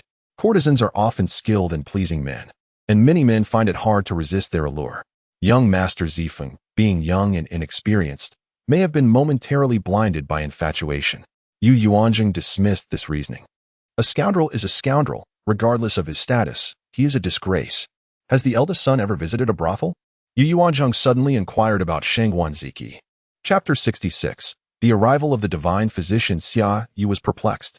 How did the conversation suddenly shift to the eldest son? Nevertheless, he responded truthfully. I have not heard of this. I was not previously in the eldest son's service. Qi Feng and the other 3 have always attended to him. His implication was clear. Qi Feng, Ming Yue, Yuan Shan, and Jin Shui were the most qualified to address this matter. Yuanzheng promptly summoned Yuan Shan, who was currently attending to the eldest son, and posed the same question. Esteemed eldest madam, the eldest son has never frequented brothels, though he has visited tea houses to listen to musical performances, Yuan Shan stated plainly. Upon hearing this, Yuanzheng felt a sense of relief. Having just declared her intention to secure an heir for the eldest son, She would be loath to discover that he was a man of impure character. She would rather remain unmarried for life than encounter a dishonorable man. She had contemplated lifelong celibacy in her previous life, and she would not be averse to remaining single in this life either. She was not a clinging vine, dependent on men for survival. Xiaoyu, do not disclose this matter to the king or queen. I have another task for you, she instructed. Esteemed eldest madam, please issue your command. Xiaoyu responded with a bow. I will pen a letter, which you shall then transcribe anew. Afterward, devise a means to deliver it into the hands of the Marchioness of Ningyan, but ensure that your involvement remains concealed. Xiaoyu's eyes widened upon hearing this. Esteemed eldest madam, if the Marquis's household were to learn of this, the marriage of young Master Zifeng would likely be jeopardized. Xiaoyu could not believe that his mistress was unaware of the potential consequences. That is precisely what I desire, its dissolution. It would be a grave misfortune for the third miss of the Yu family to be wedded to such a scoundrel. You were absent from the manor today, and are thus unaware of the second madam's treatment of me. I was on the verge of slapping her face. How can such an impious elder be worthy of such a fine granddaughter-in-law? Moreover, her grandson is keeping a mistress, which shows a lack of respect for the bride-to-be. The third Miss Yu is, after all, the legitimate daughter of the Marquis's household. They believe that their status as members of the royal court grants them impunity. Would the third Miss Yu fare well if she were to marry into their family?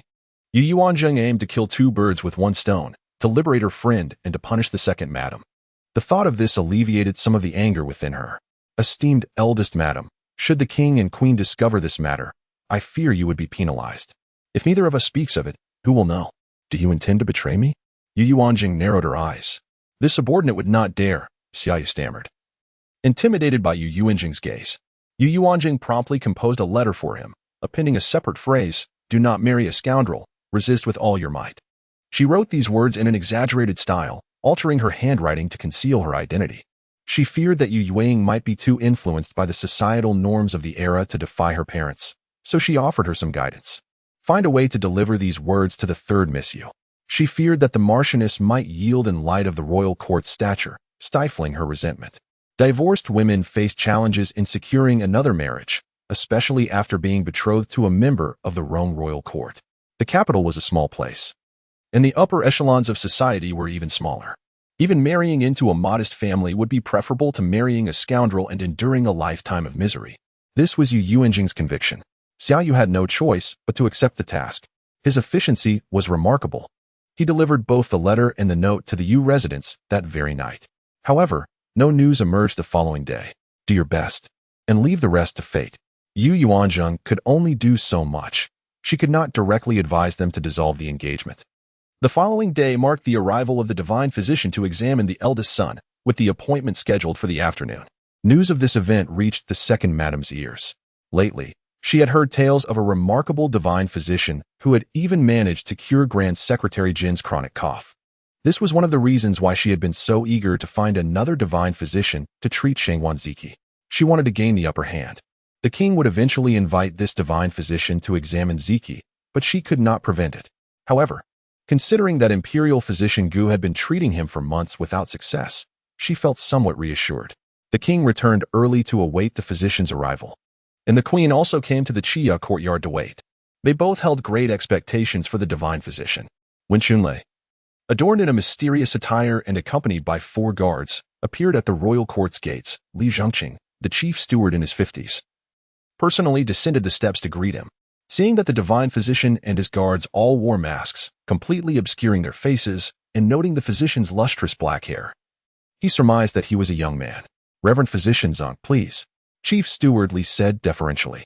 Any physician who dared to demand 10,000 taels of silver must possess exceptional skills to justify such a price. Moreover, the physician had indeed garnered a reputation for successfully treating several stubborn ailments in the capital. Chunlei merely grunted in a low voice, adopting an air of profound inscrutability. In truth, he feared being exposed, although the eldest madam had said that it would not matter if he were unmasked. Their primary objective was simply to gain entry to the manor under the pretext of treating the eldest son. Under the chief steward's guidance, Chunlei first visited the main courtyard to pay his respects to the king. The king showed no reaction upon seeing that all 5 were wearing masks, as he had already learned that the divine physician never revealed his true face. I am Zheng Yuan, and I pay my respects to His Royal Highness, the King of Rome, Chunlei said, bowing with his guards. However, the king did not immediately grant him leave to rise, but scrutinized them intently. They were all martial artists. Were they members of the pugilistic world?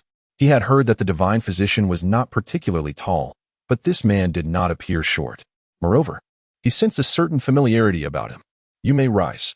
After a moment, the king finally spoke. I have heard that Reverend Physician Zheng hails from Mount Yaowang. Where is this mountain located? It is approximately 500 miles from the capital. My master named the mountain, Chunlei replied earnestly. Was Grand Secretary Jin's chronic cough truly cured? The king inquired. Yes, but complete recovery will require time. If he strictly adheres to my prescription, takes the medicine, and undergoes acupuncture, it will take approximately 8 months. Chunlei said confidently. What is the condition of my legitimate son? Are you aware of it? I have heard of it. Do you have confidence in your ability to treat him? Your Highness, I have not yet examined him and cannot guarantee a cure, Chunlei demurred. Not even the eldest madam had dared to make such assurances, only stating that she would do her best. Come with me, the king said, rising and leading them to the Chia courtyard. Seeing their captain so composed, the guards felt less apprehensive. Unexpectedly, the second madam had just arrived at the courtyard entrance. Your Highness, do you truly believe in this itinerant quack? Do not be deceived, or you may harm Ziki, the second madam said, feigning concern for the eldest son's well-being. This is none of your concern. I will make my own judgments, the king said impassively, leading the group inside. The second madam followed them in, determined to see what skills this divine physician possessed. Yuanzheng and the queen were already waiting. Chunlei approached the eldest son's bed and began to take his pulse, touch his head, and feel his body in a deliberate manner. He only stopped after about 15 minutes. These actions were, of course, what he had learned from Yuanzheng. Reverend Physician, how is he? The queen asked anxiously, stepping forward. Your Highness, the condition is rather challenging. However, I can use medicinal baths in conjunction with acupuncture to gradually improve the eldest son's condition. However, I cannot guarantee when he will awaken. Nevertheless, I can assure you that he will not die, Chunlei said, reciting what Yuanzheng had taught him. Truly? That is wonderful. Please, Reverend Physician, begin your treatment. Upon hearing that her son's life could be preserved, the queen felt a surge of hope. Chunlei immediately wrote out a prescription and instructed them to fetch the necessary herbs to prepare the medicinal bath. The royal court had the required herbs on hand, and they were quickly decocted. Once the bath was prepared, it was moved into the bathing chamber. The 4 guards stepped forward to carry the eldest son into the bath, but the king attempted to follow them inside. Your Highness, I do not allow anyone to observe my medical procedures. Please remain outside, Chunlei said. How can that be? We cannot simply entrust the eldest son to you. I must go in and watch, Yuanzheng demanded, her voice firm. Chapter 67. The first exposure indeed. The prince cannot simply entrust the eldest son to a few strangers. At this moment, the elder matriarch stood firmly on Yuanzheng's side, as she too wished to enter and observe. Upon hearing this, Chunlei paused, deliberately inquiring of Yuanzheng. What is your relationship with the eldest son? I am his wife, Yuanzheng asserted, her expression one of determination to gain entry. The eldest lady may assist, but others are excused, Chunlei conceded.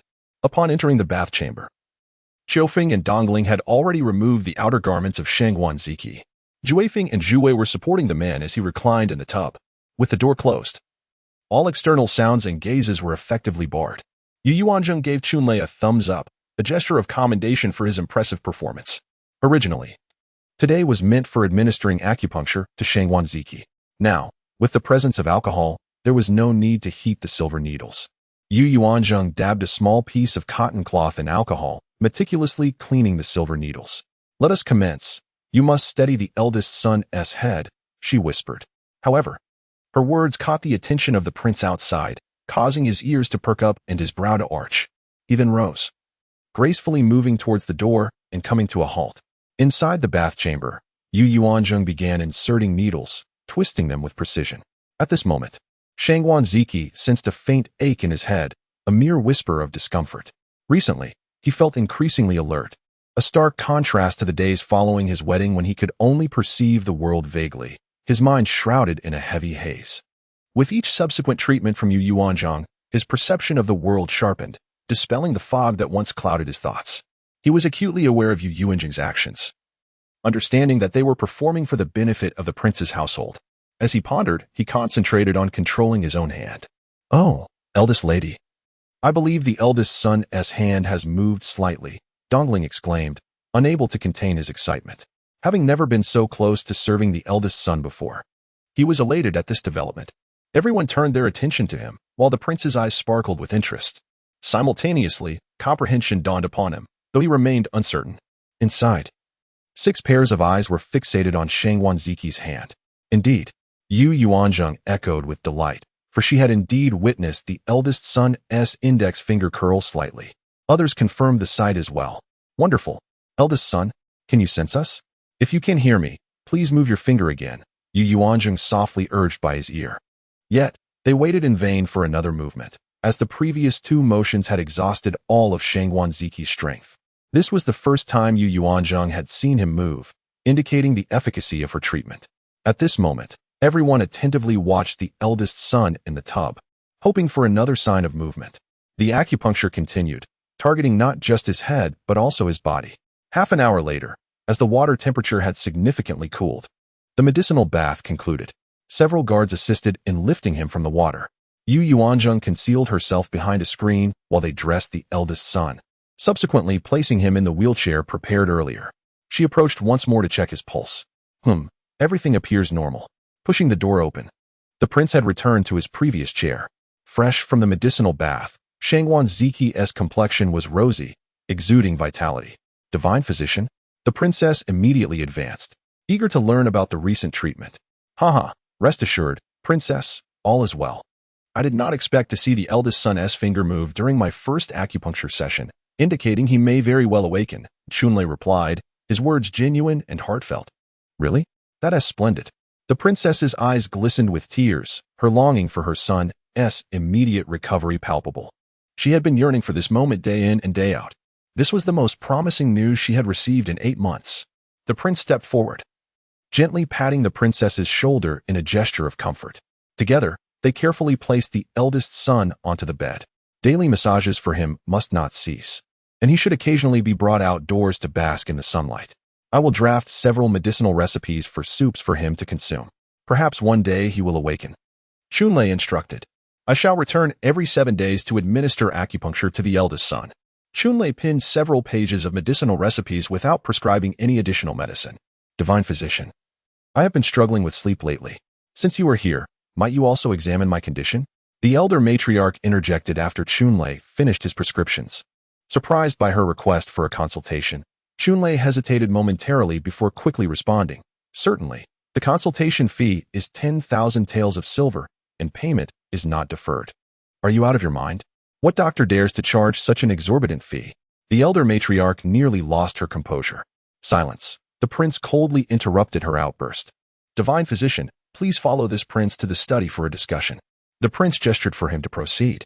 Chunlei politely allowed the prince to walk ahead. Though he felt uncertain and glanced at the eldest lady, Yuanzheng had not anticipated the prince would request a private conversation. She could only silently convey 4 words. Seize the opportunity. The prince strode forward with an imposing presence, followed closely by Chunlei and 4 guards. They exchanged glances, all wondering what the prince might say next. Would he perhaps hand over the consultation fee and send them on their way? Upon reaching the outer study, the prince instructed the guards stationed outside the door, stand watch, and allow no one to disturb this prince. Yes, the guards complied. Upon entering the outer room of the study, the prince did not invite anyone to sit but instead scrutinized each of them. He then retrieved a stack of silver notes from a box, preparing to hand them to Chunlei. Just as Chunlei was about to accept the silver notes, the prince acted. His hand holding the notes suddenly transformed into a fist, lunging towards Chunlei. Caught off guard, Chunlei took a blow but did not fall, retreating 3 steps. The prince advanced, launching another attack, his target clear, to unmask Chunlei. Chunlei reacted swiftly, dodging the blow, determined not to jeopardize the eldest lady's plans. He could not reveal himself. The eldest lady had long suspected that someone within the prince's household intended harm against the eldest son, and even the prince must be kept in the dark. The prince struck once more. The other 4 guards, witnessing the prince's serious intent, felt compelled to intervene, given that they were currently acting as the divine physician's protectors. Thus, a 5-against-1 scuffle ensued within the study, escalating with every blow. The prince's expression grew increasingly animated, culminating in hearty laughter. Eventually, it was the prince who chose to cease the confrontation. Well done. You are quite loyal, he remarked, suppressing his laughter and offering praise. Upon hearing this, the 5 men had their realizations. Their identities were laid bare at the very first encounter. Their martial skills had been honed directly under the princess' tutelage, and it took only a few exchanges for the truth to be evident. All 5 knelt in submission. We acknowledge our error, they declared, removing their masks to reveal 5 familiar faces before the prince. Speak, when did you learn the art of medicine? The prince inquired, returning to his seat and addressing Chunlei, who knelt at the forefront. Chapter 68. An encounter with assassins. Where would Chunlei acquire any medical acumen? Subordinate. I possess no medical skills, he confessed, forcing the truth past his lips. You claim to lack medical knowledge, yet you treated Ziki? His Highness will not take this lightly. Your Highness. Chunlei was torn between his loyalty to the eldest son and his wife, and the fact that the prince was the ultimate authority in the manor, causing him immense conflict. Speak candidly, and rest assured, what is said within these walls shall remain confidential. I give you my word, the prince assured him. But Chunlei remained reluctant to betray Yuanzheng. Do you believe I would harm my own son? The prince inquired, his voice hardening. Chunlei furrowed his brow, still wavering. The prince refrained from pressing him, awaiting Chunlei's decision. In truth, the prince harbored his own suspicions, but sought definitive confirmation. Your Highness, the true divine physician is the eldest son's wife, Chunlei finally admitted, realizing he had no choice but to reveal the truth. Upon hearing this, the prince's suspicions were confirmed. So, she is the renowned physician causing a stir in the capital? The prince pressed further. Indeed, Chunlei affirmed with a nod. The prince pieced together recent events, his mind racing. Your Highness, the eldest son's wife has long suspected that someone intends to harm the eldest son. According to her, the esteemed physician Gu was problematic. On the 3rd day after the eldest son's wedding, physician Gu came to administer treatment, and the eldest son's wife noticed that the needle placement was incorrect. If the treatment continued in that manner, the eldest son would have perished within 6 months. However, the eldest son's wife was unsure of the physician's skill level and hesitated to make a definitive judgment. Chunlei continued. What? No wonder Ziki's wife suggested that I cease employing physicians. Indeed, during the medicinal bath earlier, the eldest son's wife administered acupuncture, and we all witnessed the eldest son's finger twitch. Qingfeng and the others have stated that they have not seen such a movement in months. This suggests that the eldest son's wife's treatment is effective, and there is a possibility that the eldest son may awaken. So, Ziki's wife has been treating Ziki all along? Today's visit was merely a charade? Indeed, the eldest son has shown improvement, so there must be a pretext. Thus, the eldest son's wife intentionally cultivated her reputation to entice your Highness to seek her services. I see. She is the one who cured Lord Jin's chronic cough? Yes. And she even persuaded Lord Jin to accept the second Master Yu and his son as disciples. Having divulged the secret, Chunlei saw no reason to conceal anything further. The eldest son's wife stated that there was no need to conceal anything from your Highness if it could not be hidden. Did she reveal where she acquired her medical skills? The eldest son's wife did not disclose that information. Perhaps she encountered some fortunate event and is reluctant to divulge it. Chunlei initially doubted Yuanzheng's medical abilities. Had he not witnessed her treatment of Lord Jin with his own eyes, he would have remained skeptical. Very well. Take these silver notes and depart. Protect Ziki's wife well, the prince said, handing over the silver notes. Understood. The prince was unwilling to expose Yuanzheng. He needed to contemplate this matter thoroughly. If the physician was indeed problematic, then Ziki's fall from the horse must also be suspect. He had long harbored such suspicions. But where did the problem lie? Zishu lacked the capacity to bribe physicians from the imperial hospital. Could it be his sister? That seemed unlikely, as she had no reason to do so. Ziki and Zishu were both his sons. He hoped that Ziki would awaken soon, as he might possess some knowledge of the matter. Within the Chia courtyard, the princess consort sat beside the bed, gazing at her son. She reached out and caressed his face. When he was a chubby child, she enjoyed pinching his cheeks, but as he grew older, he disliked the gesture. Gradually, she ceased doing so. Before he fell into his comatose state, he would never have allowed her to touch his face, but now he lay here, unable to resist her touch. She longed for him to suddenly sit up and push her hand away. Royal mother, the eldest son will surely awaken, Yuanzheng said, seeing the princess consort gazing at Shangwan Ziki with maternal love. Yes, he will awaken.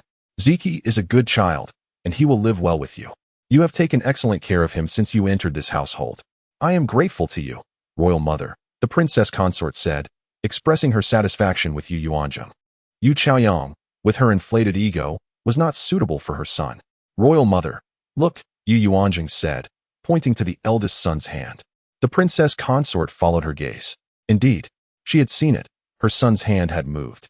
Zheng can Ziki hear me? The princess consort asked, tears streaming down her face.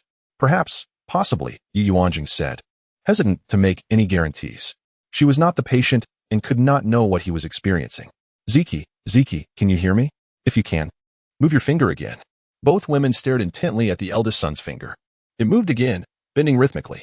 The princess consort wept even harder. My son, you can hear me, she exclaimed, collapsing onto the eldest son and sobbing uncontrollably. Yu Yuanzheng did not stop her. The loving mother needed to release her emotions. Yu Yuanzheng kept her eyes fixed on the finger, which continued to move. Was he hearing her, or not? Yu Yuanzheng placed an empty cup in the eldest son's hand. Surprisingly, he curled his fingers around it, gripping the cup. A good sign. The princess consort wept until her emotions were spent, finally releasing the pent-up feelings of the past half-year. She felt much better. Meanwhile, Chunlei and his companions left the manor, still in their disguises. They had entered the manor at mid-shan hour, 4:00 p.m., and after spending over an hour inside, the sky was beginning to darken. They had chosen this time to enter, making it easier to slip out unnoticed at night. Chunlei sat in the carriage, with 4 guards flanking him as they slowly made their way toward the 10 days hall. They needed to change out of their disguises before returning to the manor, to avoid raising suspicion. The 10 days hall was located in a relatively remote area, some distance from the manor. As they approached the 10 days hall, Jueyin suddenly pulled on the reins. Whoa! Sensing something amiss, Chunlei immediately emerged from the carriage. He saw 10 figures in black leap down from the rooftops, surrounding them. Who are you? Zhua demanded. The 10 figures remained silent, immediately attacking the 5 men. Realizing they were facing formidable foes and outnumbered 2-1, Chunlei and his companions drew their weapons to defend themselves. A fierce battle ensued in the narrow alleyway. At the sound of the fighting, the residents quickly closed their doors and windows, fearing involvement. Some of the children began to cry, and their mothers desperately covered their mouths. Chunlei and his companions fought their way toward the 10 days hall, unable to signal for help. Xiaoyu, who had been waiting for them at the 10 days hall, was startled by the sound of the fighting. He was also watching over the shop, as Lin Bo was overwhelmed by the increased number of customers, especially those from noble families who demanded special treatment if the medicine they sought was unavailable. Therefore, Chunlei had assigned a guard to watch over the shop each day. Xiaoyu grabbed his sword and headed toward the commotion. Upon seeing his 5 brothers surrounded by 10 figures in black, he rushed forward to assist them. Dong Ling caught sight of him and signaled for him to retreat. Xiaoyu immediately stepped back and fired a signal into the sky before joining the fray. Upon seeing the signal in the sky, an E in the manor knew that something was amiss and immediately informed the prince. Upon hearing this, the prince swiftly changed his attire and donned a mask, accompanied by 10 similarly masked shadows, and gracefully made his way toward the direction from which the signal had emanated.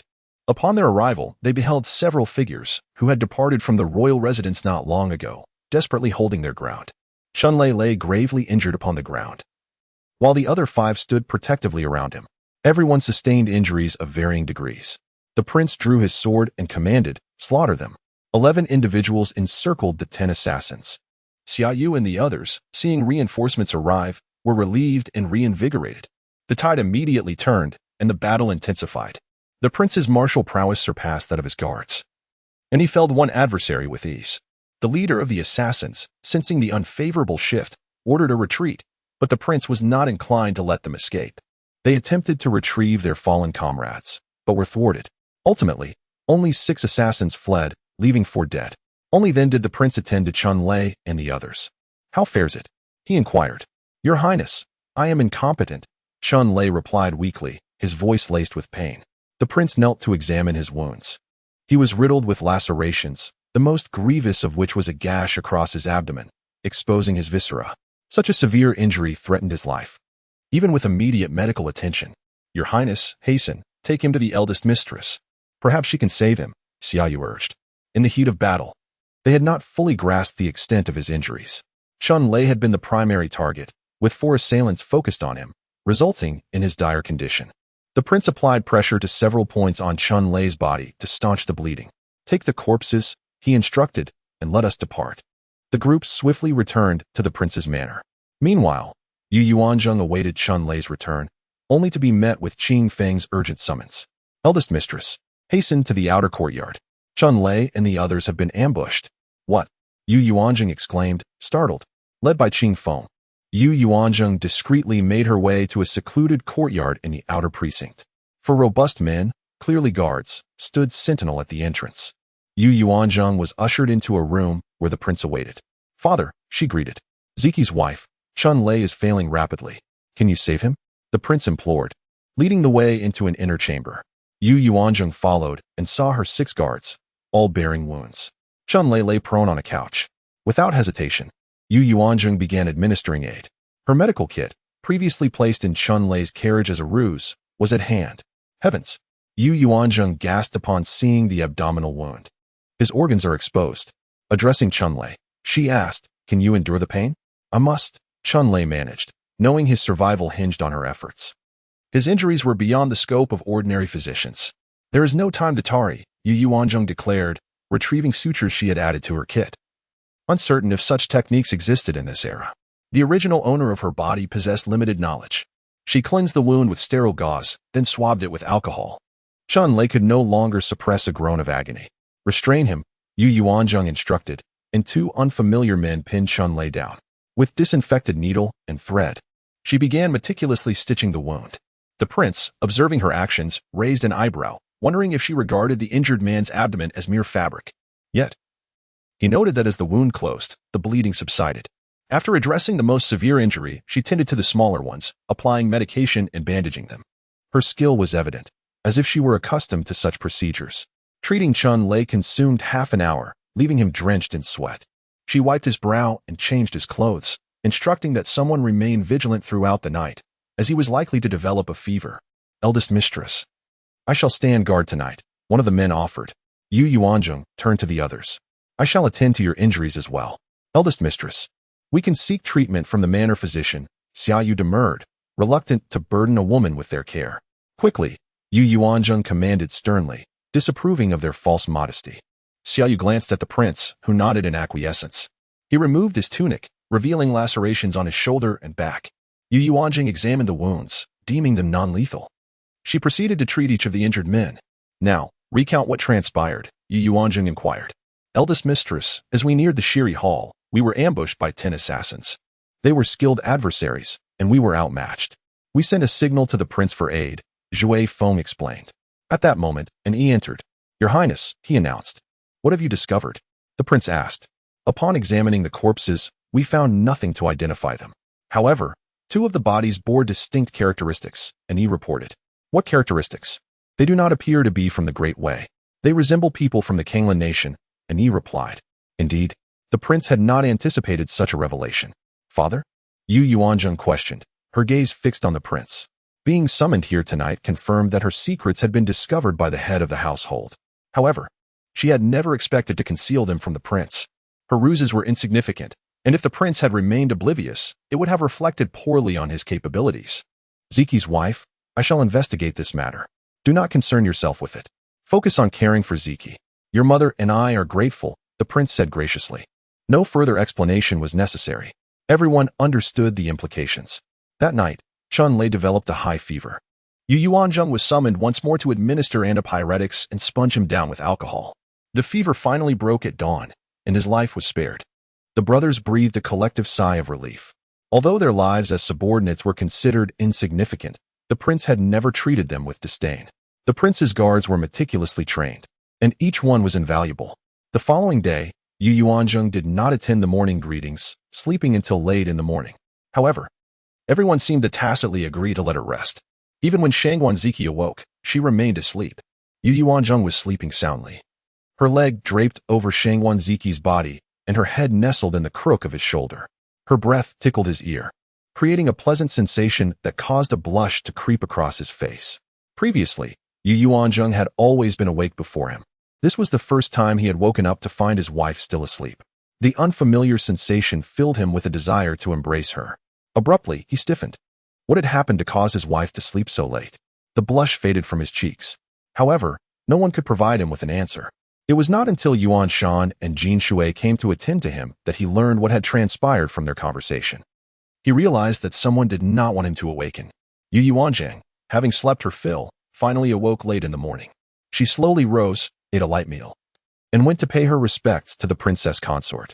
Upon entering, she was surprised to see that the princess's eyes were swollen like peaches. Chapter 70. Royal consort instructs daughter-in-law mother, "What troubles you?" Yuanzheng inquired with surprise. "All of you, leave," the royal consort instructed, dismissing the attending maids. She then led Yuanzheng by the hand into the inner chamber. "Zheng, the royal consort began, her voice thick with emotion, tears welling in her eyes. "Mother, has someone wronged you? Tell me. Your daughter-in-law is quite adept at scolding and can assist you," Yuanzheng offered, finding the royal consort's tears rather copious. Despite their shared age, their personalities differed vastly, creating a significant generational gap. At times, Yuanzheng felt like the elder sister. "Zheng, no one has wronged me. I am simply moved by you. You are a blessing to our family," the royal consort said, her tears intermingling with a smile. "Oh, so mother already knows?" Yuanzheng surmised. "You are truly secretive, child. Had the prince not personally informed me, I would have remained in the dark. Dear child, you have suffered." The royal consort lamented. Your daughter-in-law feared that you and father would not trust me, so I came secretly," Yuanzheng offered as an excuse, which held some truth. Had she revealed her identity directly, she would have been met with disbelief and ridicule. "Indeed, you are right," the royal consort agreed. "Mother, let us keep this matter confidential from now on. Your father shares this sentiment. It must not be revealed. The assassination attempt on Chunlei and the others was orchestrated by those who wished to prevent Ziki from awakening. Your safety is paramount. Fortunately, Chunlei and the others disguised themselves as divine physicians when entering and exiting the manor yesterday. Otherwise, you would have been the target. Refrain from venturing out unnecessarily in the future," the royal consort advised gently. "How can I do that?" Yuanzheng wondered. As many of her affairs required her to leave the manor. "All right," she conceded verbally, touched by the royal consort's concern for her safety. Intending to find a way to do what she needed to do. "Henceforth, take more guards with you when you go out. I will assign 10 more to protect you covertly," a voice interjected, interrupting the conversation between the two women. The prince strode in purposefully. "Father," Yuanzheng greeted. "Yes. Sit down and speak," the prince replied. "Are you not attending court today?" the royal consort inquired. "No, some matters require my attention at home." Everyone present understood the nature of these matters. There is much to be gleaned from those 4 corpses. "Have you discovered any clues?" the royal consort asked about the assassination attempt. "Not yet. 2 of the 4 assassins were from Kanglan. I can only suspect them of being spies from Kanglan. However, their motive for assassinating the divine physician remains a mystery." "Ziki's wife, aside from practicing medicine in the capital, have you been elsewhere?" the prince asked, turning his gaze to Yuanzheng. In response, "Father, how could a maiden confined to her chambers have traveled elsewhere to practice medicine? Your daughter-in-law only resorted to such measures to treat the eldest son after marrying into the family. I had no desire to reveal my medical skills. Had father not recognized Chunlei and the others at a glance, I would have continued to conceal my identity," Yuanzheng replied truthfully. "It is fortunate that your father recognized them. Otherwise, your outings would have been fraught with danger," the royal consort exclaimed, relieved. "Have you encountered any danger when visiting the other families?" the prince pressed, despite Xiaoyu and the others having already provided their accounts. He wished to hear his daughter-in-law's personal account. "No. Each time we proceeded smoothly, and I would alter my voice, ensuring that no one knew I was a woman," Yuanzheng replied confidently. "In other words, these assassins sought to prevent you from treating Ziki?" the prince stated, seeking confirmation. Presumably, the mother and daughter-in-law responded in unison. The prince fell into contemplation, remaining silent for a prolonged period. Yuanzheng, having only been married into the prince's manor for 2 months, felt even more perplexed. She could only surmise that someone within the manor wished to harm the eldest son, and her thoughts turned to Consort Luo. However, Consort Luo appeared placid, and the position of heir had already been bestowed upon the second son. Could she fear that the eldest son's awakening would jeopardize the second son's position? Yet, she did not seem capable of orchestrating such an event. Still waters run deep. However, the assassin's connection to Kanglan disrupted the logical train of thought. Yuanzheng, unable to comprehend the situation and receiving no further useful information from the prince, decided to abandon her efforts. The prince departed after a brief stay. "Mother, Shall I boil an egg to roll over your eyes? Yuanzheng suggested, concerned about the royal consort's noticeably swollen eyes. Likely a result of her emotional outburst the previous night upon learning about the assassination attempt and her daughter-in-law's identity as the divine physician. Yes, I shall boil one shortly. Zheng'er, have you considered consummating your marriage with Ziki? Otherwise, the elders will become restless. If you can conceive, they will be appeased, the royal consort said, adding that some had approached her regarding the matter of adoption. Despite knowing that Ziki was capable of sexual relations, they believed that after lying dormant for 8 months, he could not possibly impregnate a woman like a healthy man. Yuanzheng blushed slightly upon hearing this. Although she was an older woman, she had not yet experienced such matters and felt somewhat awkward. Mother is acting in your best interest. Having married into the prince's manor, you are now a legitimate member of the family. Unless you commit a grave offense, you will not be allowed to leave. Even if you were to request a divorce, no one would dare to marry you upon your return to the Yu family, the royal consort advised. Why? Yuanzheng inquired, unaware that she would be unable to remarry even if she requested a divorce. Because our Rome prince's manor holds an extraordinary position in the Great Way, especially as you are the wife of the manor's legitimate son. Who would dare to marry you? Yuanzheng understood. Even a woman rejected by the emperor was beyond the reach of others. No wonder Yu Chaoyang had sought to arrange a replacement marriage. Her previous life must have been miserable. Despite the luxurious lifestyle, the prolonged widowhood must have been unbearable. Of course, this was an ancient woman's perspective, but Yuanzheng did not share it. Life was much better alone, with fewer worries. However, the royal consort was genuinely concerned for her well-being and did not want her to remain childless and desolate. All right, your daughter-in-law will try tonight, Yuanzheng conceded, thinking of the eldest son as a toy bought from some interesting shop. In her previous life, she had seen videos of women buying toys to alleviate their loneliness, finding the same satisfaction without the need for a man. The royal consort, upon hearing her agreement, immediately smiled, drew Yuanzheng closer, and began to instruct her on what she should do, explaining everything in detail. This mother-in-law was truly dedicated. Although Yuanzheng knew what to do, she listened attentively to the royal consort's instructions, viewing it as a unique experience. The royal consort blushed crimson as she spoke, while Yuanzheng remained composed. All right, tonight I will have Zhao Mama attend to you, the royal consort added, arranging for someone to supervise her. And remember to collect the round handkerchief. Upon hearing this, Yuanzheng blushed. This was all too much. It was as if she were announcing to the entire world that she was no longer a virgin.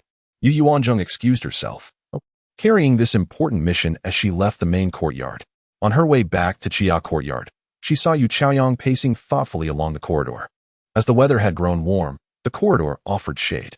Princess consort, Yuanzheng greeted absent-mindedly, intending to pass her by and return to her courtyard. Hold, Yu Chaoyang suddenly called out. Chapter 71. Consummation, what is it? Yuanzheng inquired with a nonchalant tone. Their rapport had fractured on the day of her homecoming visit, and they rarely interacted within the manor, each treating the other as if invisible. Did the divine physician truly enable the Grand Prince yesterday? Yu Chaoyang inquired, having learned of the events at the Chia courtyard through the maid's accounts. Indeed. Do you find yourself regretting your choices? Yuanzheng retorted with a mocking smile. Why would I? Yu Chaoyang countered, raising her chin slightly. I am now the princess consort. She maintained her conviction in her decisions, though a sense of discontent lingered. In her previous life, the princess consort had treated her unkindly, whereas in this life, she doted upon Yuanzheng as if she were her own flesh and blood, causing her considerable distress. Eventually, the princess consort largely ignored her, leaving her to her own devices. Why such disparity in fortune? The one she had habitually bullied in her maiden home now thrived within the manor. Ah, yes, you are now the princess consort, and you carry the heir of the Rome manor's grand prince. You shall be celebrated as the great benefactor of the manor's lineage. Yuanzheng paused deliberately. Yu Chaoyang, though anticipating further remarks, felt a surge of delight at this point. She instinctively caressed her abdomen, though she felt nothing as yet, knowing that a new life resided within. Upon your conception, the consort Luo ceased sharing a bed with the Grand Prince, did she not? I hear he spent the night before last in his study, where 2 handmaidens have long attended to his needs. How does it feel to witness your husband in the arms of other women? Yuanzheng probed, observing Yu Chaoyang's face darken. Humph, which noble household in the capital does not indulge in concubines? Only the Grand Prince is incapable of such affairs. You can only gaze upon a living corpse with longing, Yu Chaoyang retorted, abandoning all pretense of refinement. Indeed, should you desire to conceive, you must take the initiative yourself. Alas, you can only engage in solitary pleasures without reciprocation. Yu Chaoyang chuckled softly, masking her mirth. I am content, regardless. At least the Grand Prince remains unblemished. And he is mine alone, Yu Yuanzheng replied indifferently. Then cherish your unsullied man, Yu Chaoyang snickered inwardly, though a sense of frustration followed. The Prince Regent intended to bestow upon the Grand Prince 40% of his estate, ensuring Yu Yuanzheng's lifelong prosperity. Why had the Prince Regent not mentioned this in her previous life? I shall undoubtedly. It would behoove you to avoid my presence, lest any misfortune befall the child in your womb, and you attempt to cast blame upon me. With these words, Yu Yuanzheng departed without looking back, wary of being ensnared by Yu Chaoyang's schemes. That evening, Granny Zhao arrived before bedtime, announcing, Esteemed Grand Princess Consort, allow this old servant to assist you with your ablutions. Granny Zhao said with a smile, and then began to prepare the bathwater. Unable to refuse the elder's kindness and the princess consort's intentions, Yu Yuanzheng acquiesced. However, at the tender age of 16, she wondered if her body could bear the burden of pregnancy. She abruptly worried about this, even though the matter was still hypothetical. Oh, well, should I conceive, I shall simply engage in vigorous exercise. Upon entering the bathing chamber, she was greeted by a fragrant aroma, a blend of clove, sandalwood, and rose. Approaching the tub, she beheld a layer of rose petals floating upon the water. Such lavish treatment. Esteemed Grand Princess Consort, this fragrant bath was specially prepared for you by the Princess Consort. The water is now at the perfect temperature. Please disrobe, Granny Zhao said with a kind smile. How could Yu Yuanzheng squander such an indulgence? It was her first experience with such an exquisite bath. Ordinarily, she would merely use bath beans and a few drops of perfume. Today was a veritable feast. She disrobed and entered the tub. Ah, how delightful, Yu Yuanzheng exclaimed. Granny Zhao scooped water over her with a gourd ladle and cleansed her skin with a soft cloth. Granny Zhao, allow me to do it myself. You may simply observe, Yu Yuanzheng protested, feeling awkward at being served by an elder. It is my duty, esteemed Grand Princess Consort. You need not concern yourself. Your early conception of the Grand Prince's heir would be the greatest act of filial piety towards the Princess Consort. Having served the Princess Consort for many years, I have witnessed her weep countless nights since the Grand Prince's misfortune. Your marriage into the manor has lifted her spirits day by day, Granny Zhao said with heartfelt emotion. Granny Zhao meticulously cleansed Yu Yuanzheng, eventually massaging her lower abdomen. Granny Zhao, what is the purpose of this? Yu Yuanzheng inquired, puzzled. This old servant is stimulating the woman's palace for the esteemed Grand Princess Consort, hoping to ensure conception with a single attempt, Granny Zhao explained. Does such a practice exist? Yu Yuanzheng was genuinely surprised. She knew the meaning of the term woman's palace, the uterus. Truly, each era possessed its own unique customs. As the water cooled, she finally finished her ablutions. Yu Yuanzheng returned to the inner chamber and saw the Grand Prince sleeping soundly. Was this not somewhat unethical, without his consent? Well, should he disavow the child in the future, I shall simply retreat to a secluded corner. Perhaps I shall live more freely without a man. In any case, we share no affection at present. We can part ways amicably. But should she not inform him? This was imperative. Granny Zhao had already lit red candles and a mood-enhancing incense in the chamber. Yu Yuanzheng recognized its purpose immediately, aphrodisiac. It was not a potent concoction, merely a subtle aid. She climbed into bed and lay down. Shang Guanziki had been waiting for Yu Yuanzheng to join him, as he had every night recently. He could not sleep soundly until she was beside him. Tonight, he detected a delicate fragrance emanating from her, a most pleasing scent.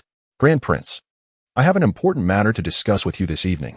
Because our father intends to bestow upon us 40% of his estate, our kinsmen are coveting your heir, seeking to adopt their children into our name. However, I have no desire to raise another's offspring. Therefore, let us consummate our marriage tonight, so that you may lend me your seed and I may bear you a child. I hope you have no objections. If you disagree, simply move a finger. Yu Yuanzheng stated formally, fixing her gaze upon his hand resting upon the thin quilt. She waited for a moment, but it remained still. Since you do not move, I shall take it as your consent. Upon hearing her words, Shang Guanziki was overwhelmed with shock, his mind far from controlling the movement of his hand. Before he could fully regain his composure, he felt a hand reaching towards him. He snapped back to reality, his blood rushing to his head, his face burning with heat. However, in the dim candlelight, Yu Yuanzheng could not discern his expression. She was solely focused on her task. Why is there a reaction so quickly? She glanced up at Shang Wanziki's face, which remained unchanged, handsome enough to tempt her to kiss him. However, this old cow felt shy about grazing on young grass. Shang Wanziki was only 20 years old. In her previous life, he would not have even graduated from university, while she was already an experienced working woman. After much deliberation, Yu Yuanzheng steeled her resolve and threw back the thin quilt. Chapter 72. The eldest son awakes. Yu Yuanzheng's cheeks flushed, but she swiftly regained her composure. Regardless, she resolved, I must seize this opportunity. The princess consort's earnest gaze materialized in her mind. Furthermore, she recalled the Dragon Boat Festival when several clan elders presented children before her, urging her to adopt one. She mustered her courage anew. My husband, you are my husband. We are husband and wife. This is only natural. I have no desire to raise another's child. How could I ever truly connect with a child that is not my own? Only my own flesh and blood will be truly dear to me. Yu Yuanzheng repeated this mantra to herself. Unbeknownst to her, Shang Guanziki was not unconscious but keenly aware of his wife's words. What is she about to do? He wondered with mounting curiosity. It was not until Yu Yuanzheng acted that he comprehended the meaning behind her repeated phrase. A tempestuous surge coursed through his veins, an overwhelming desire to awaken fueling his resolve. He exerted every ounce of strength to regain control of his body. He had been in a comatose state for the better part of a year since his fall from the horse. Never before had he yearned so fervently to return to consciousness. As a torrent of sensation flooded his brain, Shang Wanziki felt as though a dam had burst. Clarity dawned upon him, strength returned to his limbs, he could lift his head, and his eyes fluttered open. He beheld his wife's tightly closed eyes, her fair countenance, and her radiant forehead, all bathed in the warm glow of the red candles. He had often conjured her image in his mind, based solely on the sound of her voice, but now he finally laid eyes upon her. My wife is truly beautiful, he mused. Meanwhile, Yu Yuanjing remained wholly absorbed in her task, her eyes firmly shut. A soft, fragmented sound pierced her concentration, and she abruptly opened her eyes. She saw Shang Guanziki's face contorted, his eyes still closed, yet unmistakably displaying signs of change, a stark contrast to his previous expressionless state. Suddenly, those tightly sealed eyes sprang open, revealing a gaze as brilliant and captivating as the starry heavens. Yu Yuanjing's hand, which had been resting on his body, went limp in shock at the unexpected encounter. Thump. She collapsed onto Shang Guanziki. By sheer happenstance, their lips met. Their eyes locked, their faces now in even closer proximity. At that moment, Shang Guanziki's arm, now under the command of his awakened brain, encircled Yu Yuanjing's waist, transforming the accidental touch into a deliberate kiss. Yu Yuanjing's mind froze. Unable to process the situation, she passively accepted the kiss. After what seemed like an eternity, Yu Yuanjing abruptly pushed him away, rolled over, and lay still. Am I dreaming? She wondered. Regardless, I must fulfill Zhao Momo's instructions. The yuan handkerchief lay on the pillow. She grabbed it, dabbed, and held it up to the light. Sure enough, it was stained red. My lady. A raspy, deep voice called out. Yu Yuanjing swiftly turned her head, their eyes meeting once more. You're awake?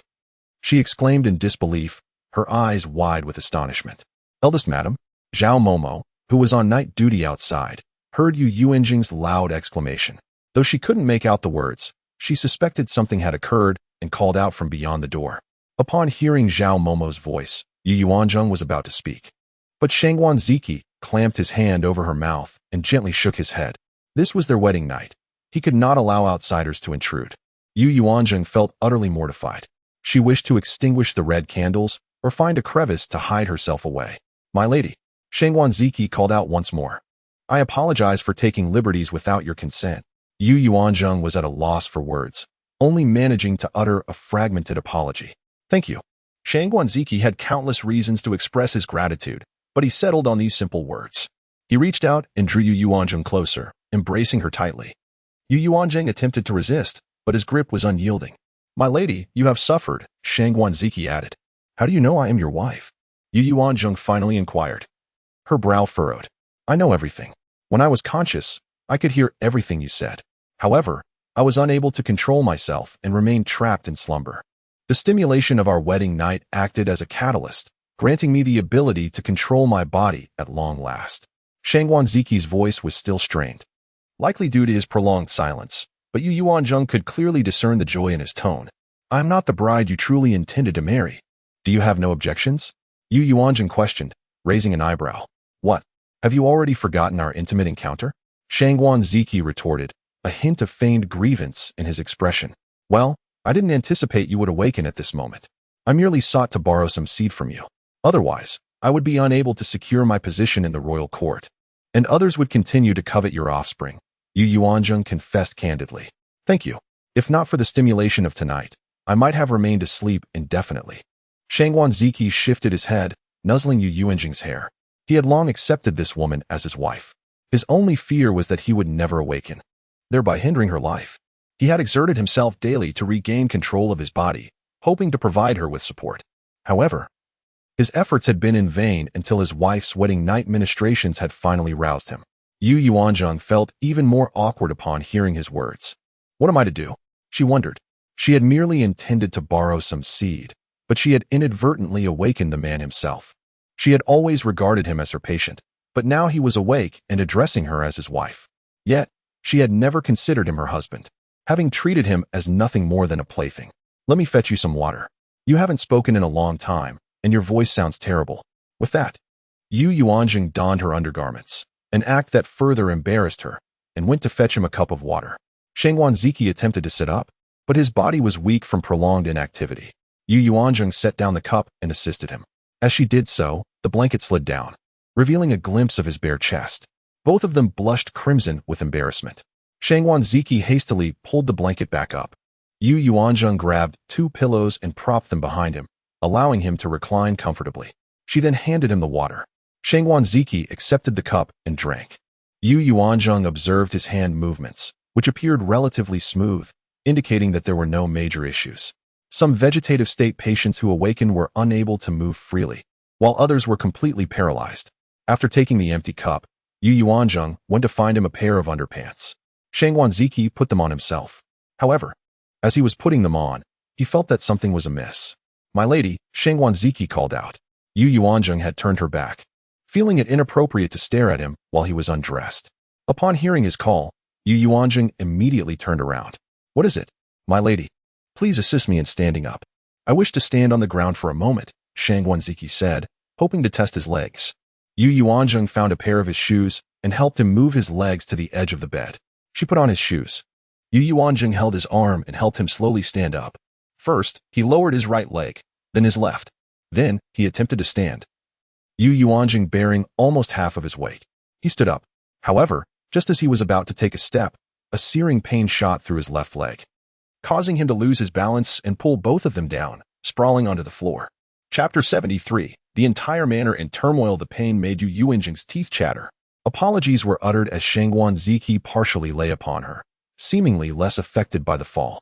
After the ache subsided, Yu Yuanzheng struggled to rise. What happened? My left leg hurts intensely when I stand. Shangguan Ziki expressed his earlier discomfort. Indeed, Qingfeng mentioned that you fell from your horse and must have broken your leg. Did it not heal properly?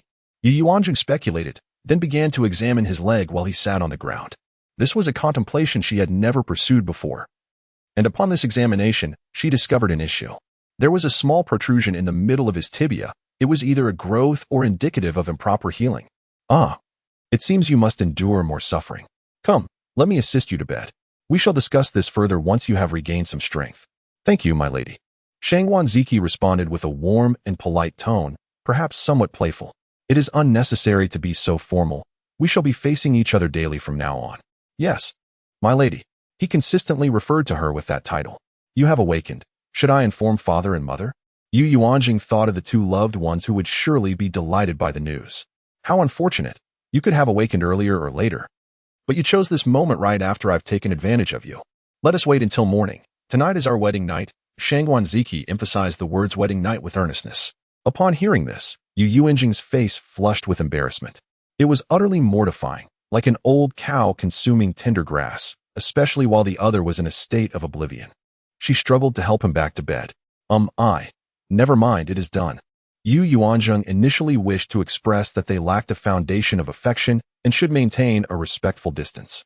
My lady, we are already married, Shangguan Ziki asserted as he gently grasped her hand, though his grip was weak enough for her to easily pull away. He continued to reach for her until he held her hand again. My lady, allow me to practice my strength. Yuanzheng was taken aback. Of course. After such a long slumber, he must feel weak. So she permitted him to practice. Shangguan Ziki succeeded in holding her hand, gently squeezing it. Such a soft hand. So delicate and smooth, he remarked, squeezing a few more times. Yuanzheng distinctly felt his strength gradually returning. Do you feel any discomfort now? She inquired, seeking conversation. None. He replied, tilting his body slightly, his bright eyes fixed on her charming face. It was a small visage, glistening and rosy under the flickering candlelight, likely flushed from recent exertions. His large eyes, framed by delicate brows, sparkled playfully as they blinked. He had not anticipated that his wife would possess such beauty. Yuanzheng, feeling shy under his gaze, turned her head to avoid his penetrating stare, instead focusing on the canopy above. The intensity of his gaze was overwhelming. It is too late for tonight. I will arrange for a soft couch to be brought in tomorrow. I shall sleep on that. Alternatively, I could sleep in the next room. Now that you are awake, there is no need for me to stay by your side. My lady, do you wish to share a life with me? Shangguan Ziki feigned ignorance to her underlying meaning. Of course, I have already married into this family. Would I dare to leave? Or did he have other thoughts? I understand that my status does not match yours. But rest assured, I am not one to cling desperately. If you feel we are ill-suited, I can depart at any time. Yuanzheng replied nonchalantly. No, that is not my intention. How can my lady be so unreasonable? You have just taken me as your own, and now you wish to deny it? I am already yours, and you must take responsibility. Yuanzheng was momentarily speechless. The room fell silent. My lady, borrowing once will not suffice. It requires multiple times. His voice, once raspy from thirst, now resonated with a magnetic allure that disarmed any defenses. What? Yuanzheng was bewildered. Before she could comprehend, he swiftly pulled her back onto him. What followed was a natural progression, yet this time, with his strong hands assisting, it was accomplished without excessive fatigue. Breathless, Yuanzheng lay beside Shangguan Ziki, still in a dreamlike state. The experience was exquisite, ethereal, as though she had stepped into another realm. No wonder Yu Chaoyang had been so eager on his wedding night. She found herself somewhat unwilling to stop. Her blushing cheeks were all the more enchanting. Shangguan Ziki gazed at the wife who had given him a new lease on life. Imagining her countless times in his mind, he had envisioned how he would cherish her, how he would care for this benefactor, this wife who had been mistreated in her family. Yet, when faced with reality, all his fantasies were rendered moot, driven instead by primal instinct. The flickering candlelight served as the perfect catalyst. At that moment, Yuanzheng doubted the image of the eldest son that old Madame Yi had painted for her. Was it possible that the outwardly dignified gentleman was, in fact, a beast within? Exhausted from her first experiences, Yuanzheng listened to his slightly labored breaths, succumbing to fatigue as she closed her eyes and drifted into slumber. Shangguan Ziki, also inexperienced, watched her sleeping face by the candlelight throughout the night. When dawn broke, Zhao Mama, noticing the stillness inside, softly called out twice without receiving a response. Remembering her task from the princess, she intended to sneak in, retrieve the handkerchief, and let the young mistress sleep a little longer, for she must have been utterly exhausted. Zhao Mama gently pushed the door open, approached the bedside, and cautiously lifted the bed curtains. What did she see? Could it be an illusion? Rubbing her eyes, she looked again. No, she wasn't mistaken. The eldest son was indeed awake, and he was looking right at her. Eldest son? You're awake? Zhao Mama stammered. Upon realizing her purpose, Shangguan Ziki kindly handed her the handkerchief resting on the pillow. Mechanically, Zhao Mama accepted it, lowered the bed curtains, and exited, only to react once outside, sprinting away in excitement. As she ran, she questioned whether she had been dreaming, yet the handkerchief in her grasp confirmed the reality of what had just transpired. Poor Zhao Mama, at 50, sprinted with all her might. On her way, she encountered old Madame Yi. Sister Zhao, slow down. Be careful not to fall. The eldest son is awake. The eldest son is awake. Zhao Mama exclaimed, brimming with excitement. What did you say? Old Madame Yi could hardly believe her ears. You must go see if the eldest son is truly awake. Zhao Mama needed someone to validate her extraordinary claim and hurried back toward the main courtyard. Princess, princess, the eldest son is awake. The eldest son is awake. Zhao Mama shouted as she burst into the courtyard. Her joyful exclamation swiftly echoed throughout the entire manor, igniting a frenzy among its inhabitants. Chapter 74. A cripple, what did you say? The princess could hardly believe Zhao Momo's exclamation. Your Highness, this old servant must not be mistaken. Look, this is the round handkerchief, personally handed to me by the eldest son. Upon receiving it, the princess examined it closely. The round handkerchief was exquisite. Yet, that was not the crux of the matter. Quickly, follow me to Chia courtyard. Send someone to the outer courtyard to see if the prince has left the residence. With these hurried words, the princess dashed towards Chia courtyard, her heart racing with trepidation. She feared that what Zhao Momo had said was mere fiction, yet she fervently hoped it was the truth. As she reached the entrance of Chia courtyard, the prince arrived in a flurry, moving with remarkable speed, and swiftly ushered the princess into the inner chamber. At that moment, Yuanzheng had already heard Yi Momo's call and was rising from her bed, just draping her outer garment over her shoulders. A gust of wind swept into the inner chamber, and she saw the prince and princess standing before the bed. Father, mother, Yuanzheng exclaimed in surprise. But neither paid her any heed. Instead, they pulled back the bed curtains with urgency. Father, mother, Shang Wanziki smiled through tears as he gazed at his parents. My son. The princess suddenly broke into sobs, throwing herself onto the bed and embracing Shang Wanziki tightly. He wrapped his arms around her, gently patting her back. Mother. It is the child's unfilial conduct that has caused you worry. After a moment, the prince, his eyes reddened, stepped forward to help the princess rise. Ziki, when did you awaken? He inquired, his heart brimming with excitement. He had not anticipated that his daughter-in-law's medical skills were so extraordinary. It had only been a little over 2 months since the wedding, and Ziki had regained consciousness. Last night. Why did you not inform your father immediately? The prince chided lightly, feeling a tinge of grievance that his son had not notified him of his awakening. Father. Last night I was with my wife on our wedding night. Shang Wanziki replied matter-of-factly. Yuanzheng's face flushed crimson at his words, feeling a wave of embarrassment. The prince cleared his throat to mask his discomfort. Very well, can you rise? He noted that his son had no intention of getting up. Father. The eldest son has a problem with his leg, Yuanzheng interjected hastily. What happened? The prince asked, alarmed. The eldest son fell from his horse and broke his leg. It was not set properly, resulting in his inability to stand on his left leg, Yuanzheng explained candidly. Just then, several others entered the inner chamber. The second elder lady and her husband, along with Shang Wanzishu, followed closely by Yu Chaoyang and concubine Luo. Soon after, Shang Wanzifeng and his sister also arrived. Brother, I heard from the servants that Ziki has awakened. Is it true? The astonished expression on the second elder's face was evident. Second uncle, second aunt, second elder lady, second brother, Shang Wanziki greeted them one by one. Ziki has truly awakened. How wonderful. Now your mother can finally rest easy. Just being awake is a relief, the second elder exclaimed emotionally, repeating the sentiment twice. Whether his sincerity could be discerned was uncertain. Now that you are awake, get up and greet everyone outside. The second elder lady displayed no hint of a smile, her demeanor suggesting that she regarded the event as rather commonplace. In the corner, Yu Chaoyang listened to Shang Wanziki's voice, his heart tumultuous. How could this be? Wasn't he supposed to remain in a state of oblivion for more than 3 months? Why had he awakened? What was the purpose of heaven granting her a second chance? How could Shang Wanziki, with his remarkable talents, be compared to Shang Wanzishu? Despite being married to the heir, the awakening of the eldest son muddied the waters of the future. She bit her lip fiercely to suppress her tears. At this moment, Qing Feng and Mingyue stepped forward, ready to assist the eldest son in rising. They had arrived around the same time as the prince and were also aware of the issue with the eldest son's leg. Despite their joy, a sense of loss lingered. Yet, it mattered not. The fact that he had awakened was already a tremendous blessing. Qing Feng, go fetch the wheelchair, Yuanzheng instructed. She then procured Shang Wanziki's clothing, personally helping him to dress before gently maneuvering him to the side of the bed. The 2 young servants assisted him into the wheelchair, which they then pushed towards the washing area. Yuanzheng followed them in, neglecting her own grooming. Everyone waited outside. When Shang Wanziki was finally wheeled out, each person bore a different expression as they gazed upon him. The princess wore a look of affectionate concern. The prince's countenance was inscrutable. The second elder lady had a mournful expression. The second elder seemed less than genuinely delighted, and the second lady wore a smile that bore a hint of sincerity.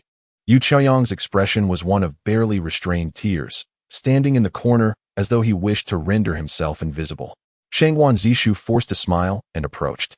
Brother, you have caused us so much worry these past months, especially mother, who has wept to the point of losing weight. Shang Yuanzheng replied nonchalantly, as Qing Feng wheeled him to the princess's side. Mother, he said, extending his hand to grasp hers, recognizing her as the one who truly cared for him. Ziki, your leg? The second elder inquired with curiosity. Second uncle, my leg is likely ruined, Shang Yuanzheng replied quietly. What?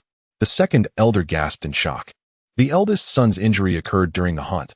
I believe it was treated by Dr. Liu. But I have heard he has since retired and passed away on his journey home due to his advanced age, Shang Yuanzheng interjected, recounting the facts as he had witnessed them firsthand. Thus, while Ziki had awakened, he remained a cripple. The second elder lady's harsh words fell upon the ears of those present, sounding particularly jarring. An uncomfortable silence ensued. In this era, the art of medicine relied heavily on the physician's skillful hands and extensive experience. Many fractures, once healed, often resulted in some degree of disability. This was especially true for weight-bearing bones in the legs, which were notoriously difficult to restore to their original condition. Shang Yuanzheng raised an eyebrow, casting a glance at the second elder lady. How had this step-in, who had once spoken with such civility, transformed into someone so caustic? Yet, he paid little mind to her attitude. As long as he had awakened, the son of Shang Yuanzheng would lead a life free from worry, even as a disabled man. The prince expressed his thoughts, declaring he would investigate further to discern whether the physician had been incompetent or negligent. Ziki's wife, take good care of him. Everyone else, be on your way. The prince dismissed them, and his words brooked no dissent. Shang Yuanzheng gently tugged at Yu Chaoyang, who finally came to her senses and followed along. In the end, only the 4 members of the main branch remained. Ziki, do you recall the details of your fall? The prince inquired after sending the attendants away. I remember clearly. I felt my body suddenly weaken, and then the horse bolted. I tried to steady myself, but just ahead was a slope, and the horse stumbled and rolled down. After that, I recall nothing until I awakened last night. Shang Yuanzheng recounted, his memory of the incident vivid. Chapter 75. This prince failed to manage his household. Is it that you have fallen under someone's influence? The prince inquired with unwavering certainty. It ought to be, came the reply. But do you recall what you consumed before your departure? The son had dined within the chambers of the empress mother before setting off with several young nobles from prominent families. What? The princess was taken aback, realizing that the individuals around her might be detrimental to her son, Ziki. Mother, there is something I have refrained from mentioning, but upon reflection, it may indeed pose a significant concern, Yuanzheng interjected. After much contemplation, she felt she had unearthed a potential cause. What is it? The princess asked, incredulous. Could it be that she had been manipulated all along? From the very first breakfast I shared with you in the Empress Mother's quarters, I detected a hint of saffron in the congee. Although the amount was minimal and unlikely to cause significant harm, it was not present every time. I assumed you might require such medicinal nourishment. Furthermore, out of concern for the eldest son's health, I kept my knowledge of medicine hidden, fearing that someone in the palace might wish him ill. The recent assassination attempt on the divine physician during his visit to treat the eldest son confirms my suspicions. Yuanzheng finally revealed the burden she had carried for so long. What? The princess exclaimed, feeling foolish for having lived so long without recognizing the vile intrigues hidden within her surroundings. What are the implications of prolonged consumption of saffron? The prince asked, his voice low. Moderate intake poses little risk and may even invigorate blood circulation, cool the blood, detoxify, and soothe the mind. However, excessive consumption could render a woman infertile. Yuanzheng elucidated the consequences. Upon hearing this, the prince struck the tea table with his fist. How could I have been so blind? No wonder the princess bore only one child and has not conceived again. For all these years, my household has been under someone else's control. Who could it be? I shall return immediately and eliminate the kitchen staff. The princess exclaimed, rising to leave for Honghao courtyard. Mother, we must tread carefully and investigate discreetly. If we cause too much commotion, the perpetrator may take their own life. They must be quite elderly to have evaded detection for so long, Yuanzheng reasoned. My efforts are in vain, the princess wept as she gazed at the prince. The Wei family had only one daughter, born of the first wife. But the stepmother had treated her kindly, and she had spent most of her time under the care of the elderly Duke Wei's wife. The 2 sons born to the stepmother had not caused her much suffering, nor had she been subjected to many schemes. The prince consoled the princess, acknowledging his own shortcomings in managing the household. He was acutely aware that these machinations were perpetrated by someone within the estate, yet who could it be? It had to be either the second or third branch, along with a concubine. As for the third branch, They were currently away, leaving their intentions uncertain. The second branch had remained within his sight, but given the second son's character, he doubted his capability. Perhaps it was the concubine? However, that seemed unlikely. She lacked the means to hire assassins. The recent attack on the divine physician had involved assassins from the country of Kanglan. Could there be a spy from Kanglan within the estate? The thought filled the prince with frustration. Ziki's wife? Is there hope for Ziki's recovery? He finally broached the main topic. There is hope, but your highness, I advise caution in this matter, Yuanzheng suggested. The prince understood her implication. They must first identify the culprit to avoid falling victim a second time. This was clearly an assault targeting the royal lineage, aimed at thwarting the princess's ability to bear children and undermining his legitimate heir. Yet, Zishu was also his child. Contemplating the situation, his suspicions turned once again towards the concubine. The prince stood, declaring, Ziki, focus on your health. Do not concern yourself with other matters. Provide me with another grandchild. With that, he strode away. The princess remained behind to bond with her son. Yamama arrived from the main courtyard, carrying breakfast for the three of them. However, today, the meal lacked saffron. They dined in comfort, with the princess continuously serving her son, who in turn offered food to his wife. Seeing this, the princess also helped Yuanzheng. Mother, I can manage on my own, she insisted. The warmth of the dining table was deeply moving, drawing tears from Yamama and Yamama, while Yuanzheng's four maids beamed with joy. The eldest son had awakened, and the eldest daughter-in-law would no longer face widowhood. They, as servants, also required the support of a male figure. After the meal, the princess reluctantly took her leave. Meanwhile, on the other side, Shangguan Zishu pulled Yu Chaoyang back to his chambers. Once inside, he dismissed the serving maids. Turning, he fixed Yu Chaoyang with a dark glare. Your Highness, Yu Chaoyang spoke cautiously, but Shangguan Zishu, in a fit of rage, struck her across the face. Yu Chaoyang gasped in disbelief, covering her cheek. Did you not say that my elder brother would perish in 6 months? Why has he awakened merely 2 months later? If his leg were to heal, do you think I could maintain my position as heir? Shangguan Zishu felt a tumult of conflicting emotions, an unnamed fury boiling within him. He had trusted Yu Chaoyang's words, for she had accurately predicted that he would ascend to his title within 10 days.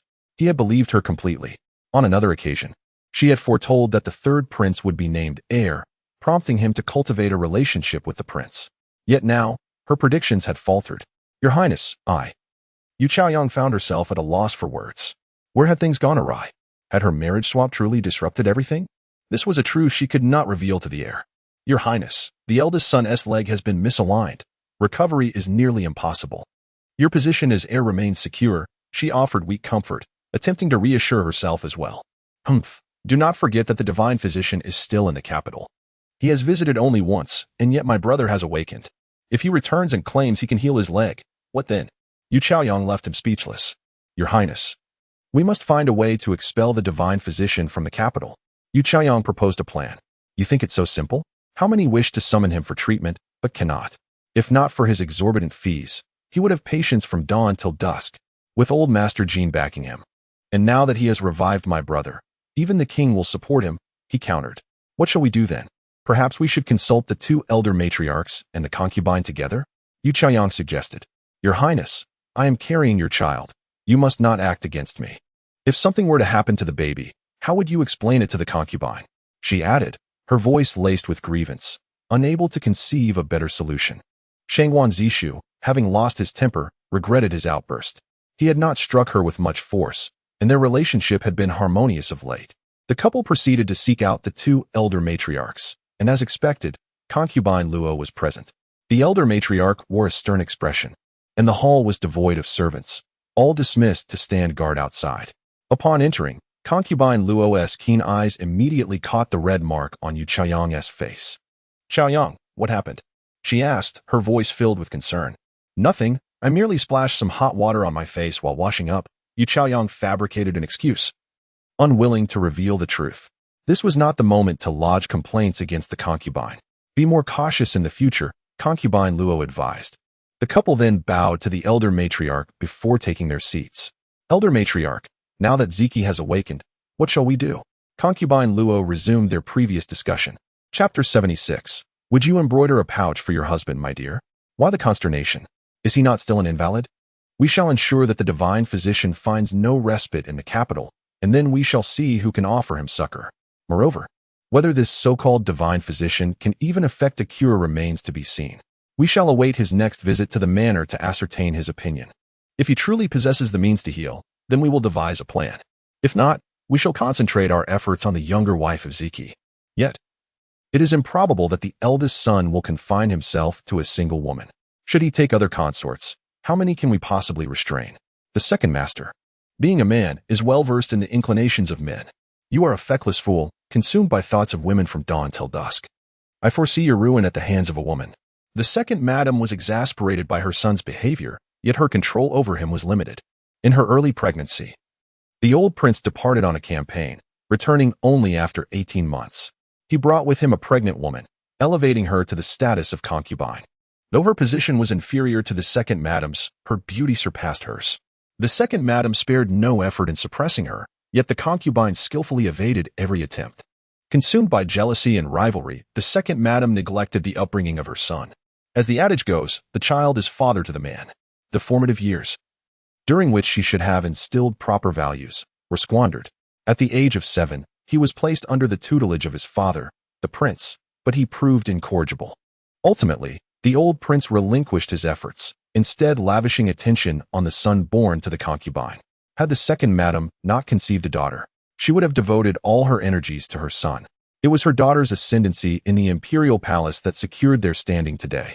Mother, we were discussing Ziki's affairs. Why do you bring me into this? The second master was displeased.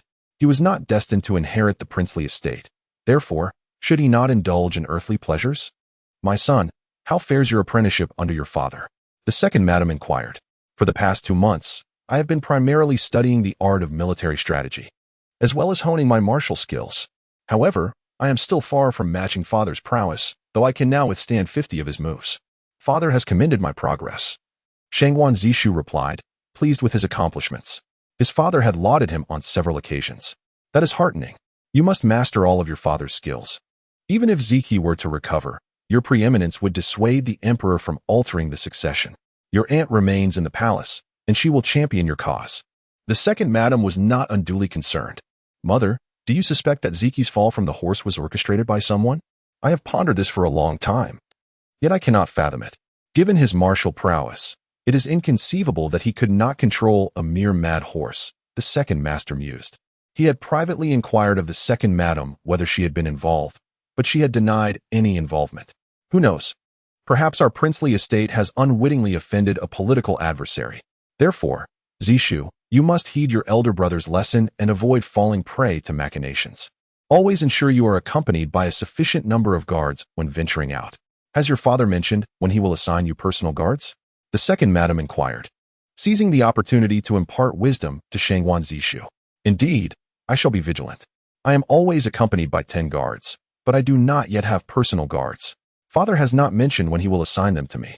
However, I am always in father's company, so his personal guards effectively protect me as well. Very well. Your safety is paramount. Furthermore, ensure that the princess consort takes care of her womb and avoids any untoward incidents. The second madam imparted her instructions to both of them. Yes, mother. An endeavor to unlock the iron chest. Yes, we have attempted countless combinations, yet without success. Yu Chaoyang was vexed by the iron chest, wishing she could simply smash it open with a sledgehammer. The second madam merely mentioned it, holding no great expectations for the iron chest. It had remained unopened for generations. They could only resign themselves to fate. After much deliberation, they concluded that they would await the divine physician's assessment before proceeding further. The second madam had intended to seek assistance from her daughter, but the emperor had confined her to her palace. She was bereft of allies and unable to visit her daughter in the palace during her confinement. Xia courtyard Yuanzheng felt awkward. In her eyes, Shangwan Ziki was merely her patient. However, their conjugal union had seemingly spurred his awakening. The memory of the previous night filled her with embarrassment. She had not felt self-conscious when she had fallen asleep later that night, nor when the others had come to see him that morning. However, now that they were alone, facing each other, she felt acutely uncomfortable. Shall I wheel you into the courtyard for some sunlight? Yu Yuanzheng suggested, grasping for conversation. Shangwan Ziki's gaze followed her intently, making her uneasy. Very well, Shangwan Ziki replied with a smile. Yu Yuanzheng wheeled him into the courtyard, only to realize that it was bathed in the harsh midday sun. Now was summer. How could one sunbathe in this heat? Ah, let us seek refuge under the shade of the trees. Very well. Yuanzheng wheeled him to the northeast corner of the courtyard, beneath the shade of an ancient tree. The shade provided respite from the intense sunlight. The chirping of cicadas added to the tranquility. Yuanzheng had toiled for over a decade in her previous life. Only in this new world had she begun to savor the rare moments of serenity. However, the atmosphere between them remained awkward. Yuanzheng was at a loss for words. Previously, when he was asleep, she had treated him as a sounding board. However, now that he was awake and responsive, she did not know what to say. I shall fetch an embroidery frame, Yuanzheng suggested, seeking a way to pass the time. Very well, Shengguanziki replied, ever the gentle and agreeable man. Yuanzheng retrieved a small stool from the inner chamber, carrying her needlework basket in her right hand. She had previously embroidered a small amount. A double-sided embroidery of a flowering crabapple. Eldest master, shall I fetch you a book? Jianghua offered, noticing that the eldest master lacked any form of entertainment. Very well, came the reply.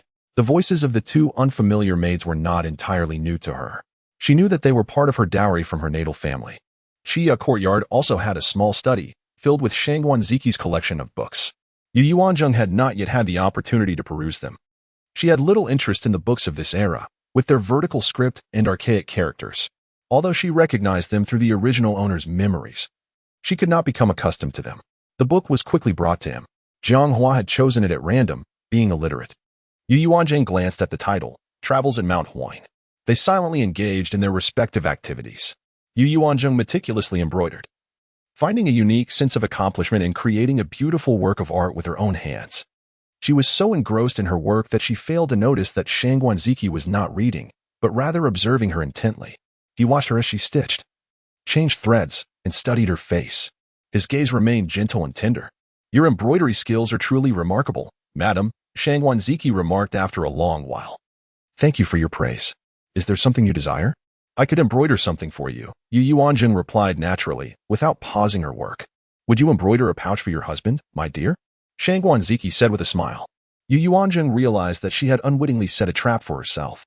Chapter 77. Gentle affection. Is it truly so easy to embroider a pouch? The act itself is not difficult, but the sentiment behind gifting it transforms its essence. When a woman presents a pouch to a man, even the most naive would grasp its meaning. What is the matter? Shengguanziki observed the shifting expressions on her face. Nothing at all. Now that they were bound by marriage, such matters could not easily be dismissed. Then I must thank you, my lady. Shengguanziki's words flowed like warm jade, rendering rejection impossible.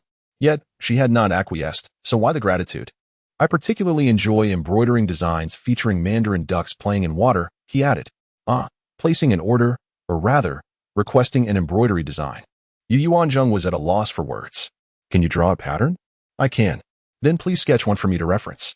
Yuanzheng reluctantly accepted this task. Very well. The two fell into an awkward silence. Yuanzheng felt at ease in front of a silent, handsome man, yet found herself at a loss for words facing a lively one, especially one she had shared an intimate night with just the previous day, though they were essentially strangers. The mannerisms and attitudes of the eldest son made it seem as if they were an old married couple, so effortlessly natural. Eldest son. Yuanzheng suddenly recalled something. My lady, may I call you my husband? Shengguanziki interjected, gazing at her with tender eyes. Yuanzheng was on the verge of exasperation. Was this truly how they were to meet? They had yet to experience courtship. Where was the warmth in their interactions?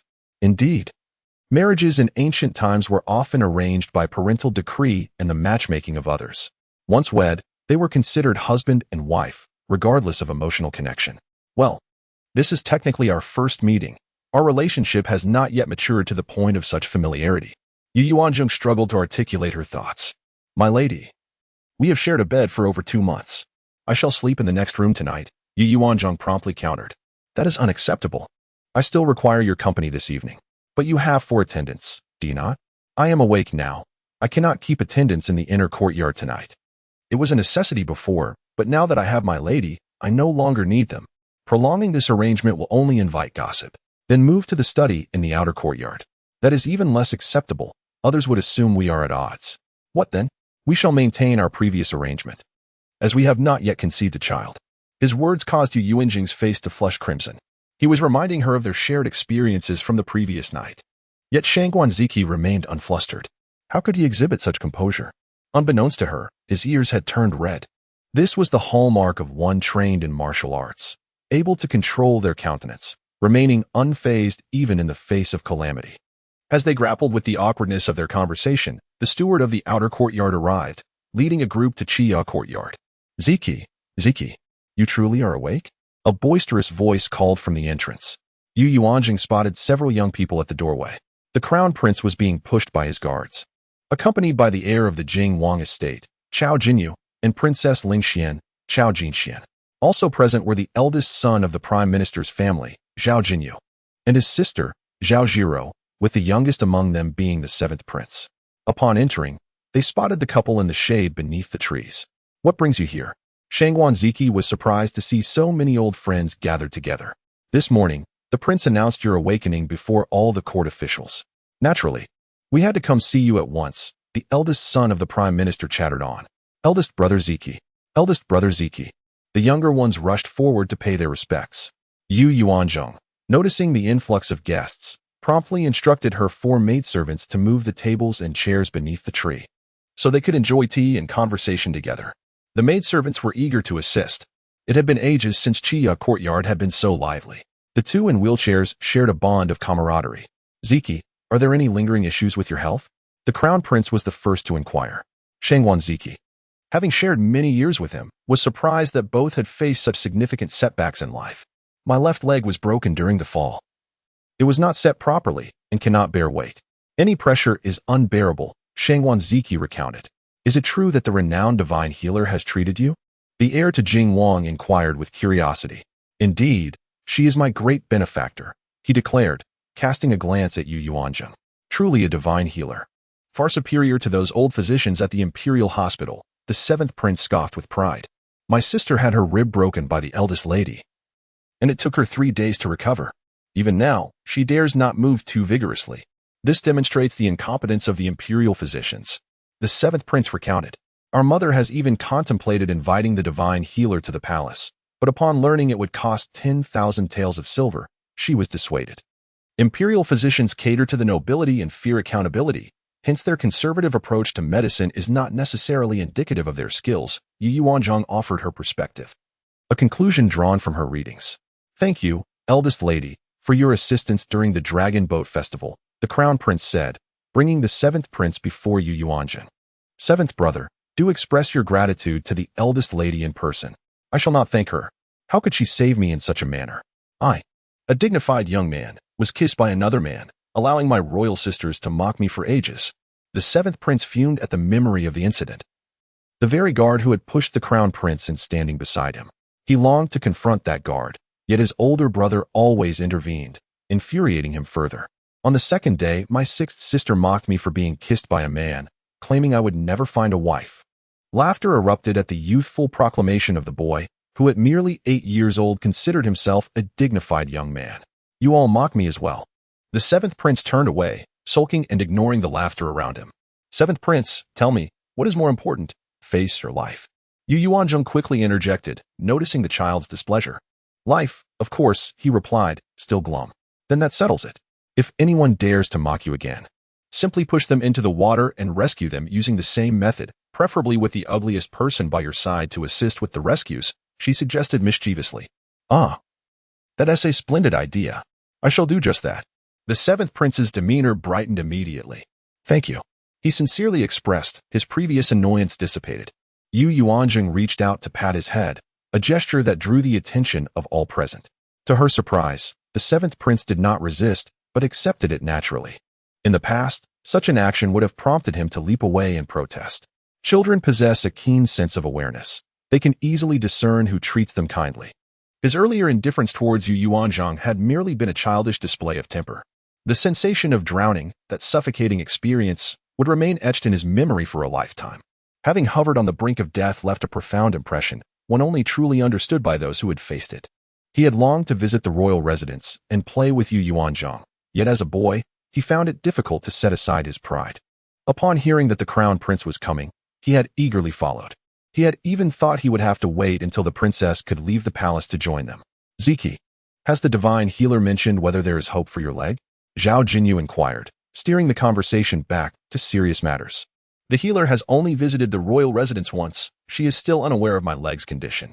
If she can heal you, perhaps the crown prince could also invite her to assist? The crown prince cast a glance at the leg of the first prince, contemplating the possibility that this might be the case. Chapter 78. The true intimacy. Shang Wanziki glanced once more at Yuanzheng. The renowned physician was right beside her. Yet, it was imperative that this remained undisclosed for the time being. In a few days, the physician would visit the estate again. She would inquire then. This enigmatic healer had garnered much intrigue, having reportedly rented a small shop to sell medicinal pills, with business flourishing. Xiao Jinxian leaned in conspiratorially. Indeed, I have heard the same. Zhao Zhiro chimed in, confirming, moreover, I have been told that the pills are particularly favored by men. At this, Yuanzheng felt a flush creep across her cheeks. Shang Wanziki immediately grasped the implications. The three women had been concocting pills at his bedside, and he was well aware of their effects. Sister, what kind of pills are they? Why are they so popular among men? Zhao Jinyu, oblivious, inquired with curiosity. Ahem. Zhao Jinyu cleared her throat lightly. Brother, are you unwell? Zhao Jinshuan's eyes widened as she looked at her brother. No, I just choked on some water. Zhao Jinyu attempted to mask her embarrassment. You clearly haven't had any water. How could you choke? Zhao Jinxian countered, exposing her sister's lack of subtlety. Miss Zhao, who have you heard this from? The crown prince himself was unaware of the specifics, only having heard that a great physician had arrived in the capital. I overheard a few of our servants joking about it, Zhao Zhiro added, having only caught snippets of the conversation and not knowing the exact nature of the pills. Sister, you should heed less of those servants' idle talk. Be cautious, or mother might reprimand you. Zhao Jinyu discerned that the nature of these pills was not suitable for young ladies. That small apothecary was indeed rented from the estate's dowry shop, Shang Wanziki divulged. Not quite a rental. I have actually invested in that shop. Yuanzheng corrected Shang Wanziki's statement.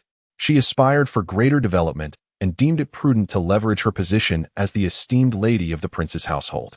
Oh, I did not anticipate that the esteemed lady had also invested. There will surely be profits to be made, Zhao Jinyu remarked with a smile. Knowing the shop's success was well established, whispers among the servants of affluent families indicated that the shop's offerings tailored for men were particularly sought after. He had stumbled upon this information inadvertently. It was merely serendipity that the physician took notice of that little shop, Yuanzheng humbly replied.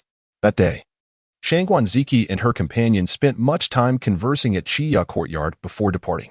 They dined at the prince's residence, and Shang Wanziki maintained a remarkably vibrant spirit. It was astonishing that someone who had recently awakened could still exhibit such vigor, a testament to the diligent care provided by the four young attendants who had worked tirelessly to ensure his body did not deteriorate from prolonged inactivity. As night fell, Yuanzheng felt a sense of awkwardness, uncertain of how to retire. Resolutely, she gathered some medicinal herbs and began preparing pills, directing the four maidservants with fervor. However, the hour grew late, and the maidservants felt reluctant to linger any longer in the inner chamber. Miss, it is quite late. Perhaps we should retire for the night. Ziwei suggested with a yawn, glancing at the table laden with pills. Yuanzheng followed her gaze, surprised at the quantity they had produced.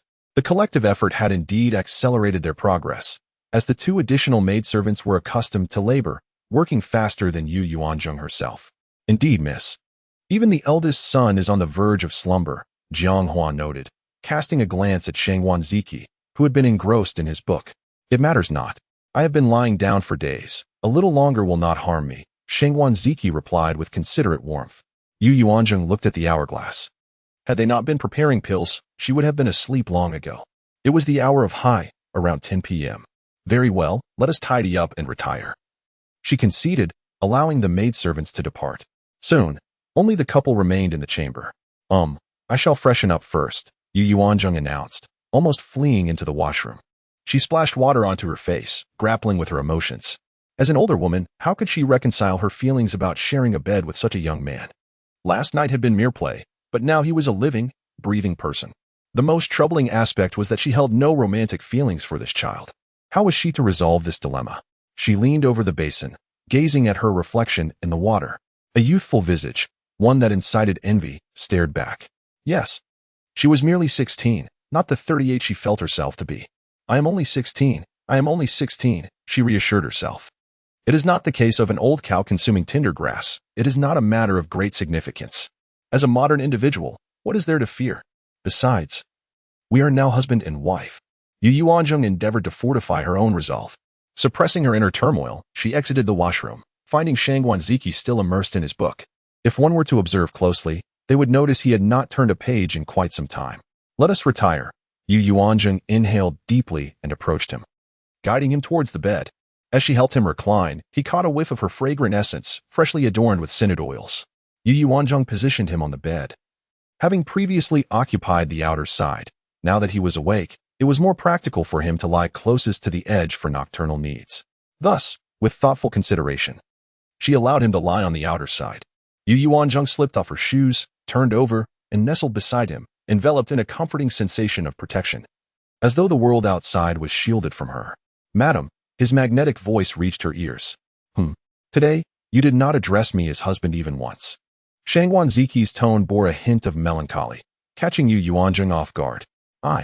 Perhaps I am still adjusting, she offered, seeking an excuse.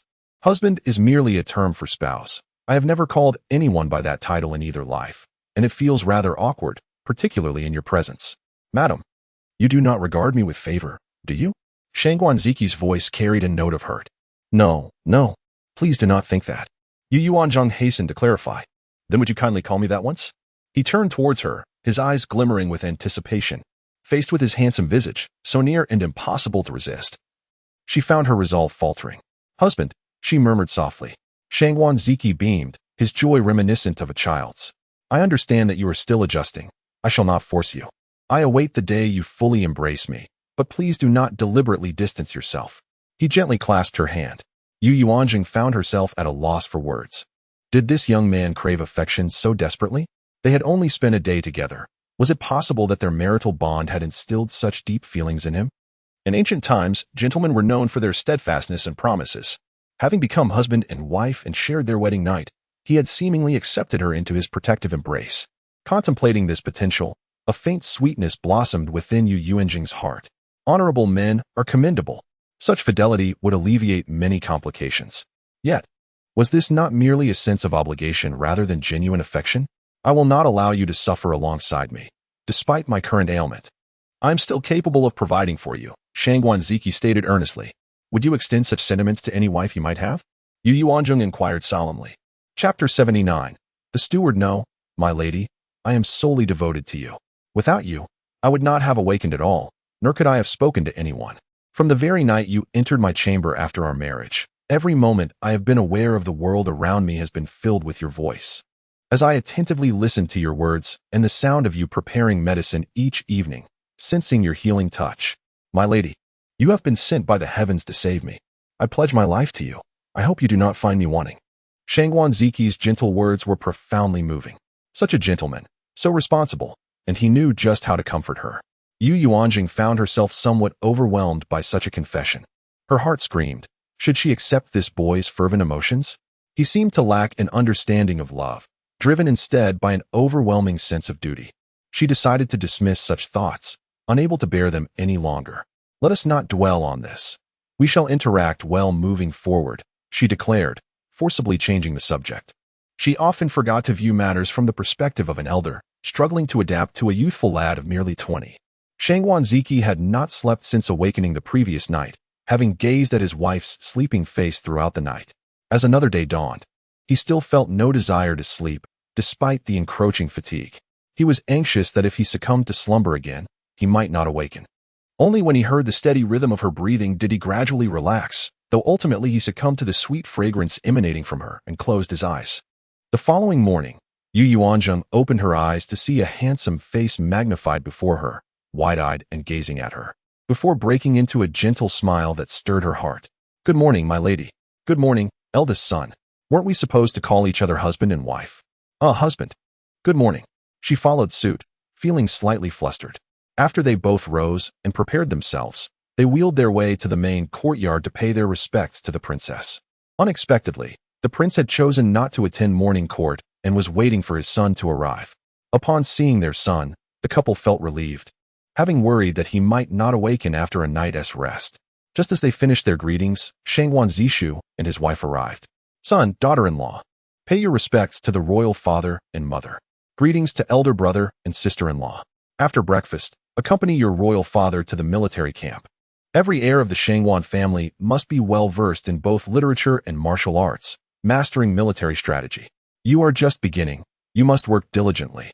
The prince instructed as he looked at Shangwan Zishu. Yes, I will remember my royal father's teachings, Shangwan Zishu replied, feeling reassured that his father's attitude remained unchanged despite his elder brother's awakening.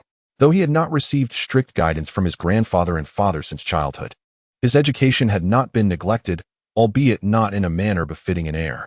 Now, he realized he must strive harder to not fall too far behind his elder brother. He wished to excel as an heir, believing that even if his elder brother recovered, as long as he proved himself capable, neither his father nor the emperor would reconsider his position as heir. Today, Shangwan Zishu and his wife unusually remained in the main courtyard for breakfast. Yu Chaoyang also joined, though she did not partake of the porridge, leaving it unclear whether it was intentional or not. Yu Yuanzheng, however, did drink some, having found no trace of saffron in her initial taste. The princess noted her drinking and understood there was nothing amiss with the porridge, thus chose not to comment. It was rare for the family to gather for breakfast together. After the meal, the prince and the heir departed the residence, while Yu Chaoyang remained, and at that moment, the two elder ladies and concubine Luo arrived. Princess, the heir's wife has been with us for over 2 months now. There are many matters to manage in our household. The elder lady mentioned the steward matter yesterday. Do you think it is time for Chaoyang to begin her studies? Concubine Luo suggested with a smile. Indeed, princess. Though Zishu is not your biological child, you are his legitimate mother and cannot focus solely on being close to Ziki's wife. Chaoyang is also your daughter-in-law and the heir's wife. Eventually, the responsibility of stewarding the household will fall upon her, since her belly is not yet large. Now is the time for her to learn, the elder lady spoke gently. They had come together to urge the princess to teach Yu Chaoyang about managing the household, a duty that indeed fell within her responsibilities. The princess did not appear reluctant, but rather regarded her two daughters-in-law calmly. Has Chaoyang ever studied household management at home? The princess inquired. Replying to my mother taught me and I managed the kitchen purchases for a period, Yu Chaoyang answered honestly. In a household, the kitchen is crucial, as everyone must eat daily, requiring fresh ingredients. Thus, purchases must be made regularly. A household can have many mouths to feed, leading to substantial daily expenses, and it is also where the most profits can be found. Has Jin'er learned about household management? The princess gently asked Yu Yuanzheng. Replying to my mother, I have not. The main household has always been managed by my aunt, and our branch has not had many responsibilities. My mother only oversees her dowry shop and the dozen or so servants in our branch, Yu Yuanzheng replied truthfully. This illustrated the difference between the legitimate daughters of the main and secondary branches, as their experiences and education were entirely distinct. It was commendable that the original owner could even read. Fortunately, she could read. Otherwise, it would have been difficult for Yu Yuanzheng to pretend otherwise. Then, my dear, I shall teach you as well. You must learn to manage your courtyard affairs. When your mother and father have departed this world, and the family separates, it will fall to you to manage this household with Ziki. Mother, such words are not what a daughter-in-law wishes to hear. You are not yet 40, and there are at least 40 more years until that time, Yu Yuanzheng playfully remarked. Moreover, with you here, ensuring the princess lives to 70 or 80 is not unattainable. In this time, with minimal pollution, the chances of cancer are quite low. As long as it is not a terminal illness, I can devise a solution, she added. You child, always flattering your mother, the princess responded. Can you read the accounts? I have never seen them, Yu Yuanzheng replied, prompting a frown from the princess. She has never even seen the accounts. We will teach her slowly. Let's focus on Chaoyang first. In a few months, her belly will be large, and then she will need to nurture her pregnancy, leaving her little time for study, the elder lady remarked disdainfully as she glanced at Yu Yuanzheng. Clearly, she is not up to the task. That is all right. I shall teach you from the beginning. The princess insisted on including Yu Yuanzheng in the lessons.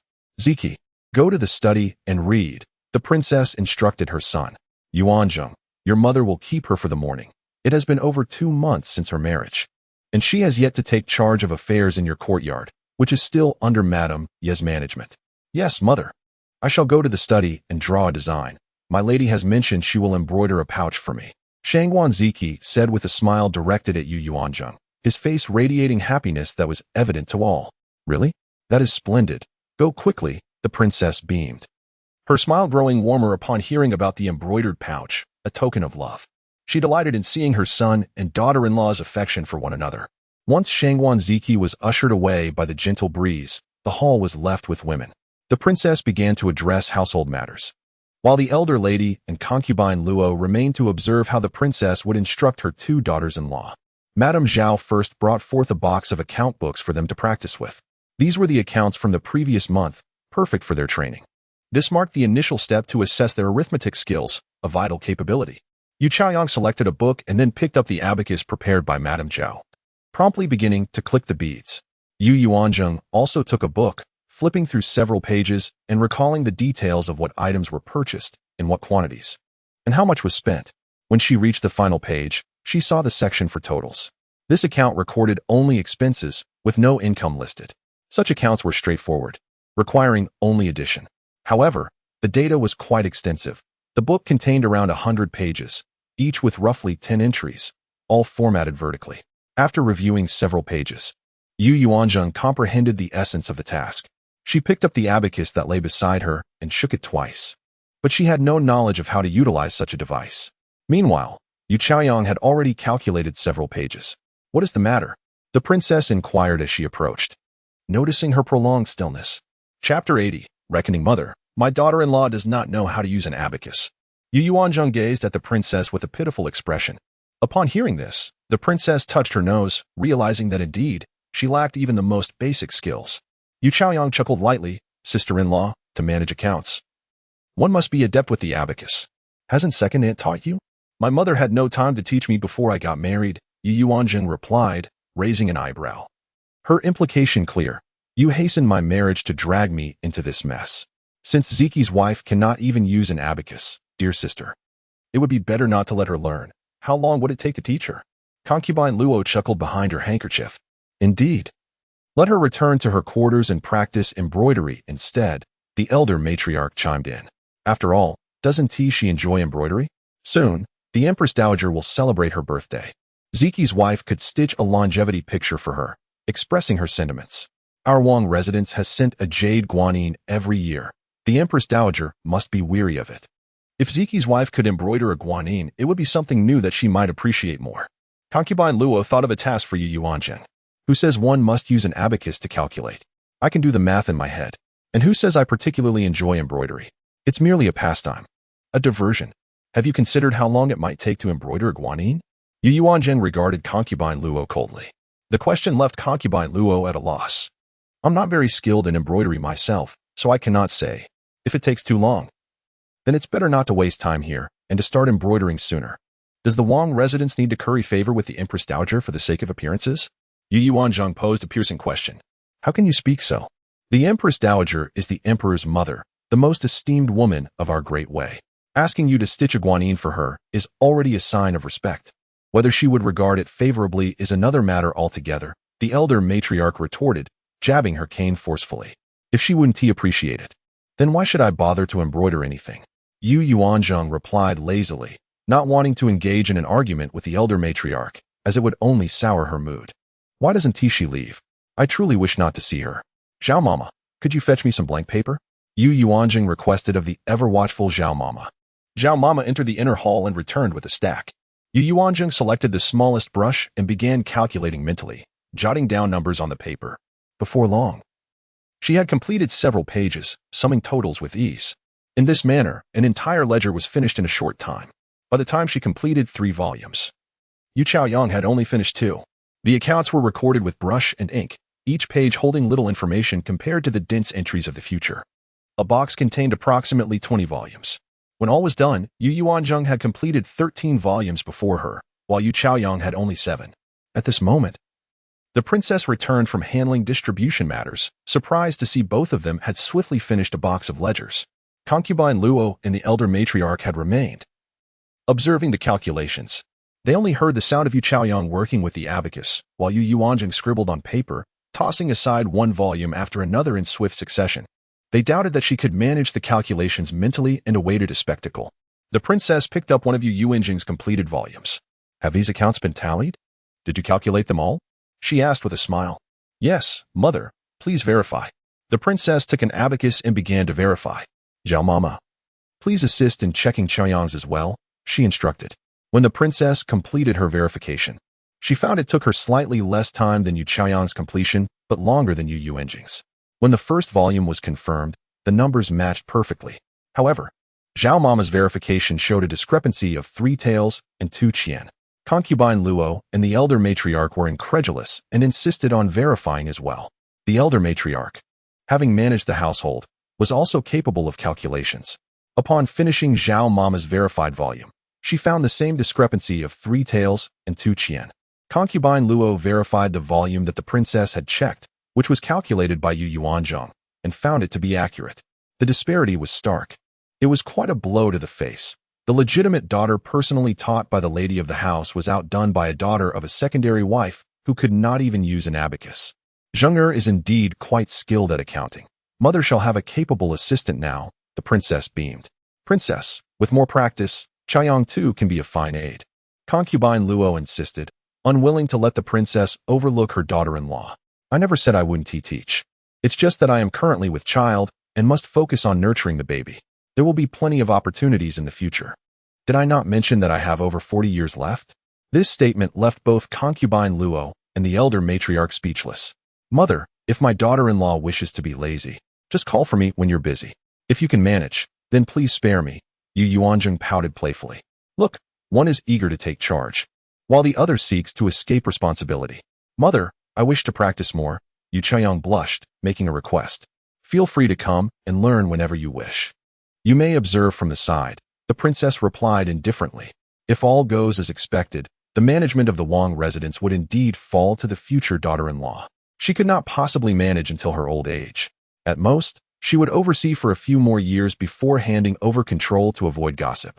The farce concluded with Yu Chaoyang's defeat. Yu Yuanzheng departed to find Shangwan Ziki. Upon reaching the outer hall, she heard weeping from inside Ziki's study. Young master, we have been waiting for you to awaken. We heard from the servants yesterday that you had regained consciousness. We intended to visit you immediately, but Yi Mama prevented us from entering. Today, we are truly delighted to see you awake, young master. Please allow us to continue serving you. Yu Yuanzheng immediately recognized the voices of the 2 maids who had previously served in the study, particularly Ryue. They could hardly contain their eagerness upon hearing of the young master's awakening. Why have you waited for me to wake? You should be of a suitable age. Hasn't my mother arranged marriages for you? Shangwan Ziki's voice came through. Young master, we do not wish to marry. We intend to serve you for a lifetime. Ryue replied, her voice quivering, as if deeply wronged. There is no need for such sentiments. I shall speak to my mother and have her find suitable families for you. Ziki reassured them. Young master, we are yours. How could we marry anyone else? Ryue exclaimed incredulously. Shangwan Ziki was unaware that they had already been scolded by Yu Yuanzheng, and that the princess had also arranged for their marriages. When did I ever take you into my household? Ziki's tone turned icy, even the way he referred to himself changed. We. The 2 maids recoiled in fear. Young master, we have served you closely for so many years. How can we marry anyone else? Ryue summoned her courage to speak. You are both untouched. Why can't you marry someone else? Ziki glared at the 2 kneeling maids disapprovingly. Previously, they had behaved properly, but today they appeared audacious and presumptuous. Chapter 81. Dismissing delusional maids, he had never made any promises to them before. Now that he had such a wonderful wife, how could he ever do anything to betray her? Even before fully regaining consciousness, he was aware of his wife's stringent views on relationships and would never become entangled with other women. After listening to Yu Yuanzheng's words daily, he believed he thoroughly understood her character. In matters of love, he was determined to maintain absolute purity. Otherwise, his wife would undoubtedly leave him. Young master, the 2 maids, seeing their master's unwavering stance, wept even more profusely. Very well, be gone, and find yourselves good husbands. If you cannot find suitable matches, I shall assist you. Shangwan Ziki left them no room for false hope. Young master, we do not wish to marry. We only desire to serve you for life. How can you be so heartless? Rushuang, in her desperation, abandoned all decorum and began to complain. At that moment, Yu Yuanzheng entered the room. Seeing the 2 tearful maids kneeling on the floor, practically clinging to Shangwan Ziki's legs, she felt a twinge of discomfort. Though she had not yet developed the kind of profound, life-or-death emotions for Shangwan Ziki, he was, after all, the man she had shared her bed with, and she was loath to see others coveting him. It was a matter of territoriality. Young madam. The two maids glanced timidly at Yuanzheng before lowering their heads in discomfiture. They had been caught red-handed and felt rather ashamed. They had heard that the young madam was in the main courtyard learning accounting, never expecting her to arrive so soon. Madam. Upon seeing Yuanzheng, Shangguan Ziqi's face immediately transformed into one with a gentle smile, a stark contrast to his previous impassivity. Are these two vying to warm your bed? Yuanzheng asked with a playful look. Madam, do not misunderstand. I absolutely have no such intentions. They are simply being presumptuous, Shangguan Ziqi replied with an ingratiating expression. Yuanzheng rolled her eyes. He truly lacked any semblance of noble aloofness. He was supposedly a prince, but Granny, ye must have been mistaken. Young madam, we beg you. Please let us stay. We will serve you and the young master diligently. We ask for nothing else, only to remain by the young master's side, Ryua pleaded, crawling towards Yuanzheng and kowtowing deeply several times. She was certainly going to great lengths for her future, even if it means remaining an old maid for life. Yuanzheng was truly exasperated by these two women. How could they be so fixated? Upon hearing the words old maid for life, Ryue abruptly raised her head. What? Did you not anticipate this outcome? Or do you believe that if you are sincere enough, the young master will eventually recognize your merits and take you into his chambers? Or perhaps you plan to employ some underhanded tactics, such as using aphrodisiacs, to force the issue? Or maybe you intend to join forces to suppress me, driving a wedge between me and the young master, so you can seize the opportunity to step in? Yuanzheng analyzed all the possibilities to block their path. All these ideas are quite naive. As the saying goes, forced melons are not sweet. If the young master were interested in you, not even the princess consort could dissuade him, let alone me. Your one-sided pleas are utterly lacking in dignity and make you appear quite pathetic. I told you as much last time, yet you returned, believing that with the young master's recovery, you would have another chance? Yuanzheng herself did not realize that she was exhausting every argument to dissuade these two maids. Listening to Yuanzheng's words, Shangguan Ziqi felt an increasing sense of happiness. His wife truly cared for him. Young master, why? Rushuang still refused to give up. There is no why. You are wrong manners servants and must act accordingly. If you covet what you should not, do not blame me for disregarding our master-servant relationship. Do you understand? Shangguan Ziqi said sternly, his expression carrying a trace of the prince's authority and decisiveness. He loathed such presumptuous servants. These two maids had been arranged by his mother to serve him in the study. He had never paid them much attention, treating them as ordinary servants, far less close than his 4 personal attendants. Yuanshan, Shangguan Ziqi called out. Young master, Yuanshan responded, entering the room.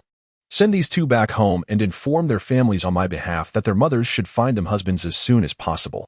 If they marry within 2 months, I will give each of them 50 taels of silver as dowry. After 2 months, there will be nothing. Shangguan Ziqi was determined to extinguish their hopes completely, using money and time to pressure their families. 50 taels was already equivalent to 2 years of their monthly wages, a substantial sum. Husband. Mother consort has also promised them 100 taels each. Yuanzheng revealed the princess consort's intention.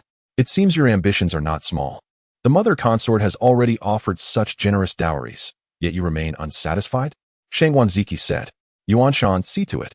Hearing that even his mother had made such a high offer and they still persisted, Shangguan Ziqi realized how determined they were to become his concubines. Such individuals he could not keep.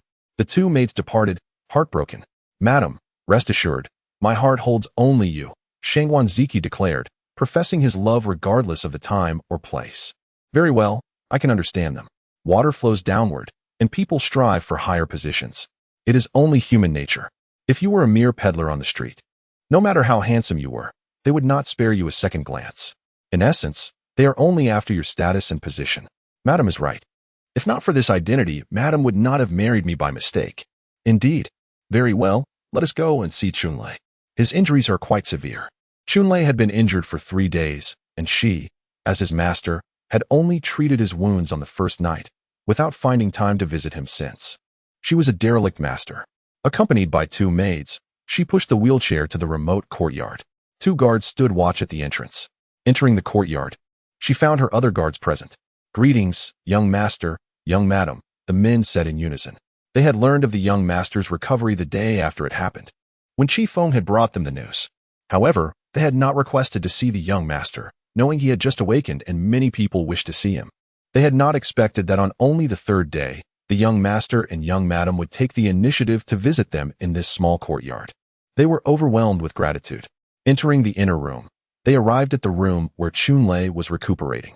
He was still lying in bed, recovering from his injuries. In 3 days, his spirits had improved considerably. "How are you feeling now?" Yuanzheng asked. "Thank you, young madam, for saving my life." Chunlei attempted to rise, but Xiaoyu restrained him. "You should remain lying down and not let the young madam's treatment be in vain," Xiaoyu said. His words made sense, and Yuanzheng nodded in agreement. "Yes, do not let the wound reopen. I would have to stitch it up again. Moreover, you were injured for my sake. If I had been sitting in the carriage at the time, I would surely have perished." Yuanzheng smiled. "He was also injured for my sake," Shangguanziki added. "Young master, you are too kind. It is what we subordinates should do," Chunlei said with an embarrassed smile.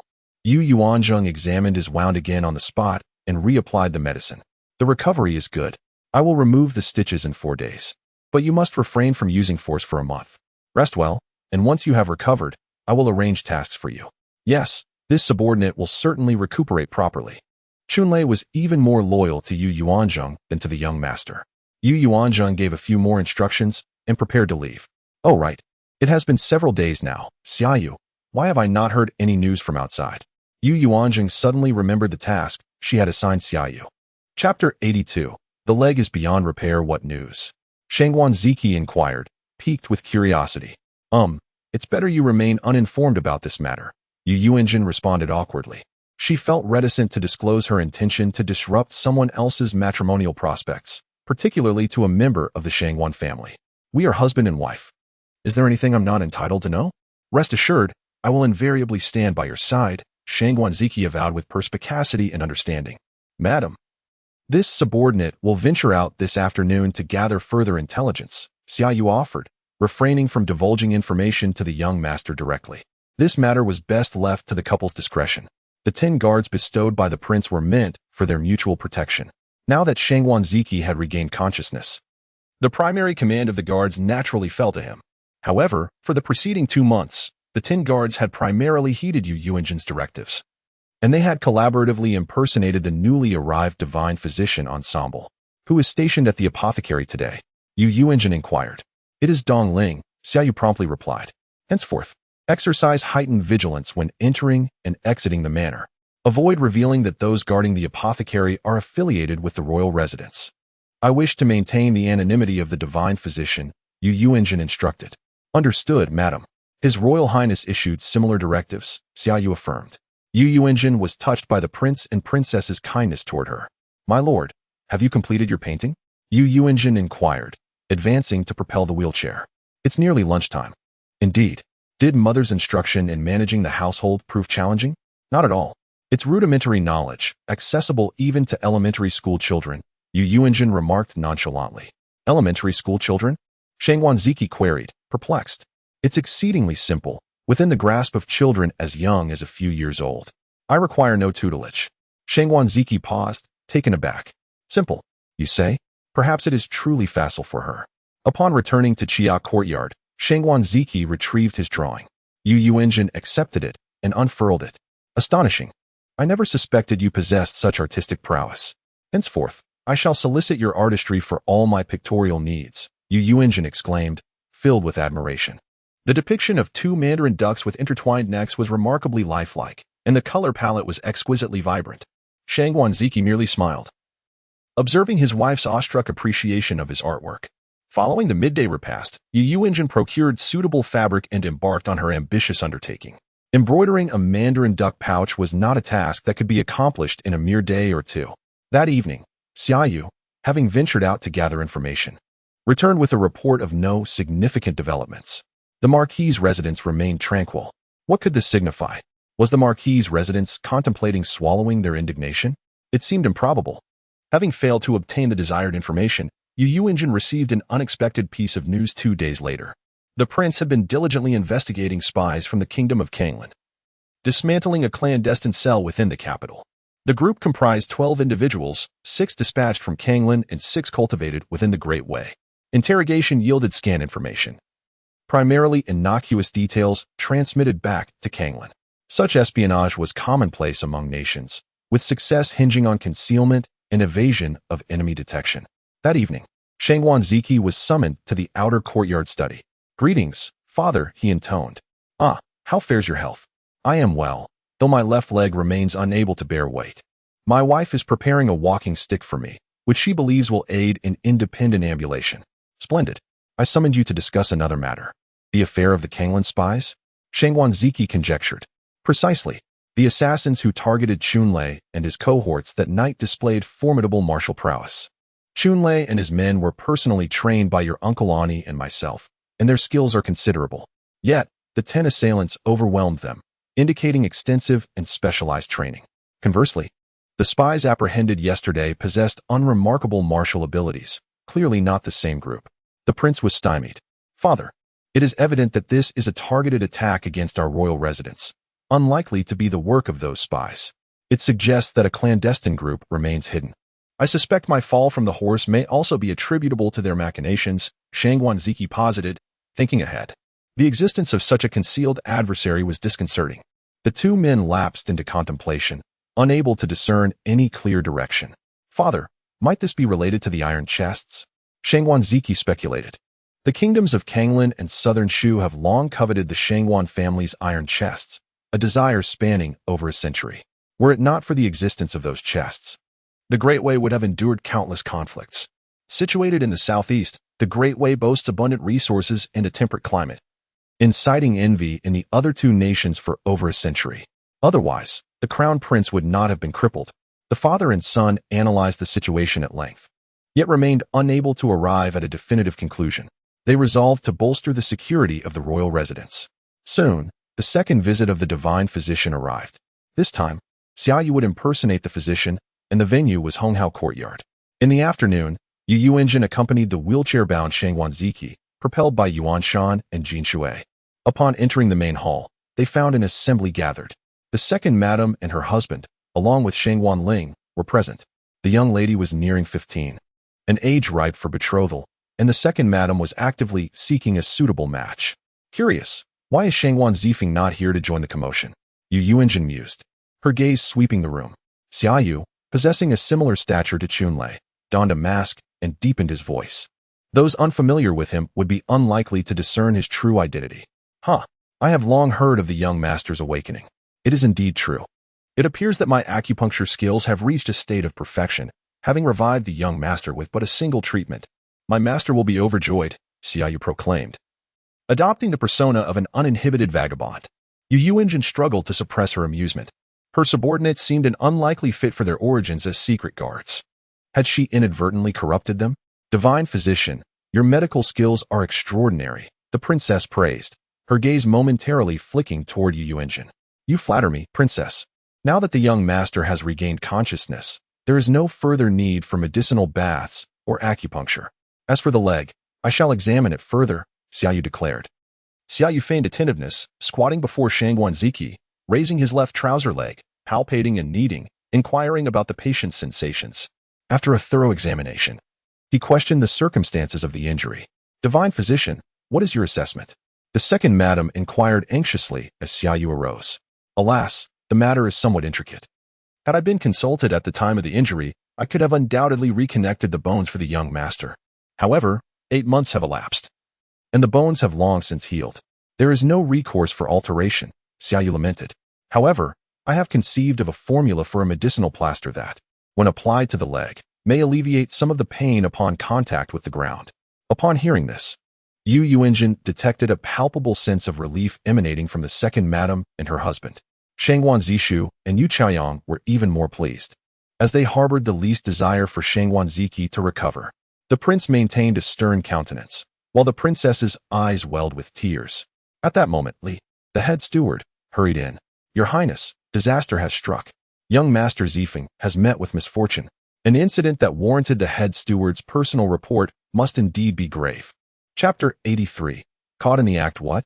Upon hearing that Shang Yuanzheng was in trouble, the second master stood up in shock. "Your Highness, second master, the Ministry of Justice has apprehended a habitual thief today. They chased the criminal into a modest dwelling, only to discover young Master Zifeng inside. In a clandestine rendezvous with a woman, no less, on the bed. This incident drew the curious neighbors of the small house to witness the commotion. The captain leading the arrest happened to be the nephew of the Ning'an Marquis's wife, and the news had already spread like wildfire. The second master, upon hearing this, was infuriated, his rage boiling over as he slapped the second madam. "You raised a good-for-nothing son who brings shame upon the royal household." The second madam, stung by the slap, could hardly contain her anger. How could Zifeng do such a thing? Surely it must be a case of mistaken identity.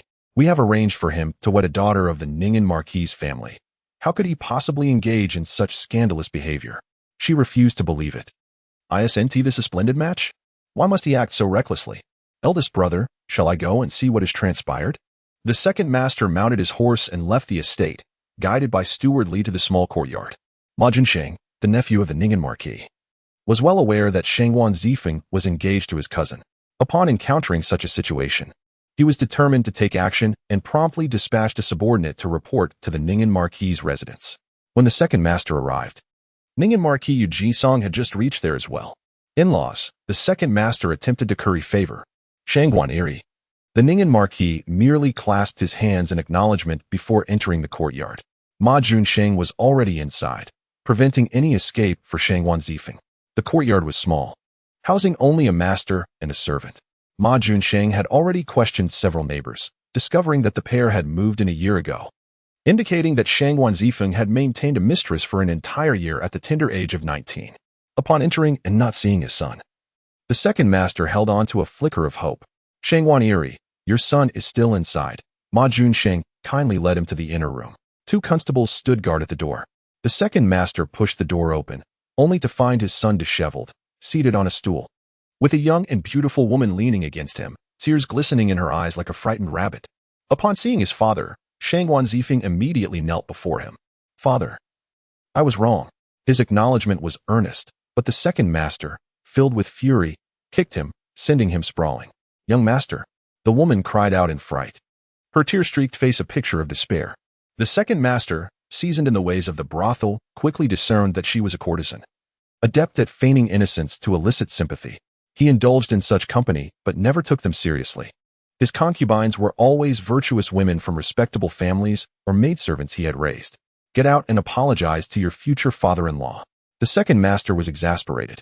Upon realizing that the Ning'an Marquis was present, Shangguan Zifeng was too terrified to step outside, but the second master shoved him out of the room. Shangguan Zifeng obediently knelt before the Ning'an Marquis. "Esteemed father-in-law, I acknowledge my mistake. I was momentarily foolish, but the young lady is a virtuous woman whose family, in dire straits, sold her to a brothel. Out of pity, I redeemed her and brought her here." Shangguan Zifeng was foolishly defending the woman before his future father-in-law. "Then take her home with you," the Ning'an Marquis remarked upon witnessing the situation, before turning on his heel and departing, leaving the two fathers and sons bewildered by his implications.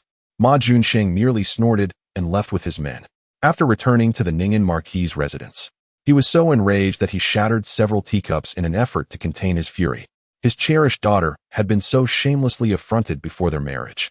How could a man like this be worthy of becoming his son-in-law? At that moment, the madam emerged from the inner courtyard. "My lord, is it true?" The Marquis's wife still held on to a glimmer of hope, wishing her nephew had made a mistake. "Humph, I warned you that this union should not proceed. Yet you insisted that it was an honor for our family to be associated with the royal household. Look at what you have chosen as a match." "My lord, I may have been blind, but you ultimately agreed." Both husband and wife were at fault. Neither could shift blame onto the other. Just then, the old Marquis's wife arrived. "Mother." The couple quickly assisted her. "Eldest brother, what do you think of this matter?" The old Marquis's wife, having lived a long life, was disheartened to witness such undignified behavior from the younger generation of nobility. Which noble family would dare to openly maintain a mistress, especially before marriage? In truth, Shangguan Zifeng's misfortune lay in encountering Yuanzheng, who was far too inquisitive. Had she not seen anything, the incident would not have come to light. Once he had grown tired of her, he would have simply sent her away. Shangguan Zifeng was merely youthful and momentarily bewitched. Given a few more years, with a position and responsibilities, he would surely come to understand the status of a lady from the Marquis's household. At this moment, Yuanzheng also emerged. "Father, mother, I wish to annul the engagement." Yuanzheng's resolve was unwavering. The Ning'an Marquis glanced at his daughter, then at his mother and wife, all awaiting his decision. Heir, if you break off the engagement, how will you find another suitor? Do you wish to marry a commoner? The Ningyan Marquis hesitated to annul the engagement. How can my daughter marry a man who dares to keep a mistress before their marriage? Yuanzheng began to weep. Heir, your cousin has exposed him. He shall not dare repeat such actions in the future, the Marquis's wife urged. Heir, this marriage cannot be easily discarded. That is the royal Wang family. No matter how you view it, Shangguan Zifeng is still the nephew of a prince and the cousin of the empress. He has learned his lesson and will surely treat you well in the future. The old Marquis's wife also opposed the annulment. Grandmother, once is enough. If he has learned his lesson this time, he will surely become reckless again. Their essay saying, a dog cannot change its habit of eating excrement once I marry him. In time, he will undoubtedly disregard propriety again. Yuanzheng cried, tears streaming down her face. Men are like cats that love to stray. If you prepare a few maidservants for him, he will hardly have the inclination to seek outside affairs. The old Marquis's wife attempted to reason with her from her own experiences. No, grandmother. If a man requires me to provide him with more women to keep him loyal, he is not worth marrying. Yuanzheng adamantly refused to relent. Oh, child, why won't you heed my advice? The old Marquis's wife lamented. Dear, perhaps my son could speak to the prince and hear his thoughts. The Ningyan Marquis, faced with his daughter's resolute stance, was compelled to concede. Father, if this marriage cannot be annulled, I shall take my own life. I will not marry such a scoundrel. Yuanzheng reiterated her stance, her words startling the Marquis's wife. Her painstakingly nurtured daughter. How could she bear to see her meet such a fate? A few days prior, she had received a cryptic letter, leaving her utterly bewildered. Initially, disbelief gnawed at her, but she discreetly enlisted her eldest nephew's aid to investigate. The ensuing inquiry unveiled the truth. Who was aiding her? Yet, the crux of the matter lay in resolving this predicament. Her nephew proposed a solution, catch him red-handed. Thus, the coincidence unfolded. She had kept this matter concealed from her mother-in-law and husband. Had they known, they would have vehemently opposed tarnishing the Shangguan family's name. As a woman, she harbored deep resentment toward men who kept mistresses, especially when that man was her future son-in-law. She was incensed and sought to impart a lasting lesson, deterring him from future transgressions. However, her daughter chose death before dishonor. She merely intended to chastise him, not sever the engagement. Meanwhile, Shangguan Zifeng, crestfallen, was escorted back to the manor, directly to the main courtyard. The prince and princess awaited his return, seated regally as the second master brought him in. Kneel. The second master's fury was palpable. Shangguan Zifeng knelt obediently in the center. The prince, as the head of the family, regarded his cowering nephew with a stern gaze. Zifeng, do you acknowledge your wrongdoing? The prince's query sent shivers down his spine. I do, he replied. However, I merely kept a woman for amusement and intended to dismiss her eventually. This was the explanation Shangguan Zifeng had concocted en route. Indeed, he had harbored such intentions. Yuanzheng rolled her eyes, disgusted by his callousness. Regardless of the circumstances, the woman had at least been with him, yet he reduced her to such a dismissive statement. Alas, without legal constraints, few men in ancient times were not unfaithful. They truly did not value women. A somber realization dawned. She must amass wealth. For only money would remain steadfast. Even Shangguan Ziki's current facade of nobility left her feeling insecure. It seems you remain unaware of your true transgression, the prince added coldly. Second brother, your failure as a father has led Zifeng astray. Address this matter yourself. As his uncle, I will intervene if you prove incapable. The prince expressed disappointment in his younger brother. Brother, why involve me? You should discipline him, the second master retorted, knowing his authority paled in comparison to his elder brother's. Very well, then let us commence with 20 strokes of the rod, followed by 3 days and nights of kneeling in the ancestral hall. Afterward, he shall be sent to the military camp for rigorous training. Should he err again, the stroke shall be doubled until he learns his lesson, the prince declared. Showing no leniency. Uncle, I understand my mistakes. I will never dare repeat them, Shangguan Zifeng pleaded, now fearing the severity of the punishment. Had you known this earlier, you would not have acted as you did. Have your brothers, Ziki and Zishu, ever committed such errors? Ziki never touched a maid before marriage. And Zishu has only 2 concubines. Yet you, with 2 maids already in your chambers, still sought another outside. Is this how you squander the Shangguan family's wealth? Princess. Of his monthly allowance, the prince commanded, seizing control of the household finances, which were managed by the princess. As you wish, the princess replied with satisfaction. This child has been led astray by his father, and his mother is too weak to control him. Brother, spare him this once. He will surely not repeat his mistakes. The second madam pleaded, tears streaming down her face. As his mother, she felt sympathy, but her son had grown beyond her control. He became impatient with her nagging, only sweetening his tone when he needed money. Prince, the punishment is too severe.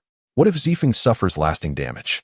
The second elder madam chimed in, her tone now pleading rather than arrogant. If the punishment is not severe, he will not learn. You can expect the marquis to annul the engagement. After such a disgraceful act, which family would dare marry their daughter to him? The prince glared at the second house. What? The second madam ceased her weeping, panic gripping her. This cannot happen. The engagement must not be broken. Sister-in-law, this matter is beyond your control. It depends on the marquis's stance. You have daughters yourself.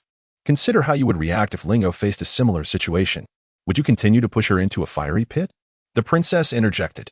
The second madam was speechless, tears welling up once more. Second elder madam, what shall we do? Zifeng struggled to secure the marquis's daughter. The second madam implored her mother-in-law, quickly prepare gifts and apologize to the marquis. The second elder madam snapped, exasperated with her incompetent daughter-in-law. Meanwhile, Yu Chaoyang's brow furrowed deeply. How could such a thing occur? In her past life, Shangwan Zifeng had not kept a mistress. Or perhaps he had, but it remained concealed.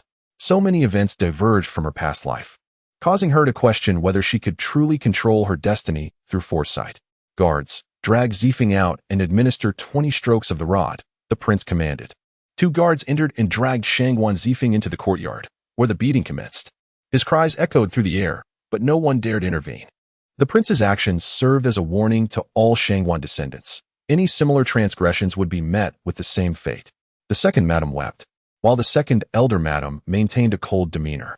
The second master winced at his son's screams, frequently glancing at the prince, wondering if he would face the same treatment for similar transgressions.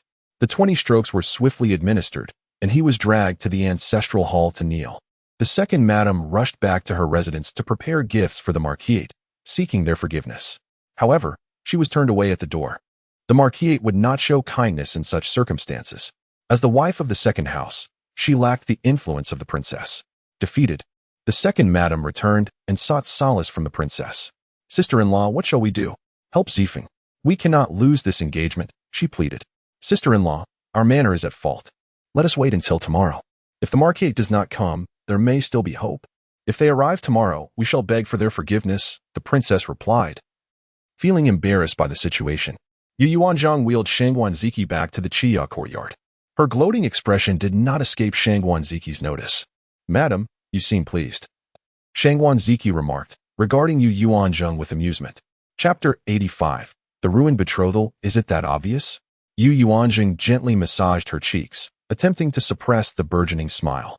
Despite her efforts, a joyful grin persisted, defying her attempts at concealment. Cease your efforts, Shangwan Ziki remarked, maneuvering his wheelchair closer. He gently lowered her hands. Did you perhaps inform the marquis about Zifeng's dalliance with an outside woman? Why would you suspect me? Yuanzheng inquired, her disbelief evident. As I have mentioned, when I am conscious of my surroundings, I attentively listen to your conversations. I happened to be awake when you instructed Xiaoyu to carry out a task. Oh, Yuanzheng exclaimed, realizing her oversight. She should have been more discreet in his presence. Do you disapprove of my actions? She asked, her gaze fixed upon his eyes. How could I? He responded. My lady's actions are commendable, and I wholeheartedly concur. However, this matter must remain concealed from my second uncle and his kin. I would be a fool to reveal it to them, Yuanzheng declared, a hint of pride in her voice. Even the marquis remains unaware that I was the source of their intelligence. My lady, Shangwan Ziki interjected, deftly changing the subject. When might I expect the completion of the sachet you are embroidering for me? Are you in urgent need of it? I simply adore the sachets my lady embroiders. Yuanzheng found herself at a loss for words, feeling a sense of discomposure by his constant, amorous advances. I shall go and embroider it now, she stammered, making a hasty retreat. Shangwan Ziki's unwavering displays of affection were proving to be overwhelming. The following afternoon, the Dowager Marchioness of Ningyan and the Marchioness herself paid an unannounced visit to the prince's estate. The second dowager and her daughter-in-law, upon receiving the news, immediately rushed to the main courtyard, only to be completely ignored by the elder Marchioness and her daughter-in-law. Your Highness, the Marchioness of Ningyan began, her voice laced with regret. I fear my Yuanzheng lacks the fortune to become a daughter-in-law of the prince's estate. Last night, I was plagued by a nightmare in which Yuanzheng suffered various tribulations after marrying into the family, ultimately succumbing to despair. My heart aches at the mere thought. This morning, I sought the counsel of a venerable monk at Heir Temple to interpret the ominous dream. The monk revealed that Yuanzheng's constitution is delicate and requires a husband with a strong affinity for water to counteract her fate. Upon inquiring about the second young master Zifeng's astrological chart, the monk discovered that he lacks the element of water, rendering them incompatible for marriage. I deeply regret not having properly consulted the stars before consenting to their union. Fortunately, there is still time to rectify this error. Let us consider our two families' betrothal null and void. I sincerely apologize for any inconvenience caused. As she spoke, the Marchioness dabbed at her eyes with a handkerchief. Her intentions transparent. She sought a plausible explanation to preserve appearances. To lend credibility to her narrative, she had even made a pilgrimage to Heir Temple, arriving in the afternoon to demonstrate her consideration for the prince's estate. "Madam, please reconsider," the second madam pleaded, stepping forward in desperation. "Zifeng will mend his ways. He has already been punished for his transgressions and will undoubtedly treat Yuanzheng with utmost care in the future." The Marchioness, however, remained unmoved, her gaze fixed upon the princess consort. "Madam," the second dowager interjected, her expression impassive, "I implore you to contemplate this decision carefully. A woman who has been previously engaged may find it challenging to secure another advantageous match."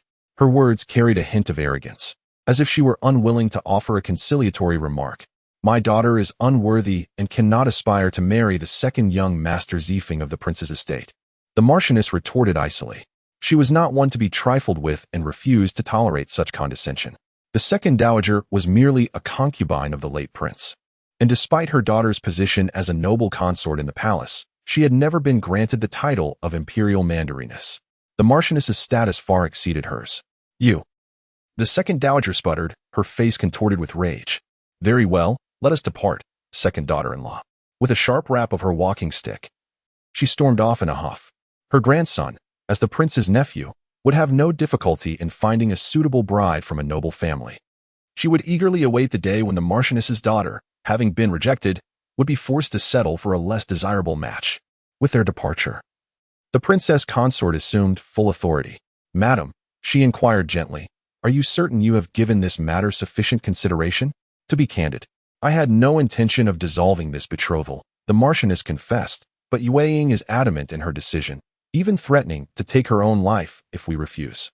At this, she dabbed at her eyes once more, feigning sorrow. "As a mother, I cannot bear the thought of losing my daughter." "Very well, eldest daughter-in-law," the Dowager Marchioness instructed. "Since you have made up your mind, present the marriage contract and list of betrothal gifts to the princess consort. Yuanzheng shall reside at the estate for a period of time." The Marchioness then produced the marriage contract and list of betrothal gifts from her sleeve, handing them to the princess consort. The betrothal gifts had not been brought along, as they would only be presented upon mutual agreement. "Alas, we had hoped that our two families could become related," the princess consort lamented, her voice tinged with regret. "Zifeng truly lacks ambition and has been led astray." Her words, however, were transparent in their meaning. Fortunately, her own sons had not been corrupted. "Madam," Yuanzheng interjected with a smile, "although the prince's estate and the marquisate may not become in-laws, we can still remain friends.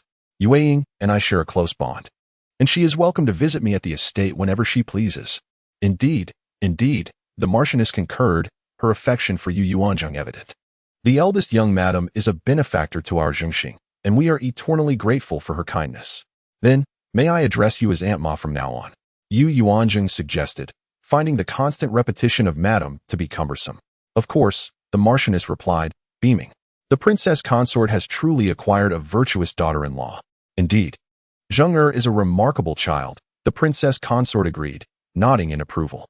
Now, esteemed elders, please refrain from showering me with praise, lest I become conceited," Yuanzheng quipped.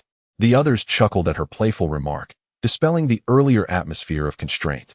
The Dowager Marchioness and the Marchioness then took their leave. That very afternoon, they had all the betrothal gifts returned to the prince's estate, and the marriage contract was publicly torn asunder, officially ending the betrothal between the two families. News of this event spread like wildfire throughout the capital. The Yu family escorted Yu Wei to their estate outside the capital to avoid the gossip. Shangguanzifeng, unable to withstand the punishment imposed by the prince, fell gravely ill, though no one expressed sympathy for him. Once he recovered, the prince dispatched him to the military camp, where he would begin his service as an ordinary soldier. The second madam resumed her frantic efforts to find him another bride, but noble families avoided her advances. Some offered her a daughter born of a concubine, while others introduced her to daughters of low-ranking officials. However, such matches were beneath the second madam's aspirations, as her Zifeng was, after all, the prince's nephew. Time passed swiftly, and 2 weeks had elapsed. During this time, Yuanzheng once again disguised herself as the divine physician to examine old Master Jin at his residence. Coincidentally, her father also visited the Jin residence that day, and the father and daughter encountered each other at the entrance. Yuanzheng deliberately brushed past her father with an air of profound mystery, pretending not to recognize him. Yunji stared at the divine physician's back, a sense of familiarity stirring within him. However, given the widespread rumors surrounding the divine physician in the capital, he could not possibly associate her with his own daughter. Yunji waited outside until the divine physician had finished the examination before entering the residence. As they passed each other once more, the feeling of familiarity became increasingly difficult to ignore. Meanwhile, Yuanzheng, now safely inside her carriage, repeatedly patted her chest to calm her racing heart. "Xiaoyu," she instructed, "the next time we visit old Master Jin, be sure to inquire whether my father will be present." "Yes, eldest young madam," Xiaoyu replied. The group of divine physicians returned to Shiri Hall, where Lin Hao informed Yuanzheng that he had received another invitation for the divine physician, with a generous offer of 10,000 taels of silver. "From which family?" Yuanzheng inquired. Although she was not lacking in funds, the thought of 10,000 taels of silver was undeniably enticing. Chapter 86. The visit of Princess Xiangling to the divine physician, replying to the master, "It is the residence of the Jingwang." Lin Hao reported respectfully. "The Jingwang? Summer Rain, have you heard any news about someone being ill in the Jingwang's residence recently?" Yuanzheng found it peculiar. The day after the eldest young master awakened, the Jingwang's heir and Princess Lingxian had visited Chia courtyard to see him, showing no signs of grief. The Jingwang is the emperor's brother, so summoning the imperial physician must be quite convenient. There were indeed rumors of a physician being summoned, but such news did not concern us much. Hence we do not know who is ill, Summer Rain admitted with a hint of embarrassment. The master inquired, yet she could not provide an answer. It seems she must be more vigilant in the future. An ailment that even the imperial physician cannot cure must be a perilous emergency. Let us go now. Chasing Cloud, please return to the Wang residence and inform the eldest young master to avoid keeping him waiting. Yuanzheng had promised to return and have lunch with him before she left that morning. Just then, the sound of horse hooves echoed outside the Tende Hall, clearly indicating the arrival of a visitor. Upon hearing this, Lin Hao promptly exited the inner courtyard to receive them. As he stepped outside, he noticed a finely crafted carriage had just come to a halt at the shop's entrance.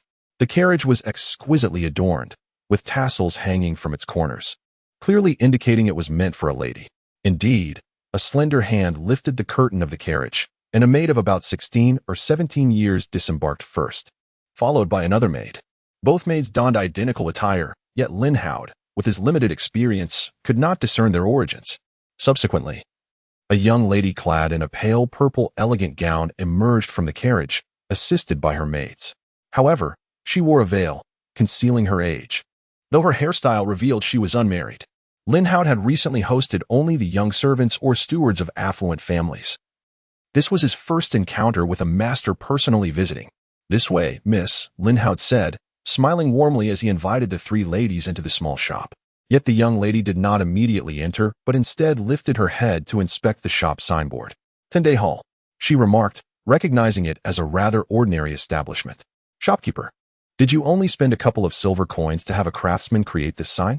Her voice was as melodious as a lark's song. Replying to the miss, "I am not aware. It was already hung up when I arrived," Lin Hao replied honestly. After observing the sign for a moment, the veiled lady finally stepped inside the shop. "Shopkeeper, our miss has come today to pick up the skin-soothing ointment prepared by the divine physician." One of the maids explained their purpose. "Oh, so it is Princess Xiangling. Please, come in, come in."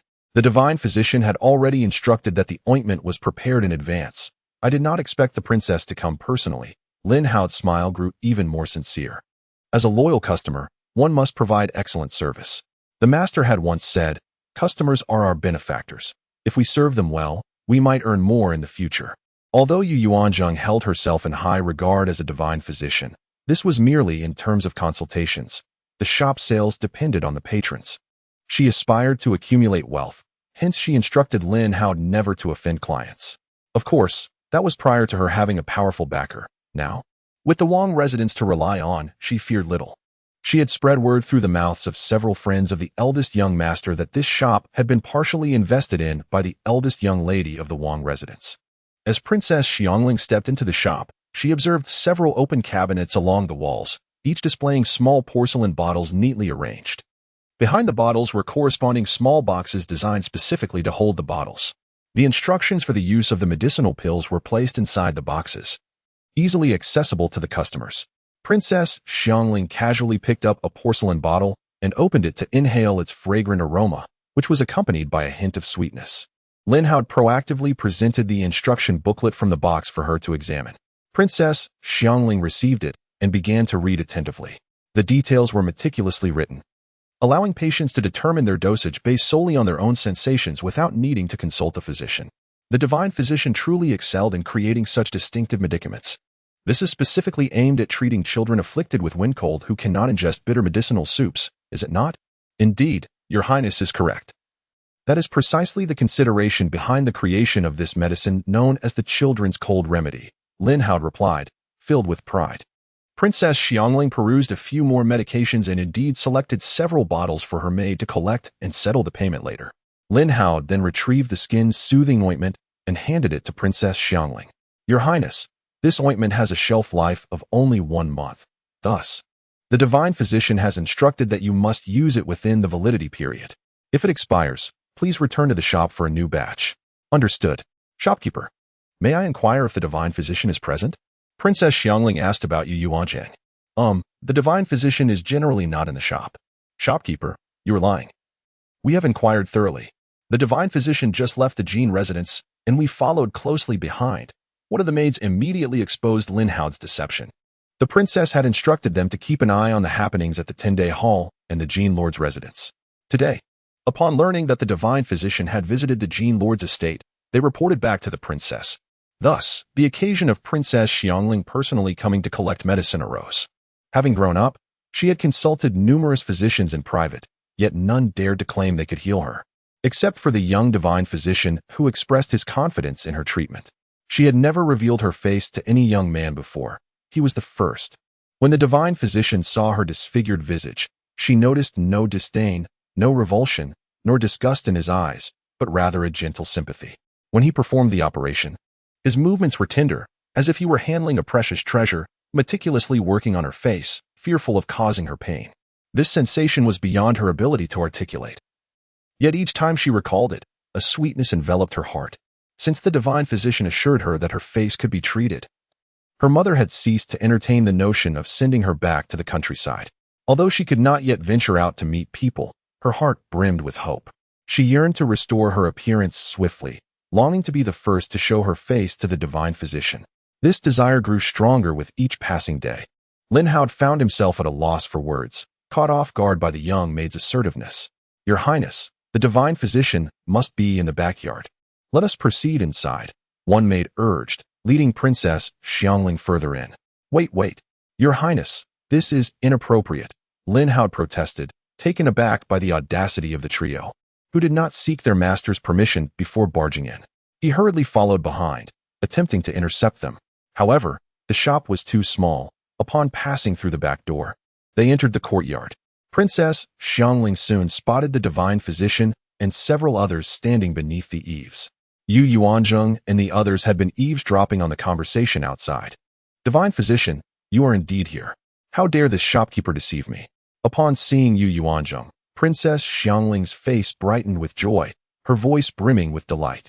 May I ask what brings you here, Your Highness? Yuanzheng inquired gently, feeling a measure of sympathy for the young woman who had been scarred since childhood. It was remarkable that she had not succumbed to self-pity. Chapter 87. The plans of Princess Xiangling. Esteemed physician Zeng, I have come to collect the medicine today. Yes, you may apply the ointment at the designated times each day as instructed. Yu Yuanzheng nodded. Thank you, esteemed physician. Since fate has brought us together today, might I trouble you to examine my face and see how well it has healed? Princess Xiangling had deliberately sought him out. She would not easily let the opportunity slip by. Very well, please come in. Upon witnessing her eager gaze, Yu Yuanzheng could not bring himself to refuse. They entered a room on the left, with only Princess Xiangling stepping inside. The two maidservants did not remind her of the impropriety of being alone with a man. Yu Yuanzheng, believing herself to be a woman, did not consider this issue either. The guards, too, were oblivious. She casually closed the door behind them. Your Highness, please remove your veil. After a moment of hesitation, Princess Xiangling complied and unveiled her face. After more than a month, the new scars from her surgery had already healed, revealing tender, new skin. The previously pigmented areas had vanished. Yu Yuanzheng reached out to touch the surface. While it was not perfectly smooth, the excessive growth had disappeared. And overall, it felt quite pleasing, far better than before. You have recovered splendidly, which indicates that you have diligently followed my instructions. Continue applying the ointment. And once the color of this new flesh matches that of the surrounding skin, you may discard the veil. A light application of powder will render the scars nearly invisible. This operation has been a resounding success. Yu Yuanzheng affirmed her own skill. However, the moment her hand made contact with Princess Xiangling's face, the princess's heart raced uncontrollably, nearly leaping into her throat. Her cheeks flushed to the roots of her ears, yet due to her still recovering visage, Yu Yuanzheng remained unaware. Her focus solely on assessing the princess's injuries. Very well, in no more than 2 months, you shall be able to wear rouge. Until then, refrain from using any cosmetics, as they may obstruct the pores and hinder the absorption of the medicine. Yu Yuanzheng instructed further. Thank you, esteemed physician. Do you reside here? Princess Xiangling inquired, having taken note of the small shop's layout. No, I have another residence, Yu Yuanzheng replied. May I know where you live? Princess Xiangling asked, her eyes wide with curiosity. I'm afraid I cannot disclose that information. If you require medical assistance, please leave a message at Shiri Hall. The consultation fee is 10,000 taels of silver, non-negotiable. Yu Yuanzheng was determined to keep her whereabouts confidential, as her identity must remain undisclosed for now. May I ask a personal question? Princess Xiangling ventured shyly. What question? Yu Yuanzheng found it curious that the princess had a personal inquiry. Since today marks only the 3rd time I have seen you, and each time you wore a mask, I do not know your true appearance. Might you unveil your face so I may recognize the benefactor who has aided me? The princess's tone carried a hint of pleading. Your Highness, I must beg your forgiveness for my impudence, Yu Yuanzheng replied, firmly declining the request. She moved toward the door, intending to exit. I was too forward. Then, could you kindly tell me your age? Princess Xiangling adjusted her approach. 16, and I ask you to keep this confidential. Yu Yuanzheng responded. Ah, so you are quite young. No wonder you wear a mask. I promise to keep it a secret. Princess Xiangling presumed she had unraveled the reason behind Yu Yuanzheng's disguise. At such a tender age, who would believe her to be a physician? Surely, a 60-year-old man would be more fitting for the role. Yu Yuanzheng opened the door and stepped out, pondering Princess Xiangling's intentions. Did she seek to uncover her secrets on behalf of Princess Huaining, or was it simply her own curiosity, not wishing to dwell on it? Yu Yuanzheng focused on more pressing matters. The group had not changed their attire, and they boarded the carriage, heading towards the residence of Prince Jing. Meanwhile, Princess Xiangling remained entranced by the revelation that the esteemed physician was merely 16 years old.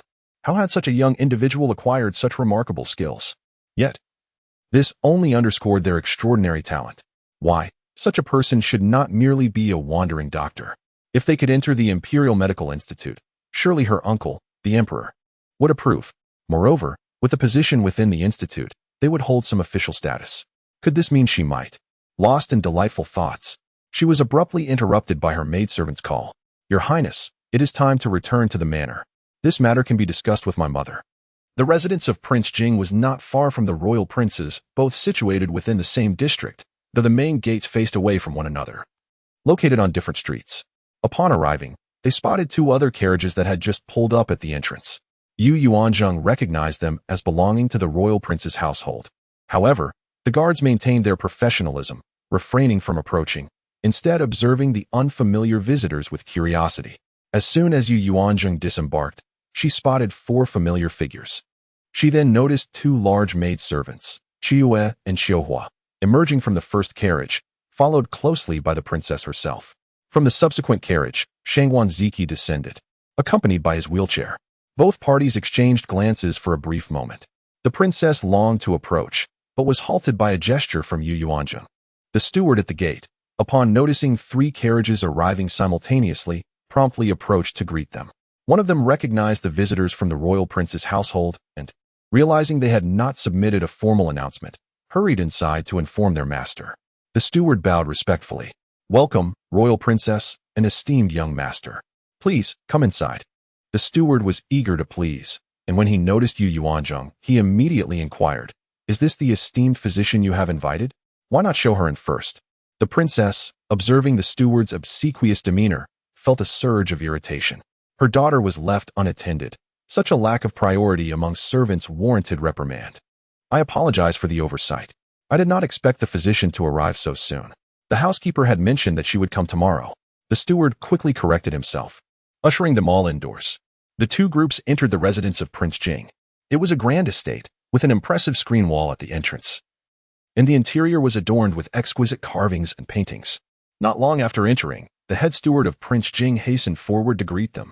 "I have seen the royal princess and young master before, but I did not expect the esteemed physician to arrive so promptly.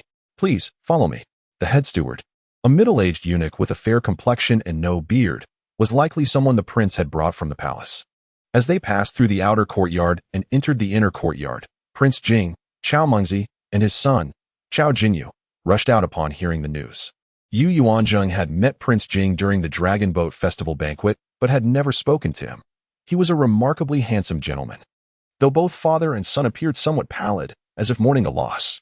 "Greetings, royal princess, sister-in-law," Prince Jing saluted respectfully. "Greetings, Aunt Qin," the young master added, bowing. Uncle Z, Yuanzheng, seated in his wheelchair, could only nod in acknowledgement. "Ah, Ziki has awakened. That is a relief.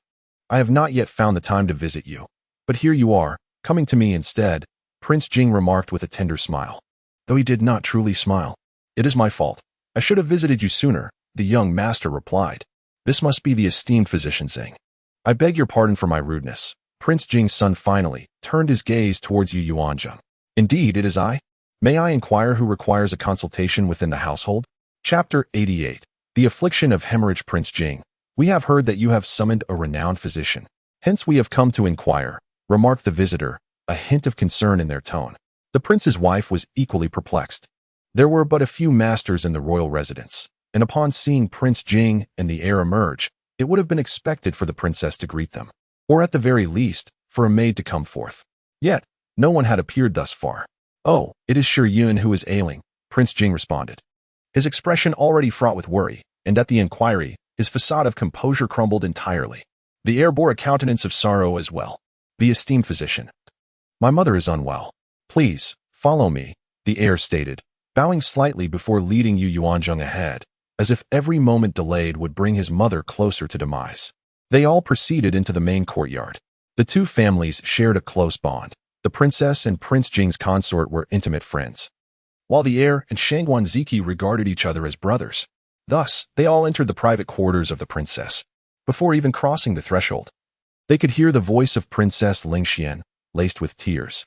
"Mother, you must not speak such words. The physician will arrive shortly. I am still so young. I cannot bear to be without you. My elder brother has yet to marry, and you have not yet sipped from the tea of the new bride." Upon hearing this, Yuanzheng's heart sank. How could it have escalated to such severity in such a short time? Stepping further inside, she beheld Princess Lingxian seated by the bedside, grasping the hand of the ailing Princess Jing, tears streaming as she spoke soothingly. Yuanzheng said nothing as she approached the bedside and began to take the princess's pulse. Mere moments passed before she arrived at a conclusion. How could this be? The pulse was weak, akin to that of a dying person. The carotid artery was similarly feeble. Observing her complexion, it was devoid of any color, as pale as death itself. If this continued, she would not survive beyond 10 days. In the absence of any evident injury, there could only be one explanation for such a condition. All men must leave, save for Prince Jing, Yuanzheng stated coldly. Upon hearing this, the heir pushed Yuanzheng outside. "Is she suffering from a hemorrhage?" Yuanzheng directed her gaze at Prince Jing. "Indeed," he replied. forcing the word through his pain. The term hemorrhage had stabbed at the family like a sharpened blade these past days.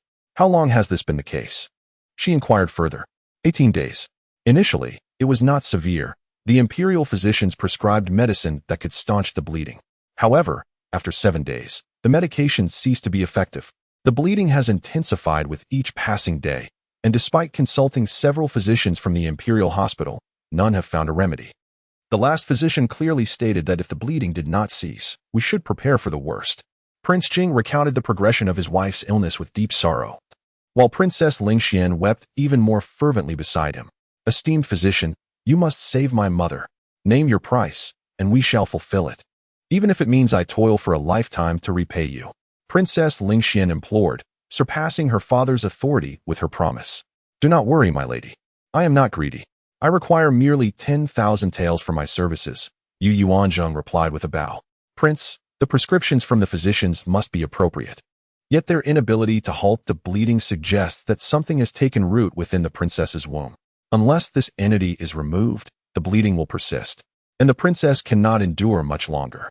To save her, there is but one solution. We must extract the foreign matter from her womb, and the bleeding shall cease. Yuanzheng pronounced with grave seriousness. And how do we proceed with this extraction? Prince Jing pressed, focusing on the crux of the matter. This method may seem unconventional, and I implore you to maintain your composure upon hearing it. Yuanzheng cautioned before proceeding. Speak. Prince Jing inhaled deeply, striving for steadiness. It involves the use of specialized instruments to reach into the womb and extract the foreign matter, she explained. What? Prince Jing gasped in disbelief. This is preposterous. Both the physicians and this esteemed healer are men. No, I refuse to allow this treatment. Your Highness, I would rather perish than accept such a procedure. The ailing Princess Jing, Lin Shiyun, exclaimed, struggling to rise but quickly succumbing to her frailty. She felt too weak to endure the thought of her body being exposed to another man. Is there no alternative? Prince Jing implored. Still grappling with the reality of the situation, though he retained a measure of calm. I can only conceive of this method, and I must prepare the tools. However, time is of the essence for the princess. Should you decide to proceed, I will prepare at once, Yuanzheng urged. No, we shall not proceed, the princess weakly reiterated. Could the method not be entrusted to my daughter? She could perform the operation, Prince Jing proposed, his suggestion more rational than emotional. This is not feasible. The technique requires a thorough understanding of the condition within the womb, discerning what must be removed and what should not be touched. The instruments are akin to a uniquely shaped knife. A careless move could injure the womb further, resulting in catastrophic consequences, Yuanzheng explained. Unwilling to allow anyone else to take the risk, she wrestled with her own identity, revealing it could endanger her own life. This predicament was indeed complex. Glancing at her mother, who had remained silent at the periphery, Yuanzheng noted her furrowed brow, likely torn between concern for her daughter and the gravity of the situation.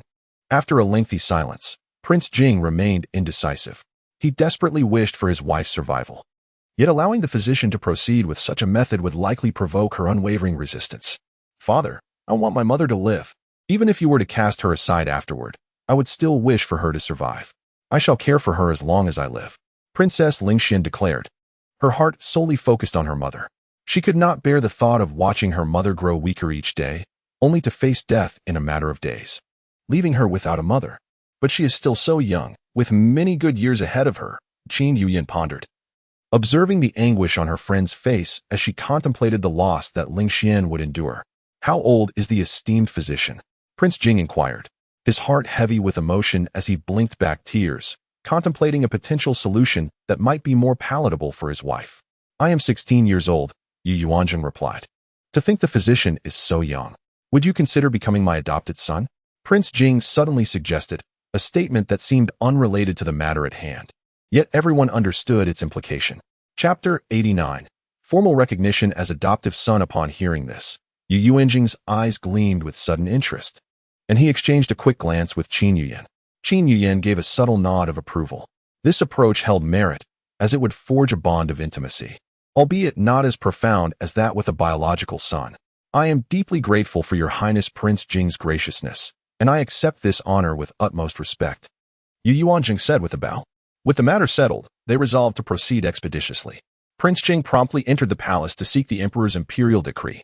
The emperor was taken aback upon learning of his younger brother's intention to adopt a son. I had urged you to take on more concubines, but you refused. Now you only have Jinyu as your sole heir, and you find it insufficient? Your Majesty speaks truly, Prince Jing replied, but at nearly 40 years of age. I shall refrain from dwelling on that matter. Today, I merely seek to adopt a son to alleviate some of Jinyu's burdens. Prince Jing echoed the emperor's sentiments, but made no mention of taking concubines. How fares your consort? The emperor inquired, aware of Princess Jing's recent ill health. He had consulted physicians, who attributed it to a feminine ailment, a subject he, as her brother-in-law, deemed inappropriate to delve into. However, during a midday meal with the Empress Dowager, he had overheard her lamentations, realizing that his sister-in-law's condition was dire. He had contemplated issuing a decree to summon renowned physicians from across the land, but before he could do so, his brother had arrived at the palace. Initially, he had presumed his brother sought his assistance in issuing the decree, only to discover that he wished to seek permission to adopt a son. A prince's adopted son, while not included in the imperial genealogy, would still possess a distinguished status. Your Majesty, may I request a private audience? Prince Jing implored with a sigh. With a wave of his hand, the emperor swiftly dismissed the attendants from the imperial study. What troubles you? The emperor inquired with concern, observing his brother's melancholic demeanor. Shi Yun is facing a life-or-death crisis. I have invited the renowned physician who has recently gained prominence in the capital to the manor. He possesses a remedy, but it is one that is difficult to accept, Prince Jing explained. What manner of remedy could be so objectionable that even a battle-hardened prince finds it unacceptable? The emperor questioned, intrigued. Prince Jing understood that his adoption of a son would not be easily approved, and the emperor had to know the underlying reasons. He had no choice but to reveal Yuanzheng's proposed solution.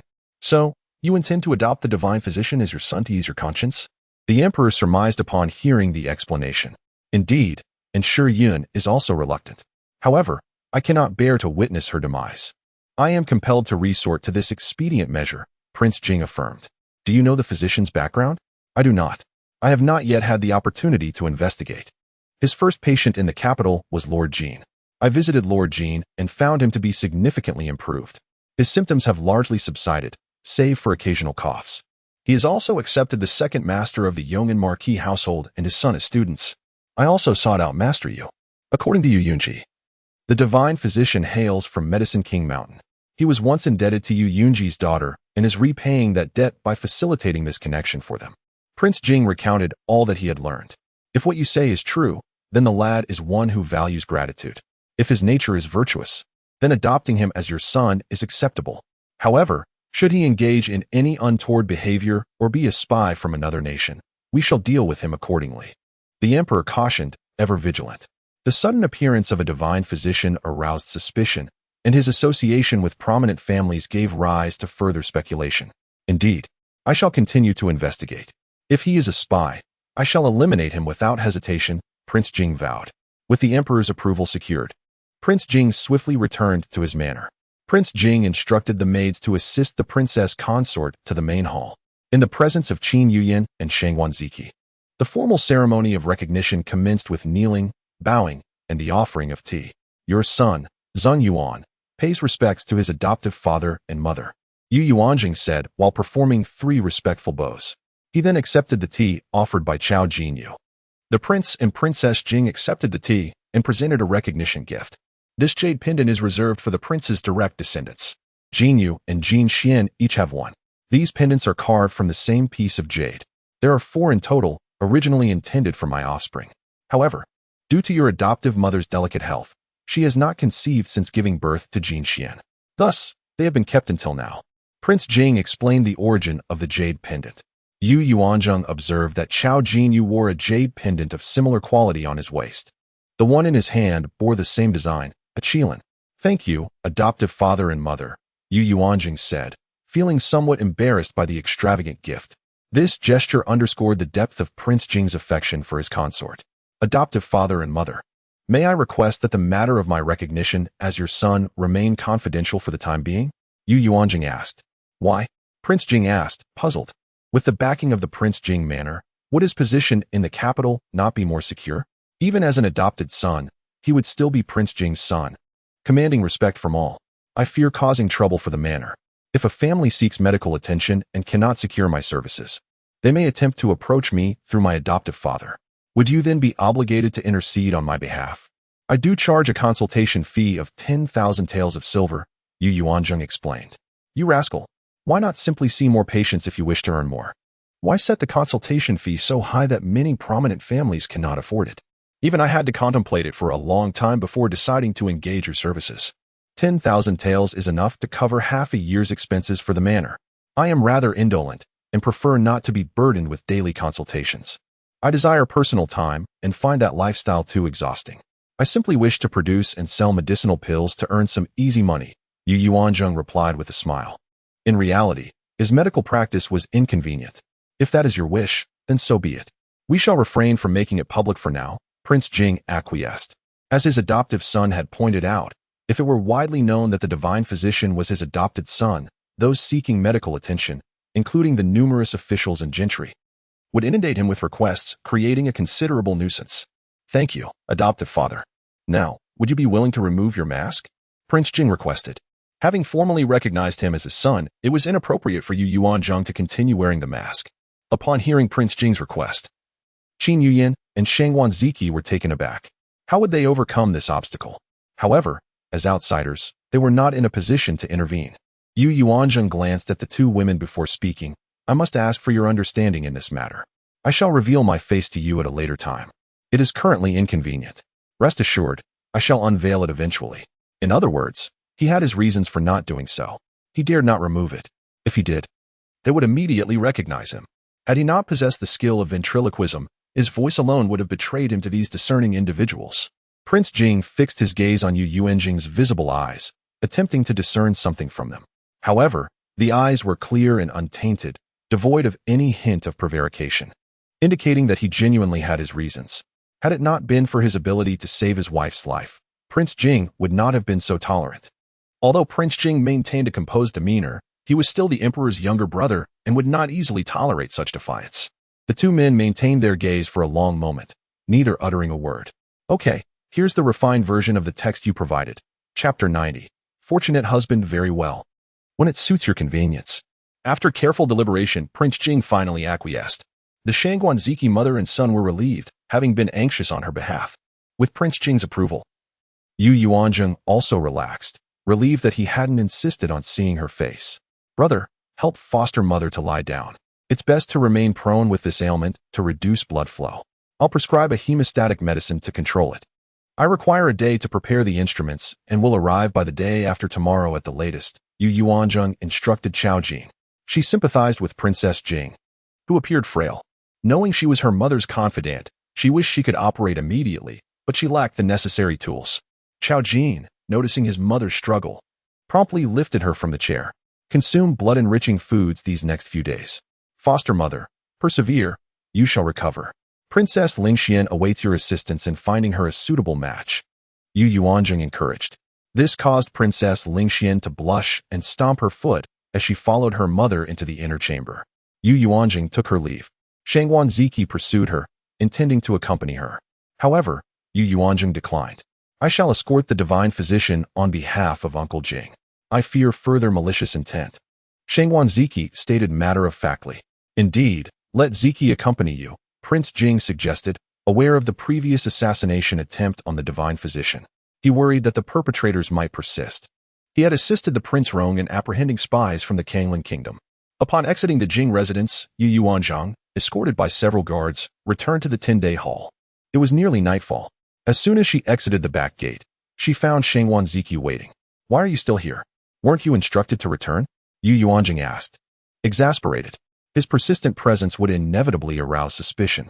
I was concerned for your safety, he replied simply, expressing his worry. Yuanzheng reluctantly entered his carriage, and they departed together. Xiaoyu, delay the return of this carriage, Yuanzheng requested, not wanting two carriages traveling together, which would attract unwanted attention. Shangwan Ziki was delighted to share a carriage. The presence of the wheelchair made the space smaller, but it was still sufficient for two. Fortunately, she hadn't brought her maids. Ziyue and Jianghua had been dispatched to instruct the Lu Mingde family in making medicinal pills.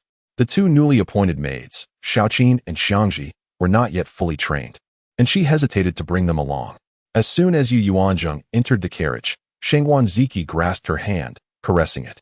Although they had shared a bed nightly, he sensed a lack of intimacy from his wife, indicating she hadn't fully accepted him despite their consummation.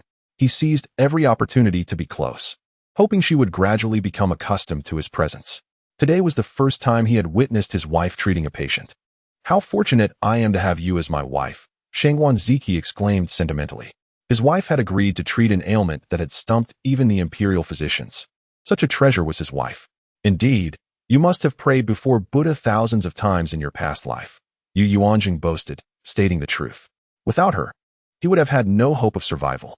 Seeing his wife's proud expression, Yuanzheng found her endearing and genuine. His heart softened. "Your ladyship has acquired another formidable ally," Yuanzheng jested. "Indeed, I didn't anticipate Prince Jing's proposal. This will help safeguard my secret for a while longer. I hope you and father can identify those who seek to harm you soon." Yuanzheng wouldn't need to conceal her identity if Yuanzheng's situation were resolved. By the way, I informed mother that there might be an issue with someone in her courtyard. Why haven't we heard anything yet? Yuanzheng wondered. Surely her mother wasn't so inept. Father has arranged for guards to watch, but after so many days, they found nothing. That's peculiar. What could be the reason? Yuanzheng pondered. I don't know. Has anyone in the main courtyard requested leave or been absent recently? No. Has anything unusual occurred in the main courtyard that might have prevented the person from acting? Yuanzheng considered it, recalling an incident that seemed unrelated. What is it? Yuanzheng asked, noticing his hesitation. Because of the search for Kanglin Kingdom spies, father has been staying in the study in the outer courtyard, Yuanzheng revealed. Yuanzheng clapped her hands. That's it. That's likely the reason. Why? Yuanzheng asked, puzzled. Saffron can hinder conception. If father isn't staying in the main courtyard, there's no need to add saffron to mother's food, Yuanzheng reasoned. Yuanzheng's eyes lit up. That makes sense. They arrived at the Chiao residence after dark. After a late supper, Yuanzheng began sketching diagrams of instruments she had used in her previous life, which she remembered clearly. She quickly finished and summoned Xiaoyu, explaining the instructions twice to ensure understanding, before sending him to have them made. The primary instruments were vaginal speculum, curettes, and forceps. With limited resources, everything depended on her skill. This was why she refused to teach Princess Lingxian to operate. Skill was paramount. The following day, Yuanzheng embroidered to pass the time, finally completing the sachet for Yuanzheng. He examined it from every angle. Your ladyship's embroidery is exquisite, even better than my paintings, full of vitality, Yuanzheng praised, pleased, and immediately fastened it to his waist. Xiaoyu didn't return with the requested tools until nearly nightfall. Yuanzheng had been waiting anxiously. Princess Jing couldn't wait much longer. Yuanzheng inspected each tool. Although not as advanced as those in later generations, the shapes were similar, though the blades weren't as sharp, but they would suffice. I'm going to the Jing residence now. Foster mother can't wait any longer, Yuanzheng declared, intending to leave without dinner. Wait. It's not safe for you to go out at this hour. There are 4 gatekeepers at the main entrance, ordinary gatekeepers. Women from the royal family rarely go out at this time unless it's an emergency. Have dinner first and leave quietly through the back gate. I'll send Yuanshan ahead to the Jing residence to inform them. Yuanzheng disapproved of her leaving so abruptly. Mother wouldn't approve either. Yuanzheng pondered it and decided it was best to avoid trouble, so she patiently finished dinner. When it was completely dark, she donned black attire, carrying the clothes for disguise, intending to change in the carriage. I'll accompany you, Yuanzheng requested. Why would you come along? Chapter 91. During the surgery, my husband is uneasy about you venturing out alone, remarked Yuanzheng, as a matter of course. I am accompanied by several guards. How could I possibly be alone? Yuanzheng felt inexplicably perplexed. I shall wait for you in the carriage, Yuanzheng stated with unwavering resolve, his demeanor suggesting that he was determined to accompany her. Very well, but do not let anyone discover that you are in the carriage, at present. I prefer to keep our close relationship a secret, Yuanzheng replied, still favoring discretion in her endeavors. Revealing the close ties between the divine physician and the eldest son of the Rome Wangfu would only invite unnecessary complications. She merely wished to leverage her connection as the daughter-in-law of the grand household. A discreet carriage quietly exited the palace through a rear gate. Yuanzheng was accompanied by her 2 maidservants, Ziyue and Jianghua, who were there to assist her. Instead of heading directly to the Jing Wangfu, they navigated through various alleyways for some time, ensuring they were not being followed before making their way to the Jing Wangfu. They also entered through the back gate, striving to avoid drawing attention at this late hour. Upon entering the Wangfu, Chao Jinyu awaited her at the rear entrance. As Yuanzheng disembarked from the carriage, she swiftly lowered the curtain to obscure Shangguan Ziqi's presence. The guards escorted her inside, heading directly to the quarters of the Jing Wangfei, who had been anxiously awaiting their arrival. After greeting her adoptive parents, Yuanzheng noted that the Jing Wangfei appeared even more pallid. Time was of the essence. Yuanzheng, you. The Jing Wang wished to speak but hesitated. Do not worry, I will ensure the recovery of my adoptive mother, Yuanzheng reassured her. I entrust this to you, the Jing Wang replied, at a loss for words. This household could not function without its matriarch. His wife had borne and raised their children for nearly 20 years, and he could not bear the thought of losing her. Brother Yuan, may I observe from the sidelines? Inquired Princess Lingxian. It would be better if you refrained from watching, as it might affect your psyche in the future, Yuanjing cautioned. She was reluctant to expose a young girl, unprepared for such gruesome sights, to the reality of her own mother's surgery. Father, please prepare a long table, shortening the front legs by approximately 3 inches, and bring it in.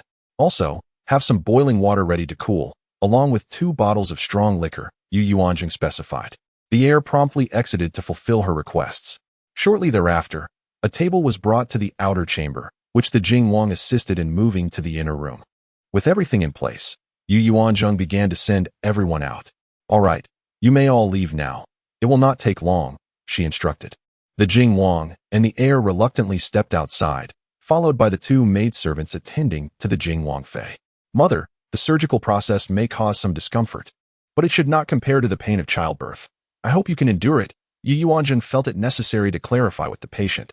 Yuanzheng, perhaps it would be better if I simply passed away. Though you regard me as your mother, you are, after all. The Jing Wangfei struggled with the notion of having a male attend to her in such an intimate manner, despite him being her own son. My dear mother, living is far more crucial than anything else. Yuanzheng understood her sentiments, yet there was no need to weigh the importance of life against death. However, Yuanzheng, I have been fortunate to have encountered your father in my lifetime. I fear only for my 2 children, she lamented. Thus, you must focus on the fact that your children need you, and there is no cause for concern, Yuanzheng urged gently. The Jing Wangfei remained unconvinced. Yet, as preparations reached completion, the patient was still uncooperative. Yuanzheng would not grant her further time for hesitation. Taking matters into her own hands, she wiped the table clean with liquor, then meticulously sanitized the tools with refined alcohol, placing them on another tray. She directed the maidservants to lift the Wangfei onto the table. As the moment approached, the Jing Wangfei felt as though she were heading to a gallows. Yuanzheng, It was overwhelmingly difficult for her to accept the idea of exposing herself to a man, regardless of his identity. Previously, when the situation was abstract, it felt less intense. Now, as the moment drew near, she realized she could not control her emotions. My dear mother, I assure you that none of us will disclose how I treat you. Close your eyes and refrain from thinking about anything. Once the pain strikes, you will not have the capacity to dwell on it. Yuanjing sought to comfort her. For a fleeting moment, she considered revealing her true identity. But the dangers lurking within the Rome Wangfu restrained her resolve.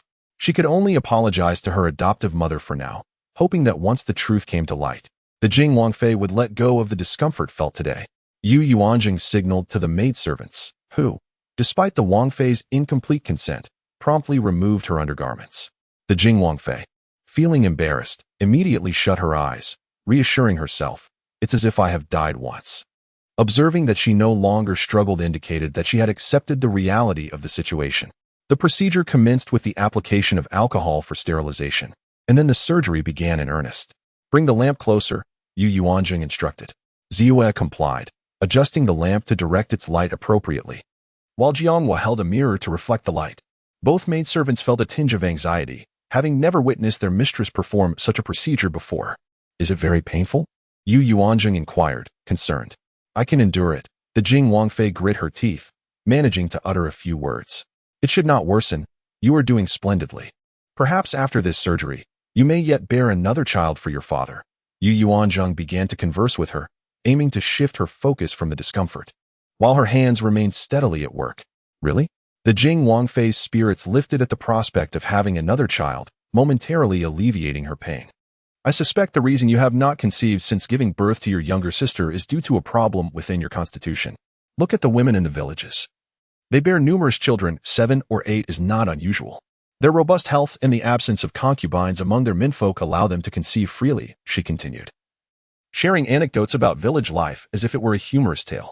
How astute you are, observing so keenly and articulating it so amusingly, the Jing Wangfei chuckled, momentarily forgetting her discomfort.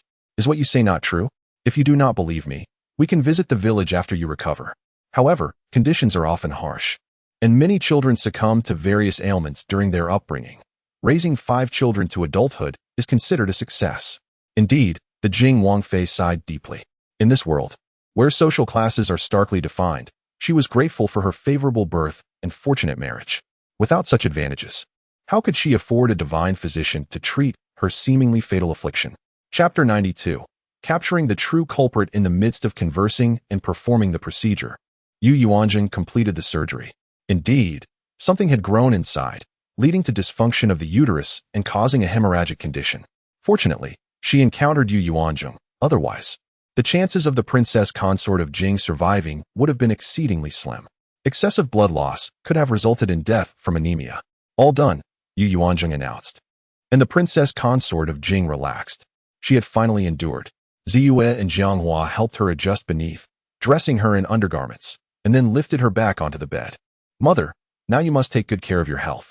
Consume nourishing foods rich in iron, such as red dates, pig liver, eggs, mulberries, kelp, and black fungus. I will prepare another prescription for blood replenishment. Strive for a swift recovery. Your eldest son has yet to marry, and Xian has not yet spoken of suitors. These matters still require your attention, Yuanzheng encouraged her. Very well. The surgery was successful. Everything is tidied up. The 3 of us are still waiting outside, Ziyue stated, heading to the door to let them in. Shiyan, how do you feel? The Prince of Jing immediately approached the bedside, sitting down with concern for his wife's condition. There was some pain during the surgery, and now there is a lingering discomfort in my lower abdomen, but otherwise, I feel fine. The princess consort of Jing described her sensations to her husband. This ailment had originally presented no pain. It was the blood loss that made one feel particularly weak. That's good, very good, the prince reassured her. Rest easy, the surgery was a success. Mother should feel that the bleeding has significantly decreased. However, it will not stop entirely all at once. There will still be some for the next half month, but it will not be as severe as before. In a month at most, she should be nearly recovered, Yuanzheng added, providing a comforting assurance. Thank you. Chao Jinyu expressed her heartfelt gratitude. No need for thanks. I saved my mother, Yuanzheng replied, providing medical instructions and writing a prescription, even including a remedy for daily cleansing. Chao Jinyu personally escorted her to the door. Yuan, here is the consultation fee. Chao Jinyu produced a silver note that had long been prepared. Since we are family, there is no need for such formalities, Yuanzheng declined. That cannot be. This was a temporary measure, and it was your father who recognized you as a son. The consultation fee cannot be lessened. As it is also your father's intention, Chao Jinyu insisted, having received instructions from the Prince of Jing beforehand, fearing she would refuse. Seeing his determination, Yuanzheng accepted. Then I shall not be polite. Should you need my assistance in the future, do not hesitate to leave a message at Shiri Hall. Very well. Yuanzheng boarded the carriage and departed the royal residence, accompanied by several guards. Shangguan Ziki had been waiting inside the carriage, successfully remaining undetected. On the way back to the royal residence, they encountered only a patrol team, which Xiaoyu skillfully evaded by turning down an alley. They returned safely to the residence without incident. I told you, there aren't as many dangers as you imagine. Why insist on following me? If I don't follow, I cannot rest easy, Shangguan Ziki replied steadfastly. From now on, wherever you go for medical consultations, I shall accompany you. Ah, so you've become a clingy dog now. Yuanzheng retorted, speechless. Upon entering Chia courtyard, they were surprised to find the lights still on. Upon entering, they saw the princess sitting in the outer chamber, evidently waiting for them. Mother, why are you here so late? Shangguan Ziki feigned ignorance. Zhenger, how did it go? The princess expressed her concern for her friend. Mother, rest assured, everything went smoothly. In a month at most, Mother will be able to visit friends. At that time, you can invite her to our residence as a guest. Yuanzheng replied with a smile. That is wonderful. I will await your return with good news. Are you not worried about your daughter-in-law's safety? Yuanzheng playfully inquired. You child, Of course I am worried. Otherwise, I would not be here waiting for you, the princess replied, relieved to receive the answer she sought. Now it is late. Rest well. We shall have breakfast together in the morning.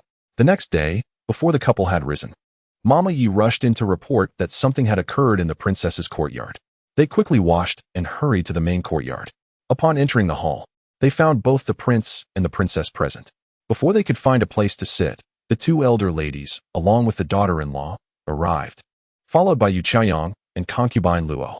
It seemed everyone was well informed.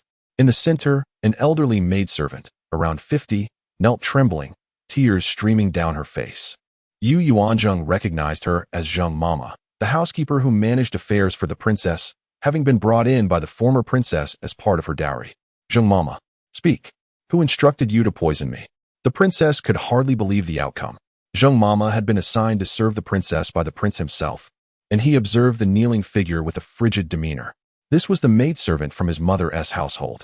His mother had passed away when he was 3, leaving behind 4 maidservants to serve him, and eventually, under his stepmother's arrangement, they had married and left. As he grew up, married the princess, and had children. One day Zheng Mama approached him, claiming that her husband had died, leaving them destitute and requesting assistance. Out of respect for his mother, he had allowed her to remain in the main courtyard, only to receive such gratitude in return. Zheng Mama continued weeping on the ground, saying nothing. Zheng Mama,